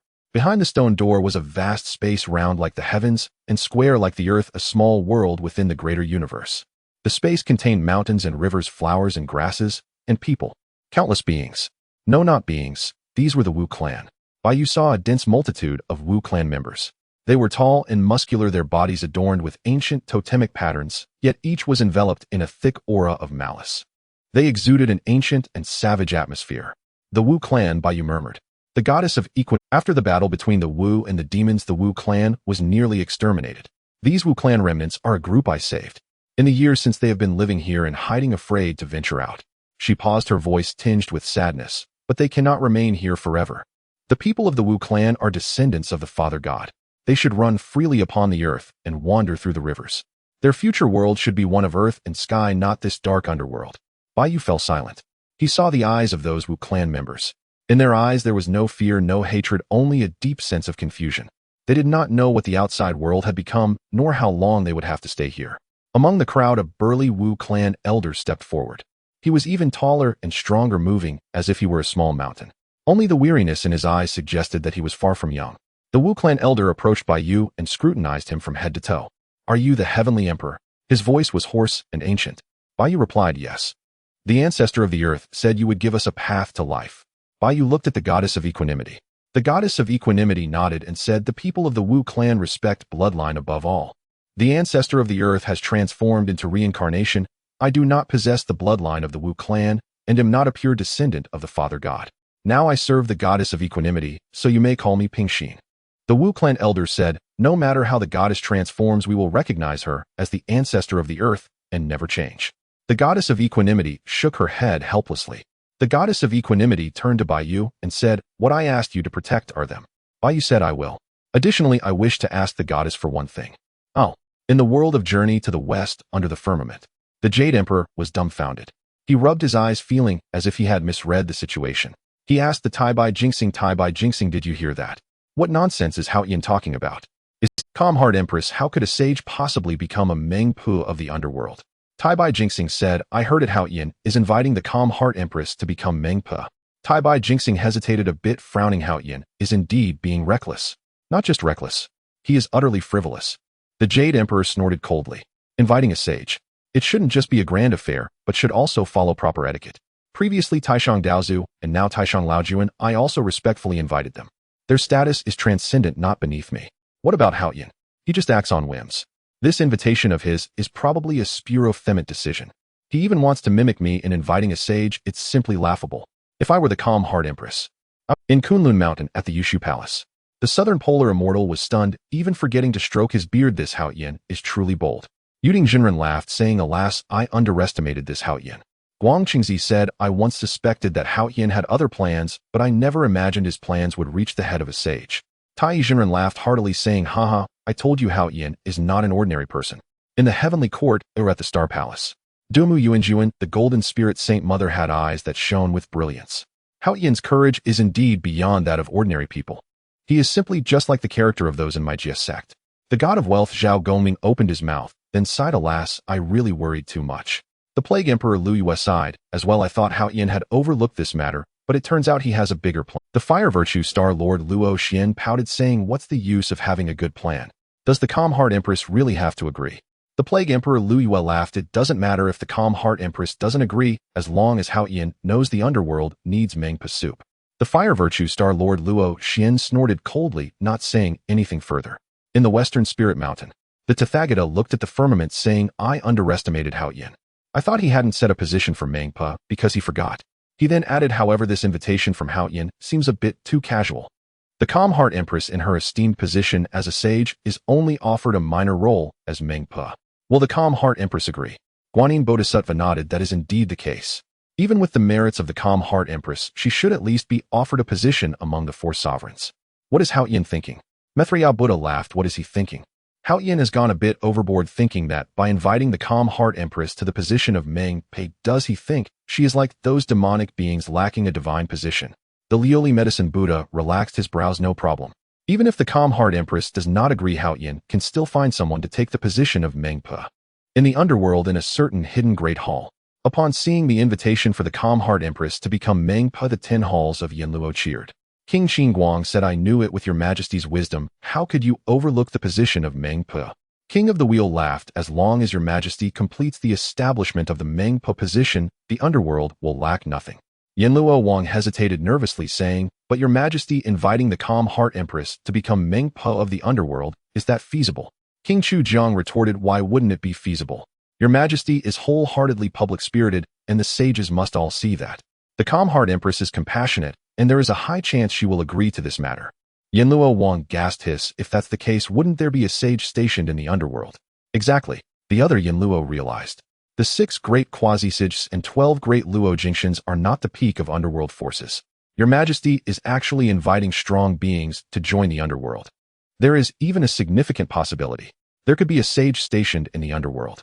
The 10 halls of Yanluo widened their eyes, looking at each other completely in disbelief. They felt as if they were dreaming. A sage, 6 great quasi-sages, 12 great Luo Jingshans. Is this really the level of power that the underworld can achieve? In the Blood Sea. I'm so furious. Hao Yin is completely playing with me. Didn't he notice he hasn't set up Meng Pe? Why not hurry up and set it up? And he still dares to wait and invite a sage. I think this Hao Yin is targeting me.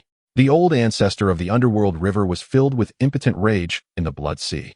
He looked at the calm heart Empress in the firmament, silently praying. Please don't agree, please don't agree, please don't agree. In the world of the Primordial era, in a small world of the remnants of the Witch clan, the calm heart Empress looked curious. How did you come up with the idea of inviting me to take the position of Meng Pe? Because you are strong enough, Empress.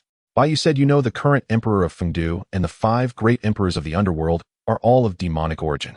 The 10 halls of Yanluo, the left and right judges, and the ghostly officials are all transformed from evil beings. Though I trust them for the sake of all beings for the future souls, I still hope you can keep an eye on them. Do not give them the chance to make mistakes. Baiyu's later remarks about the emperor of Fengdu and the 5 great emperors did not concern the calm heart Empress at all. In her view, in the underworld, nothing could escape her control. Even without Baiyu saying it, she intended to supervise these deities of the underworld. The underworld was opened by her. She would never tolerate anyone harming the underworld or the living beings. However, the calm heart Empress thought of the 6 sages of the primordial world and asked in confusion. On the land of the primordial era, there are currently 6 sages in office.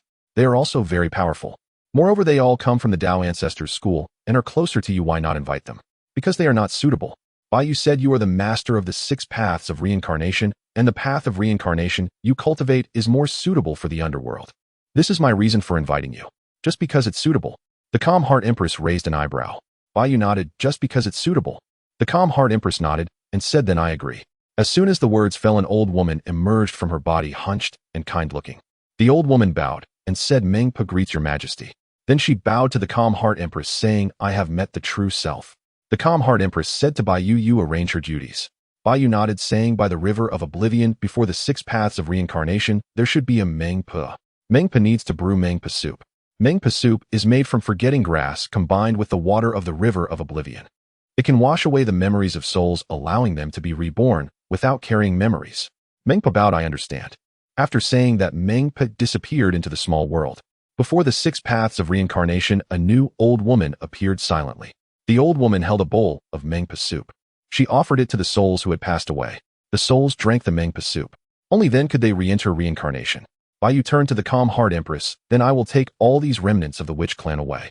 Where do you plan to take them? The calm heart Empress asked. To the heavenly realm. Baiyu said. You want to take them to the place where the demon clan once lived? The calm heart Empress was surprised. Baiyu shook his head. The heavenly realm is only because the demon clan lived there first, not that the heavenly realm itself belongs to the demon clan. The heavenly realm belongs to all beings. The Witch clan can naturally live there. The calm heart Empress nodded. Since I have entrusted them to you, I will not question further. Additionally, there is the original treasure vault of the Witch clan here, filled with some spiritual treasures that the Witch clan does not use. You can take them as well. Okay. The calm heart Empress led Bai Yu to the treasure vault of the witch clan. The colorful light of treasures illuminated Bai Yu's eyes. He struck it rich. Bai Yu surveyed the treasure vault of the witch clan, the dazzling light nearly blinding his eyes. This vault itself was apparently a spatial treasure. A high-grade, innate spiritual treasure. The Qiankuan cave mansion. Inside another world existed comparable to a grand universe. Spiritual materials piled up like mountains, treasures flowed like rivers. Scattered across the ground were endless innate spiritual roots. The stars drifting in the 9 heavens were also innate spiritual treasures. Bai Yu casually glanced around and spotted numerous rare and precious earthly spiritual materials. There were even materials that could serve as auxiliary ingredients for refining postnatal treasures, such as the copper from Shouyang Mountain, the blue jade from the 9 heavens, chaos, purple gold, the essence of the water of the sun, and innate emu, countless in variety. But none of these were the most precious. The most precious were some innate spiritual treasures drifting above. There were about several hundred items. Among them, the low-grade innate spiritual treasures were the most numerous. However, there was one that Bai Yu recognized at a glance. It was a black, book-like innate spiritual treasure, one of the 3 books of heaven, earth, and man. The Book of Life and Death, also known as the Human Book, but its most famous name was the Death Ledger, a supreme innate spiritual treasure. After acquiring the Death Ledger, Bai Yu's divine sense swept over it, and his eyes gleamed with joy. This Death Ledger truly deserved to be called a supreme innate spiritual treasure, one of the 3 books of heaven, earth, and man. This book consists of a master copy and a child copy. The child copy is connected to the master copy. The master copy sets the rules. The child copy automatically records. Any modifications to the child copy are backed up in the master copy. It can completely record the lifespan, merits, and karma of living beings. In this case, even if the 10 Yama Kings conspired together, they could not deceive the master copy. Senior Candle Dragon need not worry about the turmoil caused by the 10 Yama Kings. Deeper within the Qiankuan cave mansion, some even more precious innate spiritual roots were planted. One innate spiritual root sparkled like the Milky Way. Its entire body shimmered with starlight, tall and straight, reaching into the clouds. It was adorned with fruits that resembled stars. A supreme innate spiritual root. A treasure of the Star God clan. The Celestial Star Fruit Tree. The celestial star fruits produced by the fruit tree allow mortals to forge a body of stars. However, that is not its best use. Its best use is to replenish the source of stars. Good people indeed have good rewards. I was just worrying about how to repair the starry sky. Now with the Celestial Star Fruit Tree, repairing the starry sky has become easy. However, according to common logic, this Celestial Star Fruit Tree should be in the starry sky. How could it appear in the witch clan's treasure vault? Bai Yu looked at Empress Pingxin with confusion and asked, strange, this is the treasure of the Star God clan. How could it have fallen into your witch clan's hands? Empress Pingxin chuckled, we are also curious. One day this Celestial Star Fruit Tree descended from the heavens and happened to land before our ancestral witch hall. It must have been thrown down by the Star God clan themselves. If it weren't for Emperor June forcibly invading the starry sky without leaving any space for the Star God clan, we wouldn't have obtained the Celestial Star Fruit Tree. The key point is, without the Celestial Star Fruit Tree, someone must sit at the eye of the Zhoutian star array. Otherwise, the power of the Zhoutian star array could increase even more. Now that you are the Heavenly Emperor, when the Zhoutian star array is restarted in the future, this Celestial Star Fruit Tree can perfectly serve as the eye of the formation for you. But what I value is not this. What I value is that this tree can organize the starry sky and replenish the source of stars. In the journey to the West World Lingxiao Treasure Palace. Damn, this Hao Yin is too lucky, isn't he? The Jade Emperor's eyes turned red again. Moreover, Empress Pingxin is being too kind to him, isn't she? She agreed to take on the position of Mengpur and handed the entire treasure vault of the witch clan over to Hao Yin. Not to mention those innate spiritual treasures and innate spiritual roots. Just those spiritual materials alone would be enough for Hao Yin to assemble heavenly soldiers and generals. Tai Bai Jin Xing. Tell me, is this fair? Since I ascended to the throne, I have toiled and bled, cutting through thorns and brambles, gathering manpower and subduing demons and evils. Only then did I build the heavenly court bit by bit. And yet no one appreciates my efforts. The disciples of the Chan and Jie sects that I painstakingly gathered all think of themselves as the personally taught disciples of saints. Arrogant and unruly. I can't command them. Getting them to do anything is harder than ascending. Yet Hao Yin can do anything, and someone sends him treasures and manpower. Is this fair? Oh, the Jade Emperor's grievances surged in his heart. Tai Bai Jin Xing comforted, Your Majesty, you have worked hard. They do not understand your good intentions. Tai Bai Jin Xing felt helpless and silently thought, Your Majesty, you have cut through thorns and brambles and toiled hard to gather manpower. But wasn't it the three altars of the sea-meeting deity who subdued demons and evils? Wasn't it the true Lord Erlang who manifested his holiness? Moreover, if it weren't for you requesting the list of deities, how could the Chan and Jie sects stir up the war of deification? How many died and were wounded?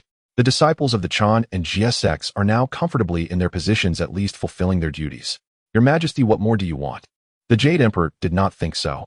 He continued, it's not just that they do not understand my good intentions, they are simply rebels and traitors.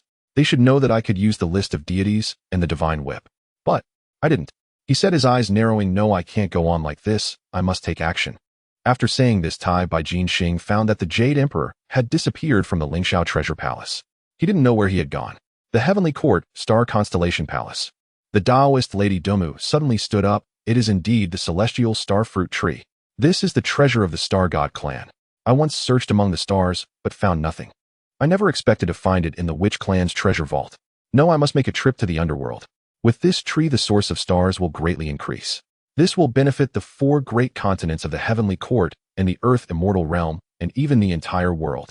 The wealth god Zhao Gongming said, sister, I have some influence in the underworld, why don't I go with you? The Golden Spirit Holy Mother nodded and said, very well.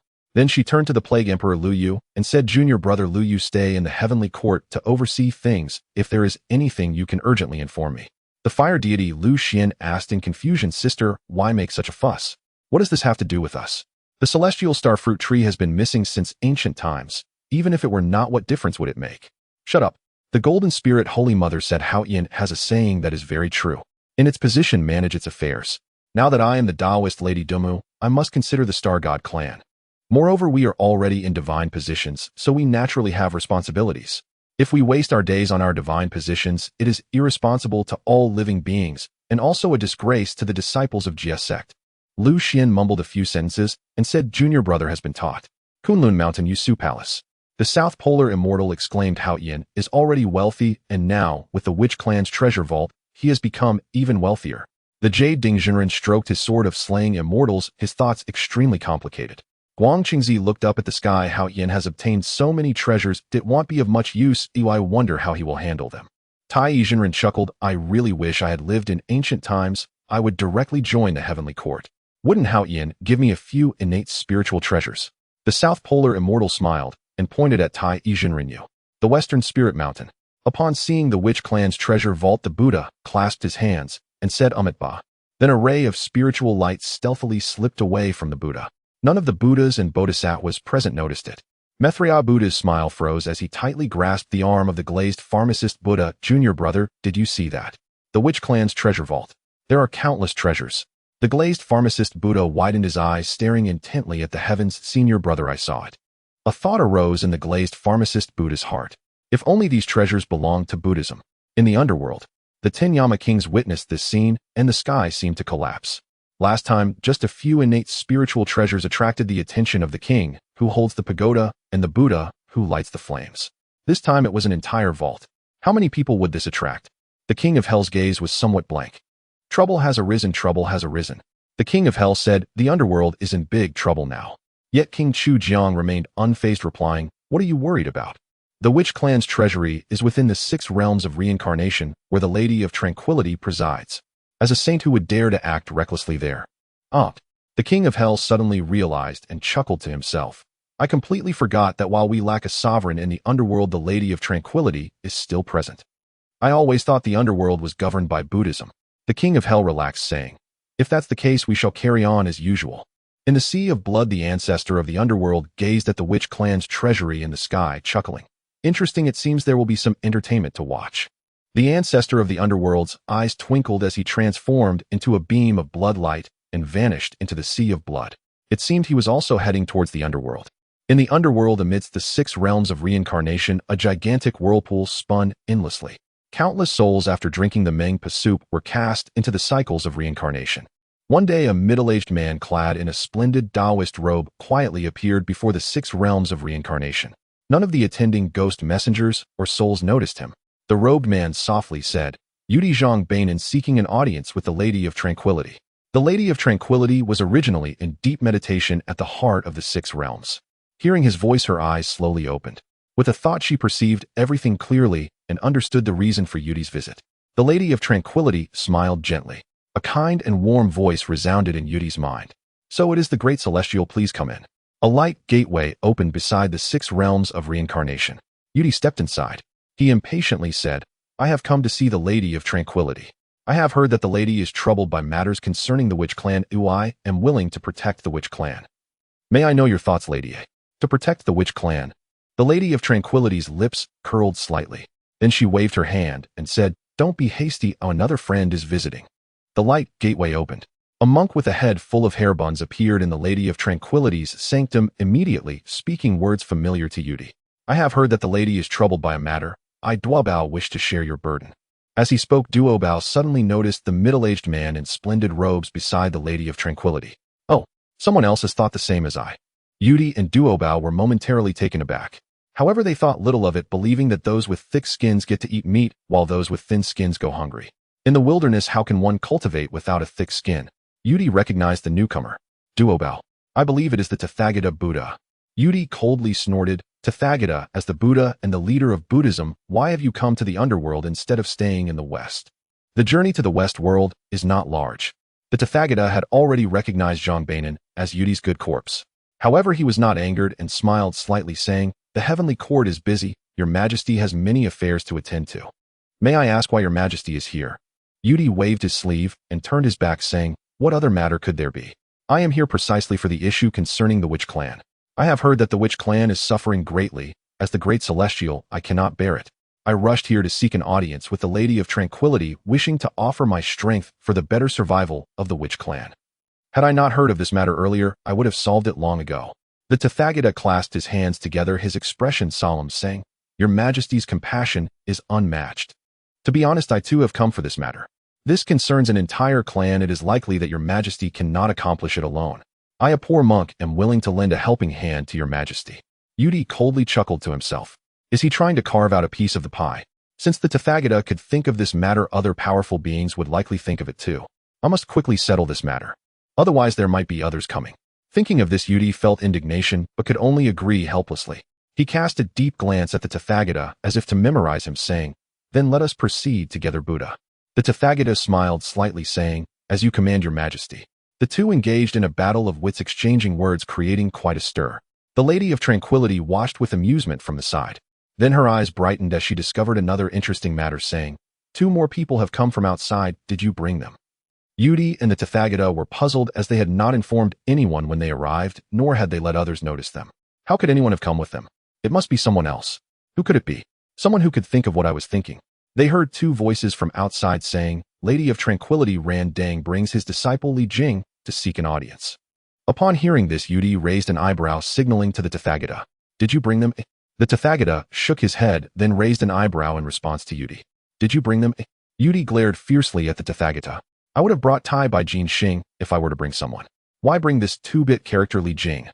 The Lady of Tranquility twirled her eyes and asked the 2, should we let them in? Yudi and the Tathagata shook their heads. Yudi said, no need for them, send them away. For the matters of the Witch Clan, it is enough for me and the Buddha.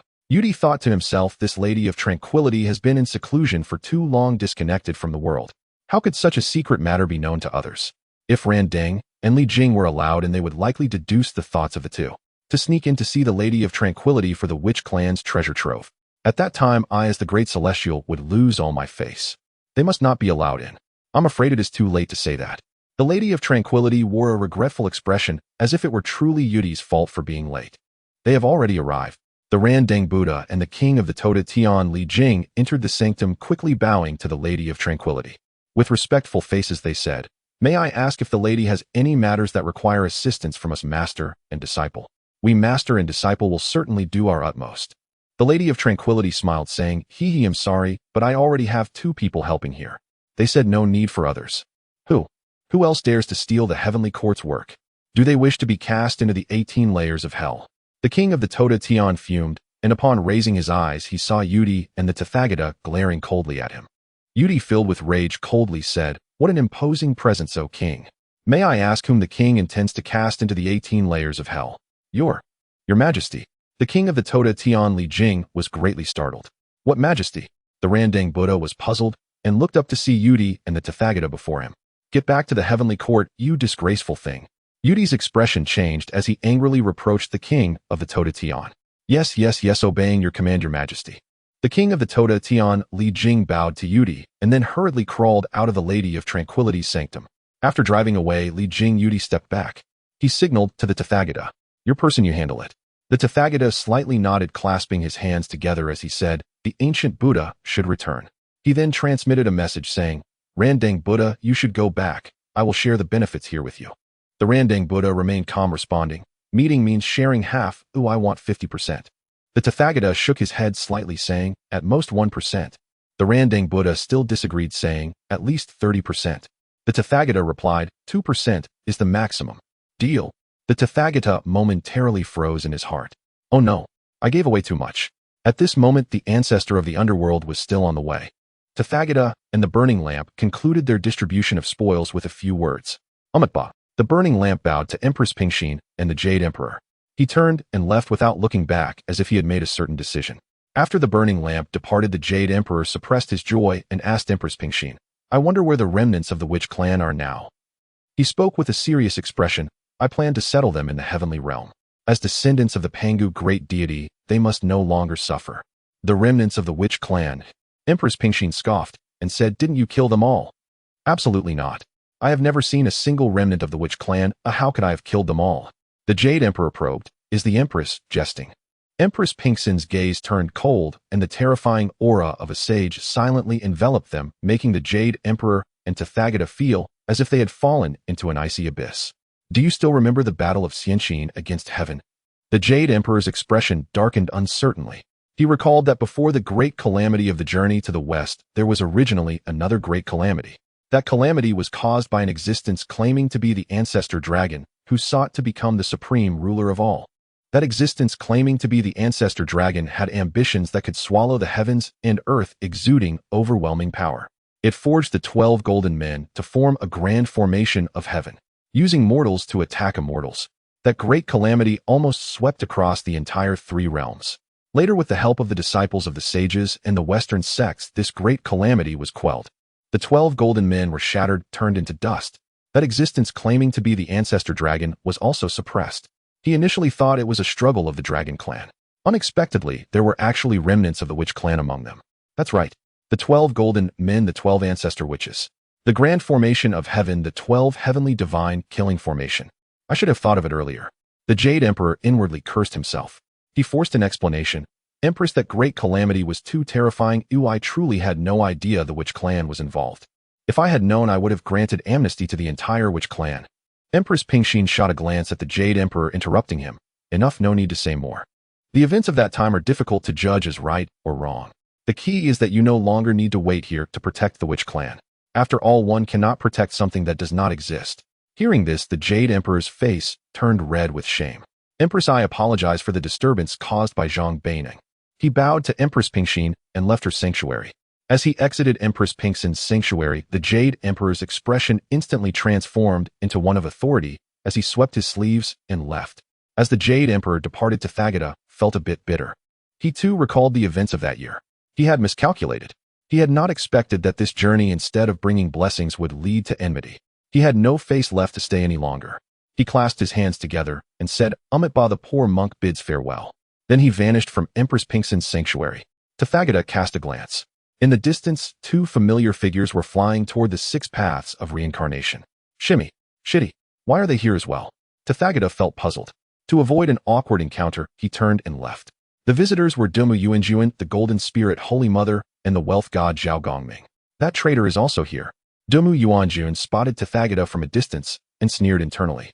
At that moment, wealth god Zhao Gongming also noticed and whispered, Shiji, it's the senior brother. Shut up. Our senior brother has long been dead. The Golden Spirit Holy Mother scolded. Now there is only the old thief Tathagata of Buddhism. Yes, Shiji, Zhao Gongming said awkwardly. When the Golden Spirit Holy Mother and Zhao Gongming arrived at the brink of the 6 paths of reincarnation outside Empress Pingxin's sanctuary, Tathagata had already disappeared. That old thief is quite quick to escape. The Golden Spirit Holy Mother coldly snorted. But that's fine. Our purpose here is not for that traitor. Zhao Gongming initially wanted to offer some advice, but thought better of it and remained silent. His Shiji was quite resolute and rarely listened to others' opinions, saying it would be pointless. The Golden Spirit Holy Mother and Zhao Gongming bowed to the void. Empress Pingxin Jr. Jin Ling seeks an audience. Inside the sanctuary, Empress Pingxin, who had originally closed her eyes, opened them again. Oh, there are still others. Wealth God Zhao Gongming said helplessly, Shiji, will the Empress really meet us if we do this? Shut up. The Golden Spirit Holy Mother transmitted her voice. Just perform your greeting. If the Empress wishes to meet, she will naturally do so. If not, it does not matter. Empress Pingxin stepped out and came to the outside of the sanctuary. Her pure white gown danced in the wind, and her brow carried a benevolent compassion. What brings you here? Might it be to protect the witch clan as well? The Golden Spirit Holy Mother shook her head. Surely the Empress has her own plans regarding the witch clan. I have come this time for the celestial starfruit tree. Zhao Gongming beside her was dumbfounded. He looked at the Golden Spirit Holy Mother in astonishment. So you not only do not intend to serve the Empress, but you also plan to demand the celestial starfruit tree directly. Empress Pingxin asked in surprise, you want the celestial starfruit tree? Indeed. The Golden Spirit Holy Mother nodded. I have heard that the celestial star tree is in the treasure vault of the witch clan, and that treasure vault is in your hands, Empress. I have come here specifically to obtain this treasure to stabilize the celestial stars and replenish the source of the stars benefiting the three realms. Zhao Gongming's eyes widened. Wait, Shiji, are you really that insistent? How could the Empress possibly agree? I know you are straightforward, but I didn't expect you to be this direct. Empress Pingxin, however, appeared indifferent. If that's the case, then this item shall be entrusted to you. Empress Pingxin waved her delicate hand. A primordial spiritual root identical to the celestial star fruit tree in the heavens floated toward the Golden Spirit Holy Mother. The Golden Spirit Holy Mother received the celestial star fruit tree and bowed again to Empress Pingxin. Thank you, Empress. Is there anything else? The Golden Spirit Holy Mother replied. I came solely for this tree and nothing else. Empress Pingxin nodded and disappeared into the void. On the way back, Zhao Gongming looked at the Golden Spirit Holy Mother, his jaw dropping in disbelief. Shiji, this is a top-grade primordial spiritual root, even rarer than a top-grade primordial treasure. The Empress gave it to you so easily. Do you have some kind of relationship with the Empress? Not at all easy. The Golden Spirit Holy Mother waved her hand. This is what I wanted. Hearing this, Zhao Gongming felt as if his head was about to explode. What do you mean what you wanted? Does that mean the Empress should just give it to you? And not easy at all. Zhao Gongming muttered to himself, but did not dare to directly voice it to the Golden Spirit Holy Mother. He planned to return to the heavenly court and inquire with Lu Yu about whether the Golden Spirit Holy Mother had some undisclosed relationship with Empress Pingxin. With everything settled, Ancestor Mingyi finally arrived outside Empress Pingxin's sanctuary. Empress Pingxin Mingyi seeks an audience. Empress Pingxin appeared before Ancestor Mingyi. This place is truly lively. Mingyi, what brings you here? Are you here to protect the witch clan or to seek? Ancestor Mingyi chuckled and said, this old ancestor is neither here to protect the witch clan nor to seek treasures. I'm here to witness the commotion. A commotion? Empress Pingxin looked at Ancestor Mingyi sympathetically. You are too late. Those friends have already left. Empress Pingxin's words struck like a thunderbolt. Ancestor Ming's eyes widened. All the fun was gone. Was gone. The conversation splits into two parts. In the world of Journey to the West, someone is wailing. In the world of Primordial Chaos, Bai Yu is delighting in himself. Thank you, Your Highness, for your kind intentions. I shall take all these innate spiritual treasures, innate spiritual roots, and rare materials with me. Bai Yu pointed to the Qian Kuan cave dwelling before him. The goddess Pingxin waved her delicate hand. Take them all away. Bai Yu felt as if the originally pure and compassionate goddess Pingxin had donned a layer of golden light in his heart. Who is this goddess? Is she not the living embodiment of the god of wealth? Since that is the case, Bai Yu had no intention of being polite. Merging his divine sense into the Qian Kuan cave dwelling, he began to refine this superior, innate spiritual treasure. The Qian Kuan cave dwelling suddenly transformed its stone door, shrinking continuously, becoming a miniature cave dwelling the size of a palm. It floated gently into Bai Yu's hand. Bai Yu flipped his palm, drawing the Qian Kuan cave dwelling into his body. The goddess Pingxin was speechless. I said I would give you the things from the treasure vault. There was no need for you to take my entire vault. Bai Yu replied seriously, the heavenly court is vast and prosperous. We must practice thrift and frugality. Ultimately, the goddess Pingxin did not insist on Bai Yu returning the Qian Kuan cave dwelling. After bidding farewell to the goddess Pingxin, Bai Yu led the remnants of the witch clan to the reincarnation before the six paths. Mengpu was there brewing the Mengpu soup. Bai Yu summoned the emperor of Fengdu, the 5 great underworld emperors, the 10 Yama kings, and the left and right judges. He introduced Mengpu to everyone. Ladies and gentlemen, this is Mengpu, the goddess Pingxin. The Emperor of Fengdu, the 5 great underworld emperors, the 10 Yama kings, and the left and right judges were startled upon hearing this. They hurriedly bowed to Mengpa, saying, "We have met the saint." Then the crowd murmured in their hearts, "Our emperor's ability is truly great, not only managing to recruit such evil and demonic beings, but even inviting a saint. I was indeed too presumptuous back then." Mengpa smiled gently and said, "The saint is for me, I am not for the saint. There is no need for such reverence. Colleagues, I hope we can cooperate sincerely in the future."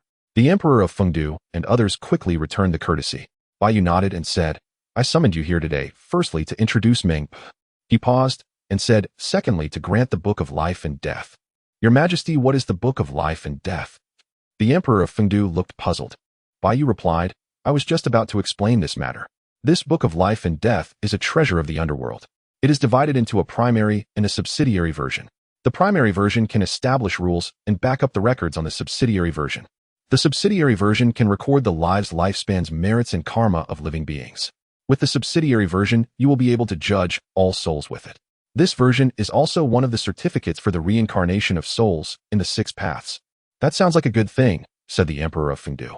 Immediately after, Baiyu said somewhat awkwardly, "However, the primary version of the Book of Life and Death cannot be handed over to you." The Emperor of Fengdu and the 5 great underworld emperors smiled and said, "Your Majesty need not feel troubled. We also do not feel secure handing the primary version of the Book of Life and Death to ourselves. You all are so reasonable. Hao Yin admires you." The Emperor of Fengdu and the 5 great underworld emperors said that, but their hearts were also uneasy. Would Hao Yin really not burn bridges after crossing them?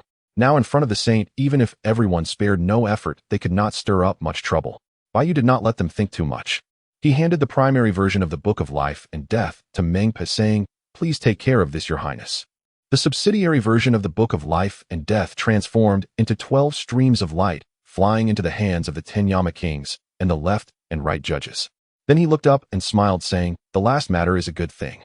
The Emperor of Fengdu and the 5 great underworld emperors were startled at these words, their hearts drawing a cold breath.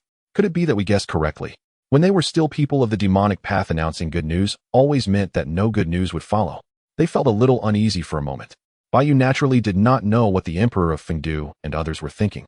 He simply said, "You all have been diligent and meticulous over the years. I have seen it all. Today, by coincidence, I have obtained some spiritual treasures. I shall bestow these spiritual treasures upon you as protection."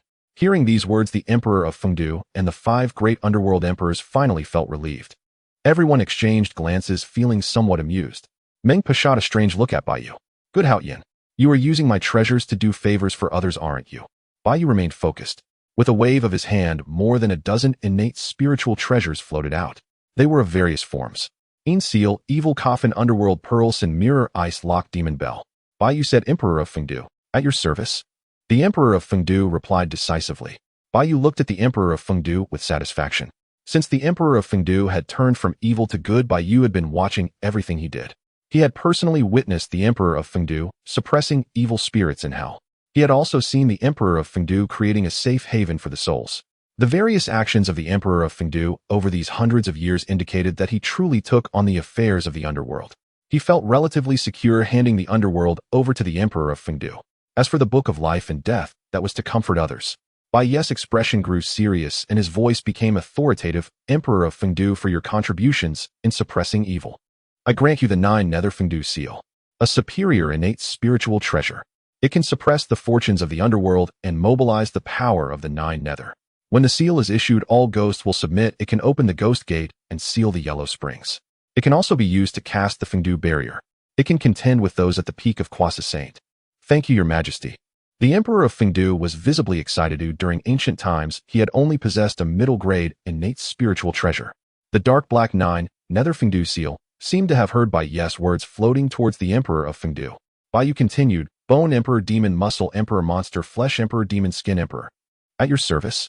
The 4 great emperors looked at each other in surprise, their eyes filled with joy. It truly was good news. They had followed the right person. The 4 great underworld emperors have made contributions in organizing and constructing the underworld. I grant you 4 great suppressing spirit coffins. The suppressing spirit coffins are all low-grade, innate spiritual treasures. Corresponding to earth, fire, water, and wind, they serve both as defensive treasures and offensive treasures. The earthly suppressing spirit coffin is condensed from the energy of the earth's mysterious yellow heavy as a mountain capable of causing seismic shocks and suppressing all earth-based divine abilities.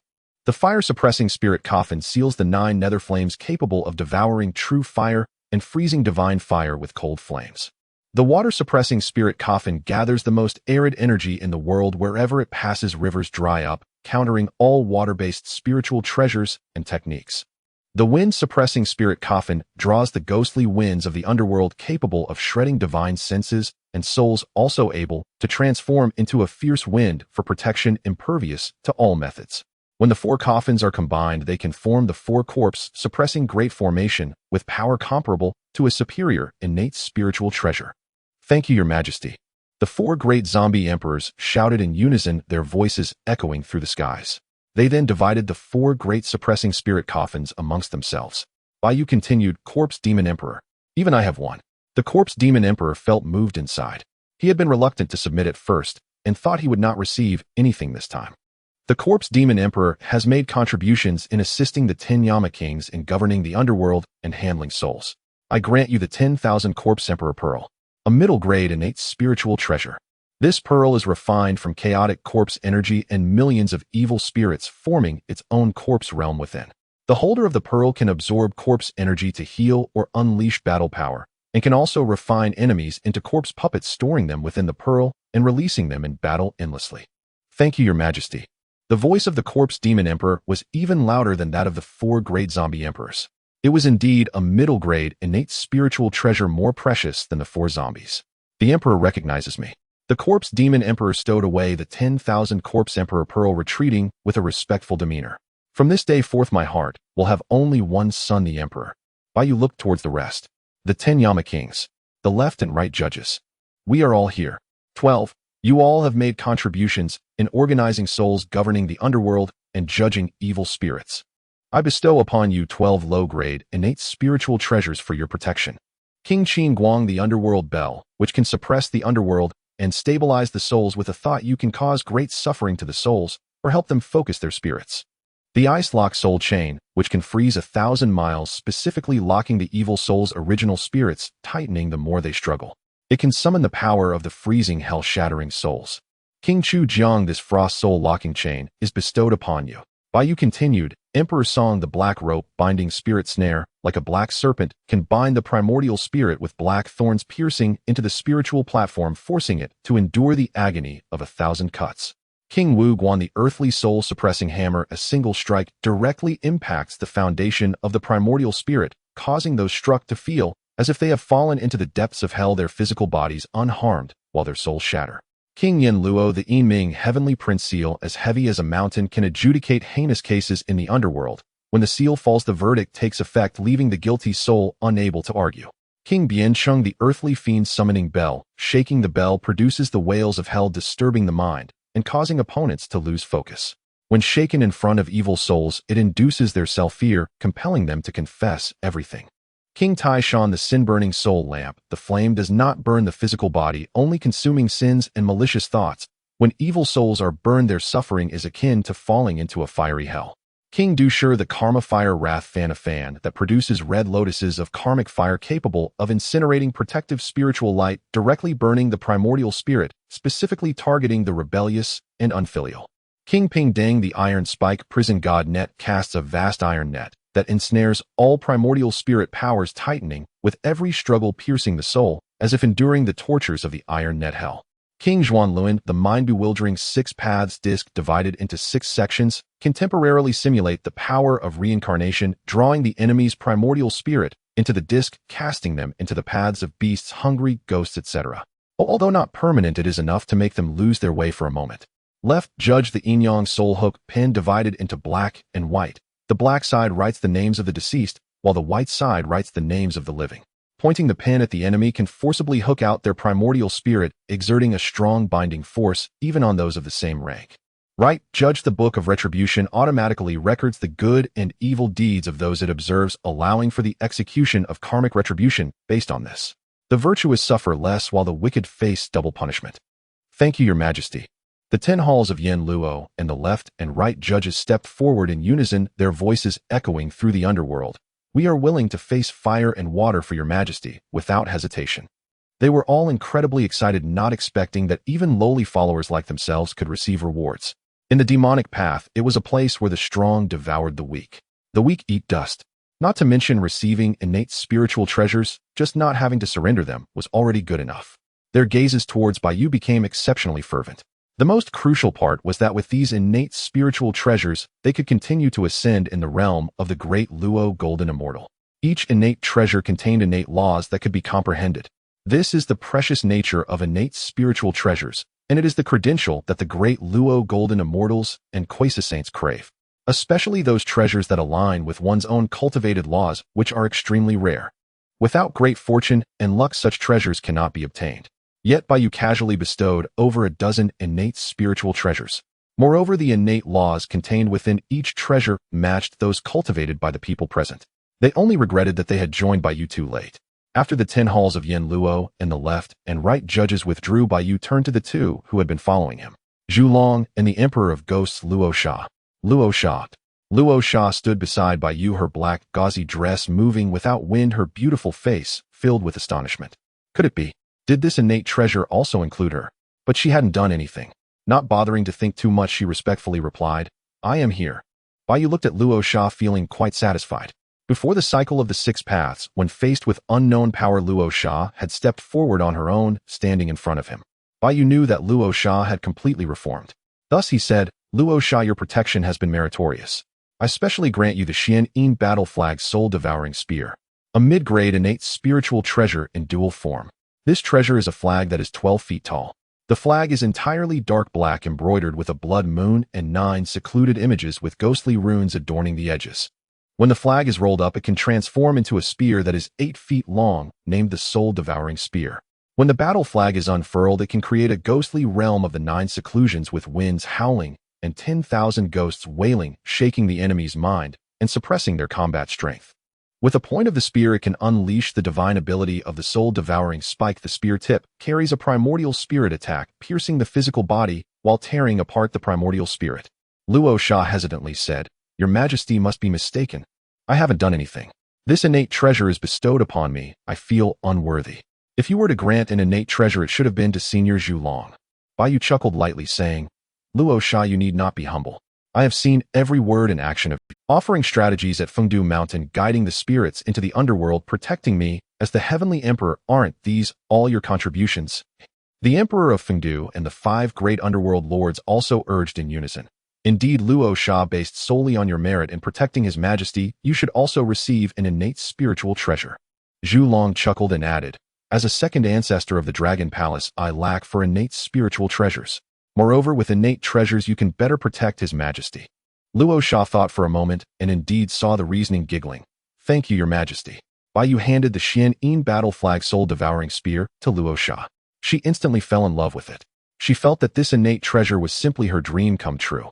It was of innate origin and had a divine appearance. The battle flag fluttered and the spear was majestic. After obtaining it, she couldn't put it down, especially as the Emperor of Fengdu and the 5 great underworld lords couldn't help but continuously glance over. Their fixed gazes were locked onto the Xian Battle Flag Soul-Devouring Spear. This made Luo Sha chuckle, feeling even more satisfied. Do you want it? The Xian Battle Flag Soul-Devouring Spear transformed into a small flag flying up and down in her hands, which she played with recklessly. Wow, what a great treasure. It's a pity that there's only this one. He. The Emperor of Fengdu and the 5 great underworld lords glared at Luo Sha, flames of anger flickering in their eyes. Baiyu ignored the playful banter, turning to Zhu Long, and said, Senior Zhu Long, I also specially selected an innate spiritual treasure for you. Baiyu revealed a pair of wheels, one black and one white, and handed them to Zhu Long, the dual polar wheels of day and night. A top-grade innate spiritual treasure, consisting of the blazing white yang polar wheel and the ghostly black yin polar wheel. The open will signifies day, while the closed will signifies night. It can manipulate the flow of time in a localized area. Its power is unpredictable. I appreciate Your Majesty's intention, but I cultivate the laws of the vast sea, which do not align with time. Baiyu smiled lightly, saying, This item involves day and night. There is no treasure more suitable for you than this one, Senior. Moreover, Senior has been trapped at the initial stage of Quasi-Saint for a long time, or perhaps it is because of the vast sea laws that have hindered you. Why not try other laws? You might achieve further progress. Baiyu thought to himself. Zhu Long could open his eyes for day and close them for night, as was known in his past life. Senior Zhu Long, step onto your destined journey. Upon hearing this, Zhu Long trembled violently. The vast sea laws have hindered me. Could this be possible? He had long realized he had made no progress in the vast sea laws. He originally thought it was because the karmic debt of the dragon and phoenix calamity was too heavy, making his breakthrough difficult. He had never considered that it was the vast sea laws blocking him. The Heavenly Emperor came from the Path Ancestor's teachings. Could it be that the Path Ancestor pointed this out to him, to show him that he could go further in the laws of time? Regardless, I must give it a try. I have been stuck at the initial stage of Croissant for too long. With this in mind, Zhu Long solemnly accepted the dual polar wheels of day and night. Then I will graciously accept it. If this will proves useless to me, I will return it to your majesty. Bai Yu smiled and nodded, knowing in his heart that this wheel had found its most suitable master. He then turned to the Emperor of Fengdu and the other underworld deities, instructing, "This matter is settled. The underworld will now be entrusted to you all, and I hope everyone will exert their utmost effort. The Heavenly Sovereign thanks you on behalf of all beings." The Emperor of Fengdu, the 5 great underworld lords, the 10 halls of Yen Luo, and the left and right judges hurriedly returned the salute. "We will remember your majesty's words in our hearts. We will not disappoint your majesty's expectations." Bai Yu said, "That's best, then I will take the remnants of the witch tribe back to the heavenly realm. The day the heavenly court is officially established will be the day we meet again. We respectfully send off your majesty." The Emperor of Fengdu, the 5 great underworld lords, the 10 halls of Yen Luo, and the left and right judges all respectfully said in unison, "Your majesty, we are leaving." Bai Yu exchanged a few words with Meng Pe, gathering all the remnants of the witch tribe into the Chinquan cave, then turned to Luo Sha and Zhu Long and said, "Let's go." Upon exiting the ghost gate, the darkness of the underworld faded behind them, and the sunlight of the primordial world brightened ahead. The sunlight warmed Bai Yu. However, just as he stepped out of the ghost gate, the heavens and earth changed color. The primordial sky suddenly split open. This was not like the sky curtain splitting, but a true rift. A massive golden beam of light descended from the heavens, penetrating the gale thunder and fire, piercing through the clouds and landing directly on Bai Yu. Merit. Upon the appearance of the golden pillar of light, the candle dragon instantly recognized it. The heavenly Tao was responding. Bai Yu, as the heavenly emperor, was liberating souls, gathering malevolent spirits, establishing the underworld, perfecting the cycle of reincarnation, and pacifying the aftermath of the war between witches and demons. There is great merit. Hence the heavens bestowed merit. Countless golden merits converged into a vast sea of merit, dyeing the entire sky in brilliant gold. This golden pillar of light was precisely emerging from the sea of merit. The golden merit enveloped Bai Yu entirely. The brilliance illuminated the entire Fengdu mountain, lighting up the eastern and western continents. The overwhelming power of merit surged into Bai Yu's body like a tidal wave. It cleansed his meridians, tempered his flesh, and elevated his cultivation. With a sound of crack, the shackles that bound him at the 9th level of the Great Luo Golden Immortal suddenly shattered. Great Luo Golden Immortal 10th level. Great Luo Golden Immortal 11th level. Great Luo Golden Immortal 12th level. Bai Yu's cultivation soared with the infusion of merit, reaching the pinnacle of the Great Luo Golden Immortal. It cleansed his meridians, tempered his flesh, and elevated his cultivation. With a sound of crack, the shackles that bound him at the 9th level of the Great Luo. The lotus has 6 grades. Yet under the infusion of the power of merit, the green lotus continued to grow. From the 6th grade to the 7th, 8th, and 9th grades. 3 flowers gathered at the crown. The candle dragon exclaimed in surprise, "The chief flower of one of your majesty's 3 flowers has bloomed. It's actually a 9th grade chief flower. It cannot be achieved without the top grade innate divine sacred feat." The candle dragon felt emotional. My elder brother, the ancestor dragon, also had a 9th grade bloom, but the essence flower bloomed at the 12th grade. My elder brother once speculated that a 12th grade bloom represents the utmost for all living beings. Could it be that your majesty also has a chance to match my elder brother's achievement? In the midst of the candle dragon's uncertain gaze, Bai Yu's chi flower bloomed again. A 10th grade chi flower. The candle dragon softly exclaimed, "A 10th grade chi flower, a harmonious form." This Bai Yu's merit was still ongoing. The green lotus was still blooming. The 11th petal slowly unfurled. The candle dragon's words were caught in his throat. He felt his throat becoming dry, because just after the 11th petal of the green lotus bloomed, the 12th petal began to slowly unfold. 12th grade, chi flower. The candle dragon fell silent, unsure how to express his feelings. 12th grade chi flower. In legends, in the entire primordial world, only the Tao ancestor and the demon ancestor had chi flowers blooming at the 12th grade. Now another one has appeared on the vast primordial land. A being with a chi flower that blooms at the 12th grade. the Heavenly Emperor Haoyan. But the transformation did not stop. The 12th grade green lotus above Bai Ye's head under the pouring power of merit gradually turned from green to gold, until the entire 12th grade green lotus completely transformed into a 12th grade golden lotus of merit. Now Bai Ye's chi flower could be called the Heavenly Tao Golden Lotus. The candle dragon and the Rakshasas stood completely stunned. What kind of chi flower is this? They've never seen anything like it. They were still reveling in their own 9th grade blooms. Unexpectedly, their majesty had instantly reached a 12th grade bloom, completely surpassing them. Bai Yu gently clenched his fist, feeling filled with boundless power. Endless magical power surged within his body. His realm was exceptionally solid. His foundation was immensely deep. Not a trace of superficiality. Bai Yu nodded slightly. Yes, the magical power others obtained through arduous cultivation was weak and feeble, but his was the heavenly Tao's bestowal, thus his foundation was naturally incredibly stable. After Bai Yu received the bestowal of merit, the remaining sea of merit scattered, transforming into pillars of merit of various lengths and sizes. They surged towards all those who assisted Bai Yu.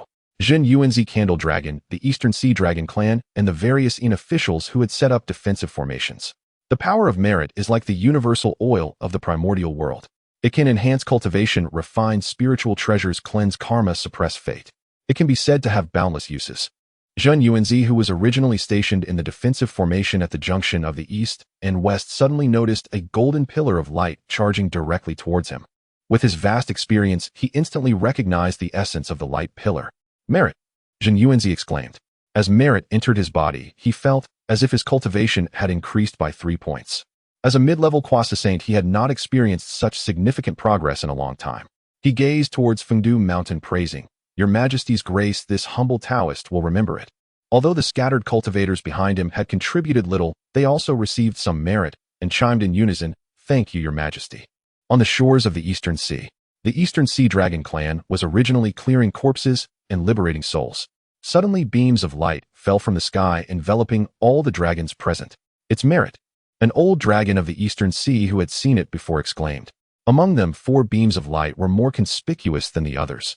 These were the 4 divine dragons who had originally followed Bai Yu to the west: the old green dragon, the white dragon, the red dragon, and the black dragon. These 4 were originally great Luo golden immortals. After receiving merit, a large amount of red malevolent energy rose from the bodies of the 4 divine dragons. That was the karma of the dragon and phoenix calamity being washed away by the merit. Coincidentally, although the other dragons received little merit, all their karma was also being cleansed. It is known that with karma, it is difficult to advance in cultivation. Now that the karma was being cleansed, the old green dragon, the white dragon, the red dragon, the black dragon, and the other dragons felt light all over, as if they had shed their shackles. With a loud boom, a wave of energy surged from the 4 dragons. "I have broken through to the 9th level of Great Luo. I have broken through to the 6th level of Great Luo." "Me too. I have also broken through."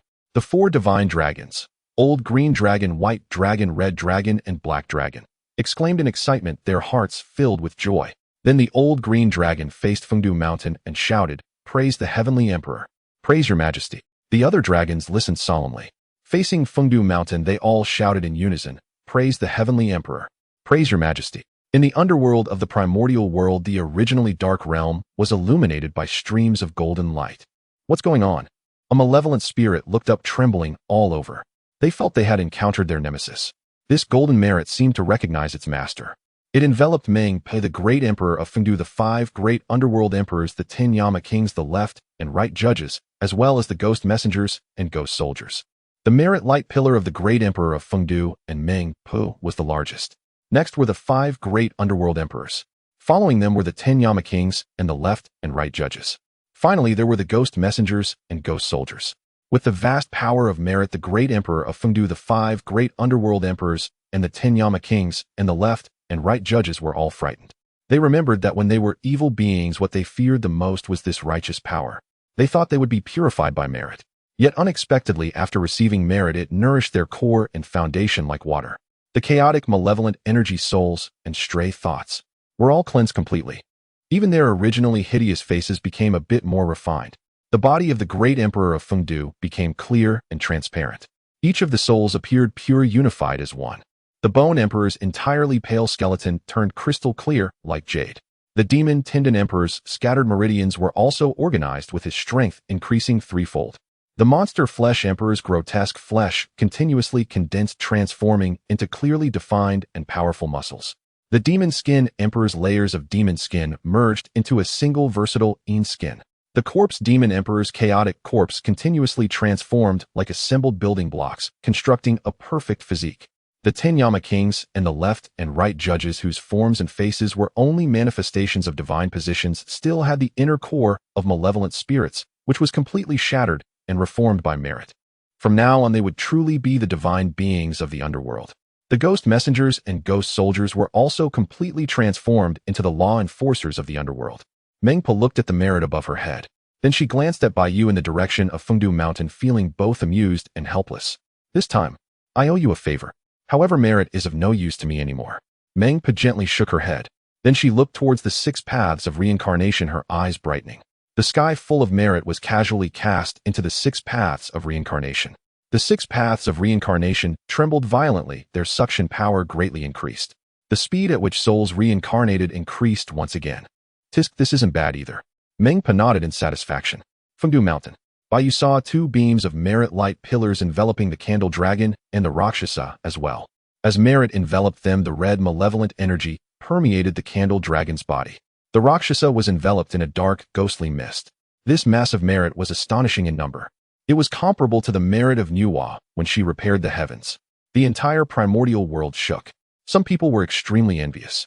Beyond the 33 heavens lies the supreme clarity heaven, the Taoist golden lotus.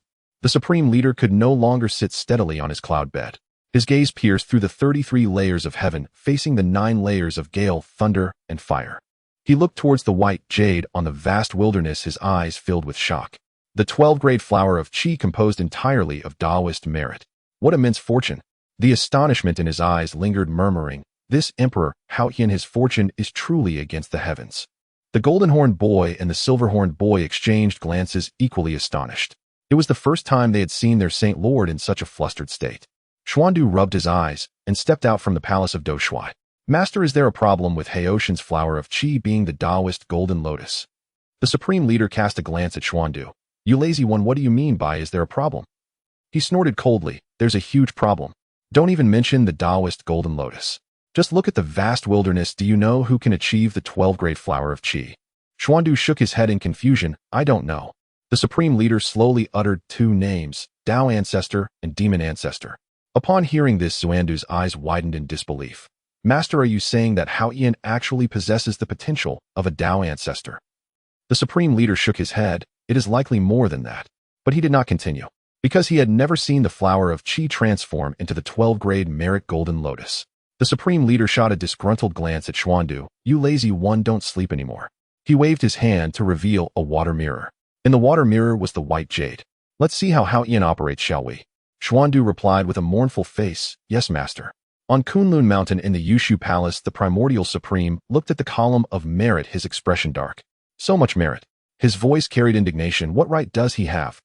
Guang Chengzi stood beside him cautiously, saying, Master, Hao Qian established the underworld order from scratch, and he has dealt with the grievances accumulated from the beast calamity, the dragon and phoenix calamity, and the witch and demon calamity. With such great merits, this merit is rightfully his. Rightfully his. The primordial supreme snorted. He is the heavenly emperor. Doing these things is his duty. Is he even entitled to merits for fulfilling his duty? Moreover, the Taoist golden lotus. Before the primordial supreme could continue, he suddenly stood up, his gaze astonished. In his sight, it was the 12-grade flower of Qi transforming into the Taoist golden lotus. He looked in shock towards the direction of Fengdu Mountain. Has the Tao gone mad? With a thunderous sound, the skies rumbled. Above the Yushu Palace, purple clouds faintly spread. The primordial supreme gazed at the sky, his expression fluctuating, and ultimately sat back down. At Janeo Island in the Bio Palace, the Tongtian teacher looked at the column of merit, laughing heartily. Good, good, good. He repeated the word thrice, his eyes filled with admiration. This Hao Qian is indeed remarkable. He has reformed the ancient evil beings. He has completely cleaned up the evil spirits accumulated since the beast calamity. And he has also established the underworld order. He set the rules of reincarnation. And those who followed him have also gained tremendous benefits. 1 arrow, 4 or 5 eagles. His abilities are simply terrifying. Duobao, if it were you, could you achieve this? Duobao stood beside him, smiling wryly and shaking his head. Master, you truly think too highly of me.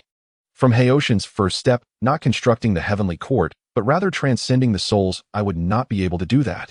How could I talk about achieving 1 arrow 4 or 5 eagles? Even if I did not establish the heavenly court, and instead transcended the souls when the Lord of Souls and the 4 great zombie kings broke open their seals, I would not and could not recruit them. In my heart, this is simply something that would never happen. This Hao Yin is truly a prodigy. As he spoke, Duobao's eyes turned, and he asked back, "What about you, master?" The Tontian teacher was taken aback, blowing his beard and glaring at Duobao. "You, Duobao, dare to fabricate stories about your master, huh?" Duobao chuckled awkwardly. "How could I dare, master? I just want to know what good plan do you have." You wouldn't dare." But the Tontian teacher fell into thought. "If I were the heavenly emperor, would I do this, eh?" After a moment he shook his head. "I probably couldn't do it either. I could at most transcend the souls and reinforce the seals of the Lord of Souls and the 4 great zombie kings." The Tontian teacher nodded. "Just as you said, Haoshan's thinking is simply extraordinary. How did he come up using evil beings as gods of the underworld? This is truly against the heavens. This merit is indeed rightfully his. I sincerely acknowledge this." The Tontian teacher instructed, "This Hao Yin has deep fortunes and a tenacious mind. He can accomplish great things. We should interact more with him in the Jia sect." "Duobao, you mean to say? Make friends." The Tontian teacher said, "Did you not notice? This Hao Yin is a generous person, and our Jia sect is also large and prosperous." Duobao's eyes suddenly lit up. "Master, I understand. This Hao Yin has obtained many spiritual treasures." The Tontian teacher frowned slightly and interrupted him. "Such a mercenary attitude, is that something a saint would do? One must exchange sincerity for sincerity." "Yes." Duobao's expression was respectful, just about to reply, when the Tontian teacher's exclamation interrupted him. He also saw the flower of qi of the white jade, the Taoist golden lotus. The Tontian teacher had an incredulous expression. He murmured, "Is there such a flower of qi?" Duobao looked at him in confusion. "Master." The Tontian teacher murmured, "This Hao Yin is going against the heavens. In the west at Mount Shumi. Senior brother, did you see? So much merit. It's comparable to the merit of Nuwa mending the sky." The expression of the Zhuan Ti Taoist turned crimson. In his heart it was as if a small person was screaming, "It's mine, all mine. Even though I did nothing. But all this merit should be mine. The west is barren."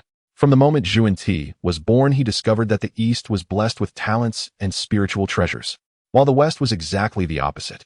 Talents are as rare as phoenix feathers and unicorn horns, and spiritual treasures are even rarer than talents. This made him feel worse than losing out when seeing the benefits of the Eastern people. The Jiayin Taoist had a haggard expression, looking mournfully towards the column of merit. He was filled with regret. He had miscalculated. This Hao Yin indeed could handle the 7 quasi-saint-level demonic beings by himself. He even turned them over to his side, establishing the underworld in one fell swoop. Had he known, he would have directly assisted Hao Yin. Why bother posing here? Thinking of this, the Jiayin Taoist's expression turned even more sorrowful. At this moment, he directly saw the 3 flowers atop the white jade, the Taoist golden lotus. The Zhuan Ti Taoist also saw this scene. He pointed towards the direction of the white jade, excitedly asking, "Senior brother, did you see the Taoist golden lotus? Not only has Haoshan's flower bloomed in 12 grades, but he has also transformed his flower of qi into the Taoist golden lotus. I've never heard of such a thing." At this moment, Jiayin Taoist was no longer just sorrowful, he was starting to feel envious. This is truly a crime, posing while missing such a great opportunity. Jiayin Taoist clasped his hands together. At this point, what use is there for words? After speaking, he turned and left, his face slightly pale. He felt utterly miserable. "I might as well go and cultivate my dreamland great method." The Zhuan Ti Taoist stood silently at the peak of Mount Shumi for a long time.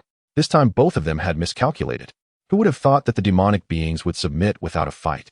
Who would have thought that Taoist merit could transform the 12-grade flower of qi into the Taoist golden lotus? The more Zhuan Ti thought about it, the angrier he became. He couldn't blame the Tao. He could only vent his anger towards the group of Fengdu emperors. He angrily scolded, "These demonic beings are simply worthless. They forget righteousness for profit, fearing for their lives." The Zhuan Ti Taoist said fiercely, "I will create a method of cultivation and severely punish these demonic beings." Beyond the 33rd heaven, at the palace of Nuwa, a water mirror floated in the void. The figure of Baiyu was clearly visible within it. The Holy Mother Nuwa gazed at Baiyu, enveloped in the pillar of merit light, a flicker of excitement in her eyes. "Establishing the rules of the 6 paths of reincarnation has also helped me a bit." The attendant Golden Phoenix stood nearby and asked in surprise, "Milady is a saint. Hao Yin is merely a great Luo golden immortal. How could he possibly help Milady?" What of a saint? We are merely fellow travelers on the great Tao. The Lady Nuwa shook her head. Even a saint is not omnipotent. She looked up and said, do not Although he is a great Luo golden immortal, he is the key to whether your Phoenix clan can wash away the karmic sins of the Dragon Phoenix cataclysm. It lies with him. Hearing this, the attendant Golden Phoenix's heart surged with joy. As a saint, milady would surely not deceive her. This Hao Yin could definitely resolve the karmic sins of her Phoenix clan. She watched by you being infused with merit in the water mirror, her gaze softening. She asked curiously, Holy Mother, with so much merit, won't Hao Yin soon break through to quasi-sage? The Holy Mother Nuwa shook her head. Merit can indeed enhance cultivation, but the threshold of quasi-sage is extremely solid. It is not so easy to break through. Not only must the 3 flowers bloom above the crown, but one must also comprehend 1% of a law. This merit cannot help him with either. He must comprehend it himself. Before Nuwa could continue, Golden Phoenix exclaimed joyfully, Milady, look. Haoshan's flower of Qi has bloomed. It's golden. A heavenly Tao golden lotus. The Lady Nuwa's pupils constricted sharply. Golden Phoenix asked in astonishment, what heavenly Tao golden lotus? Isn't this just the flower of Qi? The Holy Mother Nuwa shook her head. You wouldn't understand. She offered no further explanation, only speculated. Without a doubt, the return of her elder brother rested upon this Hao Yin. The Holy Mother Nuwa's gaze pierced into the void. Her eyes were filled with nostalgia and determination. Elder brother, I will surely bring you back.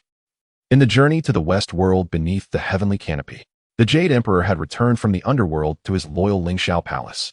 Upon his return, his gaze immediately fell upon the heavenly canopy. In the journey to the West World beneath the heavenly canopy, the Jade Emperor had returned from the underworld to his loyal Lingxiao palace. Upon his return, his gaze cultivation level broke through wildly. Even his flower of Qi bloomed to 12 grades. This. Did you see that, Grand Secretary Tai Bai? The Jade Emperor pointed at the heavenly canopy, his finger trembling, his majestic face twisted. Grand Secretary Tai Bai looked up at the sky. A cold breath was drawn into his heart. This Hao Yin, this merit, it was far too much. He had only seen such vast merit in his dreams. Grand Secretary Tai Bai's eyes were wide and unblinking. He swallowed his saliva. Your Majesty, I saw it. The Jade Emperor watched the heavenly canopy, a sense of grievance welling up inside him. How come when I went to the underworld, I became the culprit who harmed the Wu clan? But this Hao Yin goes to the underworld and gets innate spirit treasures and innate spiritual roots. Fine, let that be. After leaving the underworld, the heavenly Tao rewards him with merit. Is Hao Yin the heavenly Tao's illegitimate son? How come he gets all the good fortune? The heavenly Tao is unjust. The Jade Emperor fumed with rage. He stopped watching the heavenly canopy. Summon the pagoda-bearing heavenly king to me immediately. Grand Secretary Tai Bai hurriedly went to summon the pagoda-bearing heavenly king. Upon hearing the summons, the pagoda-bearing heavenly king rushed to the Lingxiao palace without delay. Entering, he fell to his knees with a thud. Your Majesty, I didn't send you to the underworld. Did I say I summoned you for that matter? The Jade Emperor's eyes were icy cold. The pagoda-bearing heavenly king knelt on the ground, momentarily speechless. The Jade Emperor looked at his spineless demeanor, and the more he looked, the angrier he became. This useless waste, incapable of doing anything right. If it weren't for his son who was born with a rebellious bone, I would have cast him down to the mortal realm. Speaking of rebellious sons, one couldn't help but think of 2 others. Thinking of this, the Jade Emperor suddenly felt a headache. He rubbed his forehead. He coldly stared at the pagoda-bearing heavenly king. This pagoda-bearing heavenly king deserves to die. Who allowed you to step into the Lingxiao palace with your left foot first? The pagoda-bearing heavenly king was dumbfounded. Huh? The Jade Emperor roared in anger. I fine you 500 years of salary. Get lost. Thank you, Your Majesty. Thank you, Your Majesty. The pagoda-bearing heavenly king scrambled out of the Lingxiao palace. At Kunlun Mountain in the Jade Void Palace, the disciples of the Chan sect were all stunned. So much merit. The immortal of the Southern Pole was astonished. Can the things Hao Yin did really earn him this much merit? This is almost comparable to the merit Nuwa earned by mending the heavens, isn't it? Yuding Jinren was also amazed. It really does seem like a bit too much. Is the underworld that important? Guang Qingzi said thoughtfully, is there a possibility that the merit was issued by the Tao ancestor? Tai Zinren's eyes lit up. Can the Grandmaster do that? Then I'll go take a stroll in the underworld too. Maybe the Grandmaster can give me a share of merit. Yuding Jinren said irritably, stop dreaming. The underworld is already perfected, and it was perfected by Buddhism. Even if merit is given out, it will go to Buddhism. What does that have to do with our Chan sect? Tai Jinren slapped his thigh. Alas, this damned Buddhism. Stealing the Eastern merit. This poor Taoist will never let them off. At the Star Palace of the Heavenly Court, Dumu Yinju and Golden Spirit Holy Mother and the god of wealth Zhao Gongming had also returned from the underworld. Several disciples of the Jie sect looked at by you receiving the merit infusion with envy. Zhao Gongming recalled the events in the underworld and secretly asked Luya, "Junior brother, does senior sister Golden Spirit have any connection to Lady Pingxin?" The Plague Emperor Lu Ye was surprised.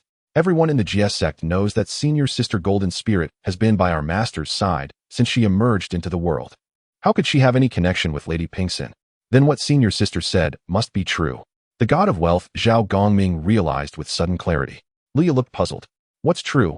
What are you talking about, senior brother? The god of wealth Zhao Gongming told Luya about what happened between him and Golden Spirit Holy Mother in the underworld. Zhao Gongming said, "They have no connection, but the tree of heavenly stars and fruits was something senior sister Golden Spirit insisted on getting." The Plague Emperor Luya said, "According to you, that's indeed the case. But senior brother, why didn't you ask for 2 innate spirit treasures? I saw so many innate spirit treasures in the Wu clan's treasure vault. So many that Hao Yin was practically giving them away to Fengdu Emperor and the 5 underworld emperors." The god of wealth Zhao Gongming slapped his forehead. Why didn't I think of that? I could have asked for one too. Zhao Gongming winced in regret. Opportunities to acquire innate spirit treasures were rare. Seeing Zhao Gongming and Luya chatting enthusiastically, the Star Lord of Fire Luo Xian probed. "Senior brother, junior brother, what are you talking about? What innate spirit treasures? Where can I get an innate spirit treasure? Can you count me in?" Zhao Gongming glanced at Luo Xian, his heart aching even more. Even this reckless fool knew that one had to take the initiative when it came to getting innate spirit treasures. Why didn't I think of that? I truly deserve to die. In the west at Mount Ling, the great Thunderclap Monastery, the Tathagata Buddha himself led the assembly, observing by you being infused with merit. A beam of spiritual light silently returned to the Tathagata's body. Methriya Buddha said with longing, "This merit is comparable to the amount Lady Nuwa earned by mending the heavens. If only our Buddhism could have so much merit." Guanyin Bodhisattva also yearned for merit. She nodded. Future Buddha speaks truly. However, the medicine guru Buddha spoke of another matter. World-honored one, have you heard? The Jade Emperor went to the underworld to seize the Wu clan's treasure vault, but was expelled by Lady Pingxin. The Tathagata's heart jolted in shock. Only 5 people knew of this matter. Lady Pingxin was impossible. Then who would have made this public? The Jade Emperor wouldn't tell. I myself did not tell. The pagoda-bearing heavenly king, Li Jing, dare not speak. It must be the ancient Buddha Dipankara. It is definitely him. He is warning me. If I do not divide the spoils as he demands, he will reveal everything. This old scoundrel. He plays his cards well. Thinking this, the Tathagata seethed with secret hatred, but his expression remained calm. Amitba, this matter has nothing to do with our Buddhism. Pay it no mind. But silently a ray of light slipped out from the Tathagata's body. It shot straight towards the cave of Primordial Awakening on Mount Lingjiu. Upon seeing the ancient Buddha Dipankara, the Tathagata said, "Ancient Buddha, there is a problem with the Wu clan in the underworld. The treasure vault was not obtained." The ancient Buddha Dipankara smiled faintly. "I don't care. Since you promised me a 20% share. Whether you have spirit treasures or not, I must have my share. Not a single one less." The Tathagata's eyes turned cold. "Ancient Buddha, must you be so ruthless? We are both members of Buddhism. Why must you be so aggressive?" The ancient Buddha Dipankara said with a slight smile, "You are the present Buddha, I am the past Buddha. Monastics do not speak falsely. Since the world-honored one has promised, do you intend to renege? I ask for no more, just 1 innate spirit treasure. With this the matter is settled." The Tathagata thought it over and still handed over an innate spirit treasure. This matter must not be spread. The ancient Buddha Dipankara smiled. "Of course my reputation for trustworthiness is well known." The Tathagata sneered, "Take care of yourself," and vanished. The ancient Buddha Dipankara paid it no heed, staring intently at the heavenly canopy, hoping for news of another cosmic spirit treasure. In the extreme west, the Blood Sea. Hao Yin. Patriarch Styx roared within the Blood Sea. Not only had he seen no entertainment, but he instead saw by you blessed with merit. The 6 paths of reincarnation were established. The Azura path had lost its chance to become one of the 6 paths. Patriarch Styx of the primordial world, what are you doing? Others have already been blessed with merit. What are you still doing holed up in the Blood Sea? The Azura path is completely lost, do you know that? Styx was frantic within the Blood Sea. As the father god of the Azuras and Rakshasas, he could not bear to see their interests harmed, even if it was another world. In the primordial world, the Blood Sea, a handsome young man with blood-red hair spread his arms in satisfaction. Before him were countless Azuras and Rakshasas. The great tribulation of the sorcerer and demon clans had come just in time. It allowed this patriarch to create even more Asuras and Rakshasas. Surely no father god was more dedicated than me, right? Gaha. With a thunderous boom from the sky, a golden cloud sea of merit appeared in the primordial world. It could be sensed even by Styx within the blood sea. Such vast merit. Had the six saints done something momentous again? Patriarch Styx cackled eerily. Let this patriarch take a look and see what's happening. What is happening? So much merit. Can this old ancestor get involved once more? The dark river of the primordial world gazed at the sea of merit clouds in the sky with a strange smile. When Nuwa created humanity and became a saint, he once imitated her and created the Asura clan. The males were called Asuras, grotesque in appearance and tall in stature. The females were called Rakshasas, exceptionally beautiful and slender. Yet they were all bloodthirsty and warlike. Because of this creation, he earned much merit. During the calamity of the witches and demons, countless lives in the primordial world were lost. To him, this was all excellent material for transforming Asuras and Rakshasas. He diligently collected the corpses of many from the witch and demon tribes, transforming them into numerous Asuras and Rakshasas. Only after completing the transformation did he finally emerge. There were many things he still did not understand. But it mattered not. As a Quasi saint, he could obtain information from the Tao. He resonated his mind with the Tao. He calculated the recent events. Oh, the Tao ancestor has appointed a heavenly emperor. It is actually him, the attendant beside the Tao ancestor. Haoyan. He is worthy of being the heavenly emperor. The dark river of the primordial world was astonished. He had seen Haoyan when the Tao ancestor was giving teachings. At that time, Haoyan was merely a young attendant responsible for ringing bells and beating drums. His cultivation was shallow and pathetic. At that time, the people of Zixiao Palace viewed him as nothing. How could he now suddenly transform into the heavenly emperor of the primordial world? Does Haoyan have such ability? Is the Tao ancestor messing around? The dark river of the primordial world was speechless. Soon after, he sensed Baiyu with the cultivation of a great Luo golden immortal. He was transcending the souls of those who fell in battle at the unfathomable mountain. He was also subduing the lord of the undead, the 4 zombie kings, the emperor of corpse spirits, and the 7 Quasi saints, along with the 10 Yama kings and the 12 great Luo golden immortals. The dark river of the primordial world was so surprised that he could not close his mouth. Am I still in the primordial world? A great Luo golden immortal is not an ant in front of a Quasi saint. Why does it feel like the world has changed upon his emergence? Has the great Luo golden immortal taken charge? Then came the establishment of the underworld and the 6 paths of reincarnation. The Tao path, earth path, human path, beast path, hungry ghost path, and hell path. Very well, the establishment of the 6 paths of reincarnation. Although Haoshan's cultivation and combat power could not match Dijun and Tai, but in terms of work, this Haoyan is indeed suited to be the heavenly emperor. He is indeed worthy of the title.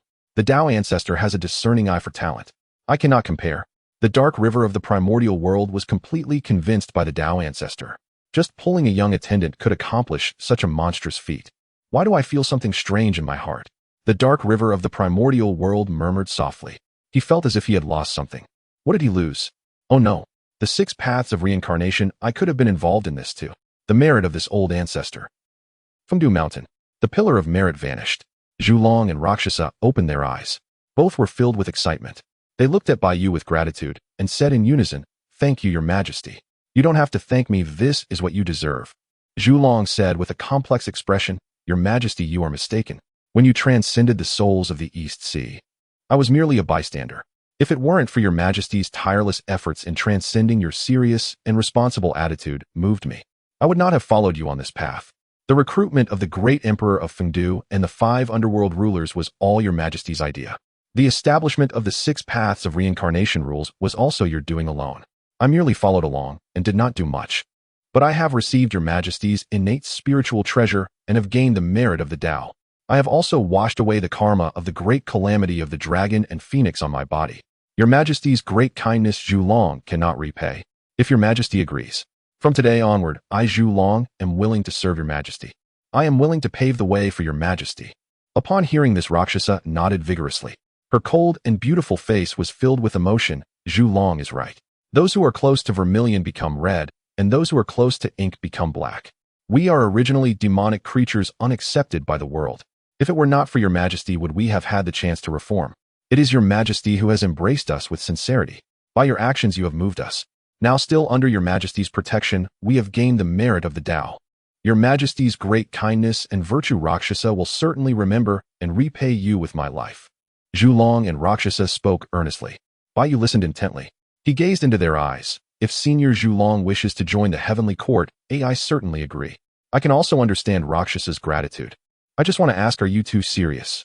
Zhu Long and Rakshasa exchanged glances and stepped forward saying, we are absolutely sincere. Bai Yu nodded, his expression somewhat compassionate. Gazing into the distance, he said, if that is the case, then I won't pretend to be aloof. To be honest, I did not wish to be the heavenly emperor. It is indeed the command of the Tao ancestor which is truly hard to defy. Since I took on the role of heavenly emperor, I have felt the plight of all beings constantly. The beings of the primordial world are struggling to survive. The conditions are harsh. Not to mention the floods still ravage the land of the primordial world. It truly needs more Tao friends to help. We also need more Tao friends to do real work for the beings of the primordial world. If you two are willing, as long as I remain in position for a day, there will always be a place for both of you in the heavenly court. Zhu Long and Rakshasa nodded seriously. We are willing to work for the beings of the primordial world. Excellent. Bai Ye's face was filled with joy. Before this, there were only myself and Master Tai Bai in the heavenly court. One great Luo Golden Immortal and one Tai Golden Immortal. I was still troubled about how to recruit more personnel. Now with Senior Zhu Long and the two Quasi Saints Rakshasa, the heavenly court is finally not an empty shell. As for the remnants of the witch tribe, that is a promise made to Lady Pingxin to protect them. Bai Yu would not force them to join the heavenly court. Bai Yu said to Zhu Long and Rakshasa, my next plan is to first meet with Senior Zhen Yuanzi and the others, to inquire about the current status of the evil spirits still lurking in the land of the primordial world. Then I will send these witch tribe immigrants to the heavenly realm for settlement. What do you think? Zhu Long and Rakshasa replied in unison, Your Majesty has thought it through. We will follow Your Majesty's arrangements. Bai Yu, Zhu Long, and Rakshasa flew, swiftly crossing countless mountains and rivers in an instant. Before long, they arrived at the junction of the east and west, where Zhen Yuanzi had set up a protective formation. The protective array shimmered, enveloping millions of miles. It covered all the vital paths between the east and west. Bai Yu, Zhu Long, and Rakshasa arrived here before Bai Yu could send a message. Zhen Yuanzi had already sensed Bai Ye's aura, opened the protective array, and welcomed them. Your Majesty. Bai Yu smiled. Senior, long time no see. I wonder how everything is. Everything is well. Zhen Yuanzi replied. He nodded to Zhu Long and Rakshasa as a greeting. He welcomed the three into the protective formation. Then he said to Bai Yu, Your Majesty, I have heard about your journey to the underworld and the establishment of the 6 paths of rules. Your actions are unparalleled in the world, simply astonishing the primordial world. Within the protective grand formation, a magnificent hall stood tall. Built on a foundation of jade and topped with divine wood, it exuded an ancient elegance with a lingering aura of Tao. At the main seat of the hall was a cloud platform flanked by numerous meditation cushions. Zhen Yuanzi welcomed Bai Yu and the 3 others into the hall, while several scattered cultivators sat cross-legged on the cushions, eyes closed in meditation.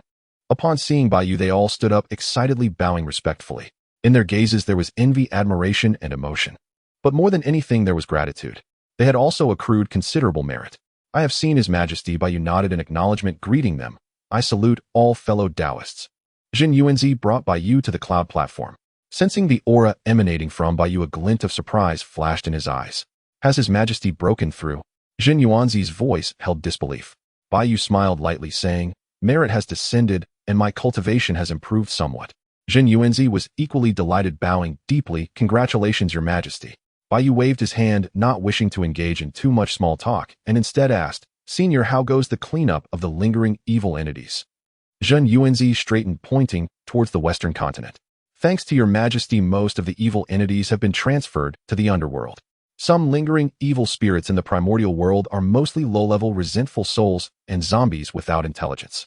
In this past century, I have led the scattered cultivators to mostly clean them up. Mostly. Zhen Yuanzi nodded. There are still a few scattered ones hiding deep underground or in mountain crevices in obscure terrain, making them truly hard to find. Without waiting for Bai Yu to inquire further, Zhen Yuanzi continued, However, Your Majesty, rest assured, I have already sent people to search for them. Soon we will be able to clean them all up. Bai Yu sighed in relief. The issue of the evil entities was finally about to be resolved completely. Zhen Yuanzi's expression also relaxed.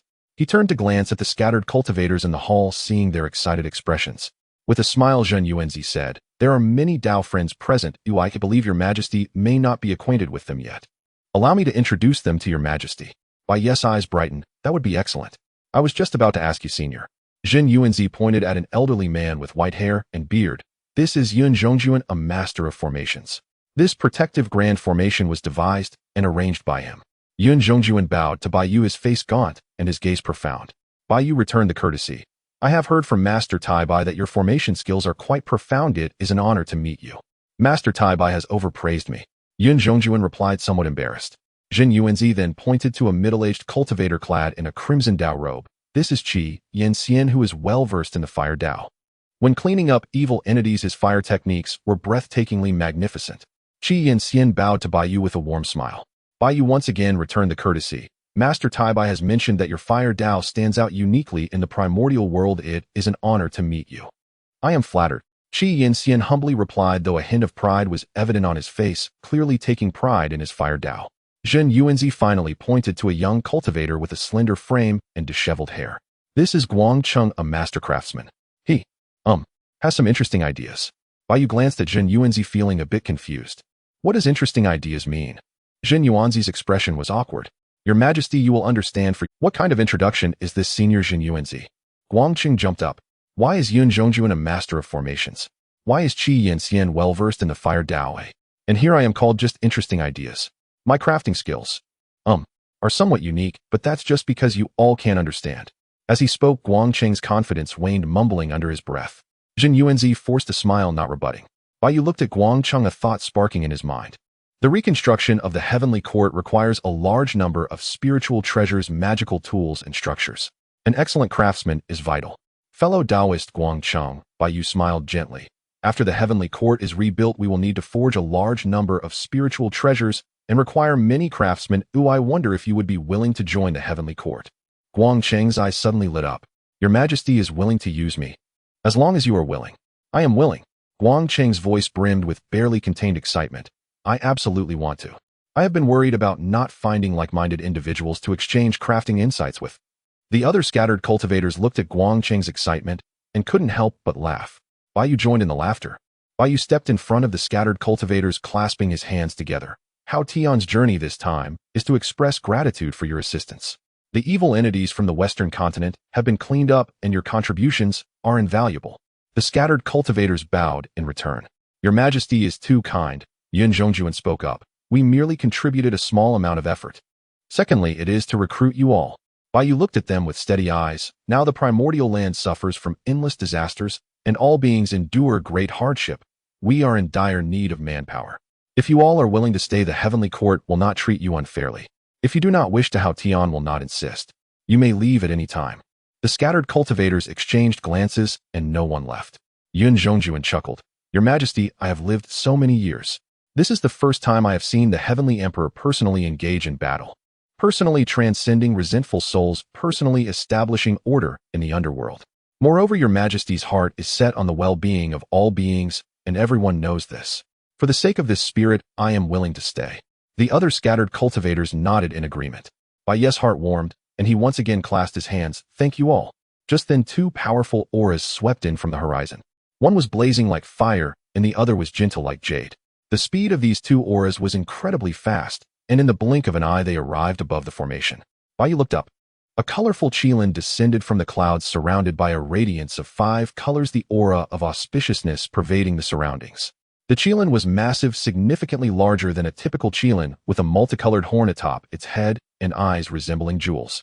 A colorful phoenix soared in its tail, feathers trailing like a rainbow, surrounded by the brilliance of the 5 virtues. The phoenix had an elegant and slender form, each feather glistening with different colors. The colorful qilin and the 5 virtues phoenix, representatives of the qilin and phoenix clans. Zhu Long looked at the colorful qilin and the 5 virtues phoenix, a smirk appearing on his lips. Oh, the color qilin has arrived. The colorful qilin landed, transforming into the form of a middle-aged man. He wore a robe of colorful brocade, his face handsome, with a hint of arrogance in his brow. Hearing Zhu Long's words, his expression darkened. I am the colorful qilin, not the color qilin. His voice was laced with anger. You black-heart worm, your mouth is still as foul as ever. Isn't color the same as hue? Calling you color qilin is slandering you. Zhu Long sneered. Moreover, my heart is cleaner than your face. If I am black-heart, then you are black-faced. The colorful qilin's expression darkened further. The 5 virtues phoenix landed, transforming into the form of a middle-aged woman. She wore a colorful long dress, her demeanor graceful and her temperament gentle. Watching Zhu Long and the colorful qilin bicker, she shook her head helplessly. You two have been quarreling since the dragon and phoenix calamity began. I have already said can't you argue without killing each other. If it comes to it you both can have a duel, and I will provide the spiritual treasures. Zhu Long and the colorful Qilin glared at the five virtues phoenix. You wicked phoenix. You really weren't misnamed. In the great hall the candle dragon, the colorful Qilin, and the five virtues phoenix engaged in a lively exchange, each taking jabs at the other. You call me a colorful Qilin, and I call you a long black worm. You say I'm a five-feathered chicken, and I say you're a mixed-breed dog. For a moment the phoenix scolded the divine dragon, then the Qilin sprayed the phoenix, and soon after the divine dragon spat at the Qilin. The three looked at each other with mutual disdain. Sometimes they allied, sometimes they opposed. There was no permanent cooperation, just like the ancient times of the three clans. The scattered cultivators watched with great interest. For a time the entire hall was filled with an atmosphere of joy. Baiyu looked at this scene and couldn't help but chuckle. He didn't expect the senior candle dragon to be so eloquent. 1 against 2, not losing any ground. But it couldn't go on like this. There were still many important matters to attend to. Enough, my friends. Baiyu called for a halt.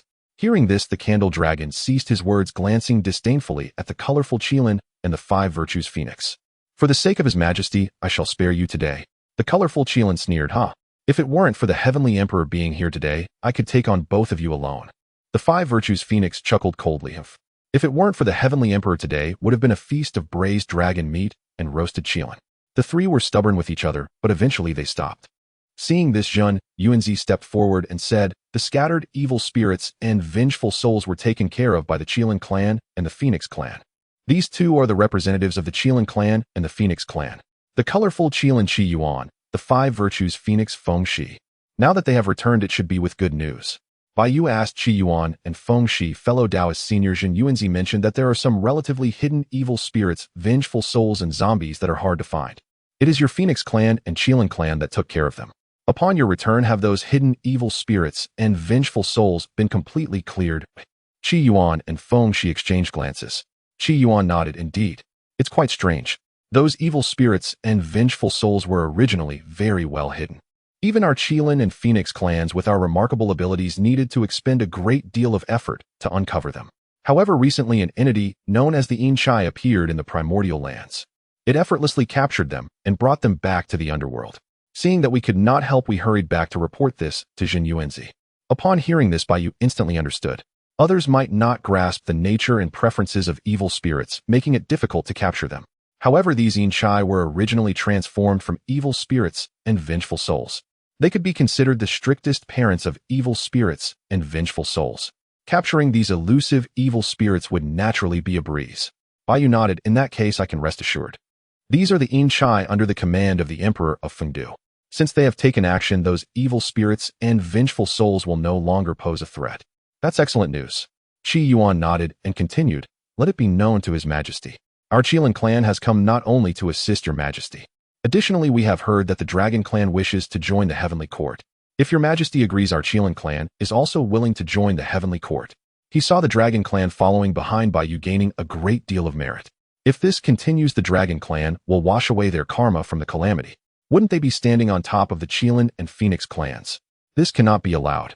Regardless of what benefits the Dragon clan might gain, our Qilin clan must make a fuss. Hearing this, the Candle Dragon was taken aback. His eyes were somewhat flustered. This cursed Qi Yuan actually wants to join the Heavenly Court before the Dragon clan. Feng Shi was also glaring angrily at Qi Yuan. Shameless. This idea was mine. We agreed that both clans would join the Heavenly Court together, yet you want to join first. Qi Yuan turned his head away. Whoever speaks first claims it. Your Majesty, Qi Yuan is fickle and has a treacherous mind. This shows that the Qilin clan is not as upright as my Phoenix clan. Your Majesty, please do not agree to Qi Yuan's suggestion. Feng Shi advised, if Your Majesty's Heavenly Court is short-handed, my Phoenix clan has countless members, each with remarkable abilities. We are all willing to join the Heavenly Court. If there is anything needed, just command us. You two reincarnated creatures. The Candle Dragon was furious. You really know how to pick your moments. We the Dragon clan are charging forward, transcending the souls of the deceased while you stand back and watch. Once the task is completed, you jump out and say you want to join the Heavenly Court. What a clever calculation. Your Majesty, this is unfair. We cannot allow them to join the Heavenly Court, whether invited or in labor. It is we the Dragon clan who came first. How can the Phoenix clan and Qilin clan join the Heavenly Court ahead of us? The Candle Dragon was somewhat flustered. Baiyu frowned. He needed manpower. Although the Dragon Clan was strong, relying solely on them could not accomplish many tasks. If the Qilin and Phoenix clans were also willing to join, the strength of the Heavenly Court would be even more robust. However, if the three clans could not unite but instead engaged in constant infighting, it would be better to rely only on the Dragon Clan. Bai Yu bowed and said to Qi Yuan and Feng Shi, "Thank you both for your kindness. In the primordial world, there are many matters that require the strength of various parties. If the Phoenix clan and Qilin clan are willing to join the Heavenly Court, that would be a boon for Haoyin. However, there are two issues I need to tell you both. If after hearing these two issues you still wish to join the Heavenly Court, Haoyin will certainly welcome you." Qi Yuan and Feng Shi looked puzzled. "What issues, Your Majesty, please tell us?" Bai Yu said, "Firstly, I must be frank. The Dragon Clan has not yet joined the Heavenly Court." "What?" Qi Yuan and Feng Shi were ecstatic, nodding furiously. "This is good news. The Dragon Clan has not joined the Heavenly Court. Our Qilin clan will then be the first clan to join the Heavenly Court." Qi Yuan said, "It doesn't matter. Even if the Dragon Clan does not join, my Qilin clan will not change our minds." He had a righteous expression. "My Qilin clan is willing to become the first clan to join the Heavenly Court." Feng Shi shook her head. "No, this idea was mine. My Phoenix clan is the first." The Candle Dragon's face was anxious. "You two are shameless." Qi Yuan looked pleased. "Who told you, the Blackheart long worm, that you don't get to say it?" "Enough." Bai Yu spoke, his voice not loud, but very steady. The Candle Dragon, Colorful Qilin, and Five Virtues Phoenix all fell silent at once. "This is precisely the second issue I wanted to discuss." Bai Yu looked at them, his gaze steady. "The enmity between the three ancient clans has passed a calamity. Who is right and who is wrong is unclear. However, with such enmity, can the three clans sit together for the future of the primordial world, truly willing to contribute? If that cannot be achieved, what difference does it make who joins the Heavenly Court first or second? You strive for fame, I strive for profit, entangled endlessly, and old grudges will arise again. One day will it evolve into the old affairs of the dragon and phoenix, the shaman and the demon." Bai Yu shook his head. "In any case, this is not the scene I wish to see. What I seek are those willing to work for all beings." He paused. "The Dragon Clan, Phoenix Clan, and Qilin Clan are all pillars of the primordial world. Together, the three clans can change the primordial world, change that never-ending calamity. The Heavenly Court needs you, and the primordial world needs you. Past grievances, let go of what can be let go. Come join this new Heavenly Court. Come do something substantial for all beings. Isn't that good?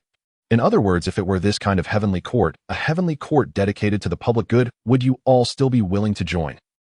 Would your races still be willing to join?"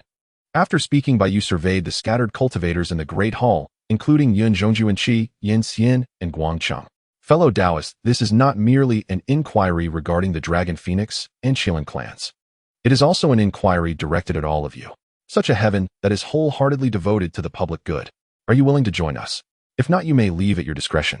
Bai Yu's gaze was piercing, as if he could see through the darkness within people's hearts. The hall was enveloped in silence. Yun Zhongju and Qi, Yin Xian, Guang Cheng, and the other scattered cultivators were lost in deep thought. Jin Yuanzi's eyes sparkled. The emperor was dignified and altruistic, employing impressive methods. With the Tao ancestor backing him, the emperor's heaven might be able to bring everlasting peace to the primordial world.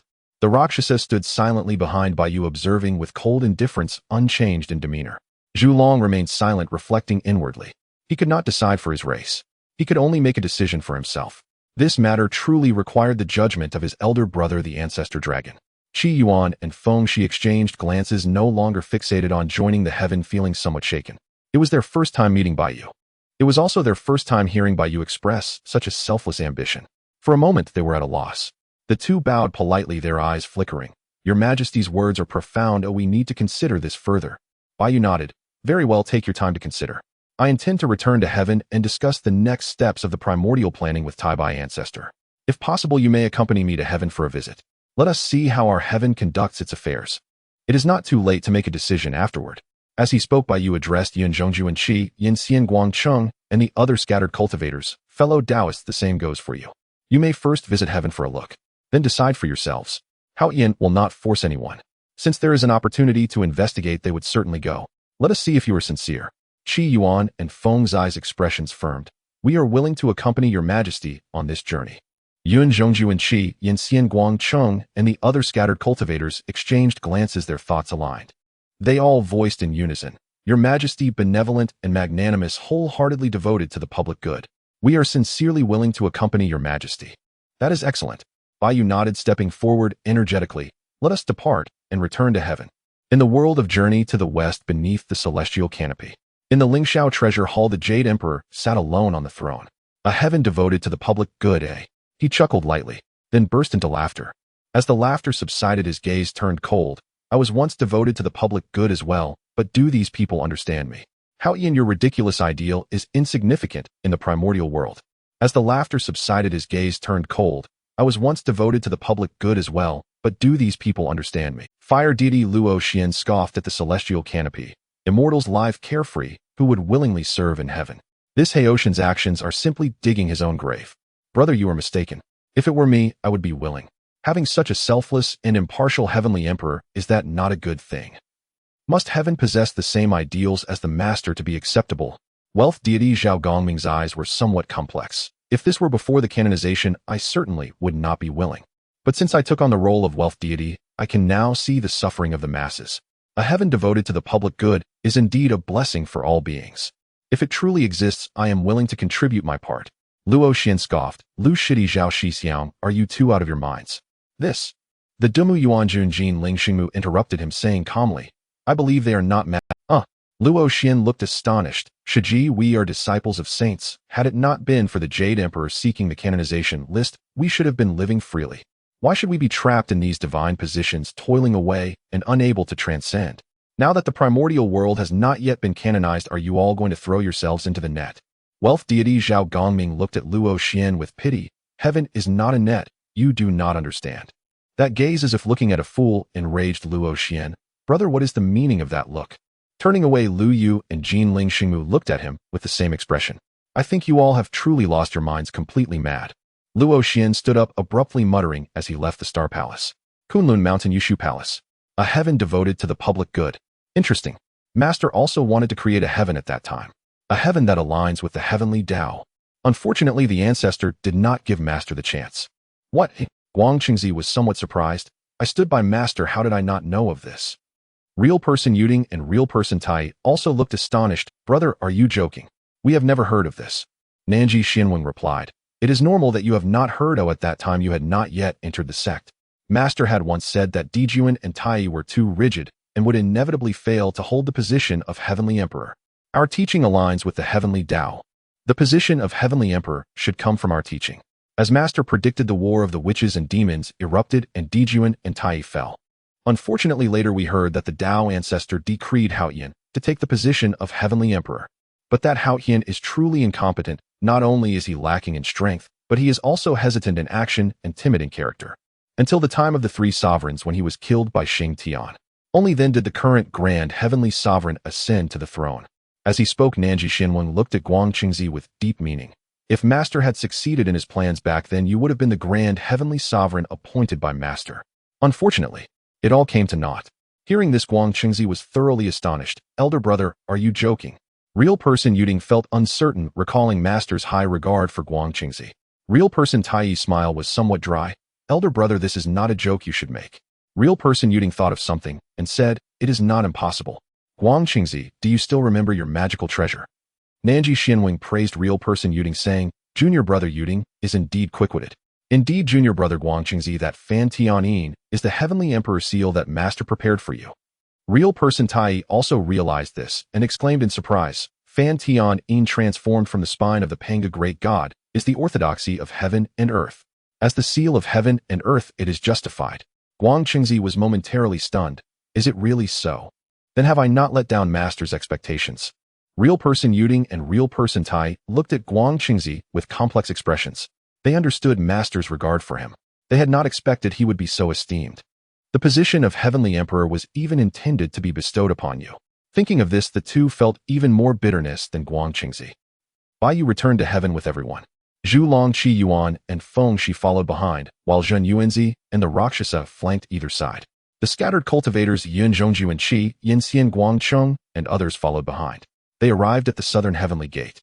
The dilapidated southern heavenly gate still stood in place. As Bai Yu looked at heaven again, his mindset had completely changed. Previously, he had come here alone. Sitting alone amidst the ruins of the Tongming Hall, with only Tai Bai ancestor by his side. Now behind him were Quasi Saints, great Luo golden immortals, ancient clans, and various scattered cultivators. In the underworld, there was the Fengdu Emperor and the 5 great emperors guarding. The evil creatures on the primordial lands had been thoroughly cleared. Baiyu felt much lighter. Entering the southern heavenly gate, the ruins of heaven had transformed. The previous heaven was filled with broken walls and remnants floating in the void. Now heaven was ethereal, with celestial islands scattered like stars. Above it was lush and vibrant with exotic flowers and strange grasses. Though still quite simple, one could already discern some outlines of heaven's former glory. Tai-Bai ancestor rushed over from a floating celestial island. "Your Majesty." "Senior Tai-Bai." Baiyu spoke, then was surprised to find that Tai-Bai ancestor's aura had clearly become significantly stronger. "Great Luo, golden immortal." "Senior Tai-Bai, have you broken through?" "No, it is a restoration. Thanks to your Majesty's grace, the calamity was dealt with and the underworld was established, allowing for the acquisition of heavenly merits. It healed some old wounds and restored part of my cultivation." The Grandmaster Tai-Bai, clad in a white robe and holding a whisk, exuded an ethereal aura, his lean face showing a hint of embarrassment. "I haven't done much yet, but I've already benefited from your Majesty's light." "This is a good thing," Baiyu said with a smile. "The heavenly court is currently in dire need of talent, and it is indeed a joyous occasion for the court that you can break through." Baiyu's words were sincere. He thought the same in his heart. Senior Tai-Bai could be considered the second employee of the heavenly court. The merits he gained were well-deserved. The two exchanged a few pleasantries. Grandmaster Tai-Bai looked behind Baiyu, his pupils narrowing slightly. He first spotted Zhu Long, Qi Yuan Feng, Shi Zhen Yuan Zi, and Luo Sha, the 5 great Quasi-Saints. Then he saw Yun Zhong Junqi, Yin Xian Guangcheng, and other scattered cultivators, all respectfully standing behind Baiyu. They had long seen Grandmaster Tai-Bai. They had all received favors from Grandmaster Tai-Bai in the past. Each one was filled with excitement. They all bowed to Grandmaster Tai-Bai, saying, "We pay our respects to Grandmaster Tai-Bai." Grandmaster Tai-Bai returned the salute one by one. A flash of surprise crossed his eyes. "Your Majesty, these people." Baiyu replied, "They are the reserve forces of the heavenly court." Grandmaster Tai-Bai paused. "Your Majesty truly is a divine being. I had previously handed you a list thinking that if you could recruit half of them it would be quite good. Now as I look roughly, it seems all the names on the list have been gathered by your Majesty." Baiyu nodded, saying, "This is all thanks to your reliability and to Zhen Yuan's efforts, as well as the righteousness of my fellow Taoists. There are likely some people whom you still do not know, I will help introduce them." Grandmaster Tai-Bai chuckled. "No need, your Majesty." Before Baiyu could express his confusion, Zhen Yuanzi nodded and bowed to Grandmaster Tai-Bai, saying, "I pay my respects to you, Senior Tai-Bai." Grandmaster Tai-Bai nodded, saying, "Young friend Zhen Yuan-Zi, long time no see." Zhu Long also nodded to Grandmaster Tai-Bai, saying in surprise, "My elder brother Zhu Long invited you, but you did not agree. I didn't expect you to actually join the heavenly court." Grandmaster Tai-Bai paused, as if recalling the majestic 9-clawed azure dragon that once dominated heaven and earth. He shook his head, saying, "Our philosophies do not align, but it is indeed difficult to walk together." Qi Yuan, feeling impatient, spoke up directly. "Old Tai-Bai, I could understand when Zhu Long invited you, and you declined. When the head of my clan, Shirchilan, invited you, you also declined. The clan leader did not speak, so I had no words to say. But I heard that Emperor Jun and Tai personally invited you, yet you still did not agree. At first we all thought you intended to walk alone to the end. I never expected that now you would actually join your Majesty's heavenly court. Young friend Qi Yuan, you are not wrong. I indeed plan to cultivate in seclusion." Then Grandmaster Tai-Bai sighed with a bitter smile. "Strange as it is, when I passed by the heavenly court, I happened to see your Majesty exploring the ruins of the court alone. I originally intended to create a good connection with your Majesty, but as we chatted I decided to join the heavenly court." Qi Yuan's eyes widened. "Is it really just that simple? After a conversation you, Grandmaster Tai-Bai, agreed to join the heavenly court. What of Zhu Long, Emperor Jun, and Tai? What of my clan head Shirchilan? They personally came to invite you, showing great sincerity." Grandmaster Tai-Bai shook his head. "When philosophies align, sincerity is unnecessary. When philosophies do not align, it is difficult to walk together." Grandmaster Tai-Bai lamented, "The current Your Majesty is a person who accomplishes real tasks, bearing the burden of all beings. Truly rare throughout the ages. I did not wish to miss this opportunity, hence my choice to join the heavenly court. I hope you do not mislead yourselves." Upon hearing this, Qi Yuan fell silent. He had his own views. Yun Zhong Junqi, Yin Xian Guangcheng, and the other scattered cultivators were somewhat moved. Feng Shi also stepped forward to greet him, her expression friendly. This was a stark contrast to how they faced Zhu Long and Qi Yuan. "Senior Tai-Bai, long time no see."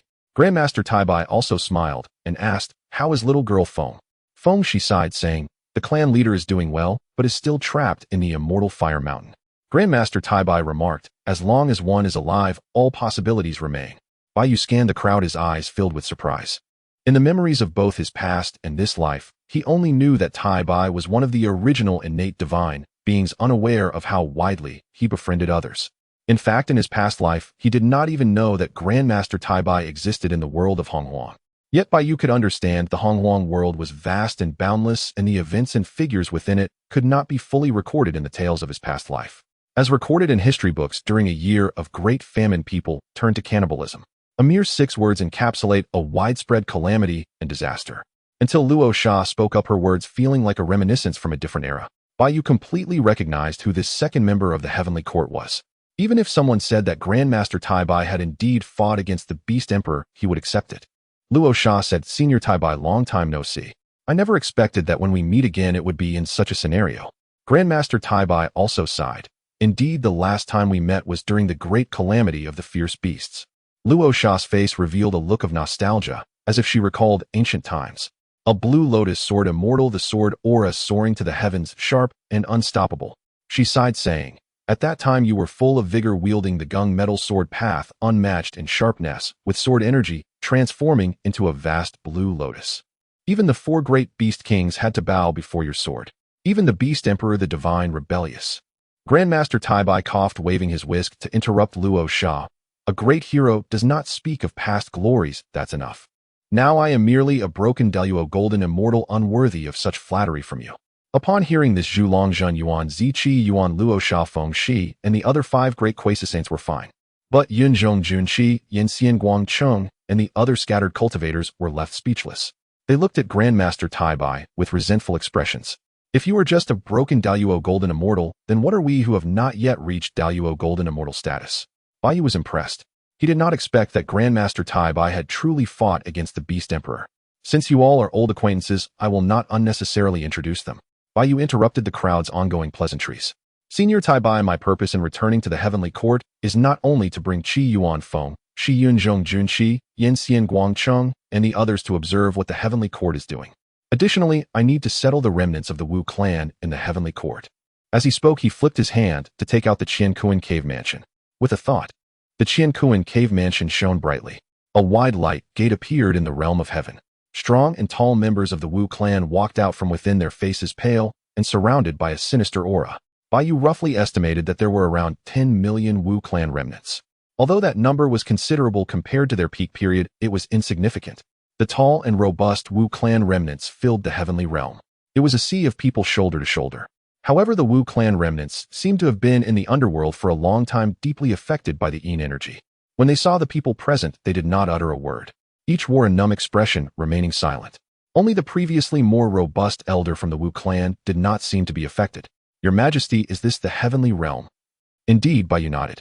The elder of the Wu clan said to Bai Yu, "I am Wu Xian, the great elder of the Wu clan, and I thank your Majesty on behalf of the clan. Your Majesty's great kindness, our Wu clan, will certainly repay it." Bai Yu waved his hand. "Elder Wu Xian, do not be too polite. I observe that the members of the Wu clan seem to not adapt well to the environment of the heavenly realm. You should go and attend to them." "Yes, thank you, your Majesty." Elder Wu Xian bowed, and then went to attend to those Wu clan remnants. Gradually, life began to return to this place. Grandmaster Tai Bai glanced at the Wu clan remnants, puzzled. "How did your Majesty find them?" "When establishing the underworld, I was contacted by the Empress of the Underworld, who entrusted me to protect them." "I agreed." Bai Yu said, "They have lived in the underworld for a long time, constantly suffering from the erosion of Yin energy. This has severed the possibility of a new generation of Wu clan being born. I brought them out intending to settle them in the heavenly realm. I wonder if there are suitable places for them to live in the heavenly realm." Grandmaster Tai Bai pondered for a moment and said, "Naturally there are. The 36 heavens have diverse terrains and rich landscapes. They encompass everything and can accommodate anything. Not to mention settling the Wu clan, even accommodating myriad beings would be more than sufficient. But your Majesty, the issue with the Wu clan does not lie in being settled, but rather in the sinister aura." "Sinister aura, indeed." The Tai Bai ancestor nodded, gazing directly at Bai Yu. "The reason the Emperor brought all the remnants of the Witch clan from the underworld to the heavenly realm is to permanently protect the Witch clan." "Exactly." Bai Yu nodded, saying, "I will take them out. Naturally, I must take full responsibility for this. In that case, it will be quite difficult." Tai Bai ancestor frowned slightly. "Please elaborate, ancestor." Bai Yu replied, "Since we wish to permanently protect the Witch clan, it is not simply about finding a place for the Witch clan to settle. Tai Bai ancestor said we need to address all aspects of the witch clan's daily needs, education, and more. Only then can we achieve a lasting solution. Bai Yu nodded. Please continue, ancestor. Tai Bai ancestor continued. The emperor should know that the witch clan is formed from the essence of Pangu's divine blood mixed with innate turbid energy and murderous aura. Thus the witch clan resides upon the earth. The more a place is saturated with murderous aura, the more it gathers turbid energy.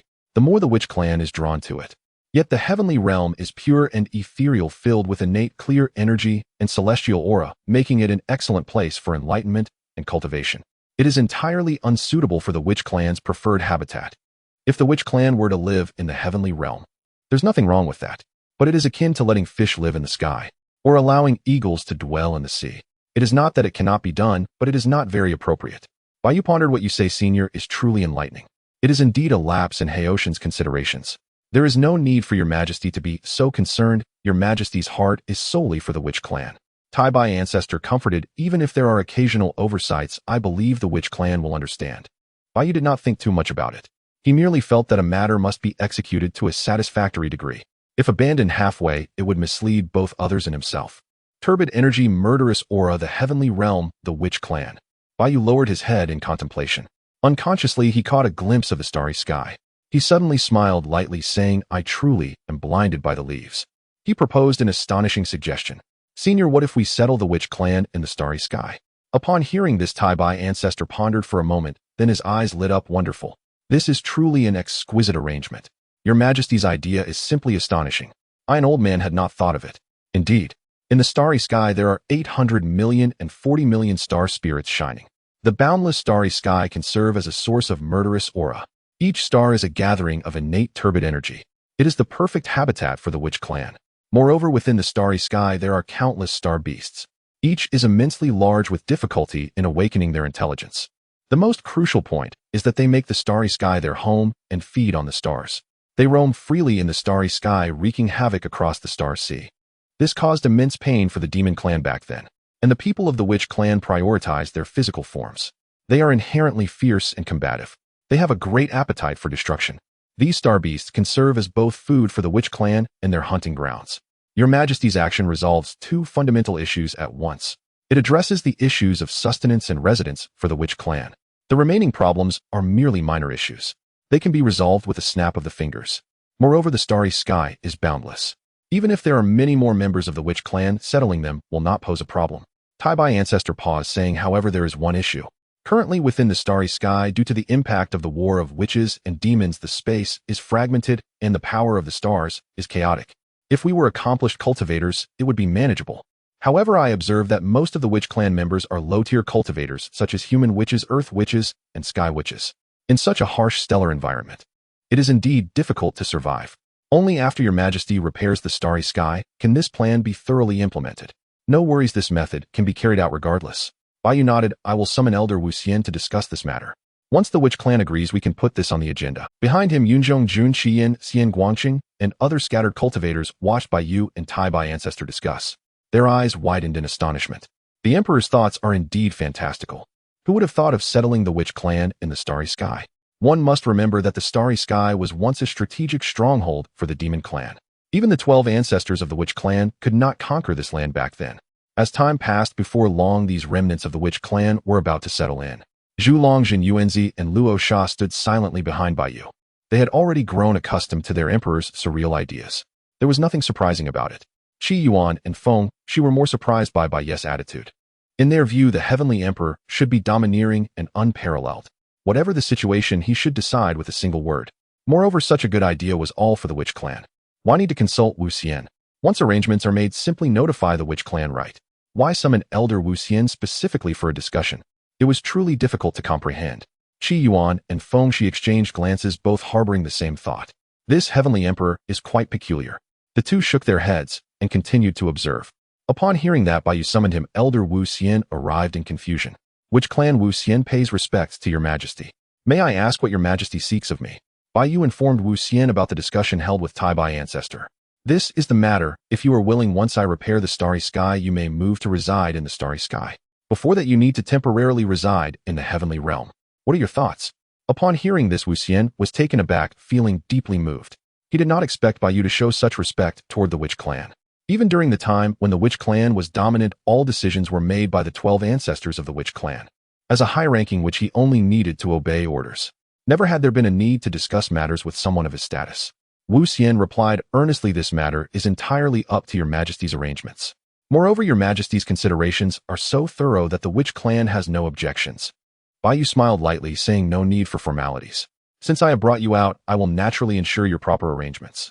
The Tongming Palace is situated on a floating celestial island, vast and uninhabited for now. How about you temporarily reside outside the Tongming Palace?" Wu Xian bowed, saying, "I am willing to heed your Majesty's orders." Yunzhong, Jun Xian, Xian Guangqing, and other scattered cultivators were completely speechless. While they are about to reside in a strategic stronghold, staying outside the Demon Clan's council hall is not a— Having said that, Bai Yu turned to Tai Bai Ancestor. "Senior, please lead the way ahead." Tai Bai Ancestor nodded and led the way.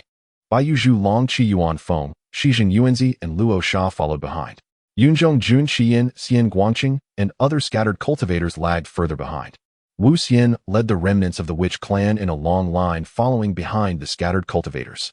The group moved majestically towards the floating celestial island where the Tongming Palace is located. Upon arriving at this floating celestial island, the previously dilapidated Grand Hall had vanished. A magnificent new hall had been restored, adorned with golden bricks and jade tiles, splendid and magnificent. On the celestial island, there were high mountains and flowing waters, hills and mountain ranges.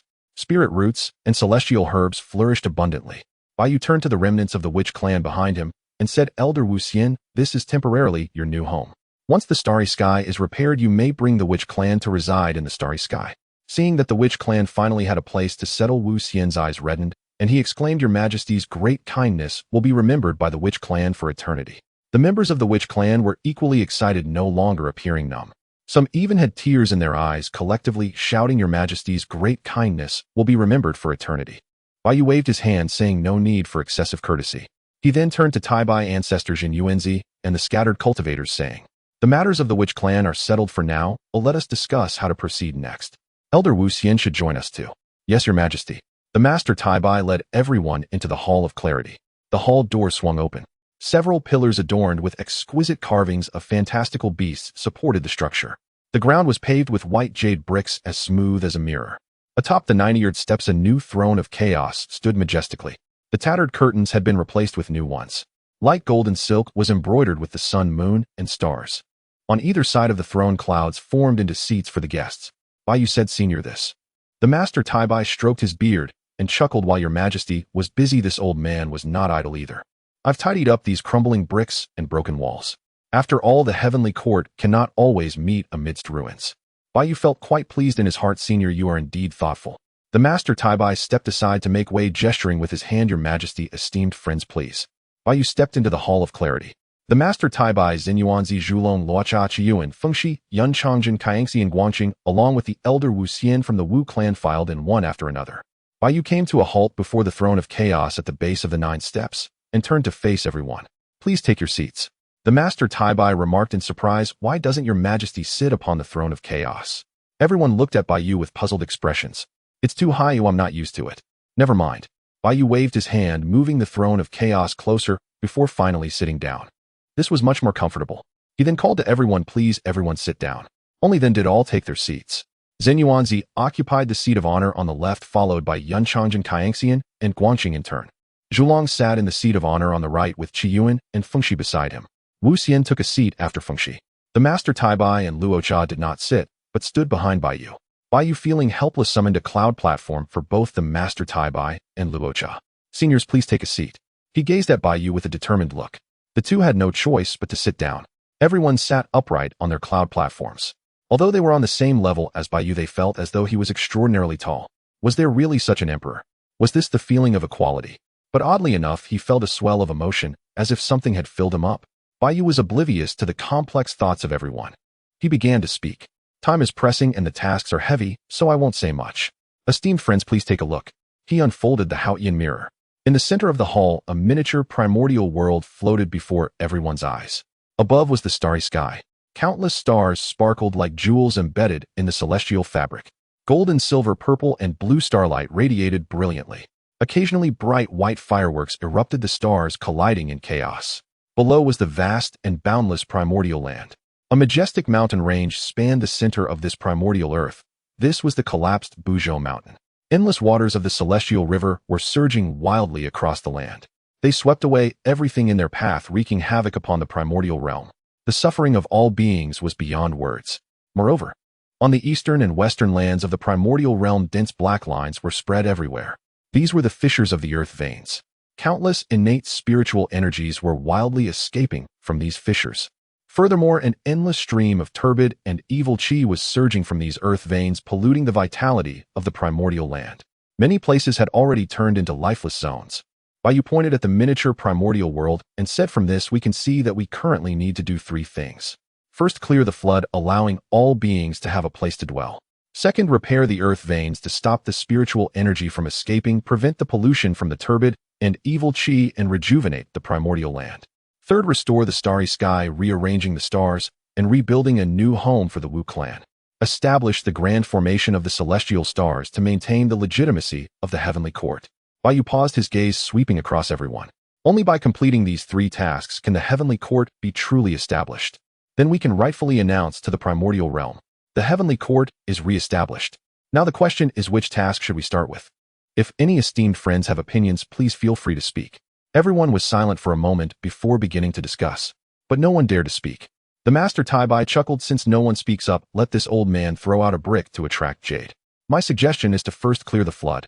As for the reason, it is simple. The heavenly court's actions should prioritize the welfare of all beings. Zenyuanzi's expression was somewhat peculiar, as if he had thought of something. After a brief pause, he finally spoke. What Elder Taibai said is very true. Let me say a few words. All three tasks are crucial, but there is a priority among them.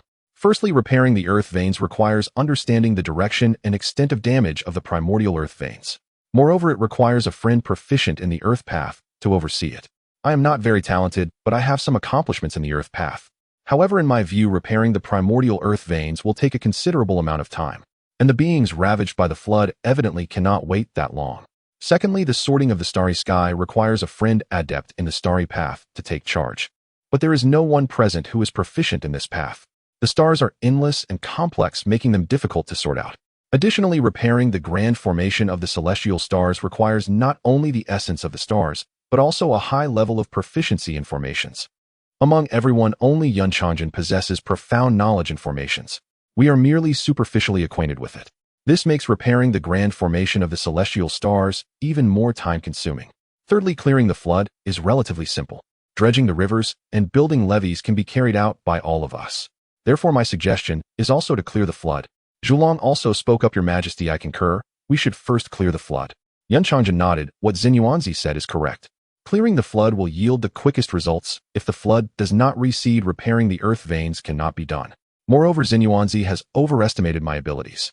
The grand formation of the celestial stars was derived from the insights of the demon emperor Dijuan and the Shihuang Fushi from the river diagram and Luo book. My formation techniques in comparison are like an ant against the vast sky. They are insignificant, let alone repairing it. Kaiangxian smiled broadly. I agree as well.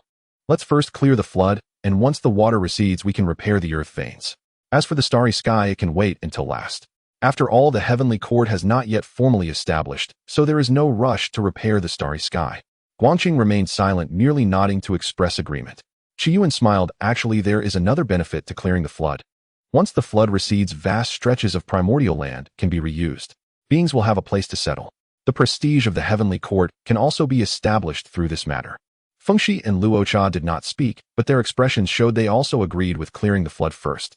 Baiyu looked around at everyone, his mind calculating. He nodded and said, then let's clear the flood first. The Haotian mirror marked the floods on the land. Vast areas of blue appeared. The once primordial land had turned into a vast ocean. Clearing the flood requires a large number of people. Baiyu said, I wonder if all esteemed friends, as well as the friends from the Dragon Phoenix and Qilin clans, would be willing to join me in battling the flood. Upon hearing this, everyone's eyes were resolute.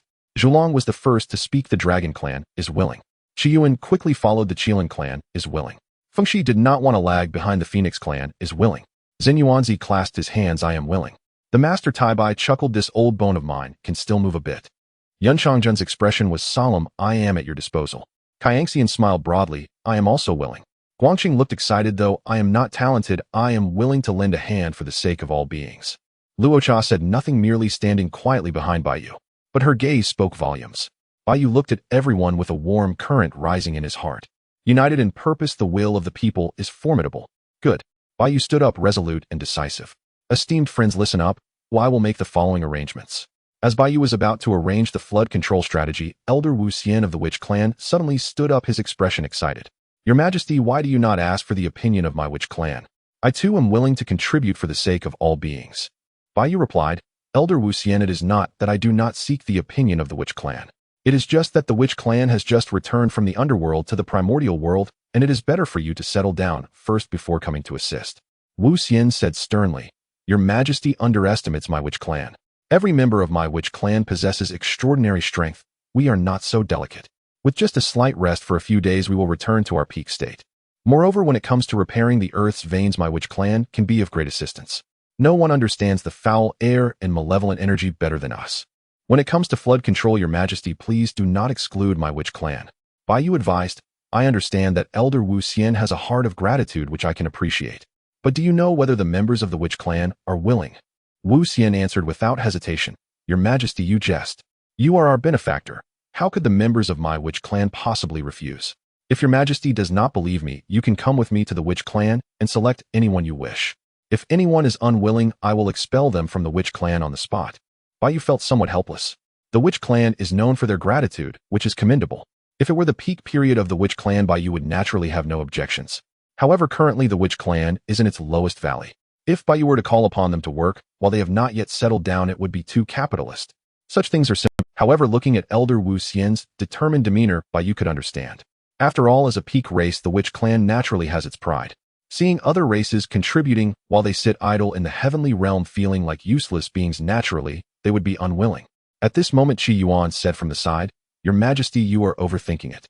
Perhaps some races are afraid of death. But as for my Qilin clan, even if we have only one clan member left, we would not simply cling to life. Moreover, every member of the Witch Clan is powerful. Even if they assist us, it would be of great benefit. In my opinion, Your Majesty, you might as well agree with Elder Wu Xian's suggestion. Let's speak plainly, who are you hinting at? Zhu Long glanced at Qi Yuan and said, Your Majesty, my dragon clan has always stood tall, so I can understand Elder Wu Xian's thoughts. Your Majesty, please agree to this matter. Feng Shi said proudly, My Phoenix clan is as proud as any. If the Witch Clan is willing to help with flood control, my Phoenix Clan has no objections. Elder Wu Xian gratefully said, Though the Dragon Phoenix and Qilin clans may not be as strong as my Witch Clan, they make valid points. Your Majesty, please agree. Upon hearing this, Zhu Long, Qi Yuan, and Feng Shi were somewhat speechless. Good grief, are they truly ungrateful? Qi Yuan exploded, Nonsense. My Qilin clan can stand against the Dragon and Phoenix clans with our clan strength without being at a disadvantage. How can we be inferior to your Witch Clan? I even helped you speak. Feng Shi also angrily retorted, If it weren't for the Dragon clan's interference, my Phoenix clan would have unified the primordial world long ago. To say that we are inferior to your Witch Clan is simply absurd. Zhu Long was so angry that he laughed, Can't take a loss. My Dragon clan can take a loss. It is the Phoenix and Qilin clans that allied against us. To unify the primordial world, we indeed are the losers. But are not you the Witch Clan losers as well? What significance is there in comparing who is better? Qi Yuan sneered, You can take a loss, yet your Dragon clan is just good at painting a pretty picture of yourselves. Why can't you win? Is it that you don't wanna? Just as Bai Yu was about to stop their quarrel, a single remark from Luo Sha made the three of them instantly calm down. What are you arguing about? After all, we are merely pawns of Luo Ho. Upon hearing this, Zhu Long, Qi Yuan, and Feng Shi all glared at Luo Sha. Luo Sha was unbothered. What are you looking at? I am too. You all know that. Zhu Long, Qi Yuan, and Feng Shi were momentarily speechless. The three were left without words. Bai Yu pressed his fingers against his forehead. He felt a bit of a headache. This kind of racial dispute is indeed tricky. Fortunately, the Qilin clan and the Phoenix clan were not directly allowed to join the Heavenly Court. Otherwise, dealing with only racial disputes would have been difficult. Now, with the addition of the Witch Clan, it would likely become even more chaotic. Is there a solution to resolve racial conflicts once and for all? Bai Yu mentally noted this question. He planned to think of a good way to resolve it. He pressed his palm down and said, Dear friends, are you here to argue? Bai Yu's words were plain, but the dissatisfaction in his tone was almost overflowing. Zhu Long's expression was awkward, and he was the first to bow, saying, Your Majesty, I was wrong. Though Qi Yuan did not like Zhu Long, he still respected Bai Yu and also bowed to apologize. Feng Shi quickly followed suit. Bai Yu nodded and said to Elder Wu Xian of the Witch Clan, I know that your earlier words were unintentional, but such remarks should not be made again in the future. In the Heavenly Court, everyone is equal. No one is inferior to another. Elder Wu Xian said apologetically bowing. Yes, Your Majesty. Since Elder Wu Xian has made such a strong suggestion, let you personally select a group of members from the Witch clan to join your friends. Elder Wu Xian's face turned red, and he was quite excited. Thank you, Your Majesty. Seeing that the matter was settled, Bai Yu turned his gaze to the miniature primordial world. Upon the vast primordial land, large areas of flood-affected regions were marked in blue. At this moment, Jin Yuanzi seemed to have fully realized something. He spoke up. Your Majesty, clearing the floods requires a large number of hands. With the Dragon Clan, Phoenix Clan, Shielan Clan, and Witch Clan along with all of you, it is sufficient. However, everyone has different thoughts, and there is no plan. Even if one has great abilities, if strength cannot be concentrated in one place, would it not be a waste? I was thinking, do we need a master who is proficient in both water and the earth's veins to oversee the entire situation? If so, it would be more efficient, wouldn't it? Senior's words have awakened those in the dream. Bai Yu looked at him with joy. When you say this, do you have someone in mind for the recommendation? Jin Yuanzi paused for a moment. Yes. Bai Yu looked at Jin Yuanzi's expression and hesitantly said, does the senior have any difficulties to articulate? If that is the case, it is all right not to speak. The hall fell silent. Everyone looked at Jin Yuanzi, their eyes filled with confusion. Jin Yuanzi's cultivation was remarkable. Looking across the primordial world, few could cause him such inner conflict. Jin Yuanzi took a deep breath and slowly uttered 2 words. Kunpeng. The hall erupted in an uproar. Bai Yu's heart raced. Kunpeng, known as the Monster Master, is a being at the Quasi-Saint level. In Haoshan's memories, Dao ancestor had spoken of him. Bai Yu had also seen him when Jin Yuanzi was guiding the souls of the deceased. He had even reminded Bai Yu about the destruction of the seal in the west. However, he is Jin Yuanzi's enemy. Han Yun Laozu, Jin Yuanzi's closest friend, died because of him. Back then, when Han Yun obtained the primordial purple energy, Kunpeng became envious.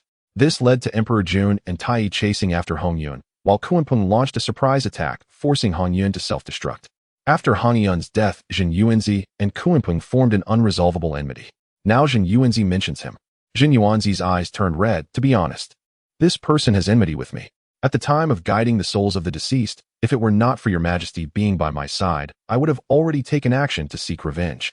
However, now clearing the floods concerns the lives and deaths of countless sentient beings. My personal grudges should not take precedence over the lives of others. Kunpeng is well versed in the way of feng shui. With his coordination, the efficiency of flood control could be at least tripled. During the War of the Sorcerers and Demons, he even took the river chart and Luo script. Now that he holds the river chart and Luo script, his mastery of the feng shui way must have advanced even further. This will be of even greater use in mending the earth veins in the future. Before that, I can set aside my personal vendetta. As he spoke, a trace of sorrow flickered deep in Jin Yuanzi's eyes. Old friend Hong Yun, I have failed you. Silence filled the hall. The crowd gazed at Jin Yuanzi with reverence. Bai Yu also looked at him, admiration rising in his heart. Jin Yuanzi was indeed worthy of being the future ancestor of earthly immortals. Magnanimous and benevolent. Now that reincarnation has been established, perhaps I can rescue Ancestor Han Yun. Bai Yu speculated inwardly, but without absolute certainty, he refrained from mentioning it. Tai Bai Patriarch sensed the unspoken words of Jin Yuanzi. He spoke up to remind, Your Majesty, there is a concern. Perhaps the Demon Master Kunpeng could indeed lend us his aid, but he may not be willing to join. Jin Yuanzi turned to Bai Yu. Your Majesty, Senior Tai Bai speaks truly. Kunpeng is extremely reclusive, eccentric in nature, and harbors a petty heart. I have pondered long before raising this matter. Back then, Dijuan and Tai had to coerce Kunpeng into joining the Heavenly Court. As a result, during the War of Sorcerers and Demons, he took the river chart and Luo script and fled, leading to the defeat of the demons. Now if we seek his help, we cannot force him, we must humbly invite him. Otherwise we risk making things worse. However, to invite Kunpeng among those present only. Before Jin Yuanzi could finish, Bai Yu stood up, his expression calm. Since it can benefit all beings, I will go and invite him personally. Then Bai Yu addressed the crowd. Though the Demon Master Kunpeng is important, we cannot sit idle. We must prepare 2 contingencies. I will go to invite the Demon Master Kunpeng. Fellow Taoists, proceed to the primordial world and begin draining the floods. If my invitation succeeds and Kunpeng joins us, that would be best. I will then bring him to meet you. If I fail, I will come alone to join you. Seeing Bai Yu's decisive plan, the crowd spoke in unison. Yes, Your Majesty. Bai Yu, confident in the flood control strategy, acted with swift resolve. He issued orders directly. Fellow Taoists, listen well. This flood control operation will be divided into 4 steps. First, survey the flood conditions. Second, dredge the river channels, clear silt, and remove obstacles. Third, construct dikes and reservoirs. Fourth, divert the water back to the sea. In the initial phase, the Dragon Clan and fellow Taoists skilled in the waterway will survey the floods. Ancestor Zhulong, you will be in charge. Zhulong replied earnestly. The Dragon Clan accepts the order. Next, the Qilin Clan and fellow Taoists skilled in the earthway will widen existing channels, dig new ones, and clear silt and obstacles. Fellow Taoist Qiyuan, will you take charge of this? Qiyuan grinned. Leave it to my Qilin Clan. Then the Phoenix Clan and the remaining Taoists will build dikes and reservoirs. Set up formations along the dikes to reinforce them and prevent flooding. Fellow Taoist Fengshi, will you handle that? Fengshi nodded. The Phoenix Clan is ready. Finally, the Dragon Clan and Taoists skilled in the waterway will divert the water to the sea. This final task will also be under Ancestor Zhulong's command. Yes, Your Majesty. Zhulong accepted again. Bai Yu looked at the remaining 4 Taibai Patriarch Jin, Yuanzi Rakshasa, and Wu Xian. He spoke. Senior Taibai, you will remain in the heavenly court to handle any who seek refuge. Taibai Patriarch smiled. This old man accepts the order. Senior Jin Yuanzi, in my absence, you will oversee the entire flood control effort and serve as a safety net. Jin Yuanzi replied solemnly. I will not fail this mission. Rakshasa, my cultivation has now reached a level where you no longer need to guard me daily. The flood control needs more hands. Go assist Senior Jin Yuanzi. Though reluctant, Rakshasa accepted under Bai Yes' gaze. Elder Wu Xian lead the Sorcerer Clan and join Senior Jin Yuanzi as the General Reserve. Elder Wu Xian boomed. The Sorcerer Clan accepts the order. Bai Yu put away the Haotian mirror and swept his gaze over the crowd. Fellow Taoists, the floods in the primordial world have raged for millennia, causing untold suffering and breeding resentment. The sooner we drain the floods, the sooner we save countless lives. I implore you all to prioritize the well-being of all beings and set aside personal grievances. The scattered cultivators, including Yunzhong Jun, nodded in unison. Your Majesty, rest assured we know the stakes. Then they turned to Zhulong Qiyuan and Fengshi, their eyes tinged with suspicion. Qiyuan laughed. From today, the Dragon and Phoenix clans are temporary allies of the Qilin clan. Zhulong added, the Dragon clan agrees. Fengshi nodded. The Phoenix clan is willing to set aside old grudges. Bai Yu looked at Zhulong Qiyuan and Fengshi with relief, bowing. Your magnanimity is great. On behalf of all beings, Haotian thanks you three. The flood control work begins today. Fellow Taoists, go prepare. I too must set out to invite Taoists. Farewell until we meet again. After bidding them farewell, Bai Yu sped straight toward the northern sea. In the journey to the West World at the Lingxiao Hall, the Jade Emperor was in high spirits. Haotian, I admit your ideals are noble and your actions are good. Unaccustomed to sitting on a high throne, equality for all, such talk. Shallow minds might be fooled by you. But the primordial world is a place of survival of the fittest where cultivation, background, and origins matter. Yet you care for none of it. You bring in demonic entities, the Sorcerer Clan, the Dragon Clan, and now the Phoenix and Qilin clans. You stuff all these chaotic races into the heavenly court. These clans are steeped in enmity. Ooh, I wonder how you'll manage them. The Jade Emperor sat aloof on his throne, watching Bai Yes' actions with a sneer in his eyes. Child Haotian, one day you'll learn that being a heavenly emperor is not so simple. At Mount Wanshou in the 5 villages, Temple Jin Yuanzi sat beneath the ginseng fruit tree, staring at the celestial screen. He froze in shock. That other self had actually proposed letting the demon master Kuanping oversee the flood control. How could it be Kuanping? How could he mention him? Had he forgotten his old friend ancestor Han Yun? Confusion filled Jun Yuanzi's eyes. At the northern sea in the demon master's palace, a gaunt middle-aged man with a sinister face and narrow eyes watched the celestial screen coldly. He was the demon master Kuanping of the journey to the West World. When Kuanping saw Zhang Yuanzi's slander on the screen, he sneered. Zhang Yuanzi is senile. He actually believes I took the river chart and Luo script, causing the demon's defeat. What does a mere itinerant cultivator know? He even calls me reclusive, eccentric, and petty. Kuanping was furious. He wanted to burst into the screen and kill Zhang Yuanzi outright. Then he saw that Zhang Yuanzi wanted him, no, the primordial Kuanping, to coordinate the flood control. Kuanping laughed bitterly. Zhang Yuanzi is a fence-sitter of dubious character. Haotian is just as crooked, his subordinates following suit. He even dares to think of inviting me for help. Impossible. Even if my soul is scattered and I am forever annihilated, I will never help them. Surely the primordial Kuanping will not disappoint me on this. Kuanping let out a cold, sinister laugh. In the primal world, outside the Hall of Clarity in the heavenly court, everyone watched the departing figure of Bai Yu, and without hesitation, they began to take action.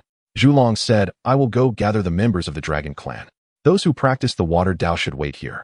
Once I have assembled them, I will send you a message. Then we will act at that time. The scattered cultivators, including Yun Zhongjuan, replied, we will obey Senior Zhulong's command. Hearing this, Qi Yuan's eyes turned, and he chuckled, hee, this old fellow. What the dragon said is indeed correct. This idea is quite good. I will also return to the Qilin clan to gather more people and I will not let your dragon clan take the lead. She looked at Qi Yuan, her face filled with surprise. Not bad. You colorful Qilin have actually learned to think. Not bad, not bad. What this old friend Zhu Long said is quite true. I also plan to return to the southern undying volcano to gather more members of the Phoenix clan. Zhu Long's face darkened. He couldn't tell if these two were being intentional or just careless. But he was eager to return and gather the Dragon Clan members, so he couldn't afford to bicker with them. He simply noted this in his heart. Zhu Long glanced disdainfully at Qi Yuan and Feng Shi before twisting his body and transforming into a colossal being that obscured the sky. With prominent horns and 4 powerful limbs covered in jet-black scales, Zhu Long's dragon form reappeared. With a twist of his body, he coiled and vanished into the horizon. Feigning mystique, Qi Yuan muttered under his breath and stepped forward. A flash of light appeared, and a colorful Qilin materialized. The Qilin was surrounded by a halo of 5 colors. Its single horn was particularly vibrant. Endless, auspicious energy filled the heavenly court. As the Qilin stepped, the void rippled like water. Qi Yuan's figure also vanished. These two are quite ostentatious. Feng Shi smirked inwardly, leaping into the air as an elegant and elongated phoenix appeared. Surrounded by the brilliance of the 5 virtues, its massive wings unfolded, sparkling with light, and its tail feathers swayed like a rainbow, scattering brilliant rays. The phoenix flapped its wings, producing a light of escape. It then disappeared as well. Zhu Long, with unparalleled cultivation, moved at incredible speed. Soon he arrived at the shores of the Eastern Sea. He gazed at the boundless expanse of the vast Eastern Sea, his expression completely transformed. The azure waters surged violently, and the innate water spirit energy rose above the ocean. It was crystal clear, resembling beautiful blue jade. The immense vitality surged so strongly that even from the heights of millions of miles above, Zhu Long could feel it. No longer did it resemble the previous dark, foul, and lifeless appearance. Zhu Long couldn't help but feel grateful. It was all thanks to the sovereign. The sovereign had shown kindness to the demons and the shaman clan. For my dragon clan, the favor was also substantial. I cannot let the sovereign down.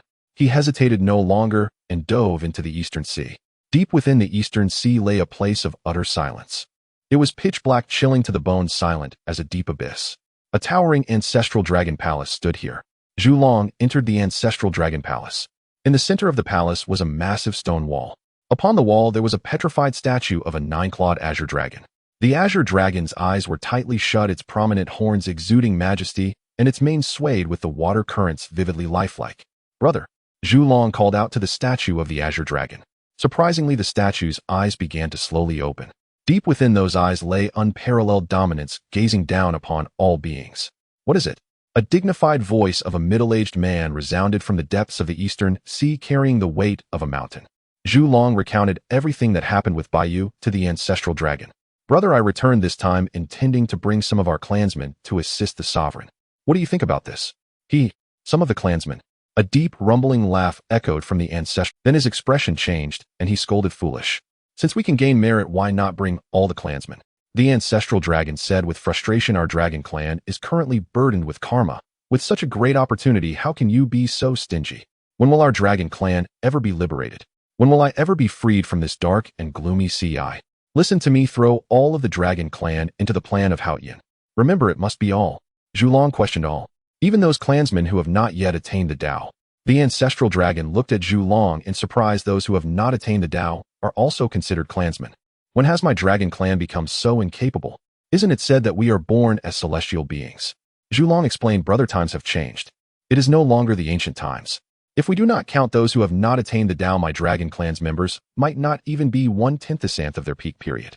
The ancestral dragon fell silent. He was aware of the great war among the 3 clans in which countless members of the dragon clan perished. But he had not expected that an entire calamity had passed. The dragon clan had not recovered a bit of vitality. His voice was low. "In that case, those who have not attained the Tao should not go. Even if my dragon clan only has 1/10th of its former glory, once we clear our karma, I can lead our dragon clan back to its peak. At that time, my dragon clan will be able to seize the nest of the magpie. We will transform this heavenly court into our dragon clan's heavenly court." The ancestral dragon's gaze remained lofty, and his words revealed immense ambition. Hearing this, Zhu Long's pupils constricted, and he suddenly looked up at the ancestral dragon, shaken to the core. He had not expected that even though the dragon clan was in decline, his brother had not given up on dominating the primal world. The ancestral dragon observed Zhu Long's shocked expression. He thought Zhu Long was surprised that the dragon clan could rise again. He looked at Zhu Long and laughed heartily. This time it's all thanks to you, second brother. If you hadn't told me about Haoshin's schemes, I wouldn't have thought of a way to revive the Dragon Clan. Alright, you go take. This matter involves the grand plan of our Dragon Clan, do not disclose it. If this plan succeeds, you will be the great contributor of our Dragon Clan. Zhu Long wanted to persuade him a few words. But thinking of the ancestral dragon's domineering nature, his lips moved a few times, but ultimately, he remained silent. During the great calamity of the dragon and phoenix, matters concerning the Dragon Clan were decided by the ancestral dragon's word. No amount of persuasion would sway him. A heavy feeling filled his heart as he slowly swam towards the Eastern Sea Dragon Palace. He couldn't help but think, if the sovereign were my brother, he would never say such words. With that thought, Zhu Long let out a quiet sigh. He returned to the Eastern Sea Dragon Palace with a heavy heart and summoned all the members of the Dragon Clan from the four seas. Various divine dragons surged from the waterways of the four seas towards the Eastern Sea. Upon entering the Dragon Palace, they paid their respects to Zhu Long. We pay our respects to the ancestor. The dragons spoke in unison, their voices shaking the Eastern Sea. Zhu Long sat upon the throne of the Dragon Palace. His voice was slow. You all should know that the Heavenly Emperor intends to act for the sake of all beings. Now the floods transformed from the Heavenly River are rampaging across the primal land. The myriad beings of the primal world are suffering. The Heavenly Emperor has permitted me to gather our clansmen to save the living beings. Are you all willing? As soon as Zhu Long finished speaking, four voices rang out in unison. The sovereign has shown kindness to our Dragon Clan, we are all willing. The four dragons who had originally followed Hao Yin to the west exchanged glances and stepped forward. Zhu Long fixed his gaze on them and recognized the four. It's the four elders Qing Long, Bai Long, Qi Long, and He Long. It is commendable that the four elders have this intention. However, I have a question. Please answer according to your true feelings, four elders. Yes, ancestor. For if one day the sovereign has a dispute with our Dragon Clan's ancestral dragon, which side will you choose? What does the ancestor mean by that? Upon hearing this, the four dragon elders, Old Azure Dragon, White Dragon, Black Dragon, and Crimson Dragon, looked astonished. The dragons below the throne buzzed with discussion. What nonsense is the ancestor speaking? What do you mean by if the emperor and the dragon ancestor quarrel, whose side do we take? Isn't it obvious? Of course we stand with the emperor. What ahem, I misspoke. We stand with the dragon ancestor. Nonsense, we can only stand with the dragon ancestor. Exactly, those who don't stand with the dragon ancestor are dragon traitors. They are the scum of the dragon race, trash to be suppressed in the dragon prison. But His Majesty helped us reduce much of our karmic debt. Can we be like those ungrateful Qilin? Certainly not. Then we stand with His Majesty. But what about the dragon ancestor? For a moment, the entire Dragon Palace grew lively. The dragons debated back and forth.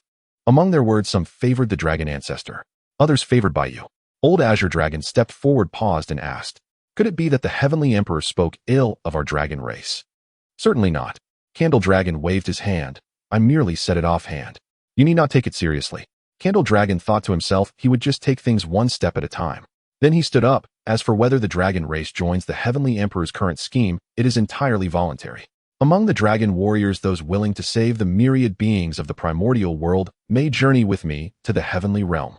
The rest of the clan shall continue to guard the four seas. Yes, ancestor. In the primordial world, an unknown location. Here a primordial grand formation encircled the area. Auspicious vapors permeated the air. Exotic flowers and rare herbs were countless. Immortal metals and divine materials stretched endlessly. At the center of this place, a towering mountain cliff stood, suppressing everything. This cliff had a peculiar form.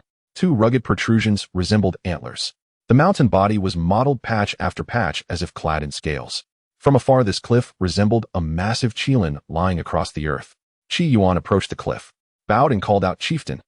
The Qilin-like cliff did not stir, but a gentle middle-aged male voice echoed in Qi Yuan's divine sense. Qi Yuan, you have returned.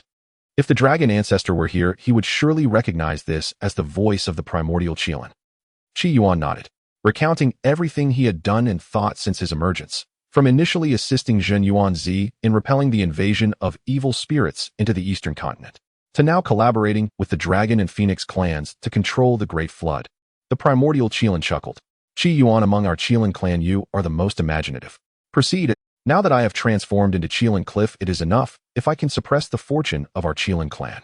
The future of the Qilin clan rests on your shoulders. Qi Yuan's face was resolute. Rest assured, chieftain. One day I will surely help you break free from the shackles of the heavenly Tao. Haha, then I shall wait. In the south, the immortal volcano. A massive volcano stood here. Inside, crimson magma bubbled. Skyward fire poison billowing with thick black smoke writhed menacingly at the crater's mouth. The air here warped. It carried the acrid scent of scorched earth sulfur and searing heat. Fengshi transformed into a streak of light and arrived near the immortal volcano, gazing with dread at the innate fire poison spewing black smoke. Within the immortal volcano, a graceful figure was faintly visible swimming through the magma. Its entire body was crimson, its form elegant. Its tail feathers shimmered with brilliant gold, exuding supreme nobility. The magma parted, revealing a proud immortal fire phoenix, its arrogance soaring to the heavens. Her voice carried both confusion and anger. Fengshi, why have you come here? This place is ravaged by fire poison corroding bones and burning flesh. Did I not specifically instruct that unless necessary no clan member should enter this area? Feng Zai's face lit up with joy. Sister, I have a great piece of news to tell you. You don't know yet, but the Dao ancestor has appointed a heavenly emperor.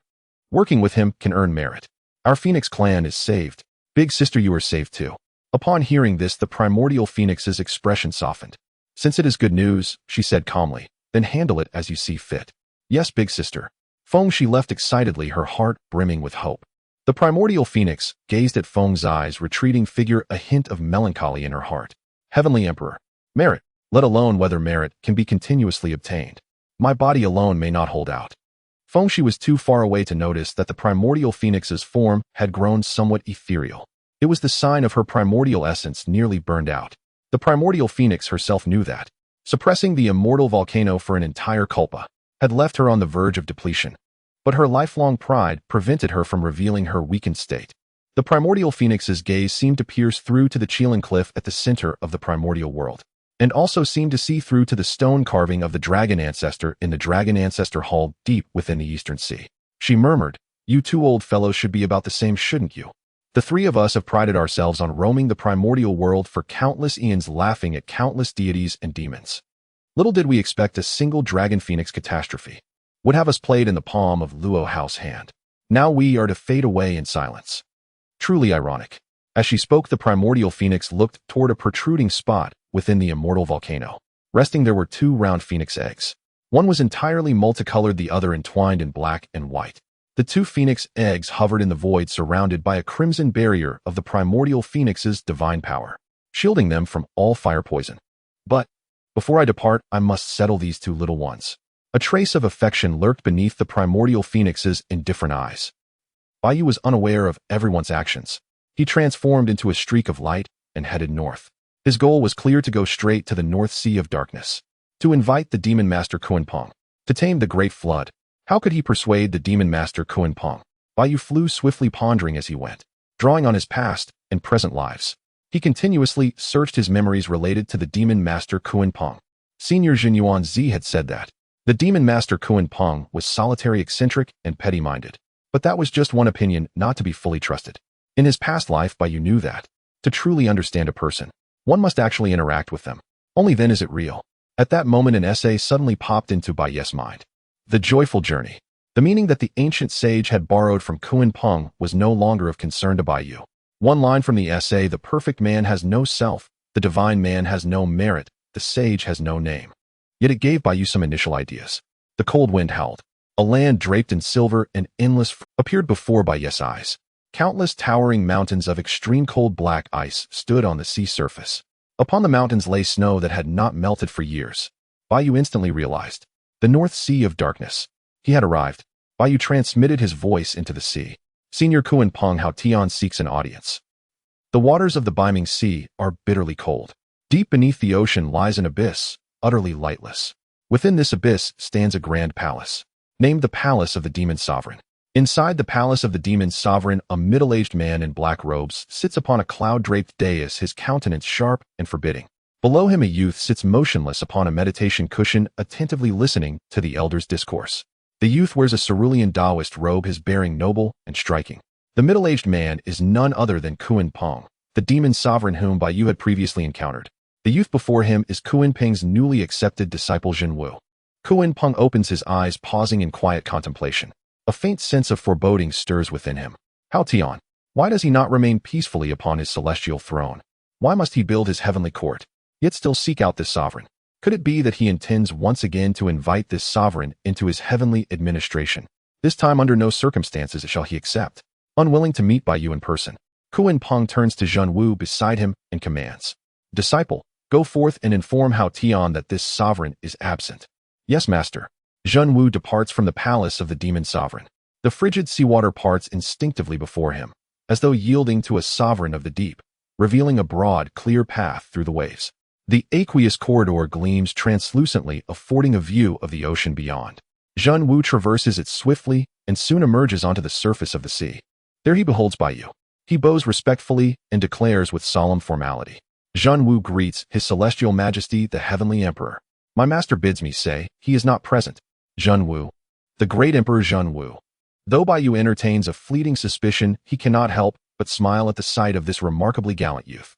This Zhen Wu possesses an innate, unblemished sacred essence. With a gentle smile, Bai Yu asks, "Then did he say where he has gone?" Zhen Wu pauses thoughtfully. "This my master did not specify. I shall return and inquire." "Very well, go ask. I shall wait here." This fool. Kuan Peng ever vigilant monitors Zhen Wu's every movement from afar. Upon hearing Zhen Wu's words, he inwardly spits in exasperation. "I have truly lost my wits to entrust such a matter to Zhen Wu. Since his emergence into this world, he has undergone no trials, knows nothing of worldly affairs. His nature remains pure, untutored. That he would utter such naivety is hardly surprising." Kuan Peng shakes his head in resignation. Before Zhen Wu can even re-enter the palace of the demon sovereign, his form dissolves, then reconstitutes as a colossal cunfish. Shattering layer upon layer of glacial ice, he hovers half-submerged at the sea's surface. Two immense, ancient eyes fix upon Bai Yu. A deep, resonant voice rumbles across the frozen, silent land, echoing between heaven and earth. "What business brings you to this sovereign?" Bai Yu wastes no time. "Demon sovereign, I seek your aid." "I refuse." "Come, disciple, return with this sovereign." Having spoken, Kuan Peng turns to dive back beneath the waves. He sighs inwardly, bewildered. Across the vast Hongwang realm, mighty cultivators abound. Why do these celestial emperors persistently fixate upon him alone? Di Jun and Tai Yi were thus. Now Hao Tian, having ascended the celestial throne, proves no different. Zhen Wu bows once more to Bai Yu, preparing to follow Kuan Peng back to the palace of the demon sovereign. Bai Yu raises a hand. "Demon sovereign, pray pause. You decline to assist without even learning the nature of the matter. What concern is it of mine?" Kuan Peng does not deign to glance back. "I hear you cultivate the Tao of Feng Shui, and now wield both the primordial treasures, the river chart, and the Luo book. Bai Yu probes carefully. "Might I ask, have you discovered the point of convergence between Feng and Shui?" "How could you possibly know?" Kuan Peng whirls about in shock. Shards of ice erupt violently across the sea's surface. Towering adamantine peaks of black ice crumble like tofu beneath the colossal tail of the cunfish, reduced instantly to dust. A terrifying gale sweeps across the realm. Ice shards and snow swirl together, drifting down upon the Hongwang realm. Like a sudden wintry blizzard, his gaze locks unflinchingly onto Bai Yu. The fusion of Feng and Shui. I have never uttered a word of it to any soul. How then did you learn of it? Bai Yu replies simply, "I guessed." To speak plainly, I too possess some understanding of the Feng Shui Tao. Before Bai Yu can continue, Kuan Peng cuts him off sharply. "Do not jest with this sovereign." He scoffs. "Do you take me for a child like Zhen Wu, so easily misled? The Tao of Feng Shui is boundless, vast beyond measure, profound beyond reckoning. Even one such as I, who has roamed freely across the Hongwang realm, has only just stepped across its threshold. And you are at most the Grand Tao ancestor's own page. Dare you claim even passing familiarity with such a Tao?" Bai Yu offers no rebuttal, merely stating, "Feng Shui begins with gazing upward at heaven, then downward upon earth. It aligns with celestial stars above, harmonizes with mountains and rivers below. Water nourishes the earth, the wind is sheltered thereafter." Bai Yu trails off suddenly. "Demon sovereign, what is your judgment?" Kuan Peng freezes, stunned. Across the entire Hongwang realm, he walks this Tao alone. Amidst the infinite void, he has wandered in darkness, searching yet finding no true path. Now unexpectedly, he hears the voice of a kindred spirit. Ecstasy surges through him, yet Bai Yu falls silent. "Why halt now?" Kuan Peng cries in astonishment. Bai Yu replies calmly, "Did you not deem my words mere boastful folly? Having heard them, do you still believe I mock you?" In a flash of radiance, Kuan Peng resumes his human form, a middle-aged man draped in black Taoist robes. His expression is earnest, his tone contrite. "I beg your forgiveness, Hao Tian, Taoist friend." Flushed with excitement, he grasps Bai Yu's sleeve. "My arrogance has led me astray. I have grievously slighted a true Taoist friend. You do not merely comprehend this Tao. You have already set foot upon its sacred path. I humbly offer amends. Would you honored how Tian Daoist friend deigned to grace the palace of the demon sovereign, so we may discuss the feng shui Dao in depth. Now it is Bai Yu who stands speechless. He had not anticipated that the demon sovereign Kun Peng possessed two such contrasting facets. Demon sovereign, what meaning lies behind this? Frowning, Bai Yu gently withdraws his sleeve from Kun Peng's grasp. He is no native of Shu, unaccustomed to such physical familiarity between peers. A faint flush tinges Kun Peng's stern, forbidding face. My apologies, I was carried away by overwhelming emotion. Truly such a Taoist friend is exceedingly rare. Bai Yu replies evenly, no harm done. Your sincerity is admirable, but detailed discussion of the feng shui Dao need not occur just yet. For now, far more urgent is the deluge ravaging the myriad beings of the Honghuang realm. Thus I have come specifically to invite you to assist in subduing the floods. Will you accept this invitation? After long deliberation, Kun Peng slowly shakes his head. I decline. Having only recently escaped the vortex of the celestial court, I have no desire to entangle myself therein once more. Who said anything about joining the celestial court? Bai Yu exclaims incredulous. Oh. Kun Peng stares dumbfounded. Then your majesty invites me. Solely to control the floods. Bai Yu nods firmly indeed. At this a subtle flush rises to Kun Peng's cheeks. He realizes, embarrassingly, that he misread the entire situation. Yet seasoned by countless trials, Kun Peng swiftly regains composure. His expression shifts seamlessly back to calm inquiry. If flood control is all that is required, why your majesty invite me at all? Though formidable, these floods threaten only those who have yet to tread the Tao of immortality. Any cultivator who has entered the Tao would find them scarcely a hindrance. Bai Yu replies, you speak truly.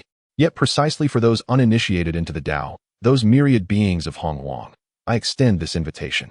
Kun Peng frowns, your majesty, why go to such lengths? Those who walk not the Tao are like roadside weeds, innumerable as grains of sand in the Ganges, born and perishing ceaselessly. Even should we quell the floods, they will still endure the endless cycle of birth and death. Is such effort not old? The demon master said no more. Bai Yu's gaze was earnest. I am for the heavenly emperor, to protect all living beings in the primordial wilderness and all creatures of the earth. Let the myriad beings in the primordial wilderness struggle in the flood without care or concern. This is not the way of the heavenly emperor. Kun Peng's heart trembled violently. How could Hao Yan possess such great love? Even if they are merely some primordial beings who have yet to enter the immortal path, would he really bow down? He looked deeply at Bai Yu. Back then by the East Sea I once said that your majesty is a fool. Now it seems I was wrong. Your majesty is a person of virtue, and I admire you greatly. Bai Yu glanced at Kun Peng, his eyes filled with profound meaning. In fact, the demon master is also a person of virtue. If I am not mistaken, back then at Buzhou Mountain, the reason the demon master passed by was likely to assist me in guiding the vengeful souls of the witch demons right. You just saw that Jin Yuanzi was also there. So you pretended to pass by? Kun Peng turned his body, his face averted, concealing his expression. He coldly replied, your majesty is joking. I merely went to inspect the geomancy of Buzhou Mountain. Besides, what does it matter where Jin Yuanzi is? Where I go is not for Jin Yuanzi to decide. He wore a proud expression. In the primordial wilderness, there are very few places Kun Peng cannot reach. And that certainly does not include the place where Jin Yuanzi resides. Bai Yu was not angered, merely smiled, and asked, so later you discovered that the seal on the western continent was broken and specifically came to remind us. How do you explain this? Kun Peng insisted, that was merely on the way. I believe that since you are willing to take action, you wouldn't mind doing this or that. You could also help the demon race. A win-win situation.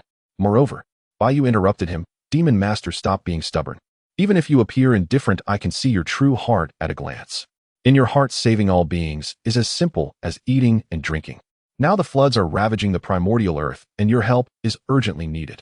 The beings of the primordial wilderness need you. The myriad beings need you. The demon race also needs you. Come join us. Let the entire primordial land return to. Let the beings of the primordial wilderness sing the name of the demon master. Apply your geomancy in the governance of the floods. You will become the foremost geomancer of the primordial wilderness. The ancestor of the geomantic way, the holy master who saves all beings. Admired by the masses and worshipped by the myriad beings. Zhen Wu was stirred by Bai Yu's words. He looked at Kun Peng with admiration. Master, listen to the heavenly emperor. Such a grand vision, if it lacks your presence, would it not be a great pity? Kun Peng glared fiercely at Zhen Wu. Shut up. He wore a cold expression. No way. I do not seek fame or fortune. Yet the flicker of desire in his eyes could no longer be concealed. He wanted to become the foremost geomancer of the primordial wilderness. He also wished to be the ancestor of the geomantic way. He yearned to be revered by the masses, worshipped by the myriad beings. However, Bai Yu is the heavenly emperor. He feared that once he joined this flood governance, he could never escape. Bai Yu earnestly said, "Ancestor, did you hear that?" Kunpeng was somewhat puzzled. He only felt the cold wind howling over the North Sea. Hear what? The wind? No. Bai Yu rebutted seriously. That is not the wind, that is the wailing of the beings. That is the demon race praying, pleading for the ancestor to save them. If you listen closely, you will surely hear it. As a Kwasa Saint, Kunpeng aligned with the heavenly, naturally knew there were little demons praying. With his astonishing cultivation, he could also see countless little demons struggling in the flood from trillions of miles away. However, after Bai Yu assumed the position of Heavenly Emperor, he felt these matters were the Heavenly Emperor's concern. They had nothing to do with him. He gazed across the primordial heavens and earth. The scenes from trillions of miles away seemed to be right before his eyes. Countless little demons were struggling desperately in the flood. But that water was from the heavenly river, as heavy as the stars. No matter how the little demons exerted their skills and strength, they could not break free. In the end, they only met a fate of broken bones and drowning. Kunpeng observed with admiration in Zhen Wu's eyes. From afar, he saw the bloody plight of the little demons of the demon race. He could no longer deceive himself. All right, Heavenly Emperor, you win. I am willing to follow you to govern the floods. But on one point, I will not join the heavenly court. Upon hearing this, Bai Yu's face lit up with joy. He solemnly said, "Fellow Taoist, rest assured, Hao Yin swears here. You need only manage the floods. I will not allow anyone to invite you to join the heavenly court. That includes anyone, even myself. Only if the demon master willingly this oath can be lifted. That is much better." Kunpeng decisively declared, "Let's go." We set off. "Zhen Wu, you should also come along, see the world with me." Saying this, he reproached Zhen Wu, "Stop being so naive." Zhen Wu cheered, "Yes, master." "My." Kunpeng snorted coldly, his gaze sweeping over, filled with warning. Zhen Wu pressed his lips together, quickly returning to a serious demeanor. Without hesitation, Bai Yu decisively took Kunpeng towards the east. In the world of Journey to the West, under the heavenly dome, the Jade Emperor furrowed his brow, gazing at the heavens. Kunpeng was persuaded, just like that. What about saving all beings as simple as eating and drinking? Isn't this pure nonsense? Who doesn't know that Kunpeng is eccentric, solitary, cold-blooded, and heartless? This Hao Yin truly has no shame. To achieve his goals, he can say anything, do anything. What about his dignity as the heavenly emperor? The Jade Emperor continued to watch with some disdain.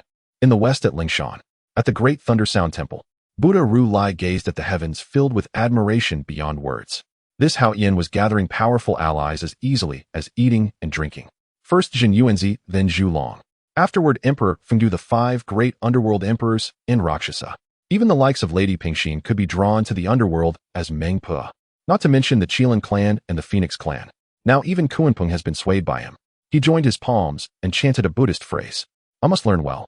Avalokiteshvara Bodhisattva sighed. This Hao Yin has such strong persuasive power. Even an eccentric existence like Kunpeng has been moved by him. If this Haoshan's eloquence were given to our Buddhist sect, our sect would have flourished long ago. Why wait until Journey to the West? Liuli Yaoshir Buddha frowned slightly. Haoshan's success relies more on his identity as the heavenly emperor, right? If he were in our Buddhist sect, could he still gather so many people, eh? Methriel laughed. That's fine. Even if he only has half of this persuasive power, it's enough. Liuli Jingshir Buddha thought for a moment and then nodded vigorously. What the senior brother said is very true. In the Journey to the West, in the far north at the North Sea, in the Demon Master's palace. In the Journey to the West, Kunpeng looked incredulously at the heavenly dome. Huh? What do you mean you are willing? He invites you, and you are willing? Shiyu Kunpeng sat upright upon the cloud terrace of the demon's sovereign palace, his deep-shadowed eyes, half-lidded, radiating profound disdain as he gazed at his own reflection suspended in the celestial firmament. That Kunpeng of the Honghuang world. His lips slowly curled into a sardonic smile. This Honghuang Kunpeng rushes headlong after others' mere words, tail wagging like a fawning hound. Where is the dignity befitting a demon sovereign? Not only one thing, he resolutely refuses joining the celestial court. And yet, even that single defiance only serves to sully the very name of Kunpeng. His gaze then hardened, fixed upon Zhen Wu's image in the firmament. And what truly is so extraordinary about the celestial court? And even the sage lords refuse to serve. Yet you mortals scramble upward with eager haste. Seated upon the northern dark sea, his gaze suddenly stretched into unfathomable distance, as if seeking to pierce the boundless starry river itself. Seated upon the northern dark sea, his gaze suddenly stretched into unfathomable distance, as if seeking to pierce the boundless starry river itself. In that single glance, Kunpeng sought to penetrate the 9 heavens' gale winds, to soar beyond the 33 heavens and onward, to the very edge of the cosmos where chaos and creation meet. In there floated a celestial city of unimaginable scale. Stars served as its bricks, embedded one by one into towering ramparts. Indivine trees formed its skeletal frame. Colossal beams rose like pillars holding up the heavens, their surfaces traced with faint golden sigils.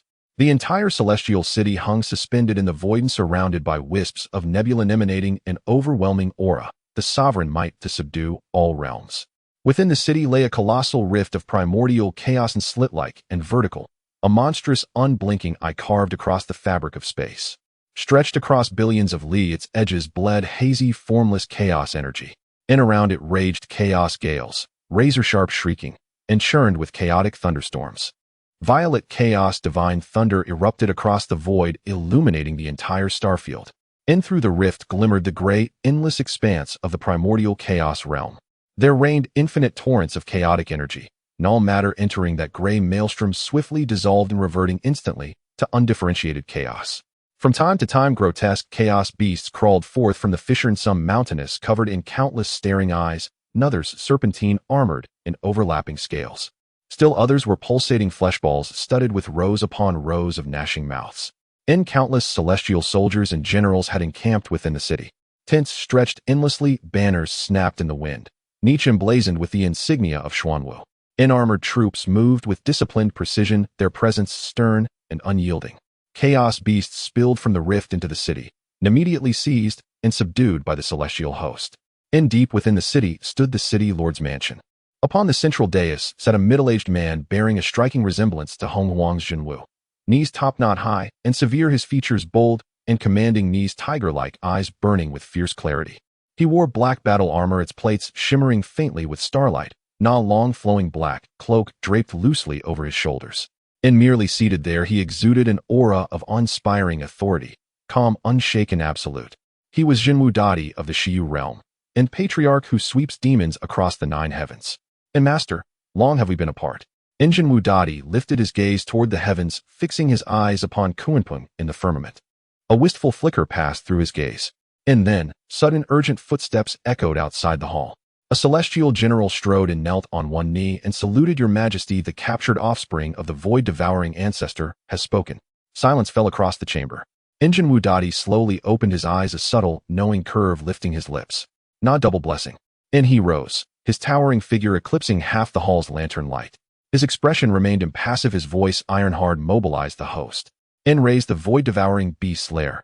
The Honghuang world. Silence fell across the chamber. Jinwu Dadi slowly opened his eyes, a subtle, knowing curve lifting his lips. Not double blessing. He rose, his towering figure eclipsing half. Curiosity gleamed in his gaze. The auspicious cloud moved with breathtaking speed. Beneath them sacred mountains, colossal rivers, and endless plains blurred past in swift succession. As they traveled, they conversed, mostly on the principles of feng shui. And then Kunpeng broke the rhythm. Your Majesty, I have long harbored a question. May I speak it plainly? Nothing is too delicate for open discourse. Please, demon sovereign, speak freely. Why does your Majesty never refer to yourself as Jean? Bai Yu paused, startled. He had not expected such a question. Kunpeng continued, the celestial emperor calls himself Jean. It is protocol, decorum, the very embodiment of sovereign rank. Emperor Jun uses it. Dong Wanggong uses it. Yet your Majesty consistently says I. Bai Yu began, then fell silent. He did not know how to answer. It was instinct, deeply ingrained, unconscious. Kunpeng looked at him, his gaze sharp as a cleaving blade. Your Majesty does not wish to be celestial emperor. Bai Yu's heart trembled. He met Kunpeng's eyes, earnest and searching. How could demon sovereign perceive this so clearly? Kunpeng went on, your Majesty's cultivation has reached the great Luo immortal realm. You bear the mandate of heaven's virtuous merit, and were personally enfeoffed by the Tao ancestor himself.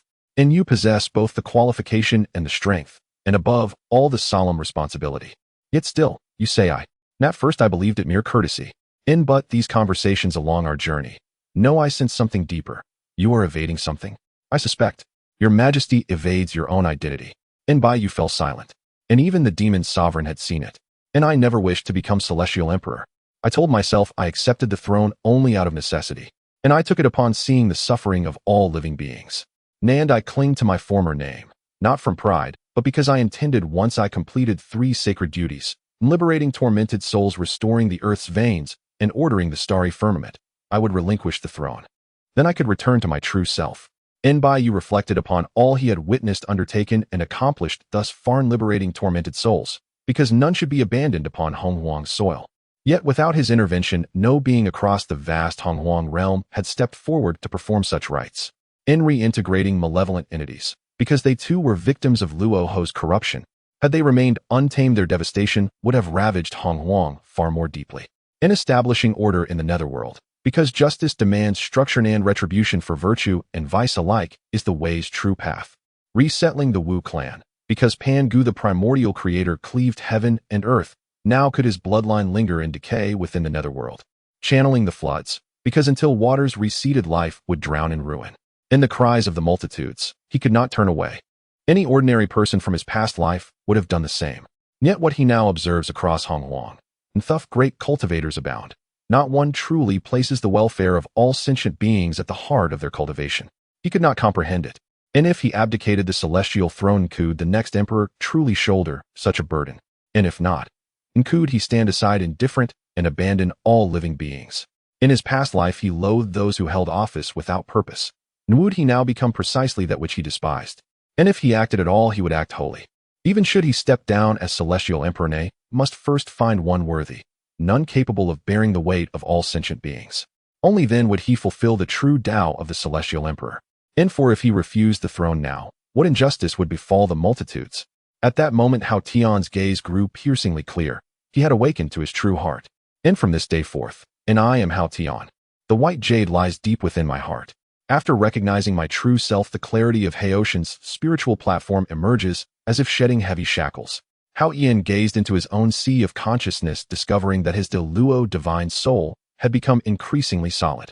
Above his divine soul, a phantom of a 9-petal blue lotus slowly rotated. With a sweeping glance, Hao Ian understood the truth. I have devoted myself to the affairs of the primordial chaos, yet I inadvertently align with the Tao of the heavenly emperor. The flower of divinity does not require contemplation to bloom into 9 petals. If I were to restore the veins of the primordial chaos and sort through the endless starry skies, the flower of divinity could perhaps bloom into 12 petals. Hao Ian temporarily suppressed the impulse to break through. He planned for all 3 flowers of essence, chi, and spirit to bloom into 12 petals before breaking through the Quasi-Saint realm. Hao Ian snapped back to reality, his expression turning serious. Bowing to Kunpeng, he said, "Thank you, Master, for your guidance, which has allowed me to recognize my true self. Please accept a bow from Hao Ian." Kunpeng noticed that this Hao Ian had changed. On Haoshan's handsome and robust face, there was undeniably an added air of authority, a blend of Emperor Jun's nobility and Taiyi's dominance. There was even a hint of the benevolence of the Red Cloud ancestor. Kunpeng wondered if he was mistaken. He focused again. The heavenly emperor was still the same heavenly emperor. Hao Ian remained the same Hao Ian, unchanged in the slightest. Kunpeng returned to his senses, smiling faintly. "I do not dare to take credit. Your Majesty's breakthrough in mindset is due to your Majesty himself. I congratulate your Majesty. The Master is too modest." With the breakthrough in realm, Hao Ian felt joy in his heart and praised Kunpeng. "In such a short time you were able to discover my shortcomings and point them out to me. The Master is not merely a master, but should also be an imperial teacher." Upon hearing this, Kunpeng's expression changed instantly. "Huh, do you want to invite me to the heavenly court?" "Absolutely not." He was like a startled bird, warily looking at Hao Ian. "Your Majesty promised not to invite me to join the heavenly court." Hao Ian was astonished. I was simply expressing my thoughts." Then he chuckled, saying, "I guarantee Master has no need to worry. I want to invite you." "Absolutely not." In the world of Journey to the West, beneath the celestial curtain, the Jade Emperor looked at the sky with a somewhat complex expression. He murmured, "He referred to me as I. He actually referred to me as I. He has finally referred to me as I." The Jade Emperor recalled how when he ascended to the position of Heavenly Emperor, he could not wait to refer to himself as I. He wished for everyone to know he was the Heavenly Emperor. Yet Hao Ian, clearly qualified, powerful, and meritorious, had always refrained from referring to himself as I. Until today, awakened by Kunpeng, he could finally accept the position of Heavenly Emperor with peace of mind. Did he not genuinely wish to be the Heavenly Emperor before? The Jade Emperor's voice was filled with confusion. Why? Today within the Lingxiao Hall, the Taibai Star was also summoned by the Jade Emperor to discuss matters of the 3 realms. Before their discussion was complete, Taibai Star joined in watching the new developments in the celestial curtain. Taibai Star pondered for a moment and tentatively said, "Perhaps it's because Hao Ian sees the position of Heavenly Emperor as a responsibility rather than a power." The Jade Emperor's body stiffened slightly, falling silent for a long time. At Kunlun Mountain within the Yushu Palace, the disciples of the Chanjiao looked at the celestial curtain with complex expressions. Regarding Haoshan's changes, Kunpeng, who had not spent much time with Haoyan, did not feel anything unusual.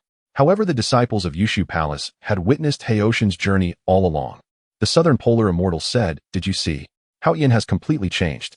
He murmured, "He is truly the Heavenly Emperor now." The Jade Ding real person nodded, saying previously he always referred to himself as I thought he simply did not understand the rules. Now it seems he did not misunderstand, he just simply did not want to. Taiji real person sighed, he did not wish to be the Heavenly Emperor, yet he is doing the work of the Heavenly Emperor. He does not want to refer to himself as I, yet he bears the responsibilities of I. This Haoyan is truly extraordinary. Guang Qingzi also remarked this Haoyan is far stronger than our own Haoyan in this world.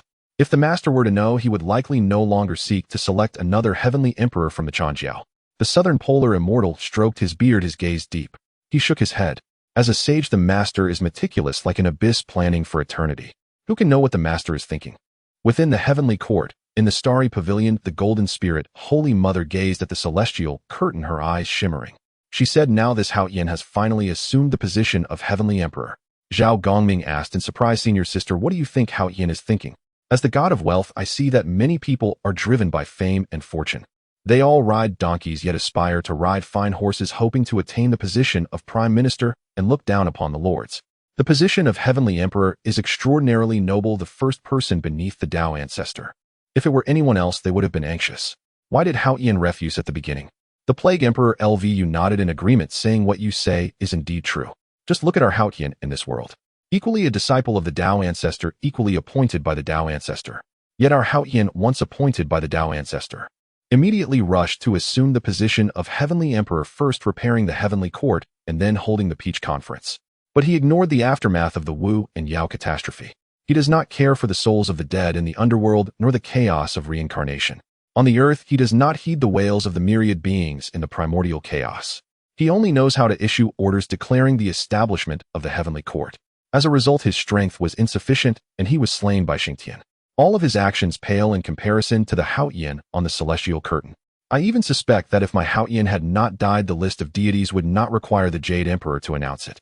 This Haoyan would have gladly brought it up." The Golden Spirit Holy Mother frowned, saying, "What is the point of discussing things that have not yet happened? Let's watch Haoshan's actions on the celestial curtain with peace of mind." She paused for a moment and said, "Haoshan's actions seem to align with the Tao of the deities. I wonder if it's just an illusion. When I wholeheartedly serve the beings, my strength seems to subtly grow." Zhao Gongming looked astonished. "Senior sister, are you joking? Once the divine soul ascends to the list of deities, the realm will be completely sealed. This is common knowledge." LVU also looked puzzled. "Yes, senior sister, we all have our divine souls on the list. How could our strength possibly change?"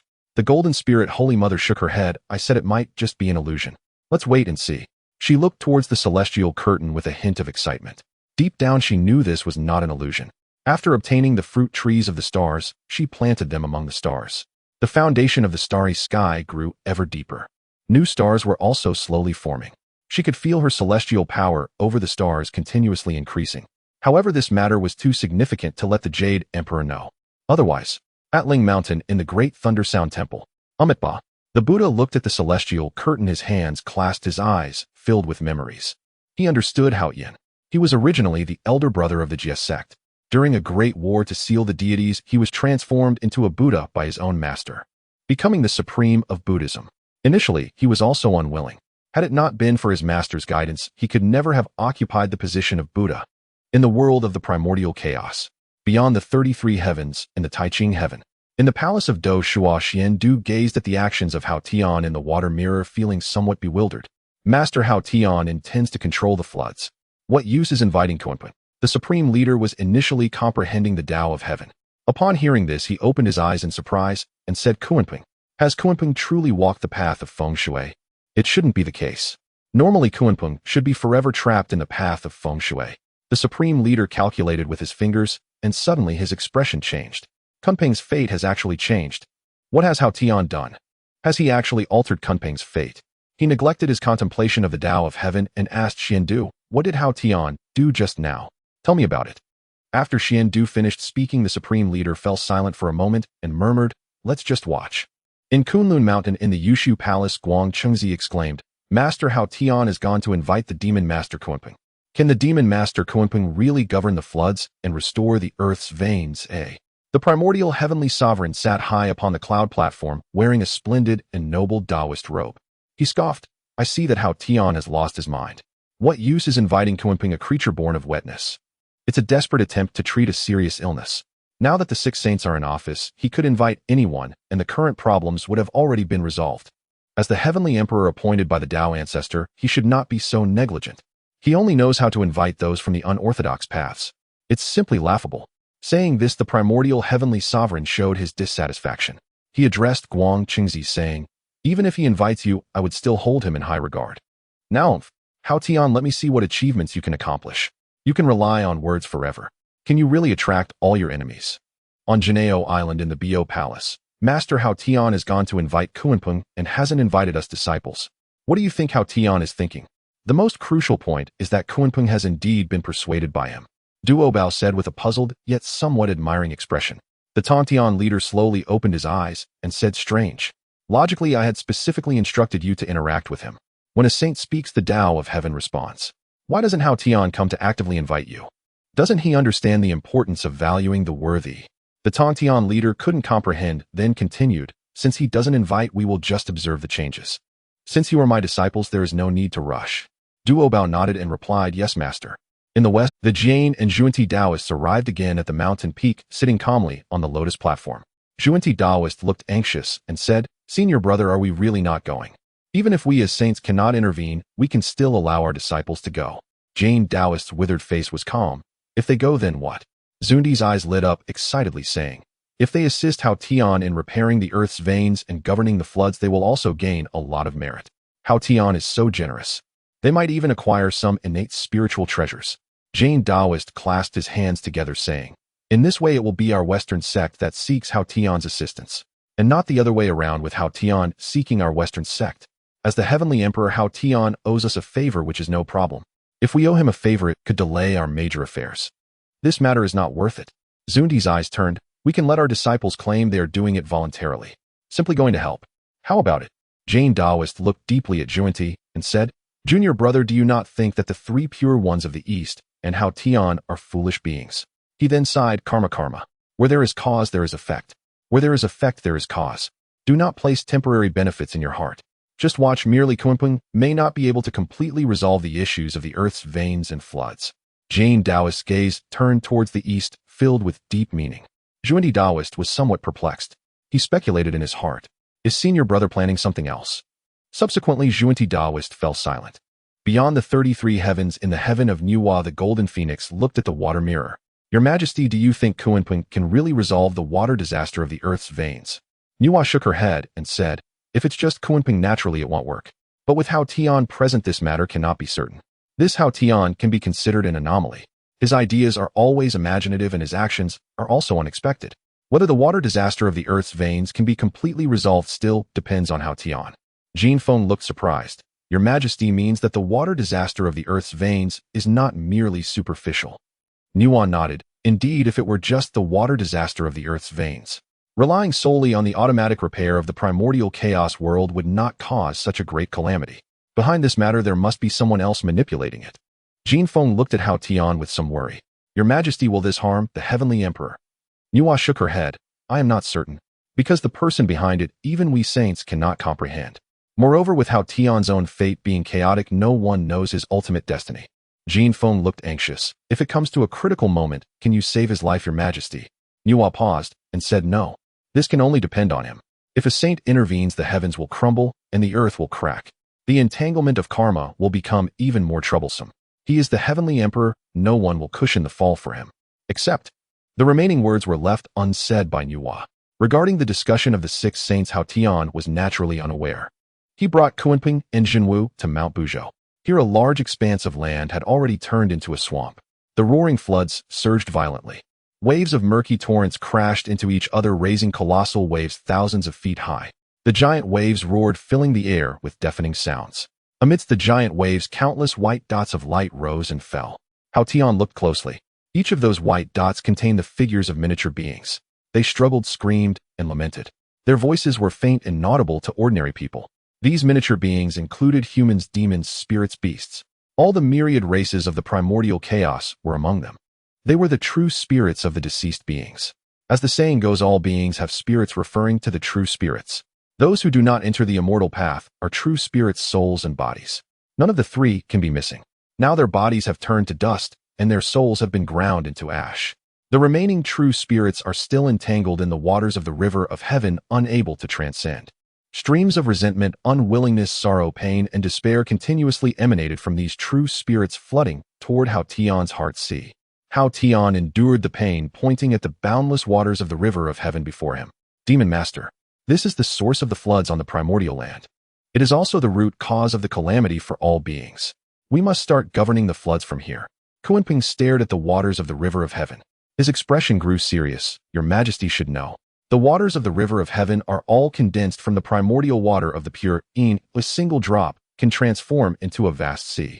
Moreover, the waters of the river of heaven flow through the heavenly realm mixed with the power of the stars. Each drop is incredibly heavy. Without entering the immortal path, it is difficult to escape. These countless dots of light are the true spirits of the fallen beings. After a long time, these true spirits have long since merged with the waters of the river of heaven. If nothing unexpected happens in another 1,000 years, these true spirits will completely dissipate between heaven and earth. But to govern the floods within 1,000 years is extremely difficult. Upon hearing this, Hao Tian's expression grew serious. Thus, we can wait no longer. Hao Tian nodded. He gazed at the countless spirits suffering in the heavenly river floods. We must achieve success in flood control within 1,000 years. Rescue these spirits. Let them return to the underworld. Kunping hesitated. In that case, some of my ideas cannot be implemented. Hao Tian frowned. What was the Demon Master's original plan? Kunping replied decisively, sever the source. Find a primordial spiritual treasure or divine ability to drain all the waters of the heavenly river. But then the spirits of all beings would directly return to heaven and earth. This cannot be controlled by man, for these spirits are far too feeble. As he spoke, Kunping sighed. However, these spirits were born from heaven and earth, and now returning to them aligns with the heavenly Tao. Hao Tian felt speechless inwardly and interrupted Kunpeng. Demon Master, say no more. I shall choose another path. Kunpeng pondered for a moment, then said, since your Majesty values these beings so highly, we must resort to the method of patient refinement. This approach also has its advantages. Repair the earth veins and control the floods simultaneously. Hao Tian was puzzled. Simultaneously. Please elaborate, Demon Master. Kunpeng nodded. The destruction of earth veins stems from the leakage of earth qi. The calamity of floods is the rampant flow of the heavenly river. Viewed through the 5 elements Tao, the heavenly river's waters represent the water element. The earth veins and qi represent the earth element. Now upon the primordial land, the 5 elements are in chaos. Water element abounds while earth element is scarce. We can establish a yin-yang feng shui grand array. Using the feng shui array to regulate the 5 elements of the primordial land. Supplement the deficient with the abundant. Fortify the weak with the strong. Use the surplus to remedy the deficiency. Thus both dilemmas resolve themselves. Moreover, with the feng shui array, we can move mountains and fill seas, transforming the landscape. In an extremely short time, earth-shattering changes can occur. Rescue the spirits of all beings. Truly a single arrow pierces 2 eagles. Hao Tian rejoiced. The Demon Master is indeed a master of feng shui. Kunpeng nodded and said, however, there is one issue. To undertake this grand endeavor, we require a vast amount of manpower and an immense quantity of spiritual materials. He paused, fixing his gaze on Hao Tian. And these? Does the heavenly court possess? Hao Tian turned his hand and produced the Qiankuan cave mansion. Demon Master, are these spiritual materials sufficient? Kunpeng swept his divine sense over the Qiankuan cave mansion. The primordial spiritual treasures, primordial spiritual materials, and primordial spiritual plants within stirred complex emotions in his heart. Where did this treasure vault come from? Hadn't Hao Tian only recently ascended as the heavenly emperor? How did he possess so many spiritual materials and plants? Kunpeng glanced at Hao Tian with a hint of envy and nodded firmly, more than sufficient. Hao Tian extended his hand and offered the Qiankuan cave mansion to Kunpeng. Then, Demon Master, this item is temporarily yours to manage. Within the cave you may use whatever you wish. Off! Kunpeng exclaimed in astonishment. He was stunned. Pointing to himself, he asked, Your Majesty intends to entrust the Qiankuan cave mansion, a top-grade primordial spiritual treasure with spiritual items rivaling an entire treasure trove, to me? Hao Tian shook his head. Not entrust it to you, but lend it to you temporarily. Kunpeng said, Does Your Majesty know that I absconded with Daijin's Hichu Liu? Hao Tian nodded. I know. Kunpeng asked in surprise, Then your majesty is not afraid that I might once again make off with your Qiankuan cave mansion. Hao Yin nodded again. I am afraid. But I do not understand the feng shui grand array you do. I trust you. Kunpeng was stunned. He did not even take the Qiankuan cave mansion. It had been so long since he last heard those words. Trust me. Hao Yin said he trusted me. Kunpeng's throat felt dry. Your majesty, you are truly peculiar. He could only find that word. Hao Yin chuckled lightly. Though our acquaintance has been brief, I know the demon master is worthy of trust. Kunpeng no longer hesitated. He accepted the Qiankuan cave mansion and said solemnly to Hao Yin, I shall not fail your majesty's expectations. Hao Yin nodded. Excellent. Kunpeng said, I need everyone in the heavenly court to follow my commands. Granted. Hao Yin, since we aim to control the floods, all members of the heavenly court shall heed the demon master's orders. Including myself. I shall summon them. Hao Yin transmitted a message to Xinyuanzi, Zhulong Qiyuan, Fengshi Rakshasa, and others. Before long, everyone arrived. Allow me to introduce you all. This is the demon master Kunpeng, the flood control expert I have specially invited. Everyone nodded and bowed in greeting to the demon master. Xinyuanzi pondered for a moment, then also bowed. Seeing this, Kunpeng returned the courtesy with equal solemnity. After the greetings, Hao Yin spoke. The demon master has proposed a method to me. He plans to repair the earth veins and control the flood simultaneously. There is one condition the demon master requires us all to follow his instructions. I have no objection. Does anyone among you have any concerns? Zhulong shook his head. I have no objection. The Dragon Clan will follow your majesty's commands. Qiyuan quickly added, the Dragon Clan has no objection, nor does the Qilin Clan. Fengshi considered briefly, the Phoenix Clan also obeys your majesty's orders. Rakshasa remained silent, merely standing behind Hao Yin, clearly having no objections. Xinyuanzi, I follow your majesty's will. The remaining scattered cultivators, including Yunzhongjian Kaiangxian and Guangqing, spoke in unison. We are willing to obey your majesty's commands. Kunpeng understood the situation. Their stance was clear. They only trusted Hao Yin, not him. But Kunpeng did not care. Hao Yin looked troubled and asked Kunpeng, Demon Master, this. Kunpeng thought for a moment. This was actually sufficient. As long as Hao Yin followed his instructions, the others would naturally comply as well. They said it this way. It was merely a different phrasing. Both sides could accept it easily. Kunpeng nodded. This is enough, your majesty. Hao Yin said solemnly. Then please issue your orders, Demon Master. He then unfolded the Hao Yin mirror, and a miniature version of the primordial land materialized. It displayed in real time the broken earth veins and the rampant floods upon the primordial land. Seeing this, Kunpeng did not stand on ceremony and directly said, Then I shall begin. Pointing at the miniature primordial land in the Hao Yin mirror, he said, I observe that to repair the earth veins and control the floods, we must set up the yin-yang dual polarity feng shui grand array. Use water as yin and earth as yang. Within yin lies yang, within yang lies yin. Overcome yin with yang, nurture yang with yin. Kunpeng pointed to the 4 locations, east, west, south, and north, on the Hao Yin mirror. The yin-yang dual polarity feng shui grand array has 1 array, I, and 4 array bases. The 4 array bases are the solar position, lunar position, lesser yang position, and lesser yin position. Here is the solar position to be guarded by Taoist Qiyuan. Here is the lunar position to be guarded by Taoist Fengshi. Here is the lesser yang position to be guarded by Taoist Xinyuanzi. Here is the lesser yin position to be guarded by Taoist Zhulong. As for Buzhou Mountain, here it shall serve as the array I shall guard it personally. Thus the framework of the feng shui grand array can be established. The demon master Kunpeng finished speaking. Seeing that no one responded, he turned his gaze towards Hao Yin. Hao Yin faced the 4 figures Zhu Long, Qi Yuan Feng, Shi, and Jin Yuanzi, and inquired, Do you have any doubts about what the demon master said? Kunpeng took out 4 spirit pearls from his sleeve, suspending them in the air. One was crimson gold, burning hot, like the sun. One was silvery white, cool like the moon. One was greenish yellow, gentle like the spring sun. One was black and white, deep like the winter haze. These are the sun pearl, the yin pearl, the Shaoyang pearl, and the Shaoyin pearl. These 4 pearls are the magical artifacts for the 4 major array foundations.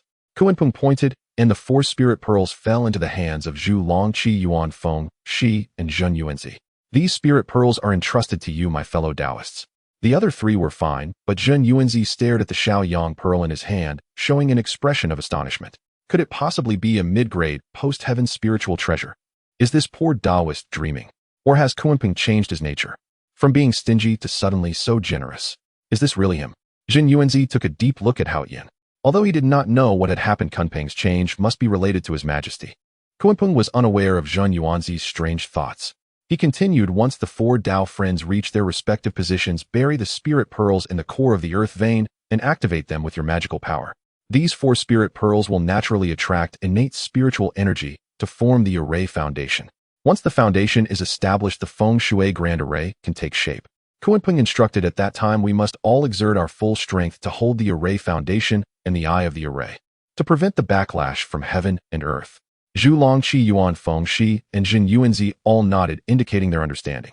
Kunpeng was not polite and urged directly, time is of the essence. You 4 Dao friends can set off now. When you reach your respective positions, do not activate the array foundation yet, await for my signal. Zhu Long, Qi Yuan, Feng Shi, and Jin Yuanzi nodded. Zhu Long thought for a moment, then transmitted a message to the Dragon Clan. Once I leave, the Dragon Kin must heed His Majesty's orders. Subsequently, a series of divine dragons howled towards the sky. The Azure Dragon, White Dragon, Red Dragon, and Black Dragon spoke in unison, yes, Ancestor. The dragon's roar shook the heavens, echoing across the land. Seeing this, Qi Yuan also transmitted a message to the Qilin clan. Once I leave, the Qilin clan must obey His Majesty's orders. The Qilin also roared back, unwilling to be outdone. The water Qilin, fire Qilin, thunder Qilin, wind Qilin, and ink Qilin flew into the air, saluting the Qilin clan is willing to follow His Majesty's command. As the Qilin roared, spring returned in all 4 seasons. Feng Shi naturally could not be outdone by them. She quickly instructed the Phoenix clan, once I leave, all sisters must regard His Majesty as the leader. A flock of phoenixes took to the skies, graceful like startled swans. The Golden Phoenix, Fire Phoenix, Azure Luan, and Hong, who spoke the Phoenix clan, is willing to be dispatched by His Majesty. The phoenixes sang long, as if celestial music descended to the mortal realm. Hao Yin waved his hand to the Dragon Clan, Phoenix clan, and Qilin clan, indicating that he understood. There was no way around it. The animosity among the 3 clans had not yet been resolved. Imbalance would lead to problems. Soon after, Zhu Long, Qi Yuan, Feng Shi, and Jun Yuanzi soared into the air, rushing towards the 4 directions. In the blink of an eye, they vanished from sight. Aside from the 4 spirit pearls, Kunpeng looked at Hao Yin again. This array still requires a large number of feng shui magical artifacts for assistance. First, there is the dragon summoning talisman to connect the severed earth veins. Second, the water seal to stabilize the raging floods. Third, the feng shui disc to gather the winds and qi guiding the grand array. Once the 3 feng shui magical artifacts are gathered, the yin-yang duality feng shui grand array will be formed. These 3 types of magical artifacts are not too complex. A Tai Golden Immortal can refine them. However, the vastness of the primordial world requires an immense quantity of magical artifacts, which is astronomical. Once I stabilize the eye of the array, I will have no time to spare for anything else. Therefore, we still need a master craftsman to oversee this. A considerable number of practitioners of the fire Dao must assist. Only then can we assemble the grand array within a millennium, to save the true spirits of all beings in the primordial world. Hao Yin nodded, indicating his understanding. He then called for Guang Cheng. Daoist Guang Cheng is quite skilled in the way of crafting. Guang Cheng, having experienced the calamities of Eastern and Western evil beings, now possessed the merits and had just reached the level of a Tai Golden Immortal. He stepped forward and bowed, saying, Your Majesty, you will follow the Demon Master and learn to refine these 3 feng shui magical artifacts. Guang Cheng's eyes lit up. I obey. The Demon Master Kunpeng, as a quasi-saint being, had a unique approach to crafting. For a loose cultivator like him to learn from such a powerful being was truly a tremendous opportunity. He must thank His Majesty for this. Joining the heavenly court was the best decision I have ever made in this lifetime. Thinking of this, Guang Cheng looked fervently at Hao Yin and bowed deeply. Thank you, Your Majesty, for granting me such an opportunity. I am willing to devote myself to the heavenly court, even at the cost of my life. Hao Yin waved his hand. No need for such formalities. Finally, he turned to Kunpeng. Demon Master, is this acceptable? Kunpeng glanced at Guang Cheng and uttered a single word, acceptable. Then he took out a small cauldron from his sleeve. The cauldron stood 3 feet tall, entirely black, with numerous glowing green runes engraved on its surface. There was a faint frost forming on the cauldron, exuding a bone-chilling cold. Ice Prison Crafting Cauldron. A top-grade, post-heaven spiritual treasure. Looking at his own top-grade, post-heaven spiritual treasure, Kunpeng's face showed a hint of pride. This cauldron was crafted through sheer luck after my painstaking efforts to refine it. It is extraordinarily profound, comparable to an innate spiritual treasure. He said to Guang Cheng, you follow behind me and observe how I refine the 3 feng shui magical artifacts. After the yin-yang duality feng shui grand array is initially established, at that time, you may use this ice prison crafting cauldron to refine the remaining feng shui magical artifacts. A good crafting cauldron is akin to a crafting master's companion. Naturally, the Demon Master felt a bit pained, but Guang Cheng did not understand these feelings. After all, he was using someone else's crafting cauldron. He gazed at the ice prison crafting cauldron As if he were looking at a goddess in a dream, his gaze somewhat infatuated. He then nodded vigorously. Rest assured, Demon Master, I will treat this matter with utmost seriousness. The opportunities keep stacking up. I can't believe I get to use a top-grade, post-heaven spiritual treasure crafting cauldron. From today onward, I shall serve His Majesty to the best of my abilities, even if it costs me my life.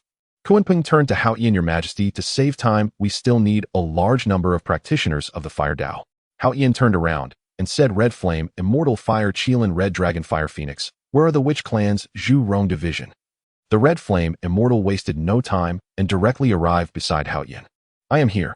The Witch Clan's Zhu Rong division, a group of tall and sturdy witches, stepped forward. They had beast heads and human bodies cloaked in red scales with fiery serpents adorning their ears. They bore crimson patterns on their bodies. Upon hearing Haoshan's summons, they walked through fire surrounded by divine flames. They arrived beside Hao Yin. We, the Witch Clan, pay our respects to your Majesty, and the remaining red dragons, Fire Qilins, and Fire Phoenixes. Upon hearing this, they were somewhat dumbfounded. They exchanged glances, all realizing Haoshan's plan. Was he trying to have them work together with the Dragon Clan, Phoenix Clan, and Qilin Clan? Within the three clans, those who practiced the path of fire remained motionless for a long time.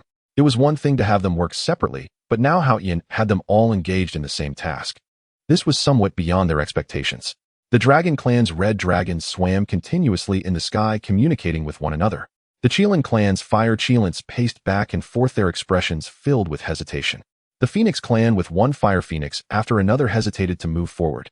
Seeing this, Haoshan's expression turned solemn as he said, I know that the three clans hold grudges against each other. I understand you. However, as the three ancient clans, you must be decisive and resolute. If you wish to save all living beings, Hao Yin will be grateful. If you do not wish to, Hao Yin understands as well. But why do you hesitate to advance or retreat? One red dragon, feeling wrong, directly stated, Your Majesty's great kindness, we dragons will never forget. It is just that we do not wish to save all living beings this time. We simply do not want to work alongside the Qilin and Phoenix clans. If it were only my Dragon Clan, we would be willing to exert all our efforts. A Fire Qilin immediately followed up, Your Majesty, although these mudfish are annoying. What they said is true. We Qilin Clan simply do not wish to work on the same task as the Dragon Clan. If it were to join forces with the Phoenix Clan, that would be acceptable. If it were only my Qilin Clan, we would also be willing to devote all our clan strength to the refining of the wind and water artifact. A Fire Phoenix nodded and said, That is indeed so. The Phoenix Clan has an irreconcilable feud with the Dragon Clan. How could our Phoenix Clan work on the same task as the Dragon Clan? We are willing to unite with the Qilin Clan and lend our strength, but working together with the Dragon Clan is out of the question. Upon hearing this, the Dragon Clan recalled the ancient hatred. They twisted their bodies and distanced themselves from the Phoenix and Qilin clans. The dragon's eyes widened, glaring at the Phoenix and Qilin clans. Who would be willing to cooperate with your Phoenix and Qilin clans? Do not be so sentimental, you feathered birds and armored dogs. Exactly, my Dragon Clan is the best in the world. Two defeated opponents.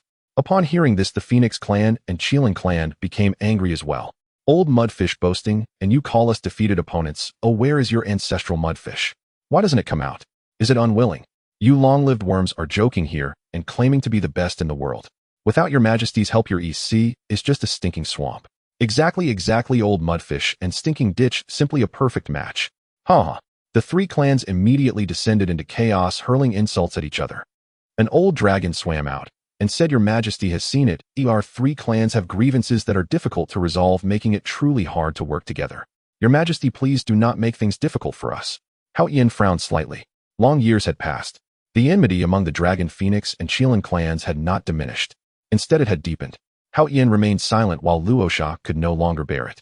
She could not tolerate these Dragon Phoenix and Qilin clans. Enjoying the benefits, yet doing nothing for Hao Yin. Silence. She glared with frost in her phoenix eyes and scolded, You are simply ridiculous. Is it your Majesty who is making things difficult for you? Has your Majesty ever compelled you with the commissions of the three friends, Zhu Longqi Yuan and Feng Shi? The old dragon paused, his expression awkward as he said, Well, not really. Luosha pressed on, Then how could there be any difficulties? At that time, how did the three friends instruct you?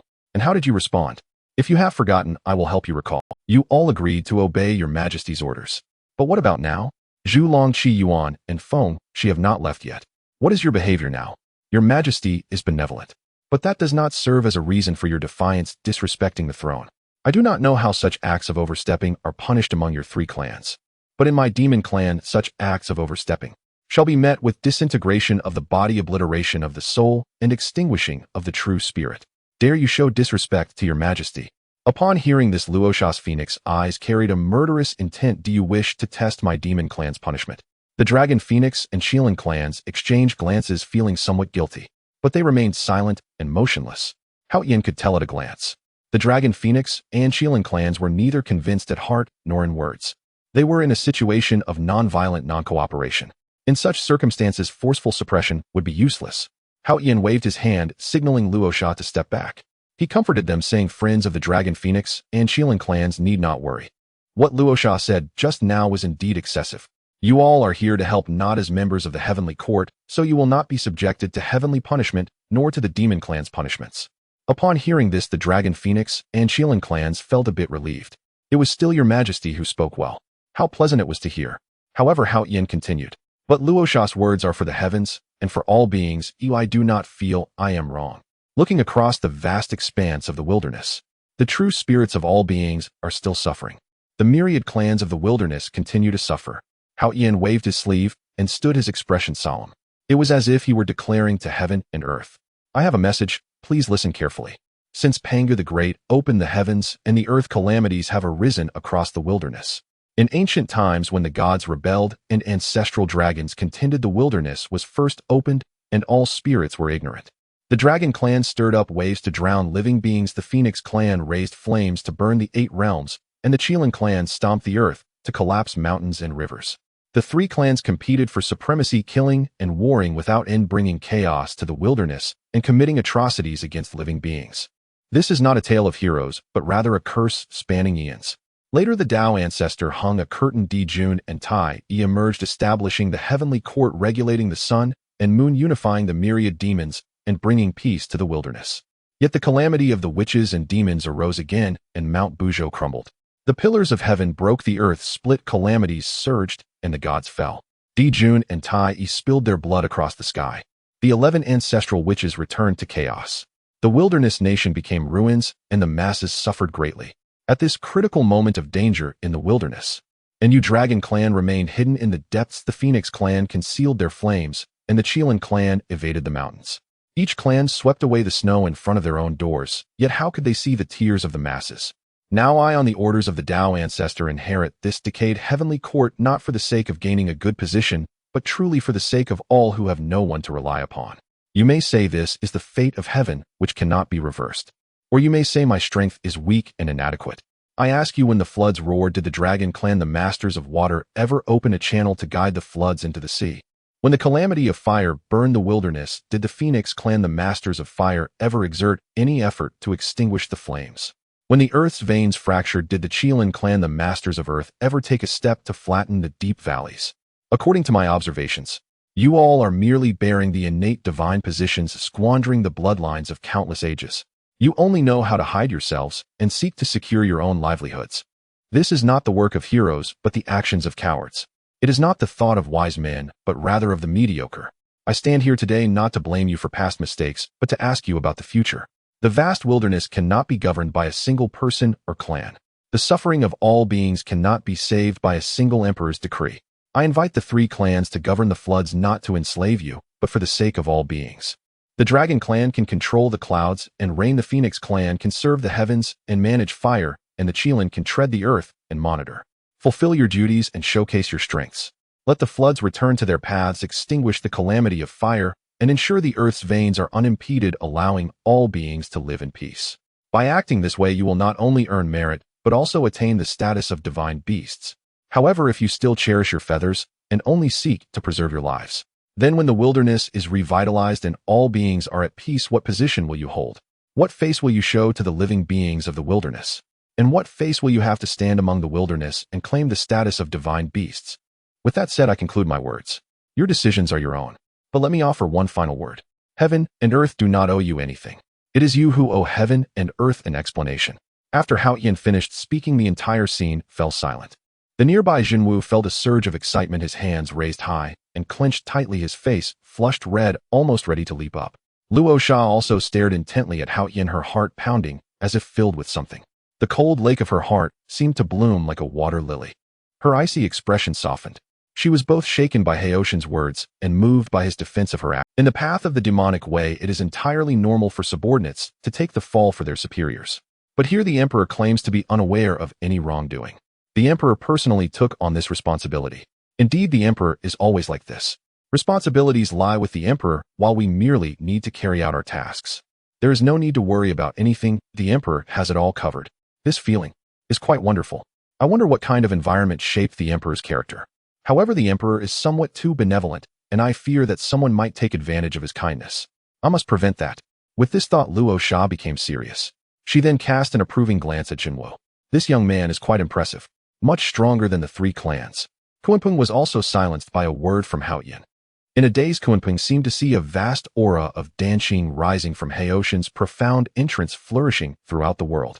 It transformed into the sun, moon, and stars. In the tremors, it resembled the mountains and rivers. Upright and majestic with a mighty aura, Kunpeng stared blankly at Haoyin. His previous confusion was completely resolved. This is Haoyin. There is actually such a heavenly emperor in the world. No wonder Xinyuanzi followed him to transcend the vengeful spirits, protect against evil beings, and govern the floods. And without any regrets. As the crowd present was moved by Haoshin's speech, others observing this place were equally shaken. Beyond the 33 heavens, in the Ta Ching heaven, in the Duoshui Palace, the Supreme Master and Xuandu were silent for a long time. After a while, Xuandu spoke, bitterly, Master, in governing the floods and repairing the earth's veins, I believe we should also contribute. The so-called Tao follows nature. The floods of the heavenly river and the fissures of the earth are destined calamities. With or without us, it makes no difference. Moreover, even if we contribute, the time is not yet right for you. The 3 calamities of heaven and earth have already been shouldered by Haoyin alone. If he invites you, you may decide for yourself. Now that he hasn't invited you, what help can you provide? Would it only complicate matters? The Supreme Master smiled with deep meaning. Haoshin's path as the Heavenly Emperor is unlike that of others. The calamities are endless. A slight misstep, and he shall face eternal doom. But if he can navigate through, he shall soar to the skies and establish great momentum. This matter does not concern us. Let us observe the outcome. Yes, Master.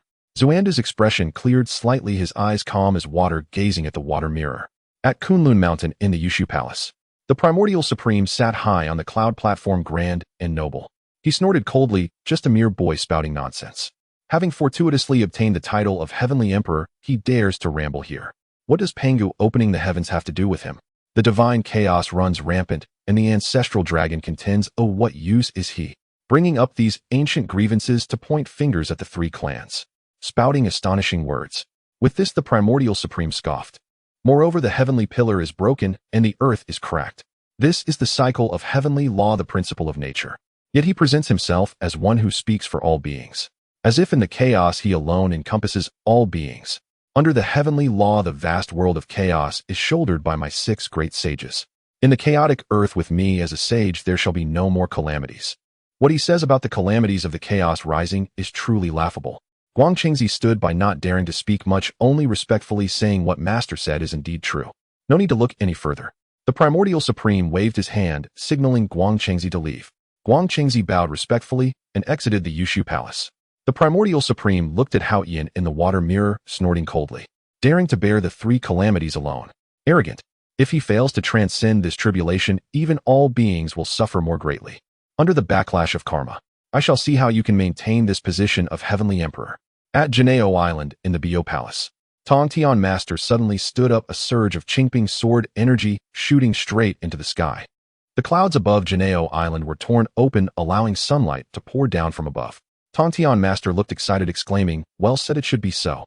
Haoshin's words are the true path." If second brother were here, he would probably say something about the cycle of heavenly law, the principle of nature. Nonsense. As the saying goes, the heavenly law is 4 nines and 1 escapes. Where do so many predetermined heavenly laws come from? Saying it is the heavenly law is merely human-made. The 3 clans of Dragon Phoenix and Qilin have truly followed the right person this time. What Master said is indeed true. Nearby Duobao quietly reminded, but Master Haoyin has yet to invite our GS sect disciples.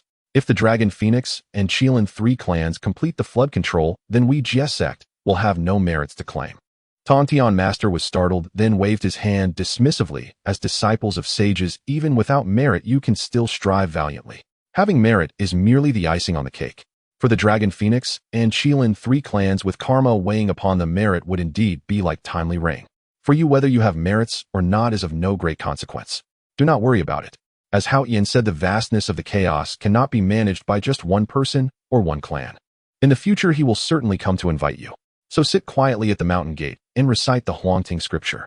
Yes, master. Duo Bao bowed and saluted, his face showing respect. Yet deep inside there was still a sense of dissatisfaction.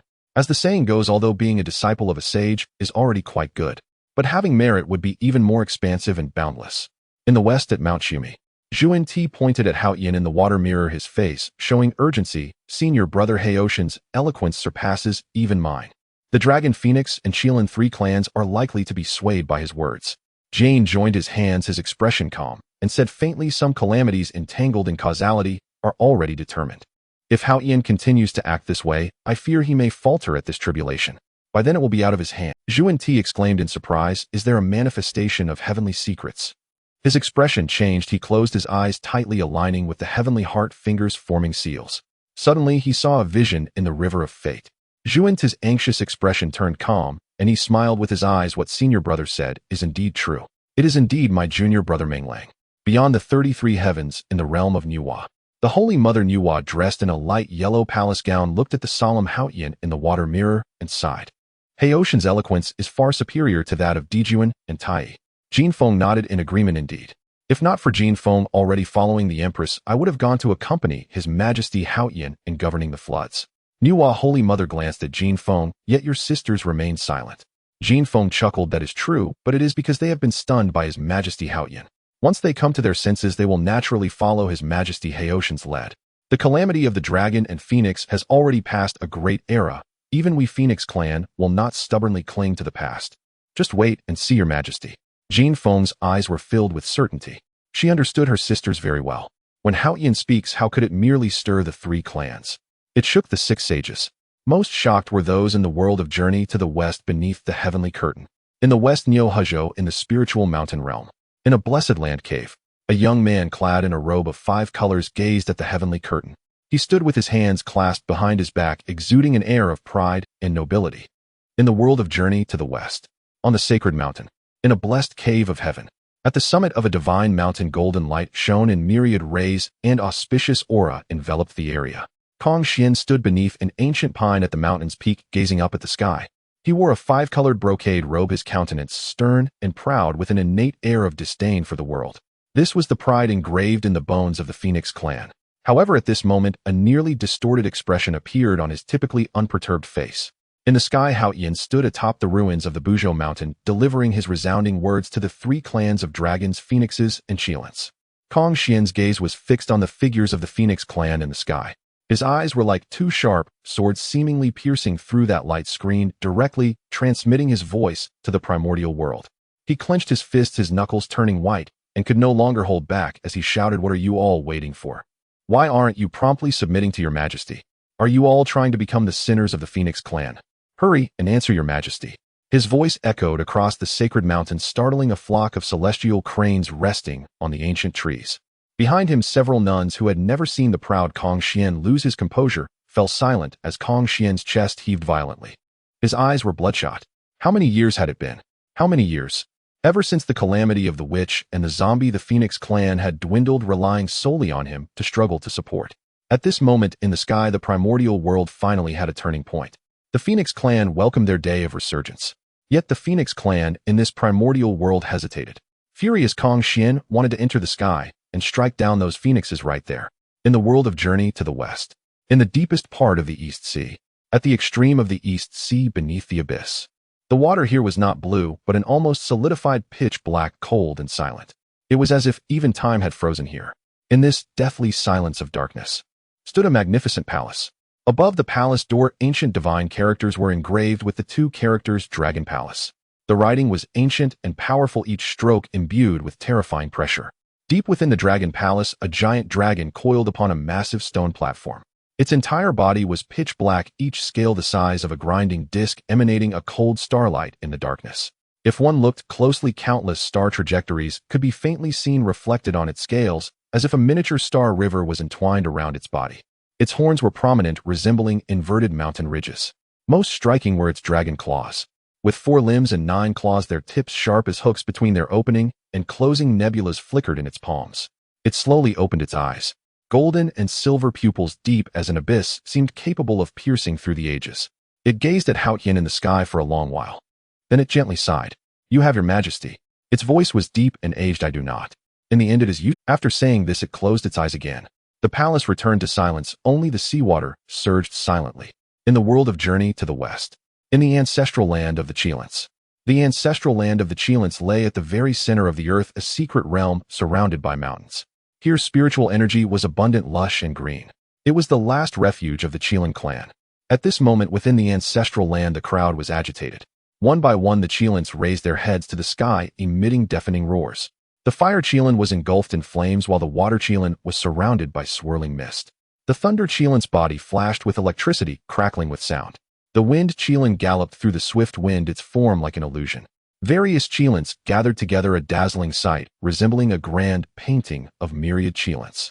"Hurry and answer him. Hurry and answer, your majesty. What are you all waiting for?"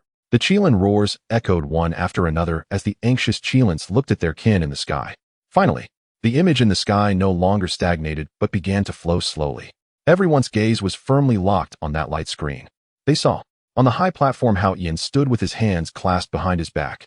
His garments fluttered in the wind, his expression solemn, his gaze profound as the sea. Calmly standing there, he awaited the response of the 3 clans. Meanwhile, the Dragon Phoenix and Cheelan clans, each proud and imperious figure, finally lowered their lofty heads. One by one the divine dragons bowed their heads, the phoenixes folded their wings, and the Cheelants knelt. All of them paid homage to Hao Yin, prostrating themselves, their expressions respectful.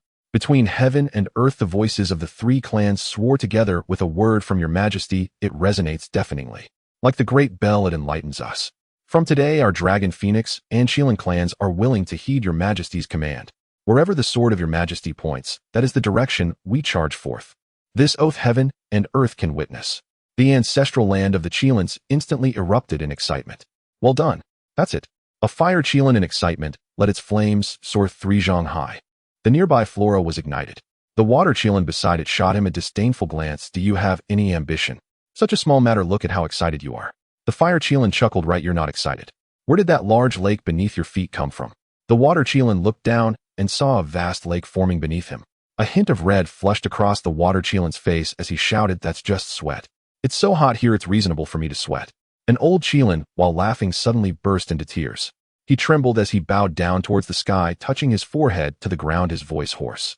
"Thank you, your majesty, for saving our Cheelan clan.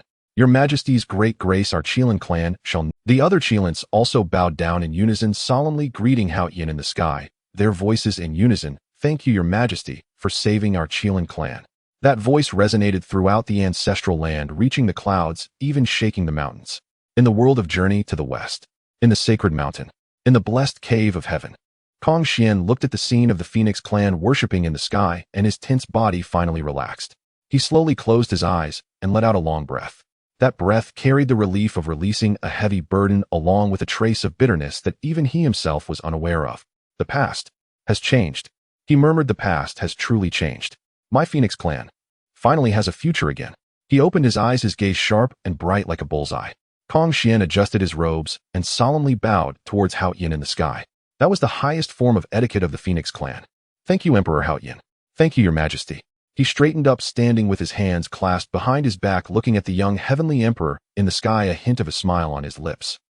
In the primordial world, Hao Yin stood atop the high platform, his garments fluttering. He looked down at the bowed figures of the 3 clans, his expression showing little fluctuation, merely nodding slightly. The red dragon lineage of the Dragon clan, the fire Phoenix lineage of the Phoenix clan, the fire Cheelan lineage of the Cheelan clan. His voice was not loud, but it clearly reached the ears of everyone present. "Step forward to receive your orders." "Yes, your majesty." After the 3 clans submitted, the last trace of awkwardness dissipated. The red dragon fire Phoenix and fire Cheelan clans stepped forward in formation before the platform. Though they were distinct, the Dragon clan on the left, the Phoenix clan on the right, and the Cheelan clan in the center. But when their gazes met, the former hostility and wariness had vanished. Hao Yin turned around, his gaze landing on the Kuanping beside him. "Demon Master, give the orders." Kuanping was clad in a dark robe, his face stern and his eyes as deep as an abyss. He held the cyan blue ice prison refining cauldron in his hands, gazing at Hao Yin. "Demon Master, issue your command." "Just a few words." Yet Kunping could feel the respect and trust in Haoshan's words. He felt a swell of pride within, involuntarily straightening his back. He turned, calming his emotions, and faced the crowd: the Red Dragon, the Fire Qilin, the Fire Phoenix, as well as the previously present Qian Immortal and the Zhu Rong lineage of the Witch Clan. You shall channel your divine fire to release into this ice prison refining cauldron. Kunping's voice grew cold once more. Yes, Demon Master. All those present who practiced the path of fire responded in unison. In the next moment, divine fire surged forth, 5 flames roaring together, one being the Zhu Rong divine fire. The dark red flames carried the savage aura of the Witch Clan, fierce and wild, awakening like a slumbering beast. The second was the Qian fire. The golden red flames were pure and scorching, resembling a divine sword freshly forged. The third was the Red Dragon flame, a unique fire of the Dragon Clan, appearing in a crimson gold hue with dragon shapes vaguely visible amidst the flames, accompanied by the sounds of dragon roars.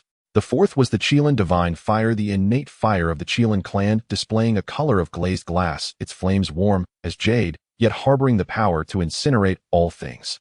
The fifth was the Southern Ming Li fire, the supreme flame of the Phoenix clan, appearing bluish-white, cold as ice, yet scorching as fire, a terrifying fusion of ice and fire. The 5 types of divine fire converged together, transforming into a surging rainbow of flames rushing towards the ice prison refining cauldron in Kunping's hands. With a booming sound, in the entire region of the Honghuang Buzhou mountain, the moisture in the air was evaporated into white mist. In the distance, the waters of the Tianhe River surged and boiled endlessly. The temperature here was continuously rising. Some lower-level cultivators stepped back, beads of sweat forming on their foreheads. The ice prison refining cauldron received this overwhelming fiery infusion and emitted a clear, resounding bell-like sound. Then it began to spin in the air, dripping, as runes on the cauldron gradually lit up, shifting from cyan blue to crimson gold, as if a slumbering magical artifact was finally awakened. Kunping's expression remained unchanged, with his left hand forming a seal and his right hand gesturing. He opened the Qinkuan cave. In an instant, dazzling rays of light shot forth from the Qinkuan cave. Innate divine materials. Dragon vein crystal essence, completely brilliant white, as if a small dragon was swimming within, exuding a rich spiritual energy, nearly on the verge of liquefaction. Heavenly town divine sand, each grain sparkling like stars, trailing luminous tails in the air, producing a crisp sound akin to metal striking when falling into the cauldron. Yin-yang polar stones, half black and half white, where the intertwining of black and white continued to circulate the energies of yin and yang, emanating an aura of creation. Kunping manipulated with his divine sense, tossing these heavenly materials into the cauldron one by one. His movements were fluid and graceful. Every seal he formed, every array he inscribed was precise and without error. While refining, he instructed Guangqing beside him, "Watch closely, I will occupy the array's center. These magical artifacts need to be refined by you."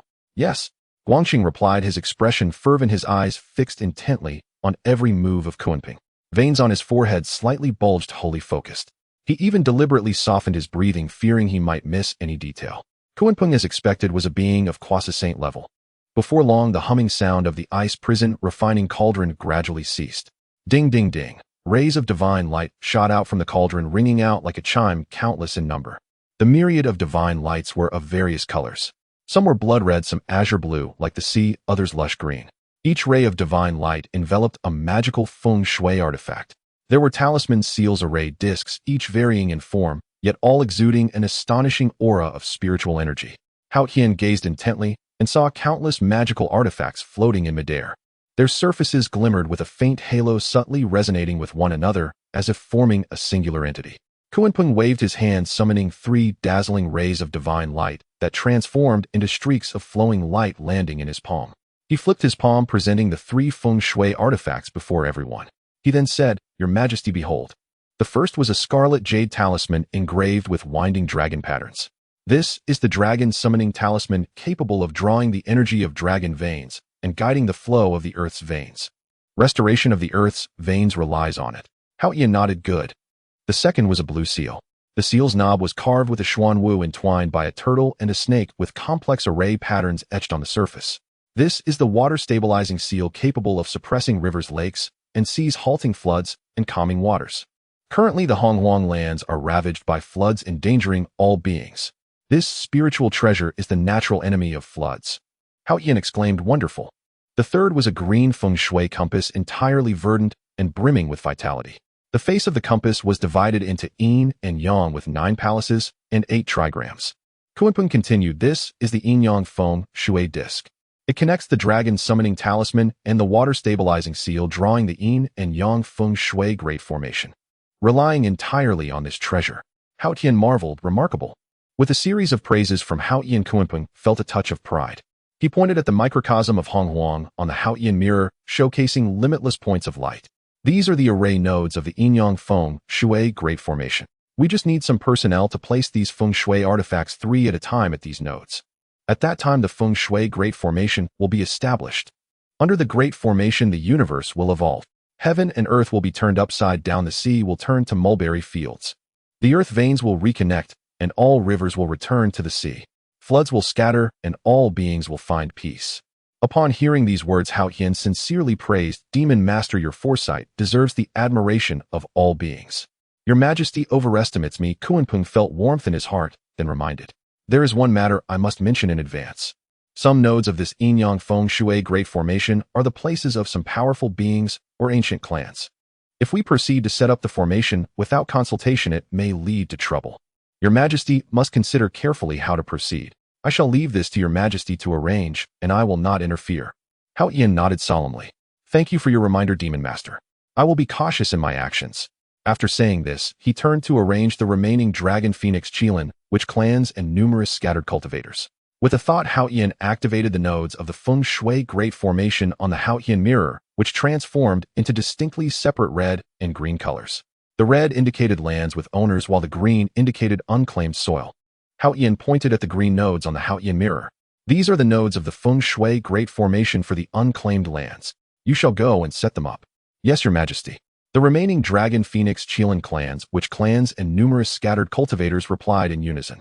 Then one person stepped forward to collect a portion of the feng shui artifacts. Hao Tian surveyed the crowd, his voice resonating like gold and stone. The Hong Huang lands depend on the lives of the populace. Go forth. Yes, your Majesty. The Dragon Clan, Phoenix Clan, Qilin Clan, which clan and numerous scattered cultivators. All bowed and accepted their orders, flying away. Hao Tian turned to Luocha and said, let us go and meet these lands with owners. Luocha nodded. The first red land with an owner was clearly marked with 3 demon characters, Qingqiu Mountain. Qingqiu Mountain is located to the southeast of Buzhou Mountain. From a distance, it resembles a lying spiritual fox with a gentle yet majestic slope. Ascending the mountain, pavilions and towers are interspersed throughout, adorned with intricate carvings and flying eaves. Each palace is partially shrouded in spiritual mist, with occasional celestial cranes soaring and white deer nibbling on herbs, creating a scene of harmonious tranquility. At the mountainside stands a grand palace flanked by 2 white jade pillars. The columns are carved with the totem of the 9-tailed heavenly fox, vividly lifelike, as if ready to leap from the stone. Hao Tian, accompanied by Luocha, rushed forward. They arrived at the foot of Qingqiu Mountain and came to a halt. Hao Tian was clad in a dark black imperial robe cinched at the waist with a white jade belt, his attire flowing gracefully. A majestic aura of a sovereign who commands all beings radiated from him. Luocha followed closely behind, dressed in dark attire, her long hair tied high, her face coldly beautiful, with lingering fierceness in her brows. Master of Qingqiu Mountain, Hao Tian pays his respects. Haoshan's voice was not loud, yet it clearly resonated within the hall, echoing through the mountains. Moments later, the doors of the grand hall slowly opened. A woman in white emerged. She wore a plain white long dress, the hem embroidered with faint silver patterns of the 9-tailed fox, subtly revealed with her movements. Her skin was fair as snow, and her features were picturesque. A single jade hairpin casually held up her flowing black hair, with a few strands cascading by her ears, adding a touch of languid charm. Her eyes were amber, with a flicker of foxfire dancing within, marking the bloodline of the 9-tailed heavenly fox. She approached Hao Tian and slightly bowed. Qingqiu Qingyao, I have met your Majesty, the Heavenly Emperor. Her voice was like a clear spring striking a stone, melodious and pleasant, yet tinged with a hint of caution. I wonder what brings your Majesty to Qingqiu Mountain. Qingyao got straight to the point, glancing between Hao Tian. Hao Tian stood with his hands clasped behind his back, calmly gazing at Qingyao, slowly saying, I have come for the sake of all beings. He informed Qingyao of the background, the management of floods, the restoration of the land veins, and the arrangement of the yin-yang feng shui formation. Upon hearing this, Qingyao showed a difficult expression. She gently bit her lip. Your Majesty, it is not that I am making things difficult for you. She raised her head, her tone sincere, yet slightly bitter. It is simply that it is hard to part from my homeland. My Qingqiu clan has thrived here for countless years, and every blade of grass and tree has its own sentiment. If a feng shui formation is set up here under the changes of time, the terrain will undergo significant alterations. My Qingqiu clan's ancestral home will become unrecognizable. How can I explain this to my people? I hope your majesty will not force us into hardship. Luocha frowned and stepped forward. Just as she was about to speak, Hao Yin raised a hand to stop her. Hao Yin looked at Qingyao, pondering in his heart. In his past life, relocation required proper compensation, otherwise it would be a burden on the populace, stirring up grievances. Though he was the Heavenly Emperor, he could not bully others with his power. Having thought this through, Hao Yin smiled gently. Master Qingyao, his tone was warm and steady. I have a proposal, I wonder how you feel about it. Please, your majesty, speak. Would the Qingqiu clan be willing to move to the heavenly realm? Hao Yin gazed toward the sky, where the outline of the reconstructing heavenly court could be faintly seen. Now that the heavenly court is being rebuilt, the heavenly realm is vast and sparsely populated with spiritual energy, thick as fog, far superior to the mortal realm. I can allocate a floating celestial island for the Qingqiu clan as a new residence. As for this ancestral land, it will still belong to the Qingqiu clan. It will merely be temporarily borrowed by the heavenly court as a node for the feng shui formation. Once the primal land veins are thoroughly stabilized, I will return this place to its original state without the slightest loss. What does the mountain master think? A flicker of interest passed through Qingjiu's eyes. A floating celestial island is a blessed land only found in the heavenly realm, rich in innate spiritual energy, far removed from the mundane. In the era of Emperor Jun, how many great clans sought one, but could not obtain it. Now this heavenly emperor speaks of granting one, while also preserving the ancestral land's ownership. This deal is undeniably advantageous. Yet a hint of doubt arose within her. Could this Hao Yin be trying to use this opportunity to bring her clan into the heavenly court? That would not do. Qingyao recalled the Su clan. The Su clan, once a major branch of the Fox tribe, suffered greatly because they joined the heavenly court. In the War of the Witch and the Demon, they were used as cannon fodder, leading to the severing of their bloodline. As a result, they were bullied by other races, leaving only a lonely little fox. Her Qingqiu clan could never end up like that. With this in mind, Qingyao cautiously said, "We can agree, but my clan will not join the heavenly court." Is that possible? Hao Yin was slightly taken aback, feeling somewhat helpless. He did not know how Emperor Jun and Tai had established the heavenly court back then, making both Kunping and Qingyao regard the term heavenly court as if facing a great enemy, avoiding it as if it were a plague. Yet his expression remained unchanged, revealing no displeasure, and instead nodded, his tone calm. That is acceptable. I never intended to invite your Qingqiu clan to join the heavenly court. What I need is merely to set up formation. He glanced at the hesitation in Qingjiu's eyes and added, if you do not believe me, I can draw up a written agreement and affix the heavenly emperor's seal as proof. Luocha could no longer tolerate it from the side. She snorted coldly, the soul-devouring spear appearing in her hand as she stepped forward. Your Majesty, if they are being ungrateful, I might as well go. Qingyao saw this and hurriedly said, my Qingqiu clan is willing to exchange. Qingyao, trust your Majesty, no need for a written agreement. Luocha. Hao Yin pressed her shoulder, not using much force, yet it made Luocha come to a halt. There is no need for such hostility. The heavenly court should win over people with virtue. His gaze returned to Qingyao, about to continue speaking. Suddenly a soft, tender voice came from within the hall. Sister Zuanf. The voice was like tender bamboo shoots breaking through the earth, crisp and pleasant, carrying a hint of childishness. A small snow-white fox peeked out from behind the hall doors.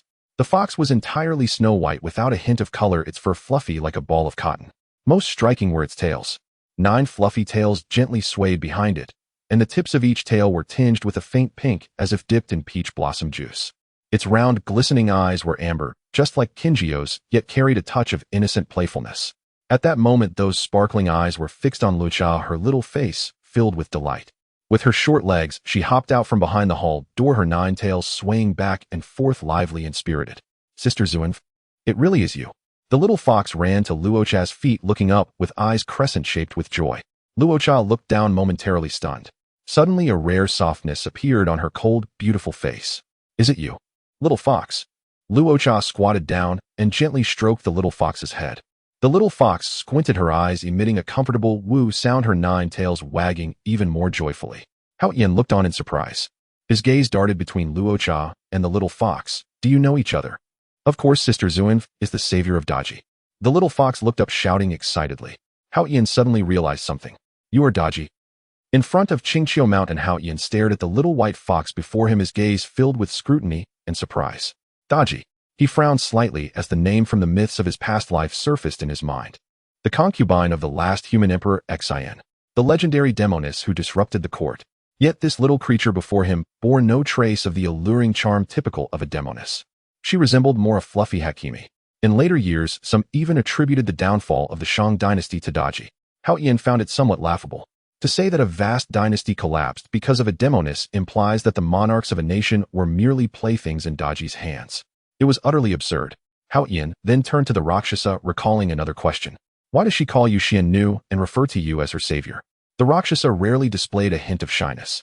Hao Yin then turned to the Rakshasa, recalling another question. Why does she call you Xian Nu and refer to you as her savior? The Rakshasa, we were not idle either. We first rescued the living beings struggling in the flood.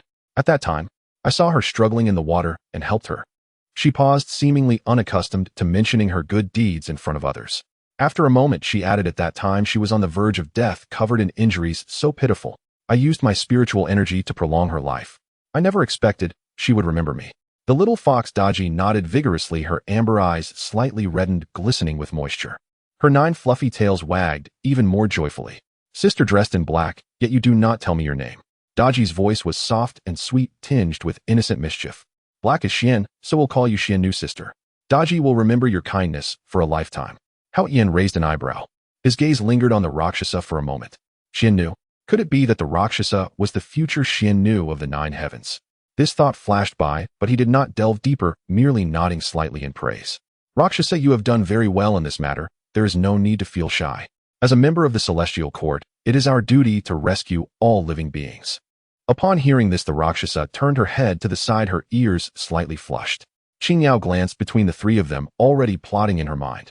She sighed gently, her tone carrying a hint of helplessness and pity. Your Majesty may not know if it weren't for Lady Rakshasa's assistance. The Su lineage of my fox clan would have been completely severed. Qingyao spoke, her voice filled with emotion. Hao Yin looked at Qingyao in surprise. I have heard that the Su lineage of the fox clan is also a great clan. How could they have fallen to such a fate? Your Majesty speaks true. Qingyao paused, seemingly organizing her thoughts, then spoke slowly. The fox clan has 4 lineages: Qingqiu, Su, Tushan, and Pure Fox. The Qingqiu lineage thrives here, the Tushan lineage has journeyed far to the east, and the Pure Fox lineage hides in the northern territories. As for the Su lineage, they were originally the most battle-hardened group. Her gaze fell on Daji, Tin. The Su clan fought to the last drop of blood in the battle of the witches and demons. All the strong warriors of the clan went to battle and none returned. Only a few young cats remain, leaving them oppressed by other races. Now only this little girl Daji is left. It is truly pitiful. My Qingqiu clan took her in, considering we are both of the fox lineage. She reached out her hand, gently stroking Daji's small head. The little fox nuzzled her palm obediently. Hao Yin remained silent for a moment, his gaze lingering on Daji for a long time. The little fox was looking up at him, her eyes bright and watery, utterly adorable. I see. Hao Yin, he also understood why Qingyao was reluctant to join the celestial court. At this moment the danger was simply too high. As he spoke, Qingyao suddenly leaned forward. Your Majesty, I have an unreasonable request. Please speak. Hao Yin stood with his hands behind his back, his expression calm. Daji has a natural ability to read minds. As long as she wishes, she can sense what others are thinking. In the places Your Majesty will visit later, there may be many hesitant individuals like myself. Human hearts are unpredictable. If we can know the true intentions of the other party in negotiations, we can gain the upper hand. I propose that if Your Majesty brings Daji along, she can help you discern the thoughts of others. Negotiating will undoubtedly require less effort for greater results. Hao Yin pondered in silence, his gaze falling on the little fox. Seeing this, Qingyao added with a light tone, moreover, Daji is very clever and won't trouble Your Majesty. Hao Yin did not respond immediately, but turned to the Rakshasa. What do you think? The Rakshasa turned her face slightly, raising her chin, feigning indifference. Yet the corners of her mouth turned up slightly. If she wishes to go, then let her come along. Hao Yin then looked at Daji. He squatted down, meeting those amber eyes at eye level. His gaze was steady. Daji, do you wish to follow us? He asked. Daji suddenly burst into laughter, her laughter like silver bells, crisp and pleasant, echoing through the mists of Qingqiu Mountain. I wish to follow Sister Xian Nu, she said as she dashed away from Qingyao, her little short legs moving swiftly, running to the Rakshasa's side. With her little front paws, she clung to the Rakshasa's calves. Her 9 fluffy tails wrapped around her like a white scarf, tightly coiling around the Rakshasa's ankles. The Rakshasa looked down at the little creature, helplessly sighing. A hint of the faintest warmth flickered in her cold, hard eyes. Just as Hao Yin was about to say something, a dragon's roar suddenly echoed from the horizon. The sound was long and urgent, piercing through the clouds, exploding over Qingqiu Mountain. Everyone looked up. A green dragon shadow descended from the sky at an astonishing speed, trailing a long azure rainbow behind it. As the dragon approached Qingqiu Mountain, it suddenly halted, its dragon body twisting and transforming into a middle-aged man clad in green armor. He appeared before Hao Yin. The man had a resolute face, his brows furrowed with a hint of urgency. The green armor he wore was marked with signs of battle, with ripped openings and scorch marks from spiritual flames. The plate on his right shoulder was even completely dented. He knelt on one knee in the void, clasping his fists over his head, his voice loud and urgent. Your Majesty, in the land of Huai River, a giant demon is causing chaos, its cultivation at the pinnacle of the Great Luo. It wields an innate spiritual treasure, its power astonishing. It can swallow the waters of rivers, raising monstrous waves. The 3 dragon lords sent by the dragon clan to suppress it were all repelled. One dragon lord severely injured, with half of his dragon body broken. He raised his head, his eyes filled with urgency. Now the water level of the Huai River is rising wildly. The beings along the banks, the human clans, and the mountain spirits are being forced to flee their homes. The survivors are all trapped on high mountains in imminent danger. I implore your Majesty to decide. Upon hearing this, the Rakshas's eyes glimmered with cold light. Stepping forward, your Majesty, I will go capture him. Hao Yin waved his hand, his expression grave, his gaze deep as an abyss. He did not answer immediately, but fell into deep thought. Logically speaking, the feng shui nodes managed by the Dragon Clan were all unclaimed lands. Either desolate mountains and wild ridges or uninhabited river sections. Places like Qingqiu Mountain that had masters were rare. But how could a giant demon wielding an innate spiritual treasure suddenly emerge in the land of Huai River? Was it a coincidence? Or was someone plotting behind the scenes? He recalled that the previous Emperor Fengdu had also had their seal broken. Someone must be assisting. Could there be a connection between the two? Hao Tian did not overthink. He tackled matters one by one. One day the truth would eventually come to light. Hao Tian retracted his thoughts and took out a jade slip. The jade slip was entirely translucent, white, smooth to the touch. Hao Tian brought his right index and middle fingers together, forming a sword-like gesture. He traced characters on the jade slip with fragments of jade cascading down. Lines of writing began to emerge on the surface of the jade slip. Moments later, he took out the Heavenly Emperor seal, a dark black jade seal, entwined with 9 dragons bearing 4 ancient characters at its base. Commanded by heaven, he steadily pressed the seal onto the jade slip. A flash of golden light swept across, and the characters on the jade slip turned entirely golden. The oppressive aura of the Heavenly Emperor emanated from the jade slip. Even the surrounding air felt heavier. Hao Tian waved his hand, and the jade slip transformed into a streak of light, flying steadily towards Qing Yao. Qing Yao reached out to catch it and looked down. The jade slip clearly stated that a floating immortal island was allocated as the new residence for the Qingqiu clan. The ancestral land of Qingqiu remained unchanged. It was only temporarily borrowing the formation. The Heavenly Court would never force the Qingqiu clan to join.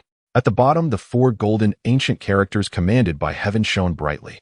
A glimmer of joy flashed in Qing Yao's eyes, and the corners of her mouth lifted slightly. She carefully tucked the jade slip into her sleeve, keeping it close. Hao Tian looked at her and said solemnly, Master Qing Yao, you shall relocate the Qingqiu lineage to the heavenly realm. The Heavenly Court has the Taibai ancestor to handle this matter. You may present this jade slip to the Taibai ancestor for review. Just say it was my personal consent. Thank you, Your Majesty. Qing Yao's face radiated joy as she bowed in gratitude. Seeing this, Hao Tian no longer lingered, turning to leave with steady and rapid steps. Let's go see what tricks the giant monster of the Huai River is up to. His voice echoed from afar, steady yet tinged with coldness. Luo Sha followed closely behind her figure, transforming into a streak of black light, walking alongside Hao Tian. The little fox Deji climbed up Luo Sha's ankle in a flash. She settled on her shoulder, her 9 tails gently waving, her eyes filled with excitement. She poked her little head out, waved her paw towards the retreating Qing Yao, and shouted, Aunt Yao, I'm off. Qing Yao stood atop Qingqiu Mountain, her garments fluttering in the breeze. Watching the departing figure of Deji, she felt a sense of delight. Go on, Deji. A 9-tailed fox is rare and hardly seen in the Primordial Age. My Qingqiu lineage is too weak to protect you. Behind the Heavenly Emperor stands the Tao ancestor. You should be able to grow up safely and without worries. Subsequently, Qing Yao reached into her sleeve to touch the jade slip, her brows curving with a smile. She revealed a somewhat greedy smile. This Heavenly Emperor is rather different from Dijun and Tai. This deal is quite profitable. In the primordial world at the Huai River. Once upon a time, the Huai River was a gentle river. Its waters were clear and sweet. The banks were fertile for miles, with fishermen singing in the evening, a home for countless beings. Yet at this moment, the Huai River had transformed completely. The water was no longer the clear green, but a pitch black akin to ink. Occasionally a cold wind howled and thunder rumbled as if it were the end of the world. The waves surged angrily, each wave higher than the last. The water level rose at a visible speed. The riverbanks had long been submerged. The flood spread outwards across the plains. In the distance, the mountains were filled with fleeing beings. Humans, mountain demons, and spirits huddled together trembling. They gazed at the ever-rising Black Sea with eyes full of despair. The Hawaii River is still rising, someone exclaimed. Others lamented, we're doomed. I don't want to die. Is there anyone who can save us? The humans, mountain demons, and spirits cried out, kneeling and pleading for salvation from the heavenly gods and demons. In the very center of the Hawaii River, a colossal figure loomed above the waves. That figure towered over 1,000,000 feet high. Just the part visible above the water was tall enough to reach the heavens. His body was neither entirely human nor entirely beast. His entire body was covered in dark blue scales, each as large as a grinding disc with edges sharp as blades. His head resembled that of a giant python, yet it bore 2 twisted horns. His crimson eyes emitted a dim glow in the darkness, resembling 2 blood moons. It was the giant monster of the Hawaii River amidst the dark clouds above. 3 enormous dragons of blue, white, and black soared above, their expressions revealing wariness towards the giant monster below. They did not dare approach the river's surface. The giant monster of the Hawaii River wielded a primal spiritual treasure, a black flag. The surface of the flag was smooth like satin, seeming like fabric brocade or beast skin. Embroidered on it was a giant python that devoured water. The flag waved without wind. With each swing, towering waves surged from the Hawaii River, sweeping outward. This flag was his reliance, a top-grade primal spiritual treasure, the Shinshui wave-controlling flag, capable of manipulating all waters in the world and absorbing the essence of rivers. A few small dragons dared to challenge the primordial world. The giant monster of the Hawaii River roared towards the sky, his voice booming like thunder, shaking the surrounding mountains. Around him a fierce wind swirled, the black wind spinning like blades, grinding everything nearby into powder. Call the Heavenly Emperor here. He laughed maniacally, wildly waving the Shinshui wave-controlling flag. Turbulent waves rolled and crashed, occasionally unleashing terrifying tsunamis. Suddenly, a massive wave surged upward, blocking out the sky as it surged towards a highland on the eastern bank. On the highland, fleeing beings were packed tightly together. They watched in terror as the tidal wave swept towards them, screaming in panic, huddling together. Just as the water wall was about to crash down, it abruptly halted. Then, as if time had reversed, it retreated. The dark clouds in the sky suddenly parted and golden light cascaded down. The sky cleared. I have arrived. A voice echoed from the horizon, steady, imposing, carrying an undeniable power. The voice was not loud, but overshadowed the giant monster's roar, drowning out the tumultuous waves, clearly reaching every being's ears. It instilled a sense of inner peace, as if with the Heavenly Emperor present, everything would be all right. Before the words had faded, a figure swept in from afar. The figure was clad in a dark black imperial robe with a white jade belt around his waist. His speed was incredibly fast, yet it gave the illusion of being unhurried, as if he were strolling rather than flying. With a single step, he crossed countless rivers and mountains. In an instant, he hovered steadily above the Hawaii River, facing the giant monster. Hao Tian stood with his hands clasped behind him, his robes fluttering in the wind. His gaze settled coolly on the giant monster, as if looking at a child who had misbehaved. The giant monster's laughter abruptly ceased. Its crimson eyes fixed intensely on the young Heavenly Emperor before its pupils suddenly constricting. The Shinshui wave-controlling flag trembled slightly in its grasp. It felt the involuntary urge to submit to this noble presence in the world. Heavenly Emperor. The giant monster's voice deepened, laced with disbelief. It felt the involuntary urge to submit to this noble presence in the world. Heavenly Emperor. The giant monster's voice deepened, laced with disbelief. I have arrived. What will you do? Above the Hawaii River, dark waves surged and murky air rose to the sky. That massive demon stood atop the crest of the waves, its 100,000 zang tall body towering like a mountain. Its twin horns coiled like those of a dragon. The crimson eyes fixed fiercely on the figure of Hao Ian, hovering before it, filled with resentment and fury. Having struck down the young, now the elder has come. The giant demon roared, its voice like thunder rolling across the heavens, shaking the mountains and rocks on both banks of the Hawaii River to their cores. Having struck down the elder, now the Heavenly Emperor has arrived. It waved the Shinshui Dangshai banner in its hand, the banner flapping loudly. Boundless black water surged forth, eager to sweep away the world. But what of that? The giant demon's eyes burned crimson, its voice hoarse and strained. This sovereign fears nothing. Heavenly Emperor, come in battle. As soon as the words left its mouth, it waved its hand. The Shinshui Dangshai banner suddenly unfurled, and the giant python depicted on the banner seemed to come alive, opening its massive mouth to draw in the Hawaii River. The entire river began to boil. One after another murky waves rose from the river, coalescing before the giant demon into water dragons with fierce visages. These water dragons were completely murky, their bodies entwined with mud and dead, with their eyes crimson, mouths wide open, clawing and snapping as they lunged toward Hao Yin. In an instant, the sound of dragon roars shook the heavens, and mist enveloped the air, casting the entire realm into the shadow of the water dragons. Hao Yin hovered in the void, his robes fluttering, his expression calm as water. He had already reached the pinnacle of the great Luo level. Among the three flowers, the flower of divinity was steadily condensing. The laws of the heavenly emperor flowed gently within him. Though he had only comprehended 1/10, it was already sufficient. Under the laws of the heavenly emperor, all laws were ineffective, and the laws submitted. Hao Yin looked at the dozens of water dragons rushing toward him, his expression unchanged as he slightly parted his lips to utter 4 words: Edict Xianshui, retreat.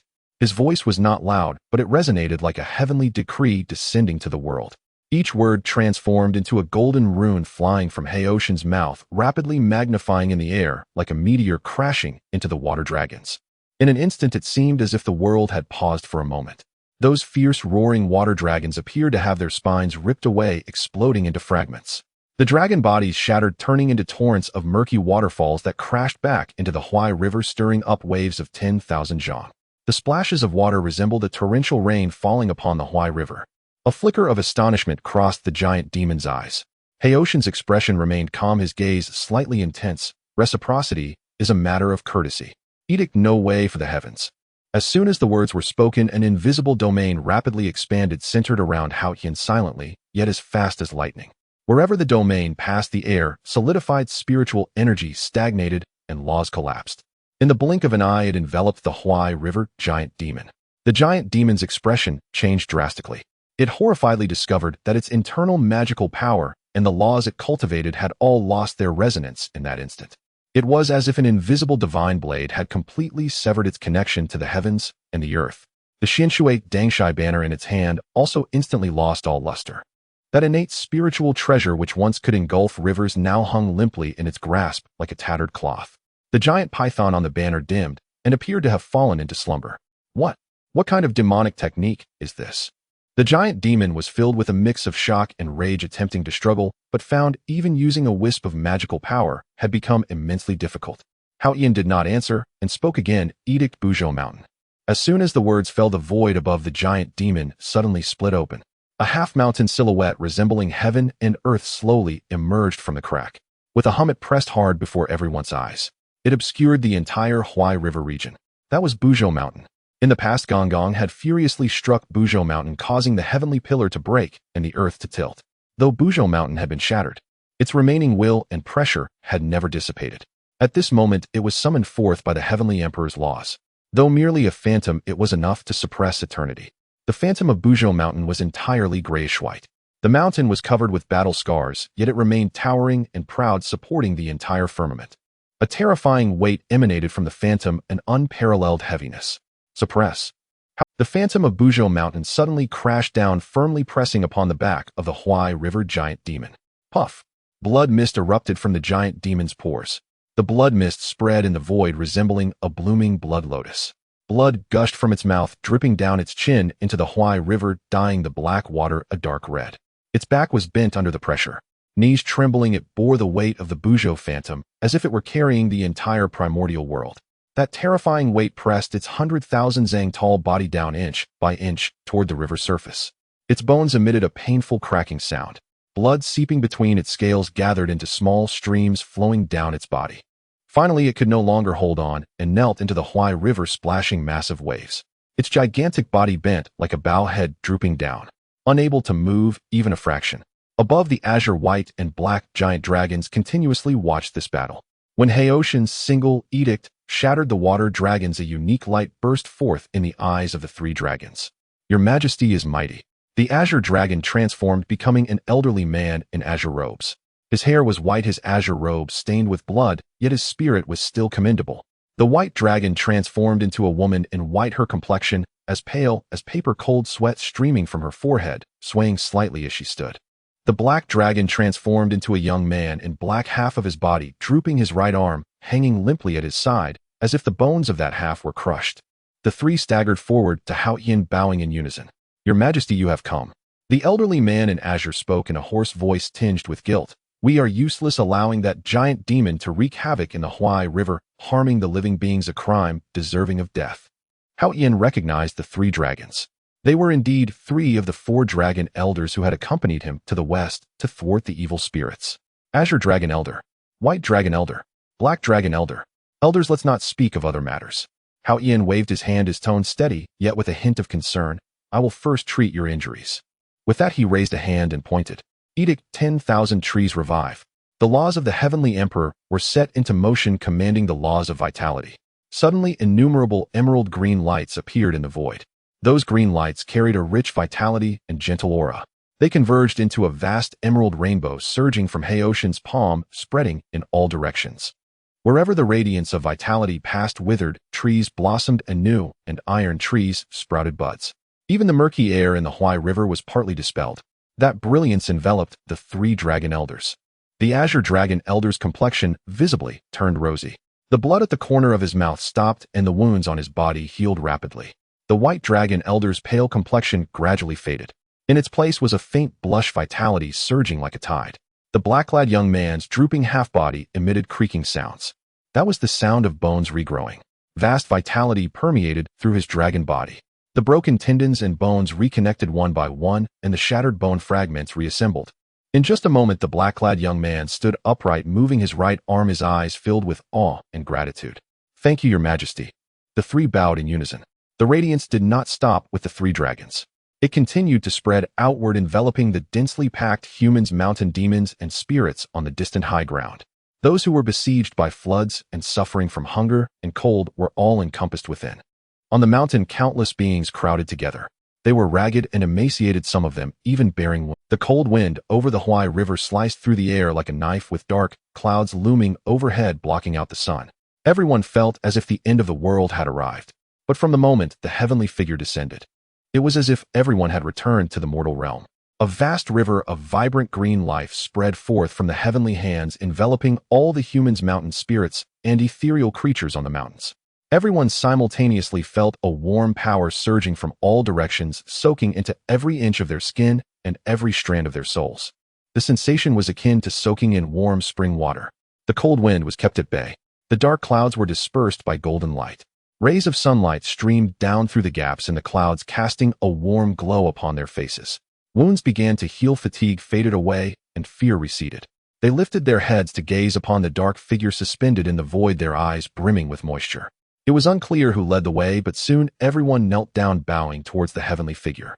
We thank Your Majesty, the Heavenly Emperor, for saving our lives. The Heavenly Emperor is benevolent. Thank you, Your Majesty. May Your Majesty live a long life. Countless expressions of gratitude echoed from the heights, rising and falling like a vast ocean. The heavenly figure raised a hand, a gentle force lifting everyone up. Stand up, no need for such formalities. His voice was not loud, yet it clearly resonated in everyone's ears. It is I who have arrived late. He shielded everyone behind him, gazing at the giant demon of the Huai River. With a wave of his hand, the phantom of the unyielding mountain silently dissipated. The crushing weight that had oppressed the ages also vanished. The giant demon of the Huai River felt a sudden lightness on its back. It abruptly straightened up, gasping for air. Blood dripped from the corner of its mouth, splashing into the Huai River and creating small ripples. Its legs still trembled slightly. The mystical banner in its hand remained dull and lifeless, as if its soul had been drained. The waves of the Huai River had calmed down after the heavenly figure's arrival. The water had become clear once more, reflecting the sky and clouds like a mirror. Only the patches of blood mist that had yet to dissipate served as a reminder of the previous fierce battle. The giant demon of the Huai River fixed its blood-red eyes on the heavenly figure, its grip on the banner tightening. Its chest heaved violently, and its heavy breaths sounded like a worn-out bellows. The outcome had already been laid bare. The gap between it and the heavenly figure was unmistakable. The odds were 3-7. The heavenly figure executed 3 moves while it perished 7 times. The air seemed to freeze. The giant demon could feel the overwhelming pressure emanating from the heavenly figure, like an invisible mountain pressing down on its heart. It was nearly suffocating. The innate spiritual treasure in its hand trembled slightly, instinctively reacting with reverence in the presence of a higher-level law. The principles of the path it had cultivated murmured within its body, as if urging it to submit. Every inch of its scales and every pore was trembling. This was both fear and a sensation stemming from deep within its bloodline, akin to encountering a natural enemy, yet also like meeting a destined master.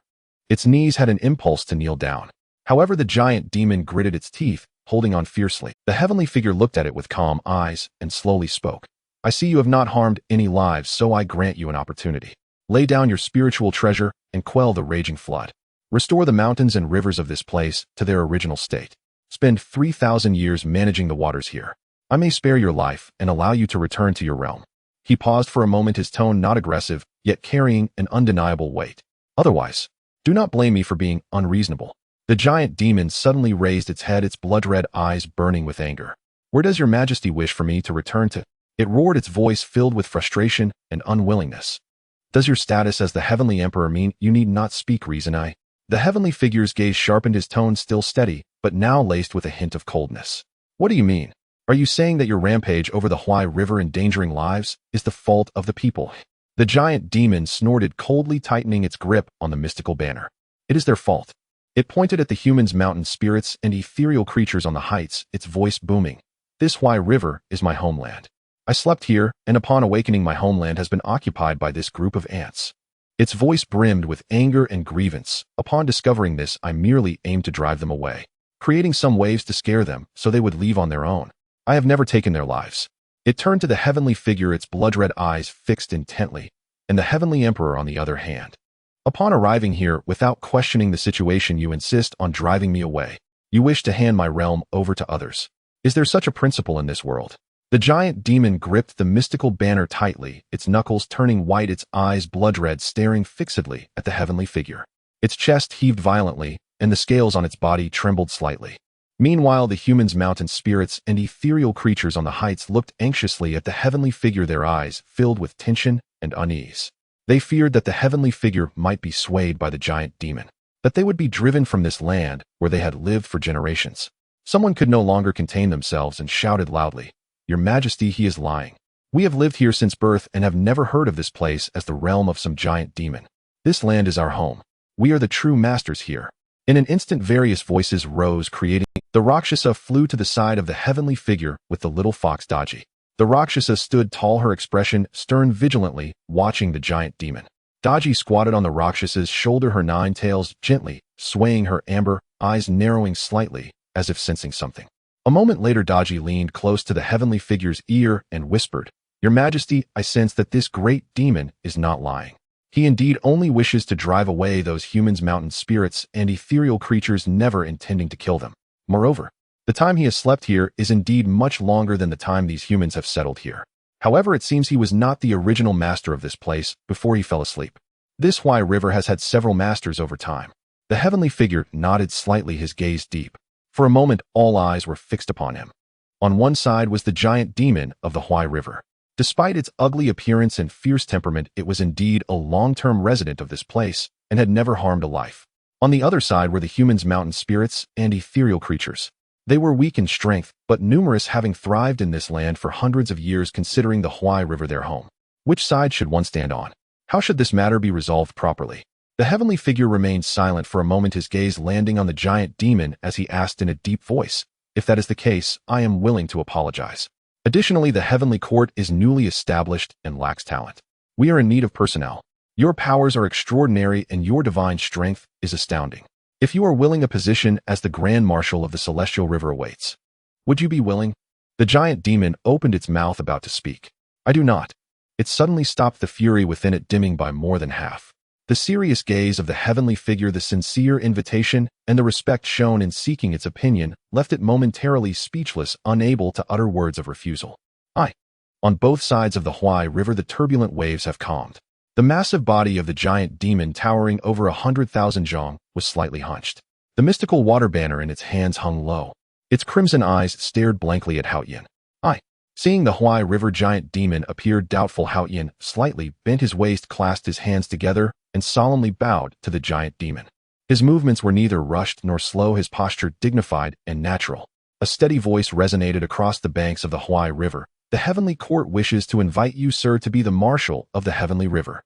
May I ask if you are willing?" The heavenly emperor humbles himself. At these words, everyone was astonished. Luocha stood behind Haoyan, gazing at the bowed figure, a surge of complex emotions rising in her heart. Although she had followed Hao Yin for a relatively short time, she had witnessed this heavenly emperor lower his stance multiple times. To the Dragon Clan, to the Phoenix Clan, to the Qilin Clan, to the Lord of Qingqiu. Each time, he was sincere, neither servile nor overbearing. But this time the opponent was merely a mountain giant demon. Just moments ago it had been hostile towards the heavenly court and even had been suppressed by His Majesty. Yet His Majesty still granted an opportunity for explanation. His Majesty is so benevolent. Luocha sighed inwardly, her soul-devouring spear, slightly, stirring her gaze coldly directed at the giant demon. This ugly demon should not be so unappreciative. Beside her, Daji squatted on Luocha's shoulder, her little mouth open wide, forgetting to wag her 9 tails. Her amber eyes were wide and dazed, staring at Hao Yin, with only one thought in her mind. The Heavenly Emperor actually bowed to a wild demon. On the mountainside, those who had been rescued human beings, mountain demons, and spirits were also stunned. They knelt on the ground. Before they could rise, they saw the exalted Heavenly Emperor bowing to the wicked demon that had nearly drowned them. In an instant, low sobs began to rise among the crowd. The Heavenly Emperor must be treating that demon with such respect for our sake. It is our ineptitude that has caused His Majesty trouble. His Majesty has suffered grievances. They were deeply moved, and their hatred for the Huai River giant demon grew even stronger. Countless gazes shot towards the giant demon like arrows, wishing they could tear it to shreds. The 3 elders of the Azure Dragon, White Dragon, and Black Dragon stood nearby, watching Haoshin's figure with admiration in their eyes. This is His Majesty. For the sake of all beings, he is willing to be a humble servant. Even when facing a defeated foe. Even a defeated foe not worthy of even one hand of His Majesty. Yet His Majesty still treated him with courtesy and invited him sincerely. The 3 dragons exchanged glances and then turned to glare at the giant demon. You black scoundrel. Hurry and agree. The Huai River giant demon was utterly stunned. Having lived for tens of thousands of years, it had never witnessed such a scene.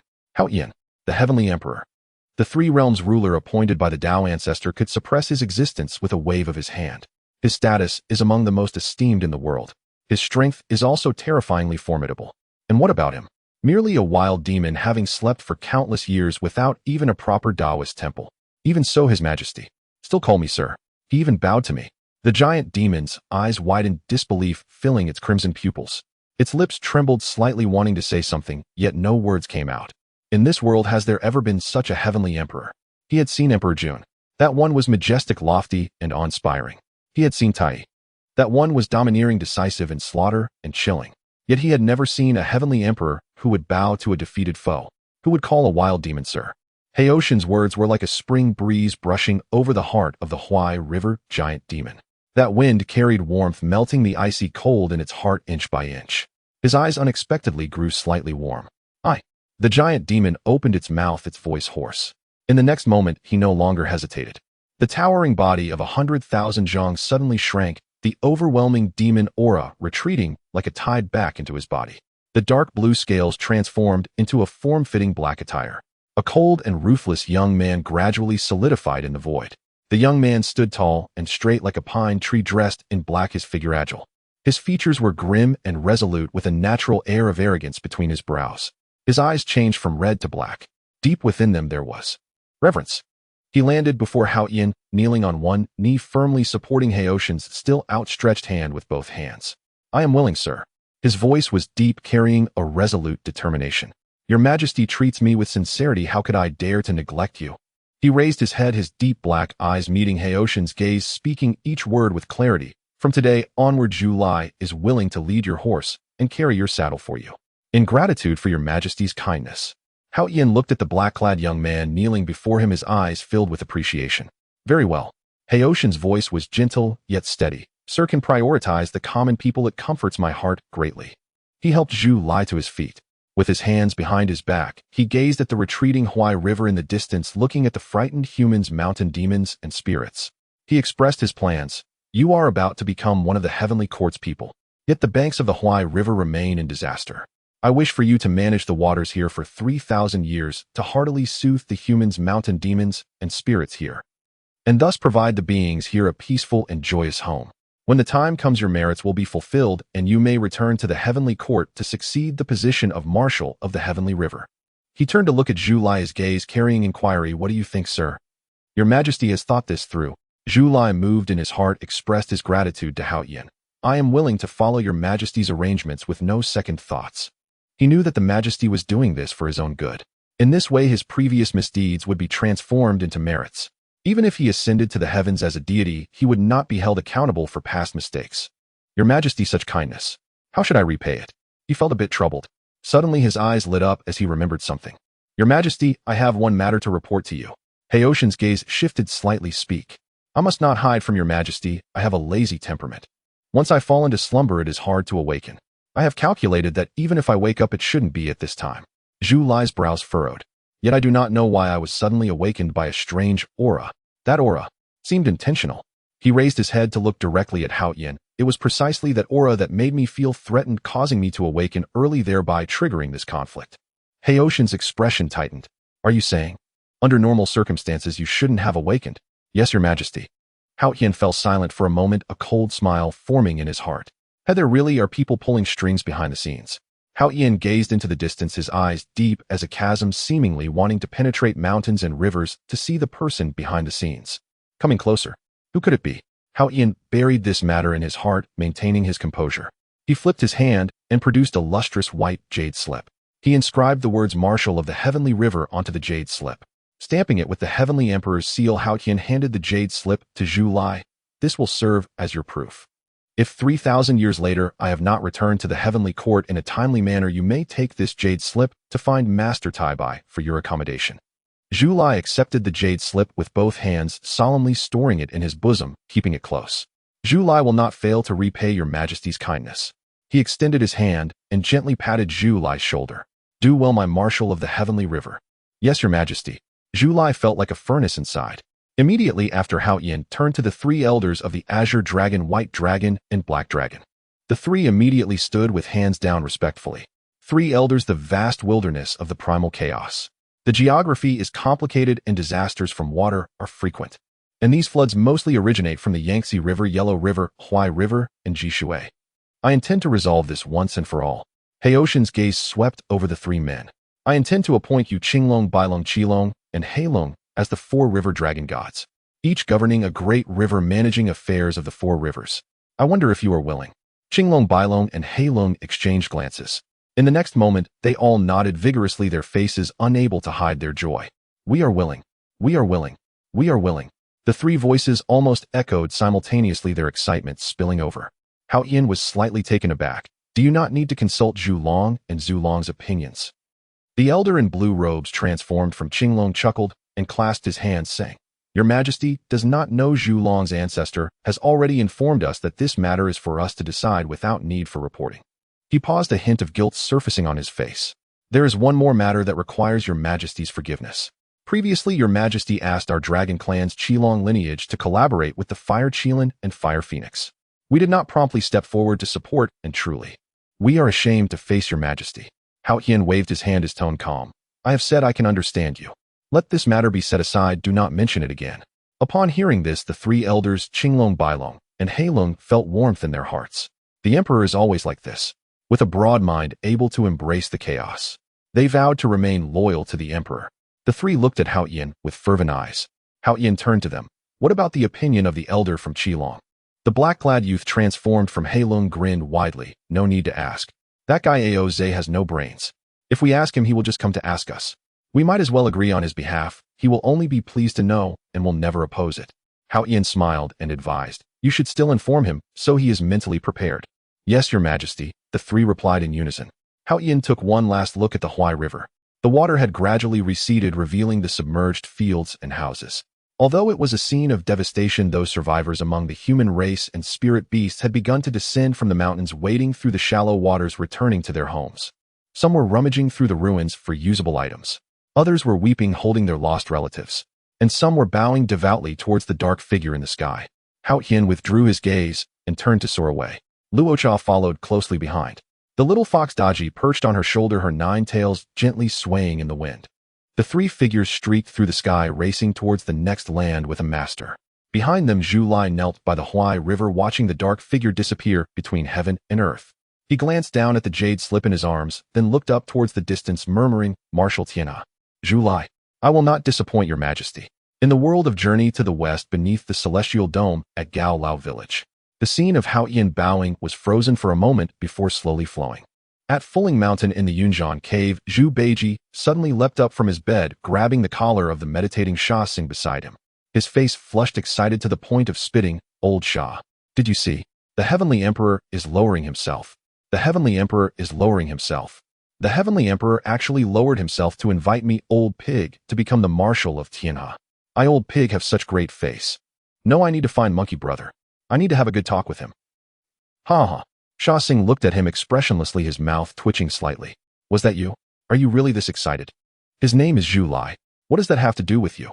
He didn't say it out loud, only silently pried Zhu Beiji's hand off his collar, then turned to look at the Celestial Dome. In the Celestial Dome, Hao Yin had already departed. Only Zhu Lai remained kneeling by the Huai River, watching into the distance. Sha Xing's gaze became somewhat dazed. If in that primordial world I shattered the Lioli lamp, would His Majesty Hao Yin still cast me down to the mortal realm? He thought for a moment, already having an answer in his heart. It should not be right. The corners of his mouth curled slightly upwards, filled with a hint of hope as he continued to watch. In the world of Journey to the West, at Qingqiu Mountain. At the peak of Qingqiu Mountain, the peach grove remained. An elderly nine-tailed fox sat cross-legged beneath a millennial peach tree, gazing up at the Celestial Dome. Her fur had become somewhat grayed. 9 tails hung behind her, no longer the fluffy radiance of her youth. However, her amber eyes still shone brightly, witnessing Daji, perched on Luocha's shoulder, following Hao Yin away. The old fox's eyes slightly reddened. Well done, she murmured, her voice hoarse, yet filled with comfort. With Daji by the Heavenly Emperor's side, she will no longer bring chaos to the Great Shang. Nor will it tarnish the auspicious name of my 9-tailed fox lineage, turning it into a calamity for the nation. Good, good. She closed her eyes, a drop of murky tear sliding down from the corner of her eye, flowing along her white fur. In the lower immortal realm, in the southern part of the continent, there was a small town. At the corner of the town, there was a small tofu stall. A beautiful young woman sat behind the stall. In front of her were several blocks of soft white tofu steaming. She wore a loose black robe, her hood low, covering most of her face. Yet her slender figure and the exposed half of her fair chin still revealed her extraordinary beauty. At this moment, she did not call out to customers. Instead, she raised her head, peering through the edge of her hood, looking at the Celestial Dome. In the Celestial Dome, Daji was leaning on Luocha's shoulder, her 9 tails swaying in the wind, her eyes filled with innocence and excitement. The corners of the black-robed woman's mouth slightly lifted, revealing a gentle smile. How wonderful, having His Majesty the Heavenly Emperor, she said softly, her voice so quiet that only she could hear. You will walk a bright path without having to endure a fate as arduous as mine. How wonderful. She lowered her head, wiping her eyes with her sleeve. Then she raised her head and smiled at an elderly woman passing by. Madam, would you like some tofu? Just made still warm. In the heavenly court at the Moon Elder's Hall. Inside the Moon Elder's Hall, red strings coiled around the pillars, fragrant smoke wafting through the air. A burly drunken man slumped among the red threads of the Moon Elder. With one hand holding a wine jug and the other supporting himself on the ground, he hazily gazed at the Celestial Dome. He wore a tattered brocade robe, a crooked golden crown atop his head with a few strands of disheveled hair falling over his forehead. His face was square and resolute with high brow bones. My beloved, he murmured, his murky eyes fixated on the little white fox in the Celestial Dome. Beloved, is that you? My beloved. Beside him stood an elderly man with white hair holding a red string. It was the Moon Elder. With a helpless sigh, the Moon Elder stepped forward to advise, Lord Tianxi, it's time to wake up. That is another world, not your beloved. This man was none other than the last human emperor, known as the Lord of Tianxi, Emperor Xian. Emperor Xian suddenly lifted his head, his drunken eyes revealing a hint of rage. Nonsense. That is my beloved. He struggled to stand, but stumbled and fell back down the wine jug, smashing into pieces. You treacherous ministers. Deceiving me. Harming me. His voice rose and fell sorrowfully, crying out, I have not lost. I will fight again. Ha ha ha. His laughter grew increasingly manic, echoing in the Moon Elder's hall. The Moon Elder shook his head and picked up a heavy club nearby. This was the tool he usually used to subdue disobedient matchmakers.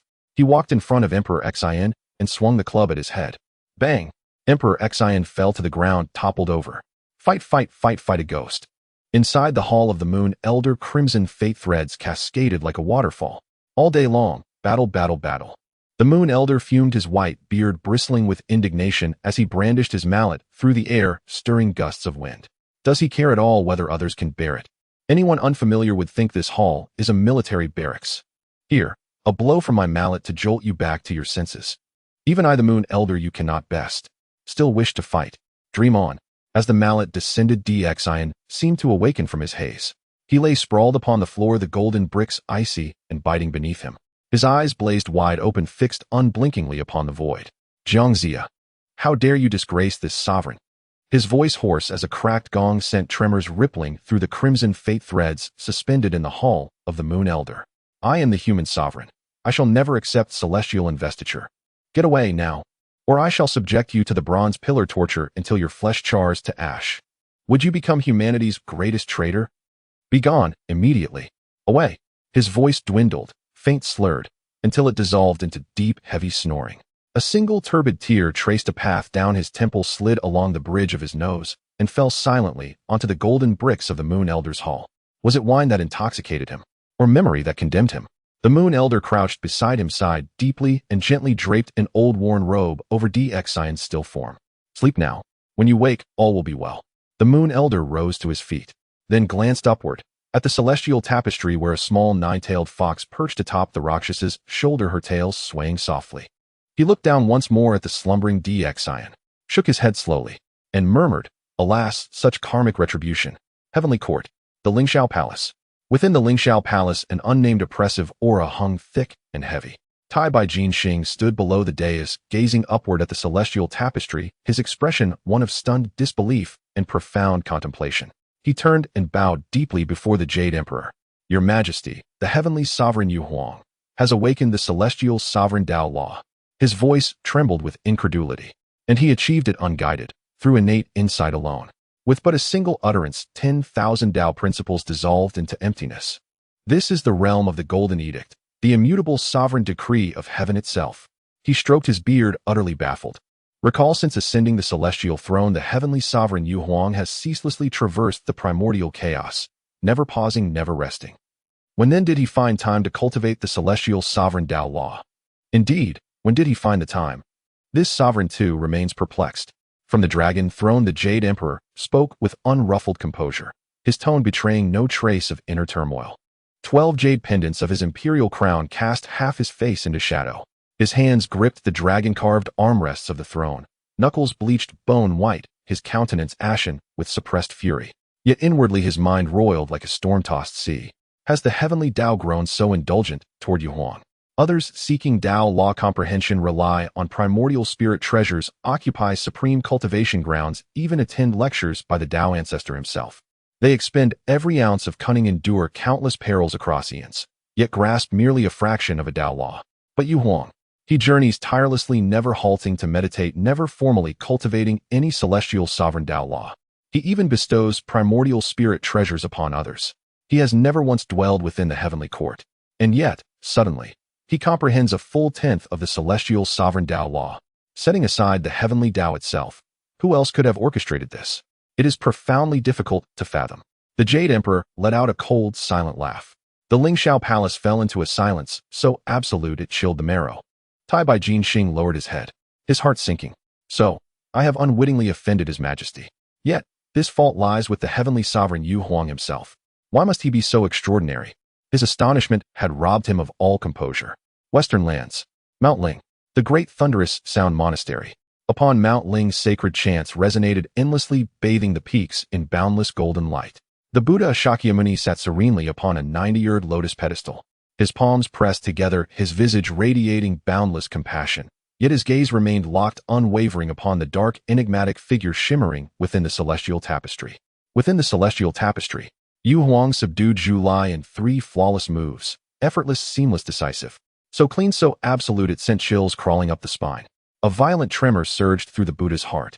Yu Huang, having grasped only 1/10 of the celestial sovereign Dao law, was already invincible. What then if he mastered deeper layers? At that thought, the Buddha abruptly turned his gaze eastward, toward the heavenly court. His sight pierced across 10,000 rivers and mountains, cleaved through layer upon layer of cloud sea, and settled upon the figure seated motionless within the Lingxiao Palace. Yu Huang Dadi, the great celestial venerable sovereign of heaven for countless eons.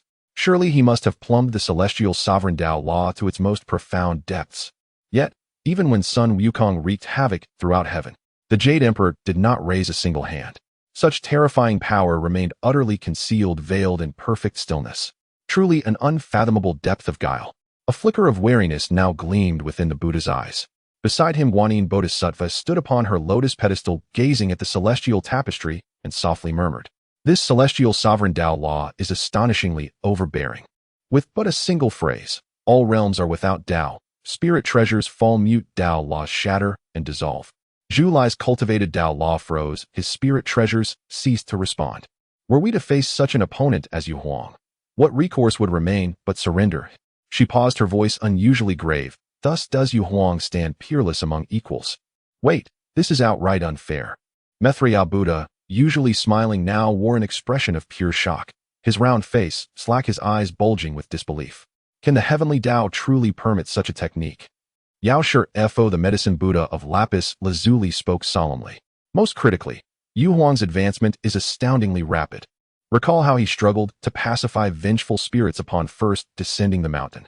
And now, he already bears the awe-inspiring majesty of a true celestial sovereign, dominant over all heaven. A brief heavy silence settled over the hall. The Buddha closed his eyes and softly intoned, "Namo Amitabha Buddha." Heavenly Court, the stellar pavilion. Lantern light flickered low within the pavilion, casting restless shadows across its vast expanse. Disciples of the GS sect debated fervently.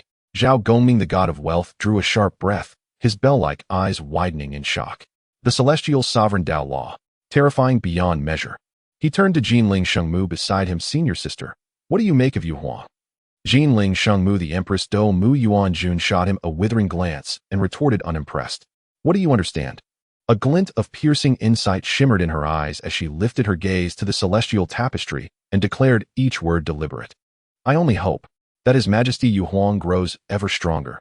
Where the plague emperor glanced sidelong at Jinling Shengmu, but said nothing. Inside he stirred with quiet suspicion. Had his senior sister uncovered something hidden?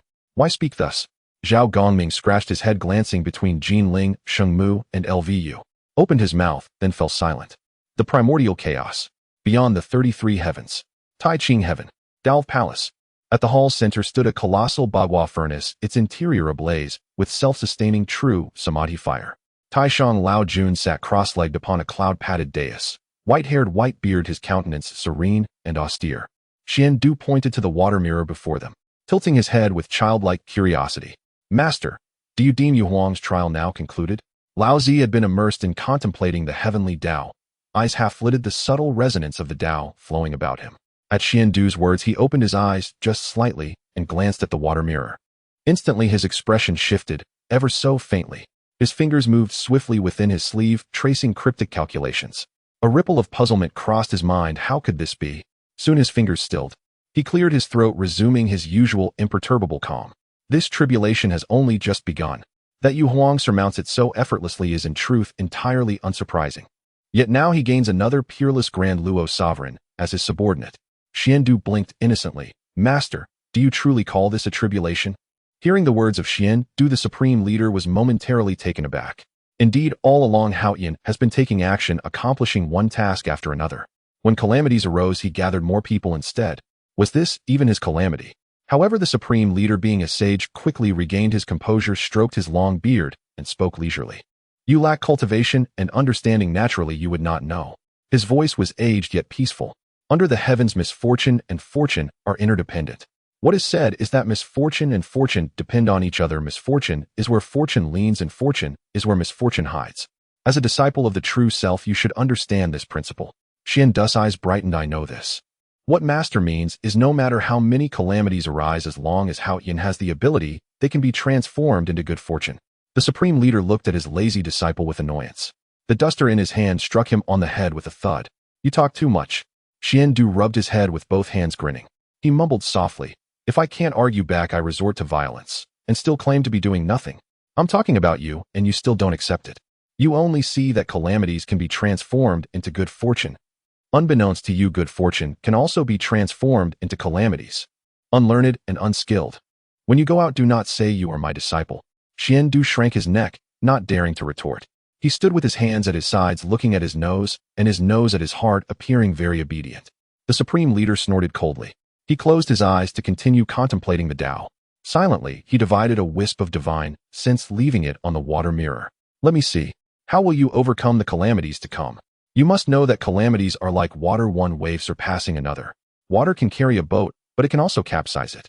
Today's good fortune, who knows it cannot become tomorrow's calamity. Kunlun Mountain Yushu Palace.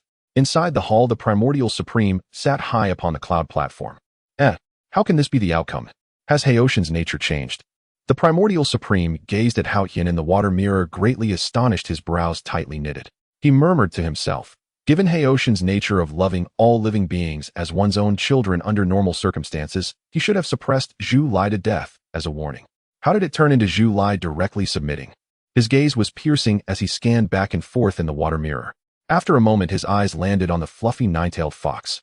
It's that little fox. The Primordial Supreme looked at Daji, his brows furrowing even tighter. A glimmer of disgust flashed in his eyes. A being born from dampness unworthy of the grand stage. He snorted coldly, waved his sleeve to shift the image in the water mirror elsewhere, and closed his eyes in silence, leaving only a wisp of divine sense still above the water mirror. This calamity allowed you to escape by luck. Do you expect to escape every calamity like this?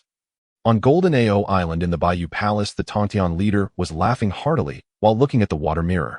Ha ha ha, delightful. He looked at Haoshan's gathering of talented individuals. Dragons, phoenixes, Qilins, Jin Yuanzi, Zhu Long, and Rakshasa. Now there would be another Zhu Lai at the peak of the Great Luo. It was as if he was part of it all, with a face full of admiration. It should be this way. All the talents of the world have entered my net. Huh. The Duobao Taoist looked at the Tontian leader. His honest face was filled with embarrassment and grievance. He reminded, Master, those are the world's talents entering Haoshan's net. It has nothing to do with our GS sect. Besides, Master, did you forget the disciples of the GS sect? The more followers Hao Yin has, does that not mean fewer opportunities for our GS sect disciples? Hearing this, the Tontian leader was taken aback. Indeed, how could I have forgotten this? He coughed lightly, straightened his expression. Ahem. This I had anticipated long ago, you all can rest assured. He looked firmly at the Duobao Taoist. Hao Yin will definitely come to invite the disciples of our GS sect. Duobao Taoist looked at him with doubt. The Tontian leader's gaze became even more determined as he nodded vigorously, saying, he will definitely come. Only then did Duobao Taoist feel relieved. After all, the master as a sage has vast powers and knows everything. How could he deceive his disciple? What he did not know was the Tontian leader also felt somewhat anxious. This Hao Yin should come to invite our GS sect people, right? After all, our GS sect has so many talented people. Duobao Jin Ling Gue Ling Wu Dang, Zhao Gongming San Xiao. Each is talented in their own right. He has no reason not to come. Therefore, being a talent-loving person, he will definitely come. He definitely will. Right? The Tontian leader coughed. He turned his gaze back to the water mirror, pretending that everything was under control. The Duobao Taoist stood beside him, feeling that his master's expression was somewhat strange, but he did not dare to ask. Beyond the 33 heavens in the realm of Nuwa, Jin Feng looked at the water mirror. Her face lit up with joy. Your Majesty, just as I expected. My sisters were indeed subdued by Hao Yin. However, Hao Yin truly has a broad mind. This Qingxiu clan is unwilling to join the heavenly court. They are likely to miss a great opportunity. Although Jin Feng's words were regretful, her eyes were filled with schadenfreude. At this moment, they looked down on the heavenly court. They looked down on your Majesty. They will likely regret it in the future. Nuan Yongyang, dressed in a moon-white palace gown, was regal and elegant. Looking at the nine-tailed fox in the water mirror, her gaze twitched slightly. What is going on? This little creature has a connection with me. How strange. But even stranger is this Hao Yin. Nuan Yongyang shifted her gaze to Haoshan's face. Under the heavens, Nonzigs find it difficult to defy fate. This Hao Yin actually possesses the ability to change fate. Is it due to the Tao's golden lotus? Or something else? In the west on Mount Shumi. At the summit, the Zhuan Ti Daoran sat cross-legged beneath the Bodhi tree. His complexion was gentle, giving a sense of warmth. A faint golden light of 7 treasures flowed around him. At this moment, he widened his eyes to look at the water mirror. He saw Hao Yin taking Zhu Lai under his command rather than suppressing him to death. This isn't right. This is not what I saw in the heavenly secrets. What I saw then was completely different from that. Can heavenly secrets be casually changed? He shouted to the Jiayin Daoran beside him. Senior brother, why is this different from what the heavenly secrets show? Jiayin Daoran sat calmly on the 12th grade merit golden lotus. His complexion was waxy yellow and his features were thin. He always gave a sense of suffering. His eyes were half open and half closed, his expression calm as water. He was initially quite astonished. It was also his first time seeing the heavenly secrets could change. But Zhuan Ti became flustered. Jiayin, on the other hand, settled down. His expression remained unchanged. He calmly opened his mouth. Junior brother, do not worry. The Tao ancestor once said, under the heavens the great trend is hard to change, but the small trend can be changed. Do not panic. Stay calm. It is merely a fluctuation of the heavenly Tao. Take your time to watch, the good show is yet to come. Zhuan Ti Daoren opened his mouth to say something, but swallowed it back. He looked at his senior brother's face, which showed no ripples, and felt somewhat doubtful. Is senior brother really not worried? In the primordial world, Luai's, we have arrived. Hao Tian hovered in the void, his dark emperor robe shimmering with a cold luster under the lightning. The collar of his robe flapped wildly in the howling wind. He gazed at the thunderous realm before him, his expression calm. Boom! Accompanied by the earth-shattering thunderclaps, a vast expanse of water appeared before Hao Tian, Luocha, and Daji. The water surface was boundless, stretching to infinity. The water in the lake appeared a deep ink blue with electric lights flickering beneath the surface, resembling countless silver snakes swimming through the dark currents. Above the sky, purple lightning cascaded like a waterfall with bolts tearing through the heavens, illuminating the entire realm in a flickering glow. Each bolt contained the power to annihilate the world. In the past, the classic of mountains and seas stated within the Luai's there exists a thunder god with a dragon's body and a human head. When its belly is beaten, thunder emerges. Now in this life, Hao Tian remembers. This place is indeed the dojo of the thunder god of Luai's, one of the 3,000 guests of the Purple Cloud's palace. That divine being who inherently controls the way of thunder tribulations is one of the oldest existences in the world. Your Majesty, it's so noisy here. Little Daji squatted on Luocha's shoulder, her fluffy little paws tightly covering her ears. Her 9 tails curled up, wrapping her into a white fur ball. She looked up at Hao Tian pitifully, her ears drooping down, pressed against the sides of her small head. Hao Tian turned around, seeing her appearance, and a slight smile appeared at the corners of his mouth. Thunder represents the righteous energy of heaven and earth, punishing evil and driving away malevolence. His voice was steady and calm. The noise is natural. Little Daji whimpered twice, burying her little head into Luocha's embrace, her 9 tails completely covering her. She was most afraid of thunder. Ever since she was rescued by Luocha from the flood, she would curl up and tremble whenever there was thunder or rain. Hao Tian smiled lightly, choosing not to say more. He turned around, facing the flickering, thunderous expanse, straightened his attire, and called out, "Thunder god of Luai's, Hao Tian seeks an audience." His voice was not loud, yet it pierced through layers of thunderous curtains, traversing the vast waters, reaching deep into the heart of Luai's. Within the depths of Luai's there stood a palace made of purple gold. The palace was surrounded by primordial divine thunder. It felt like being in a thunderous prison. Inside, a middle-aged man with a dragon's body and a human head sat, cross-legged, eyes closed in meditation. His physique was tall and imposing. The upper half was human in form, with a square face and a pair of dragon horns. His skin displayed a bronze hue covered with faintly visible lightning patterns. It gave an impression of sacred majesty. The lower half was a dragon's body covered in deep purple scales, gleaming with a ghostly electric light in the dim water palace. The dragon body coiled upon a cloud bed, winding like the character Tao. Hao Tian. He opened his eyes, and lightning flickered in his pupils. Why is he here? This person was indeed the thunder god of Luai's. He inherently controlled the thunder tribulations. Without thinking further, Luai's figure flickered. With a thunderous boom, the thunder god of Luai's had vanished from the palace. A flash of lightning appeared, and a figure stood before Hao Tian. The thunder god of Luai's, with a dragon's body and a human head, stood atop the thunderclouds. His dragon body coiled and twisted, deep purple scales shining brilliantly in the lightning. His hands were broad and powerful, with fingertips glimmering with lightning. He slightly bowed to Hao Tian, his tone respectful. Luai's pays respects to your Majesty, the Heavenly Emperor. Hao Tian looked at this familiar figure. Most of the 3,000 guests of the Purple Cloud's palace had vanished from history. Only a few retained some traces. Luai's was one of them.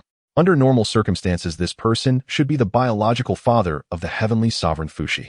Hao Tian retracted his thoughts, smiling. Why is Dao friend Luai's so distant? Luai's was one of them. Under normal circumstances, this person should be the biological father of the heavenly sovereign Fuxi. Hao Tian retracted his thoughts, smiling. Why is Dao friend Luai's so distant? He shook his head and sighed. What style could I have? But merely coiling in one place. He paused, his gaze landing on Hao Tian with a hint of respect in his tone. If we speak of style, your Majesty is the true embodiment of it. In the Purple Cloud's palace, your Majesty does not reveal your talents. After the Dao ancestor summoned you, your Majesty has guided the vengeful spirits, subdued the malevolent spirits, and established the underworld. One after another, each deed is a monumental event that shakes the heavens and earth. Such style is rare to find in the world. He was not flattering. As an ancient existence who listened to the teachings in the Purple Cloud's palace, he had witnessed the changes since Hao Tian assumed the role of Heavenly Emperor. His temperament, demeanor, depth, cultivation, and realm were all undergoing a frenzied transformation. The speed of Hao Tian's growth astonished him immensely. He could not fathom how a position of Heavenly Emperor could bring about such significant changes. Luai's retracted his inner doubts. He got straight to the point. I have heard that your majesty is managing the flood. However, I wonder why your majesty has suddenly come to the realm of Luai's. Hao Tian smiled, his expression warm. It is precisely because I need Dao friend Luai's assistance. He did not beat around the bush, explaining the origins of the flood management, the layout of the feng shui formation, and the key locations in Luai's that were needed. Upon hearing this, Luai's expression became serious, and he said earnestly, if it is for the sake of the living, your majesty may act as you wish. Luai's will not obstruct you. Hao Tian expressed his gratitude, but added, however, this place is filled with primordial divine thunder and raging lightning. I fear that those feng shui artifacts may not withstand such ravages. Your majesty, please rest assured. Hao Tian knew Luai's to be a righteous and resolute person, acting swiftly and keeping his word. There would be no unforeseen. Your majesty, please rest assured. Hao Tian knew Luai's to be a righteous and resolute person, acting swiftly and keeping his word. There would be no unforeseen issues. Then Hao Tian thought of the future establishment of the heavenly court. There would be gods of the thunder department overseeing the thunder tribulations. Wasn't this individual the perfect candidate for the position? Thus, without hesitation, Hao Tian asked, as the heavenly court is newly established, and there are vacancies, I wonder if the thunder god of Luai's would be willing to join the heavenly court. Luai's was taken aback, his dragon body stiffening slightly. He was somewhat astonished. He had thought Hao Tian merely sought to borrow the land for formation. He never expected to be invited to join the heavenly court. This was too sudden. He hadn't considered these matters. For a moment, he did not know how to respond. Seeing Luai's hesitate, Hao Tian understood that Luai's had concerns. Hao Tian waved his hand, his tone calm. The thunder god of Luai's need not worry too much. The heavenly court does not force anyone to join. Everything is voluntary. If the divine being has concerns, feel free to contemplate and do not rush to respond. Luai's came back to his senses and waved his hand again, explaining, Luai's is not refusing, but is just that this matter is too sudden and I need to think it over carefully. After I have pondered it thoroughly, I will give your majesty an answer. How does that sound? Upon hearing this, Hao Tian was not disappointed. Instead, a look of joy appeared on his face. He didn't even have to persuade. Someone was already willing to consider joining the heavenly court. He felt a surge of emotions within. All his efforts had not been in vain. From the Dragon Clan, the Phoenix Clan, the Qilin Clan, to Qingqiu Zhulai, and now to Luai's. The foundations of the heavenly court began to take root inch by inch in the primordial land. It was not easy. Regarding Luai's actions, he also understood that it was his proposal that had come too suddenly. The heavenly court had not yet been established and the thunder department had not yet formed. There was no need to rush at this moment. He had come all this way merely asking casually. Luai's joining would be a surprise. Not joining would be entirely normal. Now that he had revealed his hidden intentions, it could be considered a heartfelt endeavor, and heaven would not forsake him. Most importantly, face is a renewable resource. Wouldn't it be a waste not to use it? Hao Tian reined in his thoughts and expressed his original plan. I intend to establish heavenly tribulations to test the living. This matter is of great significance, and it is correct for the thunder god of Luai's to consider it seriously. Upon hearing this, Luai's pensive expression suddenly changed. Heavenly tribulations. Heavenly tribulation. Is it the heavenly tribulation I am thinking of? The tribulation that tests all beings with lightning. Your majesty, you are not jesting, are you? Luai's twisted his form, transforming into his innate Dao body. He approached Hao Yan, his eyes wide as he fired off questions one after another. Hao Yan waved his hand. I, the emperor, mean what I say. How could this be a jest? However, the heavenly court has not yet been established. Luai said, I can wait. The thunder department is not yet formed. I can build it. The matter of flood control is urgent. I can. Well, I cannot. I am not skilled in flood control, but I can assist. Hao Yan was surprised. Fellow Taoist Luai's, do you not need to consider this further? Luai's replied, it's only a matter of time. Your majesty, shall we settle it now? Seeing Luai's eagerness, Hao Yan felt somewhat helpless. He had miscalculated. He had not anticipated that the heavenly tribulation would hold such immense allure for Luai's. He needed to think this through clearly. Hao Yan interrupted Luai's. Fellow Taoist Luai's, you should consider it thoroughly first, even if you join the heavenly court now. The matter of the heavenly tribulation must wait until the flood control is complete. The time in between is long and many variables may arise. At that time, I fear you might regret it, fellow Taoist. Seeing Haoshan's reaction, Luai's realized he had been somewhat undignified. He composed himself and said, since your majesty speaks thus, then I shall consider it slowly for now. Once the flood control is finished, I will join the heavenly court. You have already addressed yourself as your servant. You've clearly latched onto me. What else could I possibly say? Hao Yin paused for a moment before finally agreeing. At the very least, the Heavenly Court would gain a combatant at the quasi-saint level. Hao Yin said no more. Since that is the case, I must proceed to the next claimed territory. Farewell, fellow Taoist Luais. Farewell, your majesty. Luais nodded, watching Hao Yin turn away amidst the rumbling thunder. Standing upon the thunderclouds, Luais gazed longingly at the three receding figures. Your majesty, he called out, when the flood control is done, do not forget your servant. After leaving Luais, Hao Yin and his two companions traveled westward. They headed for their next destination, the Tun Tian Ridge.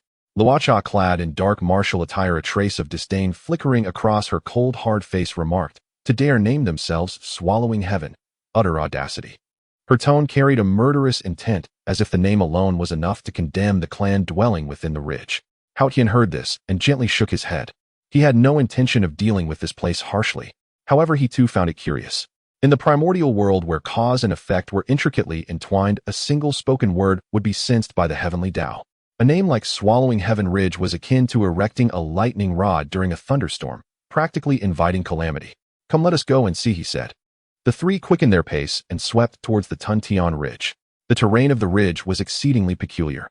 It was not a mountain range in the conventional sense.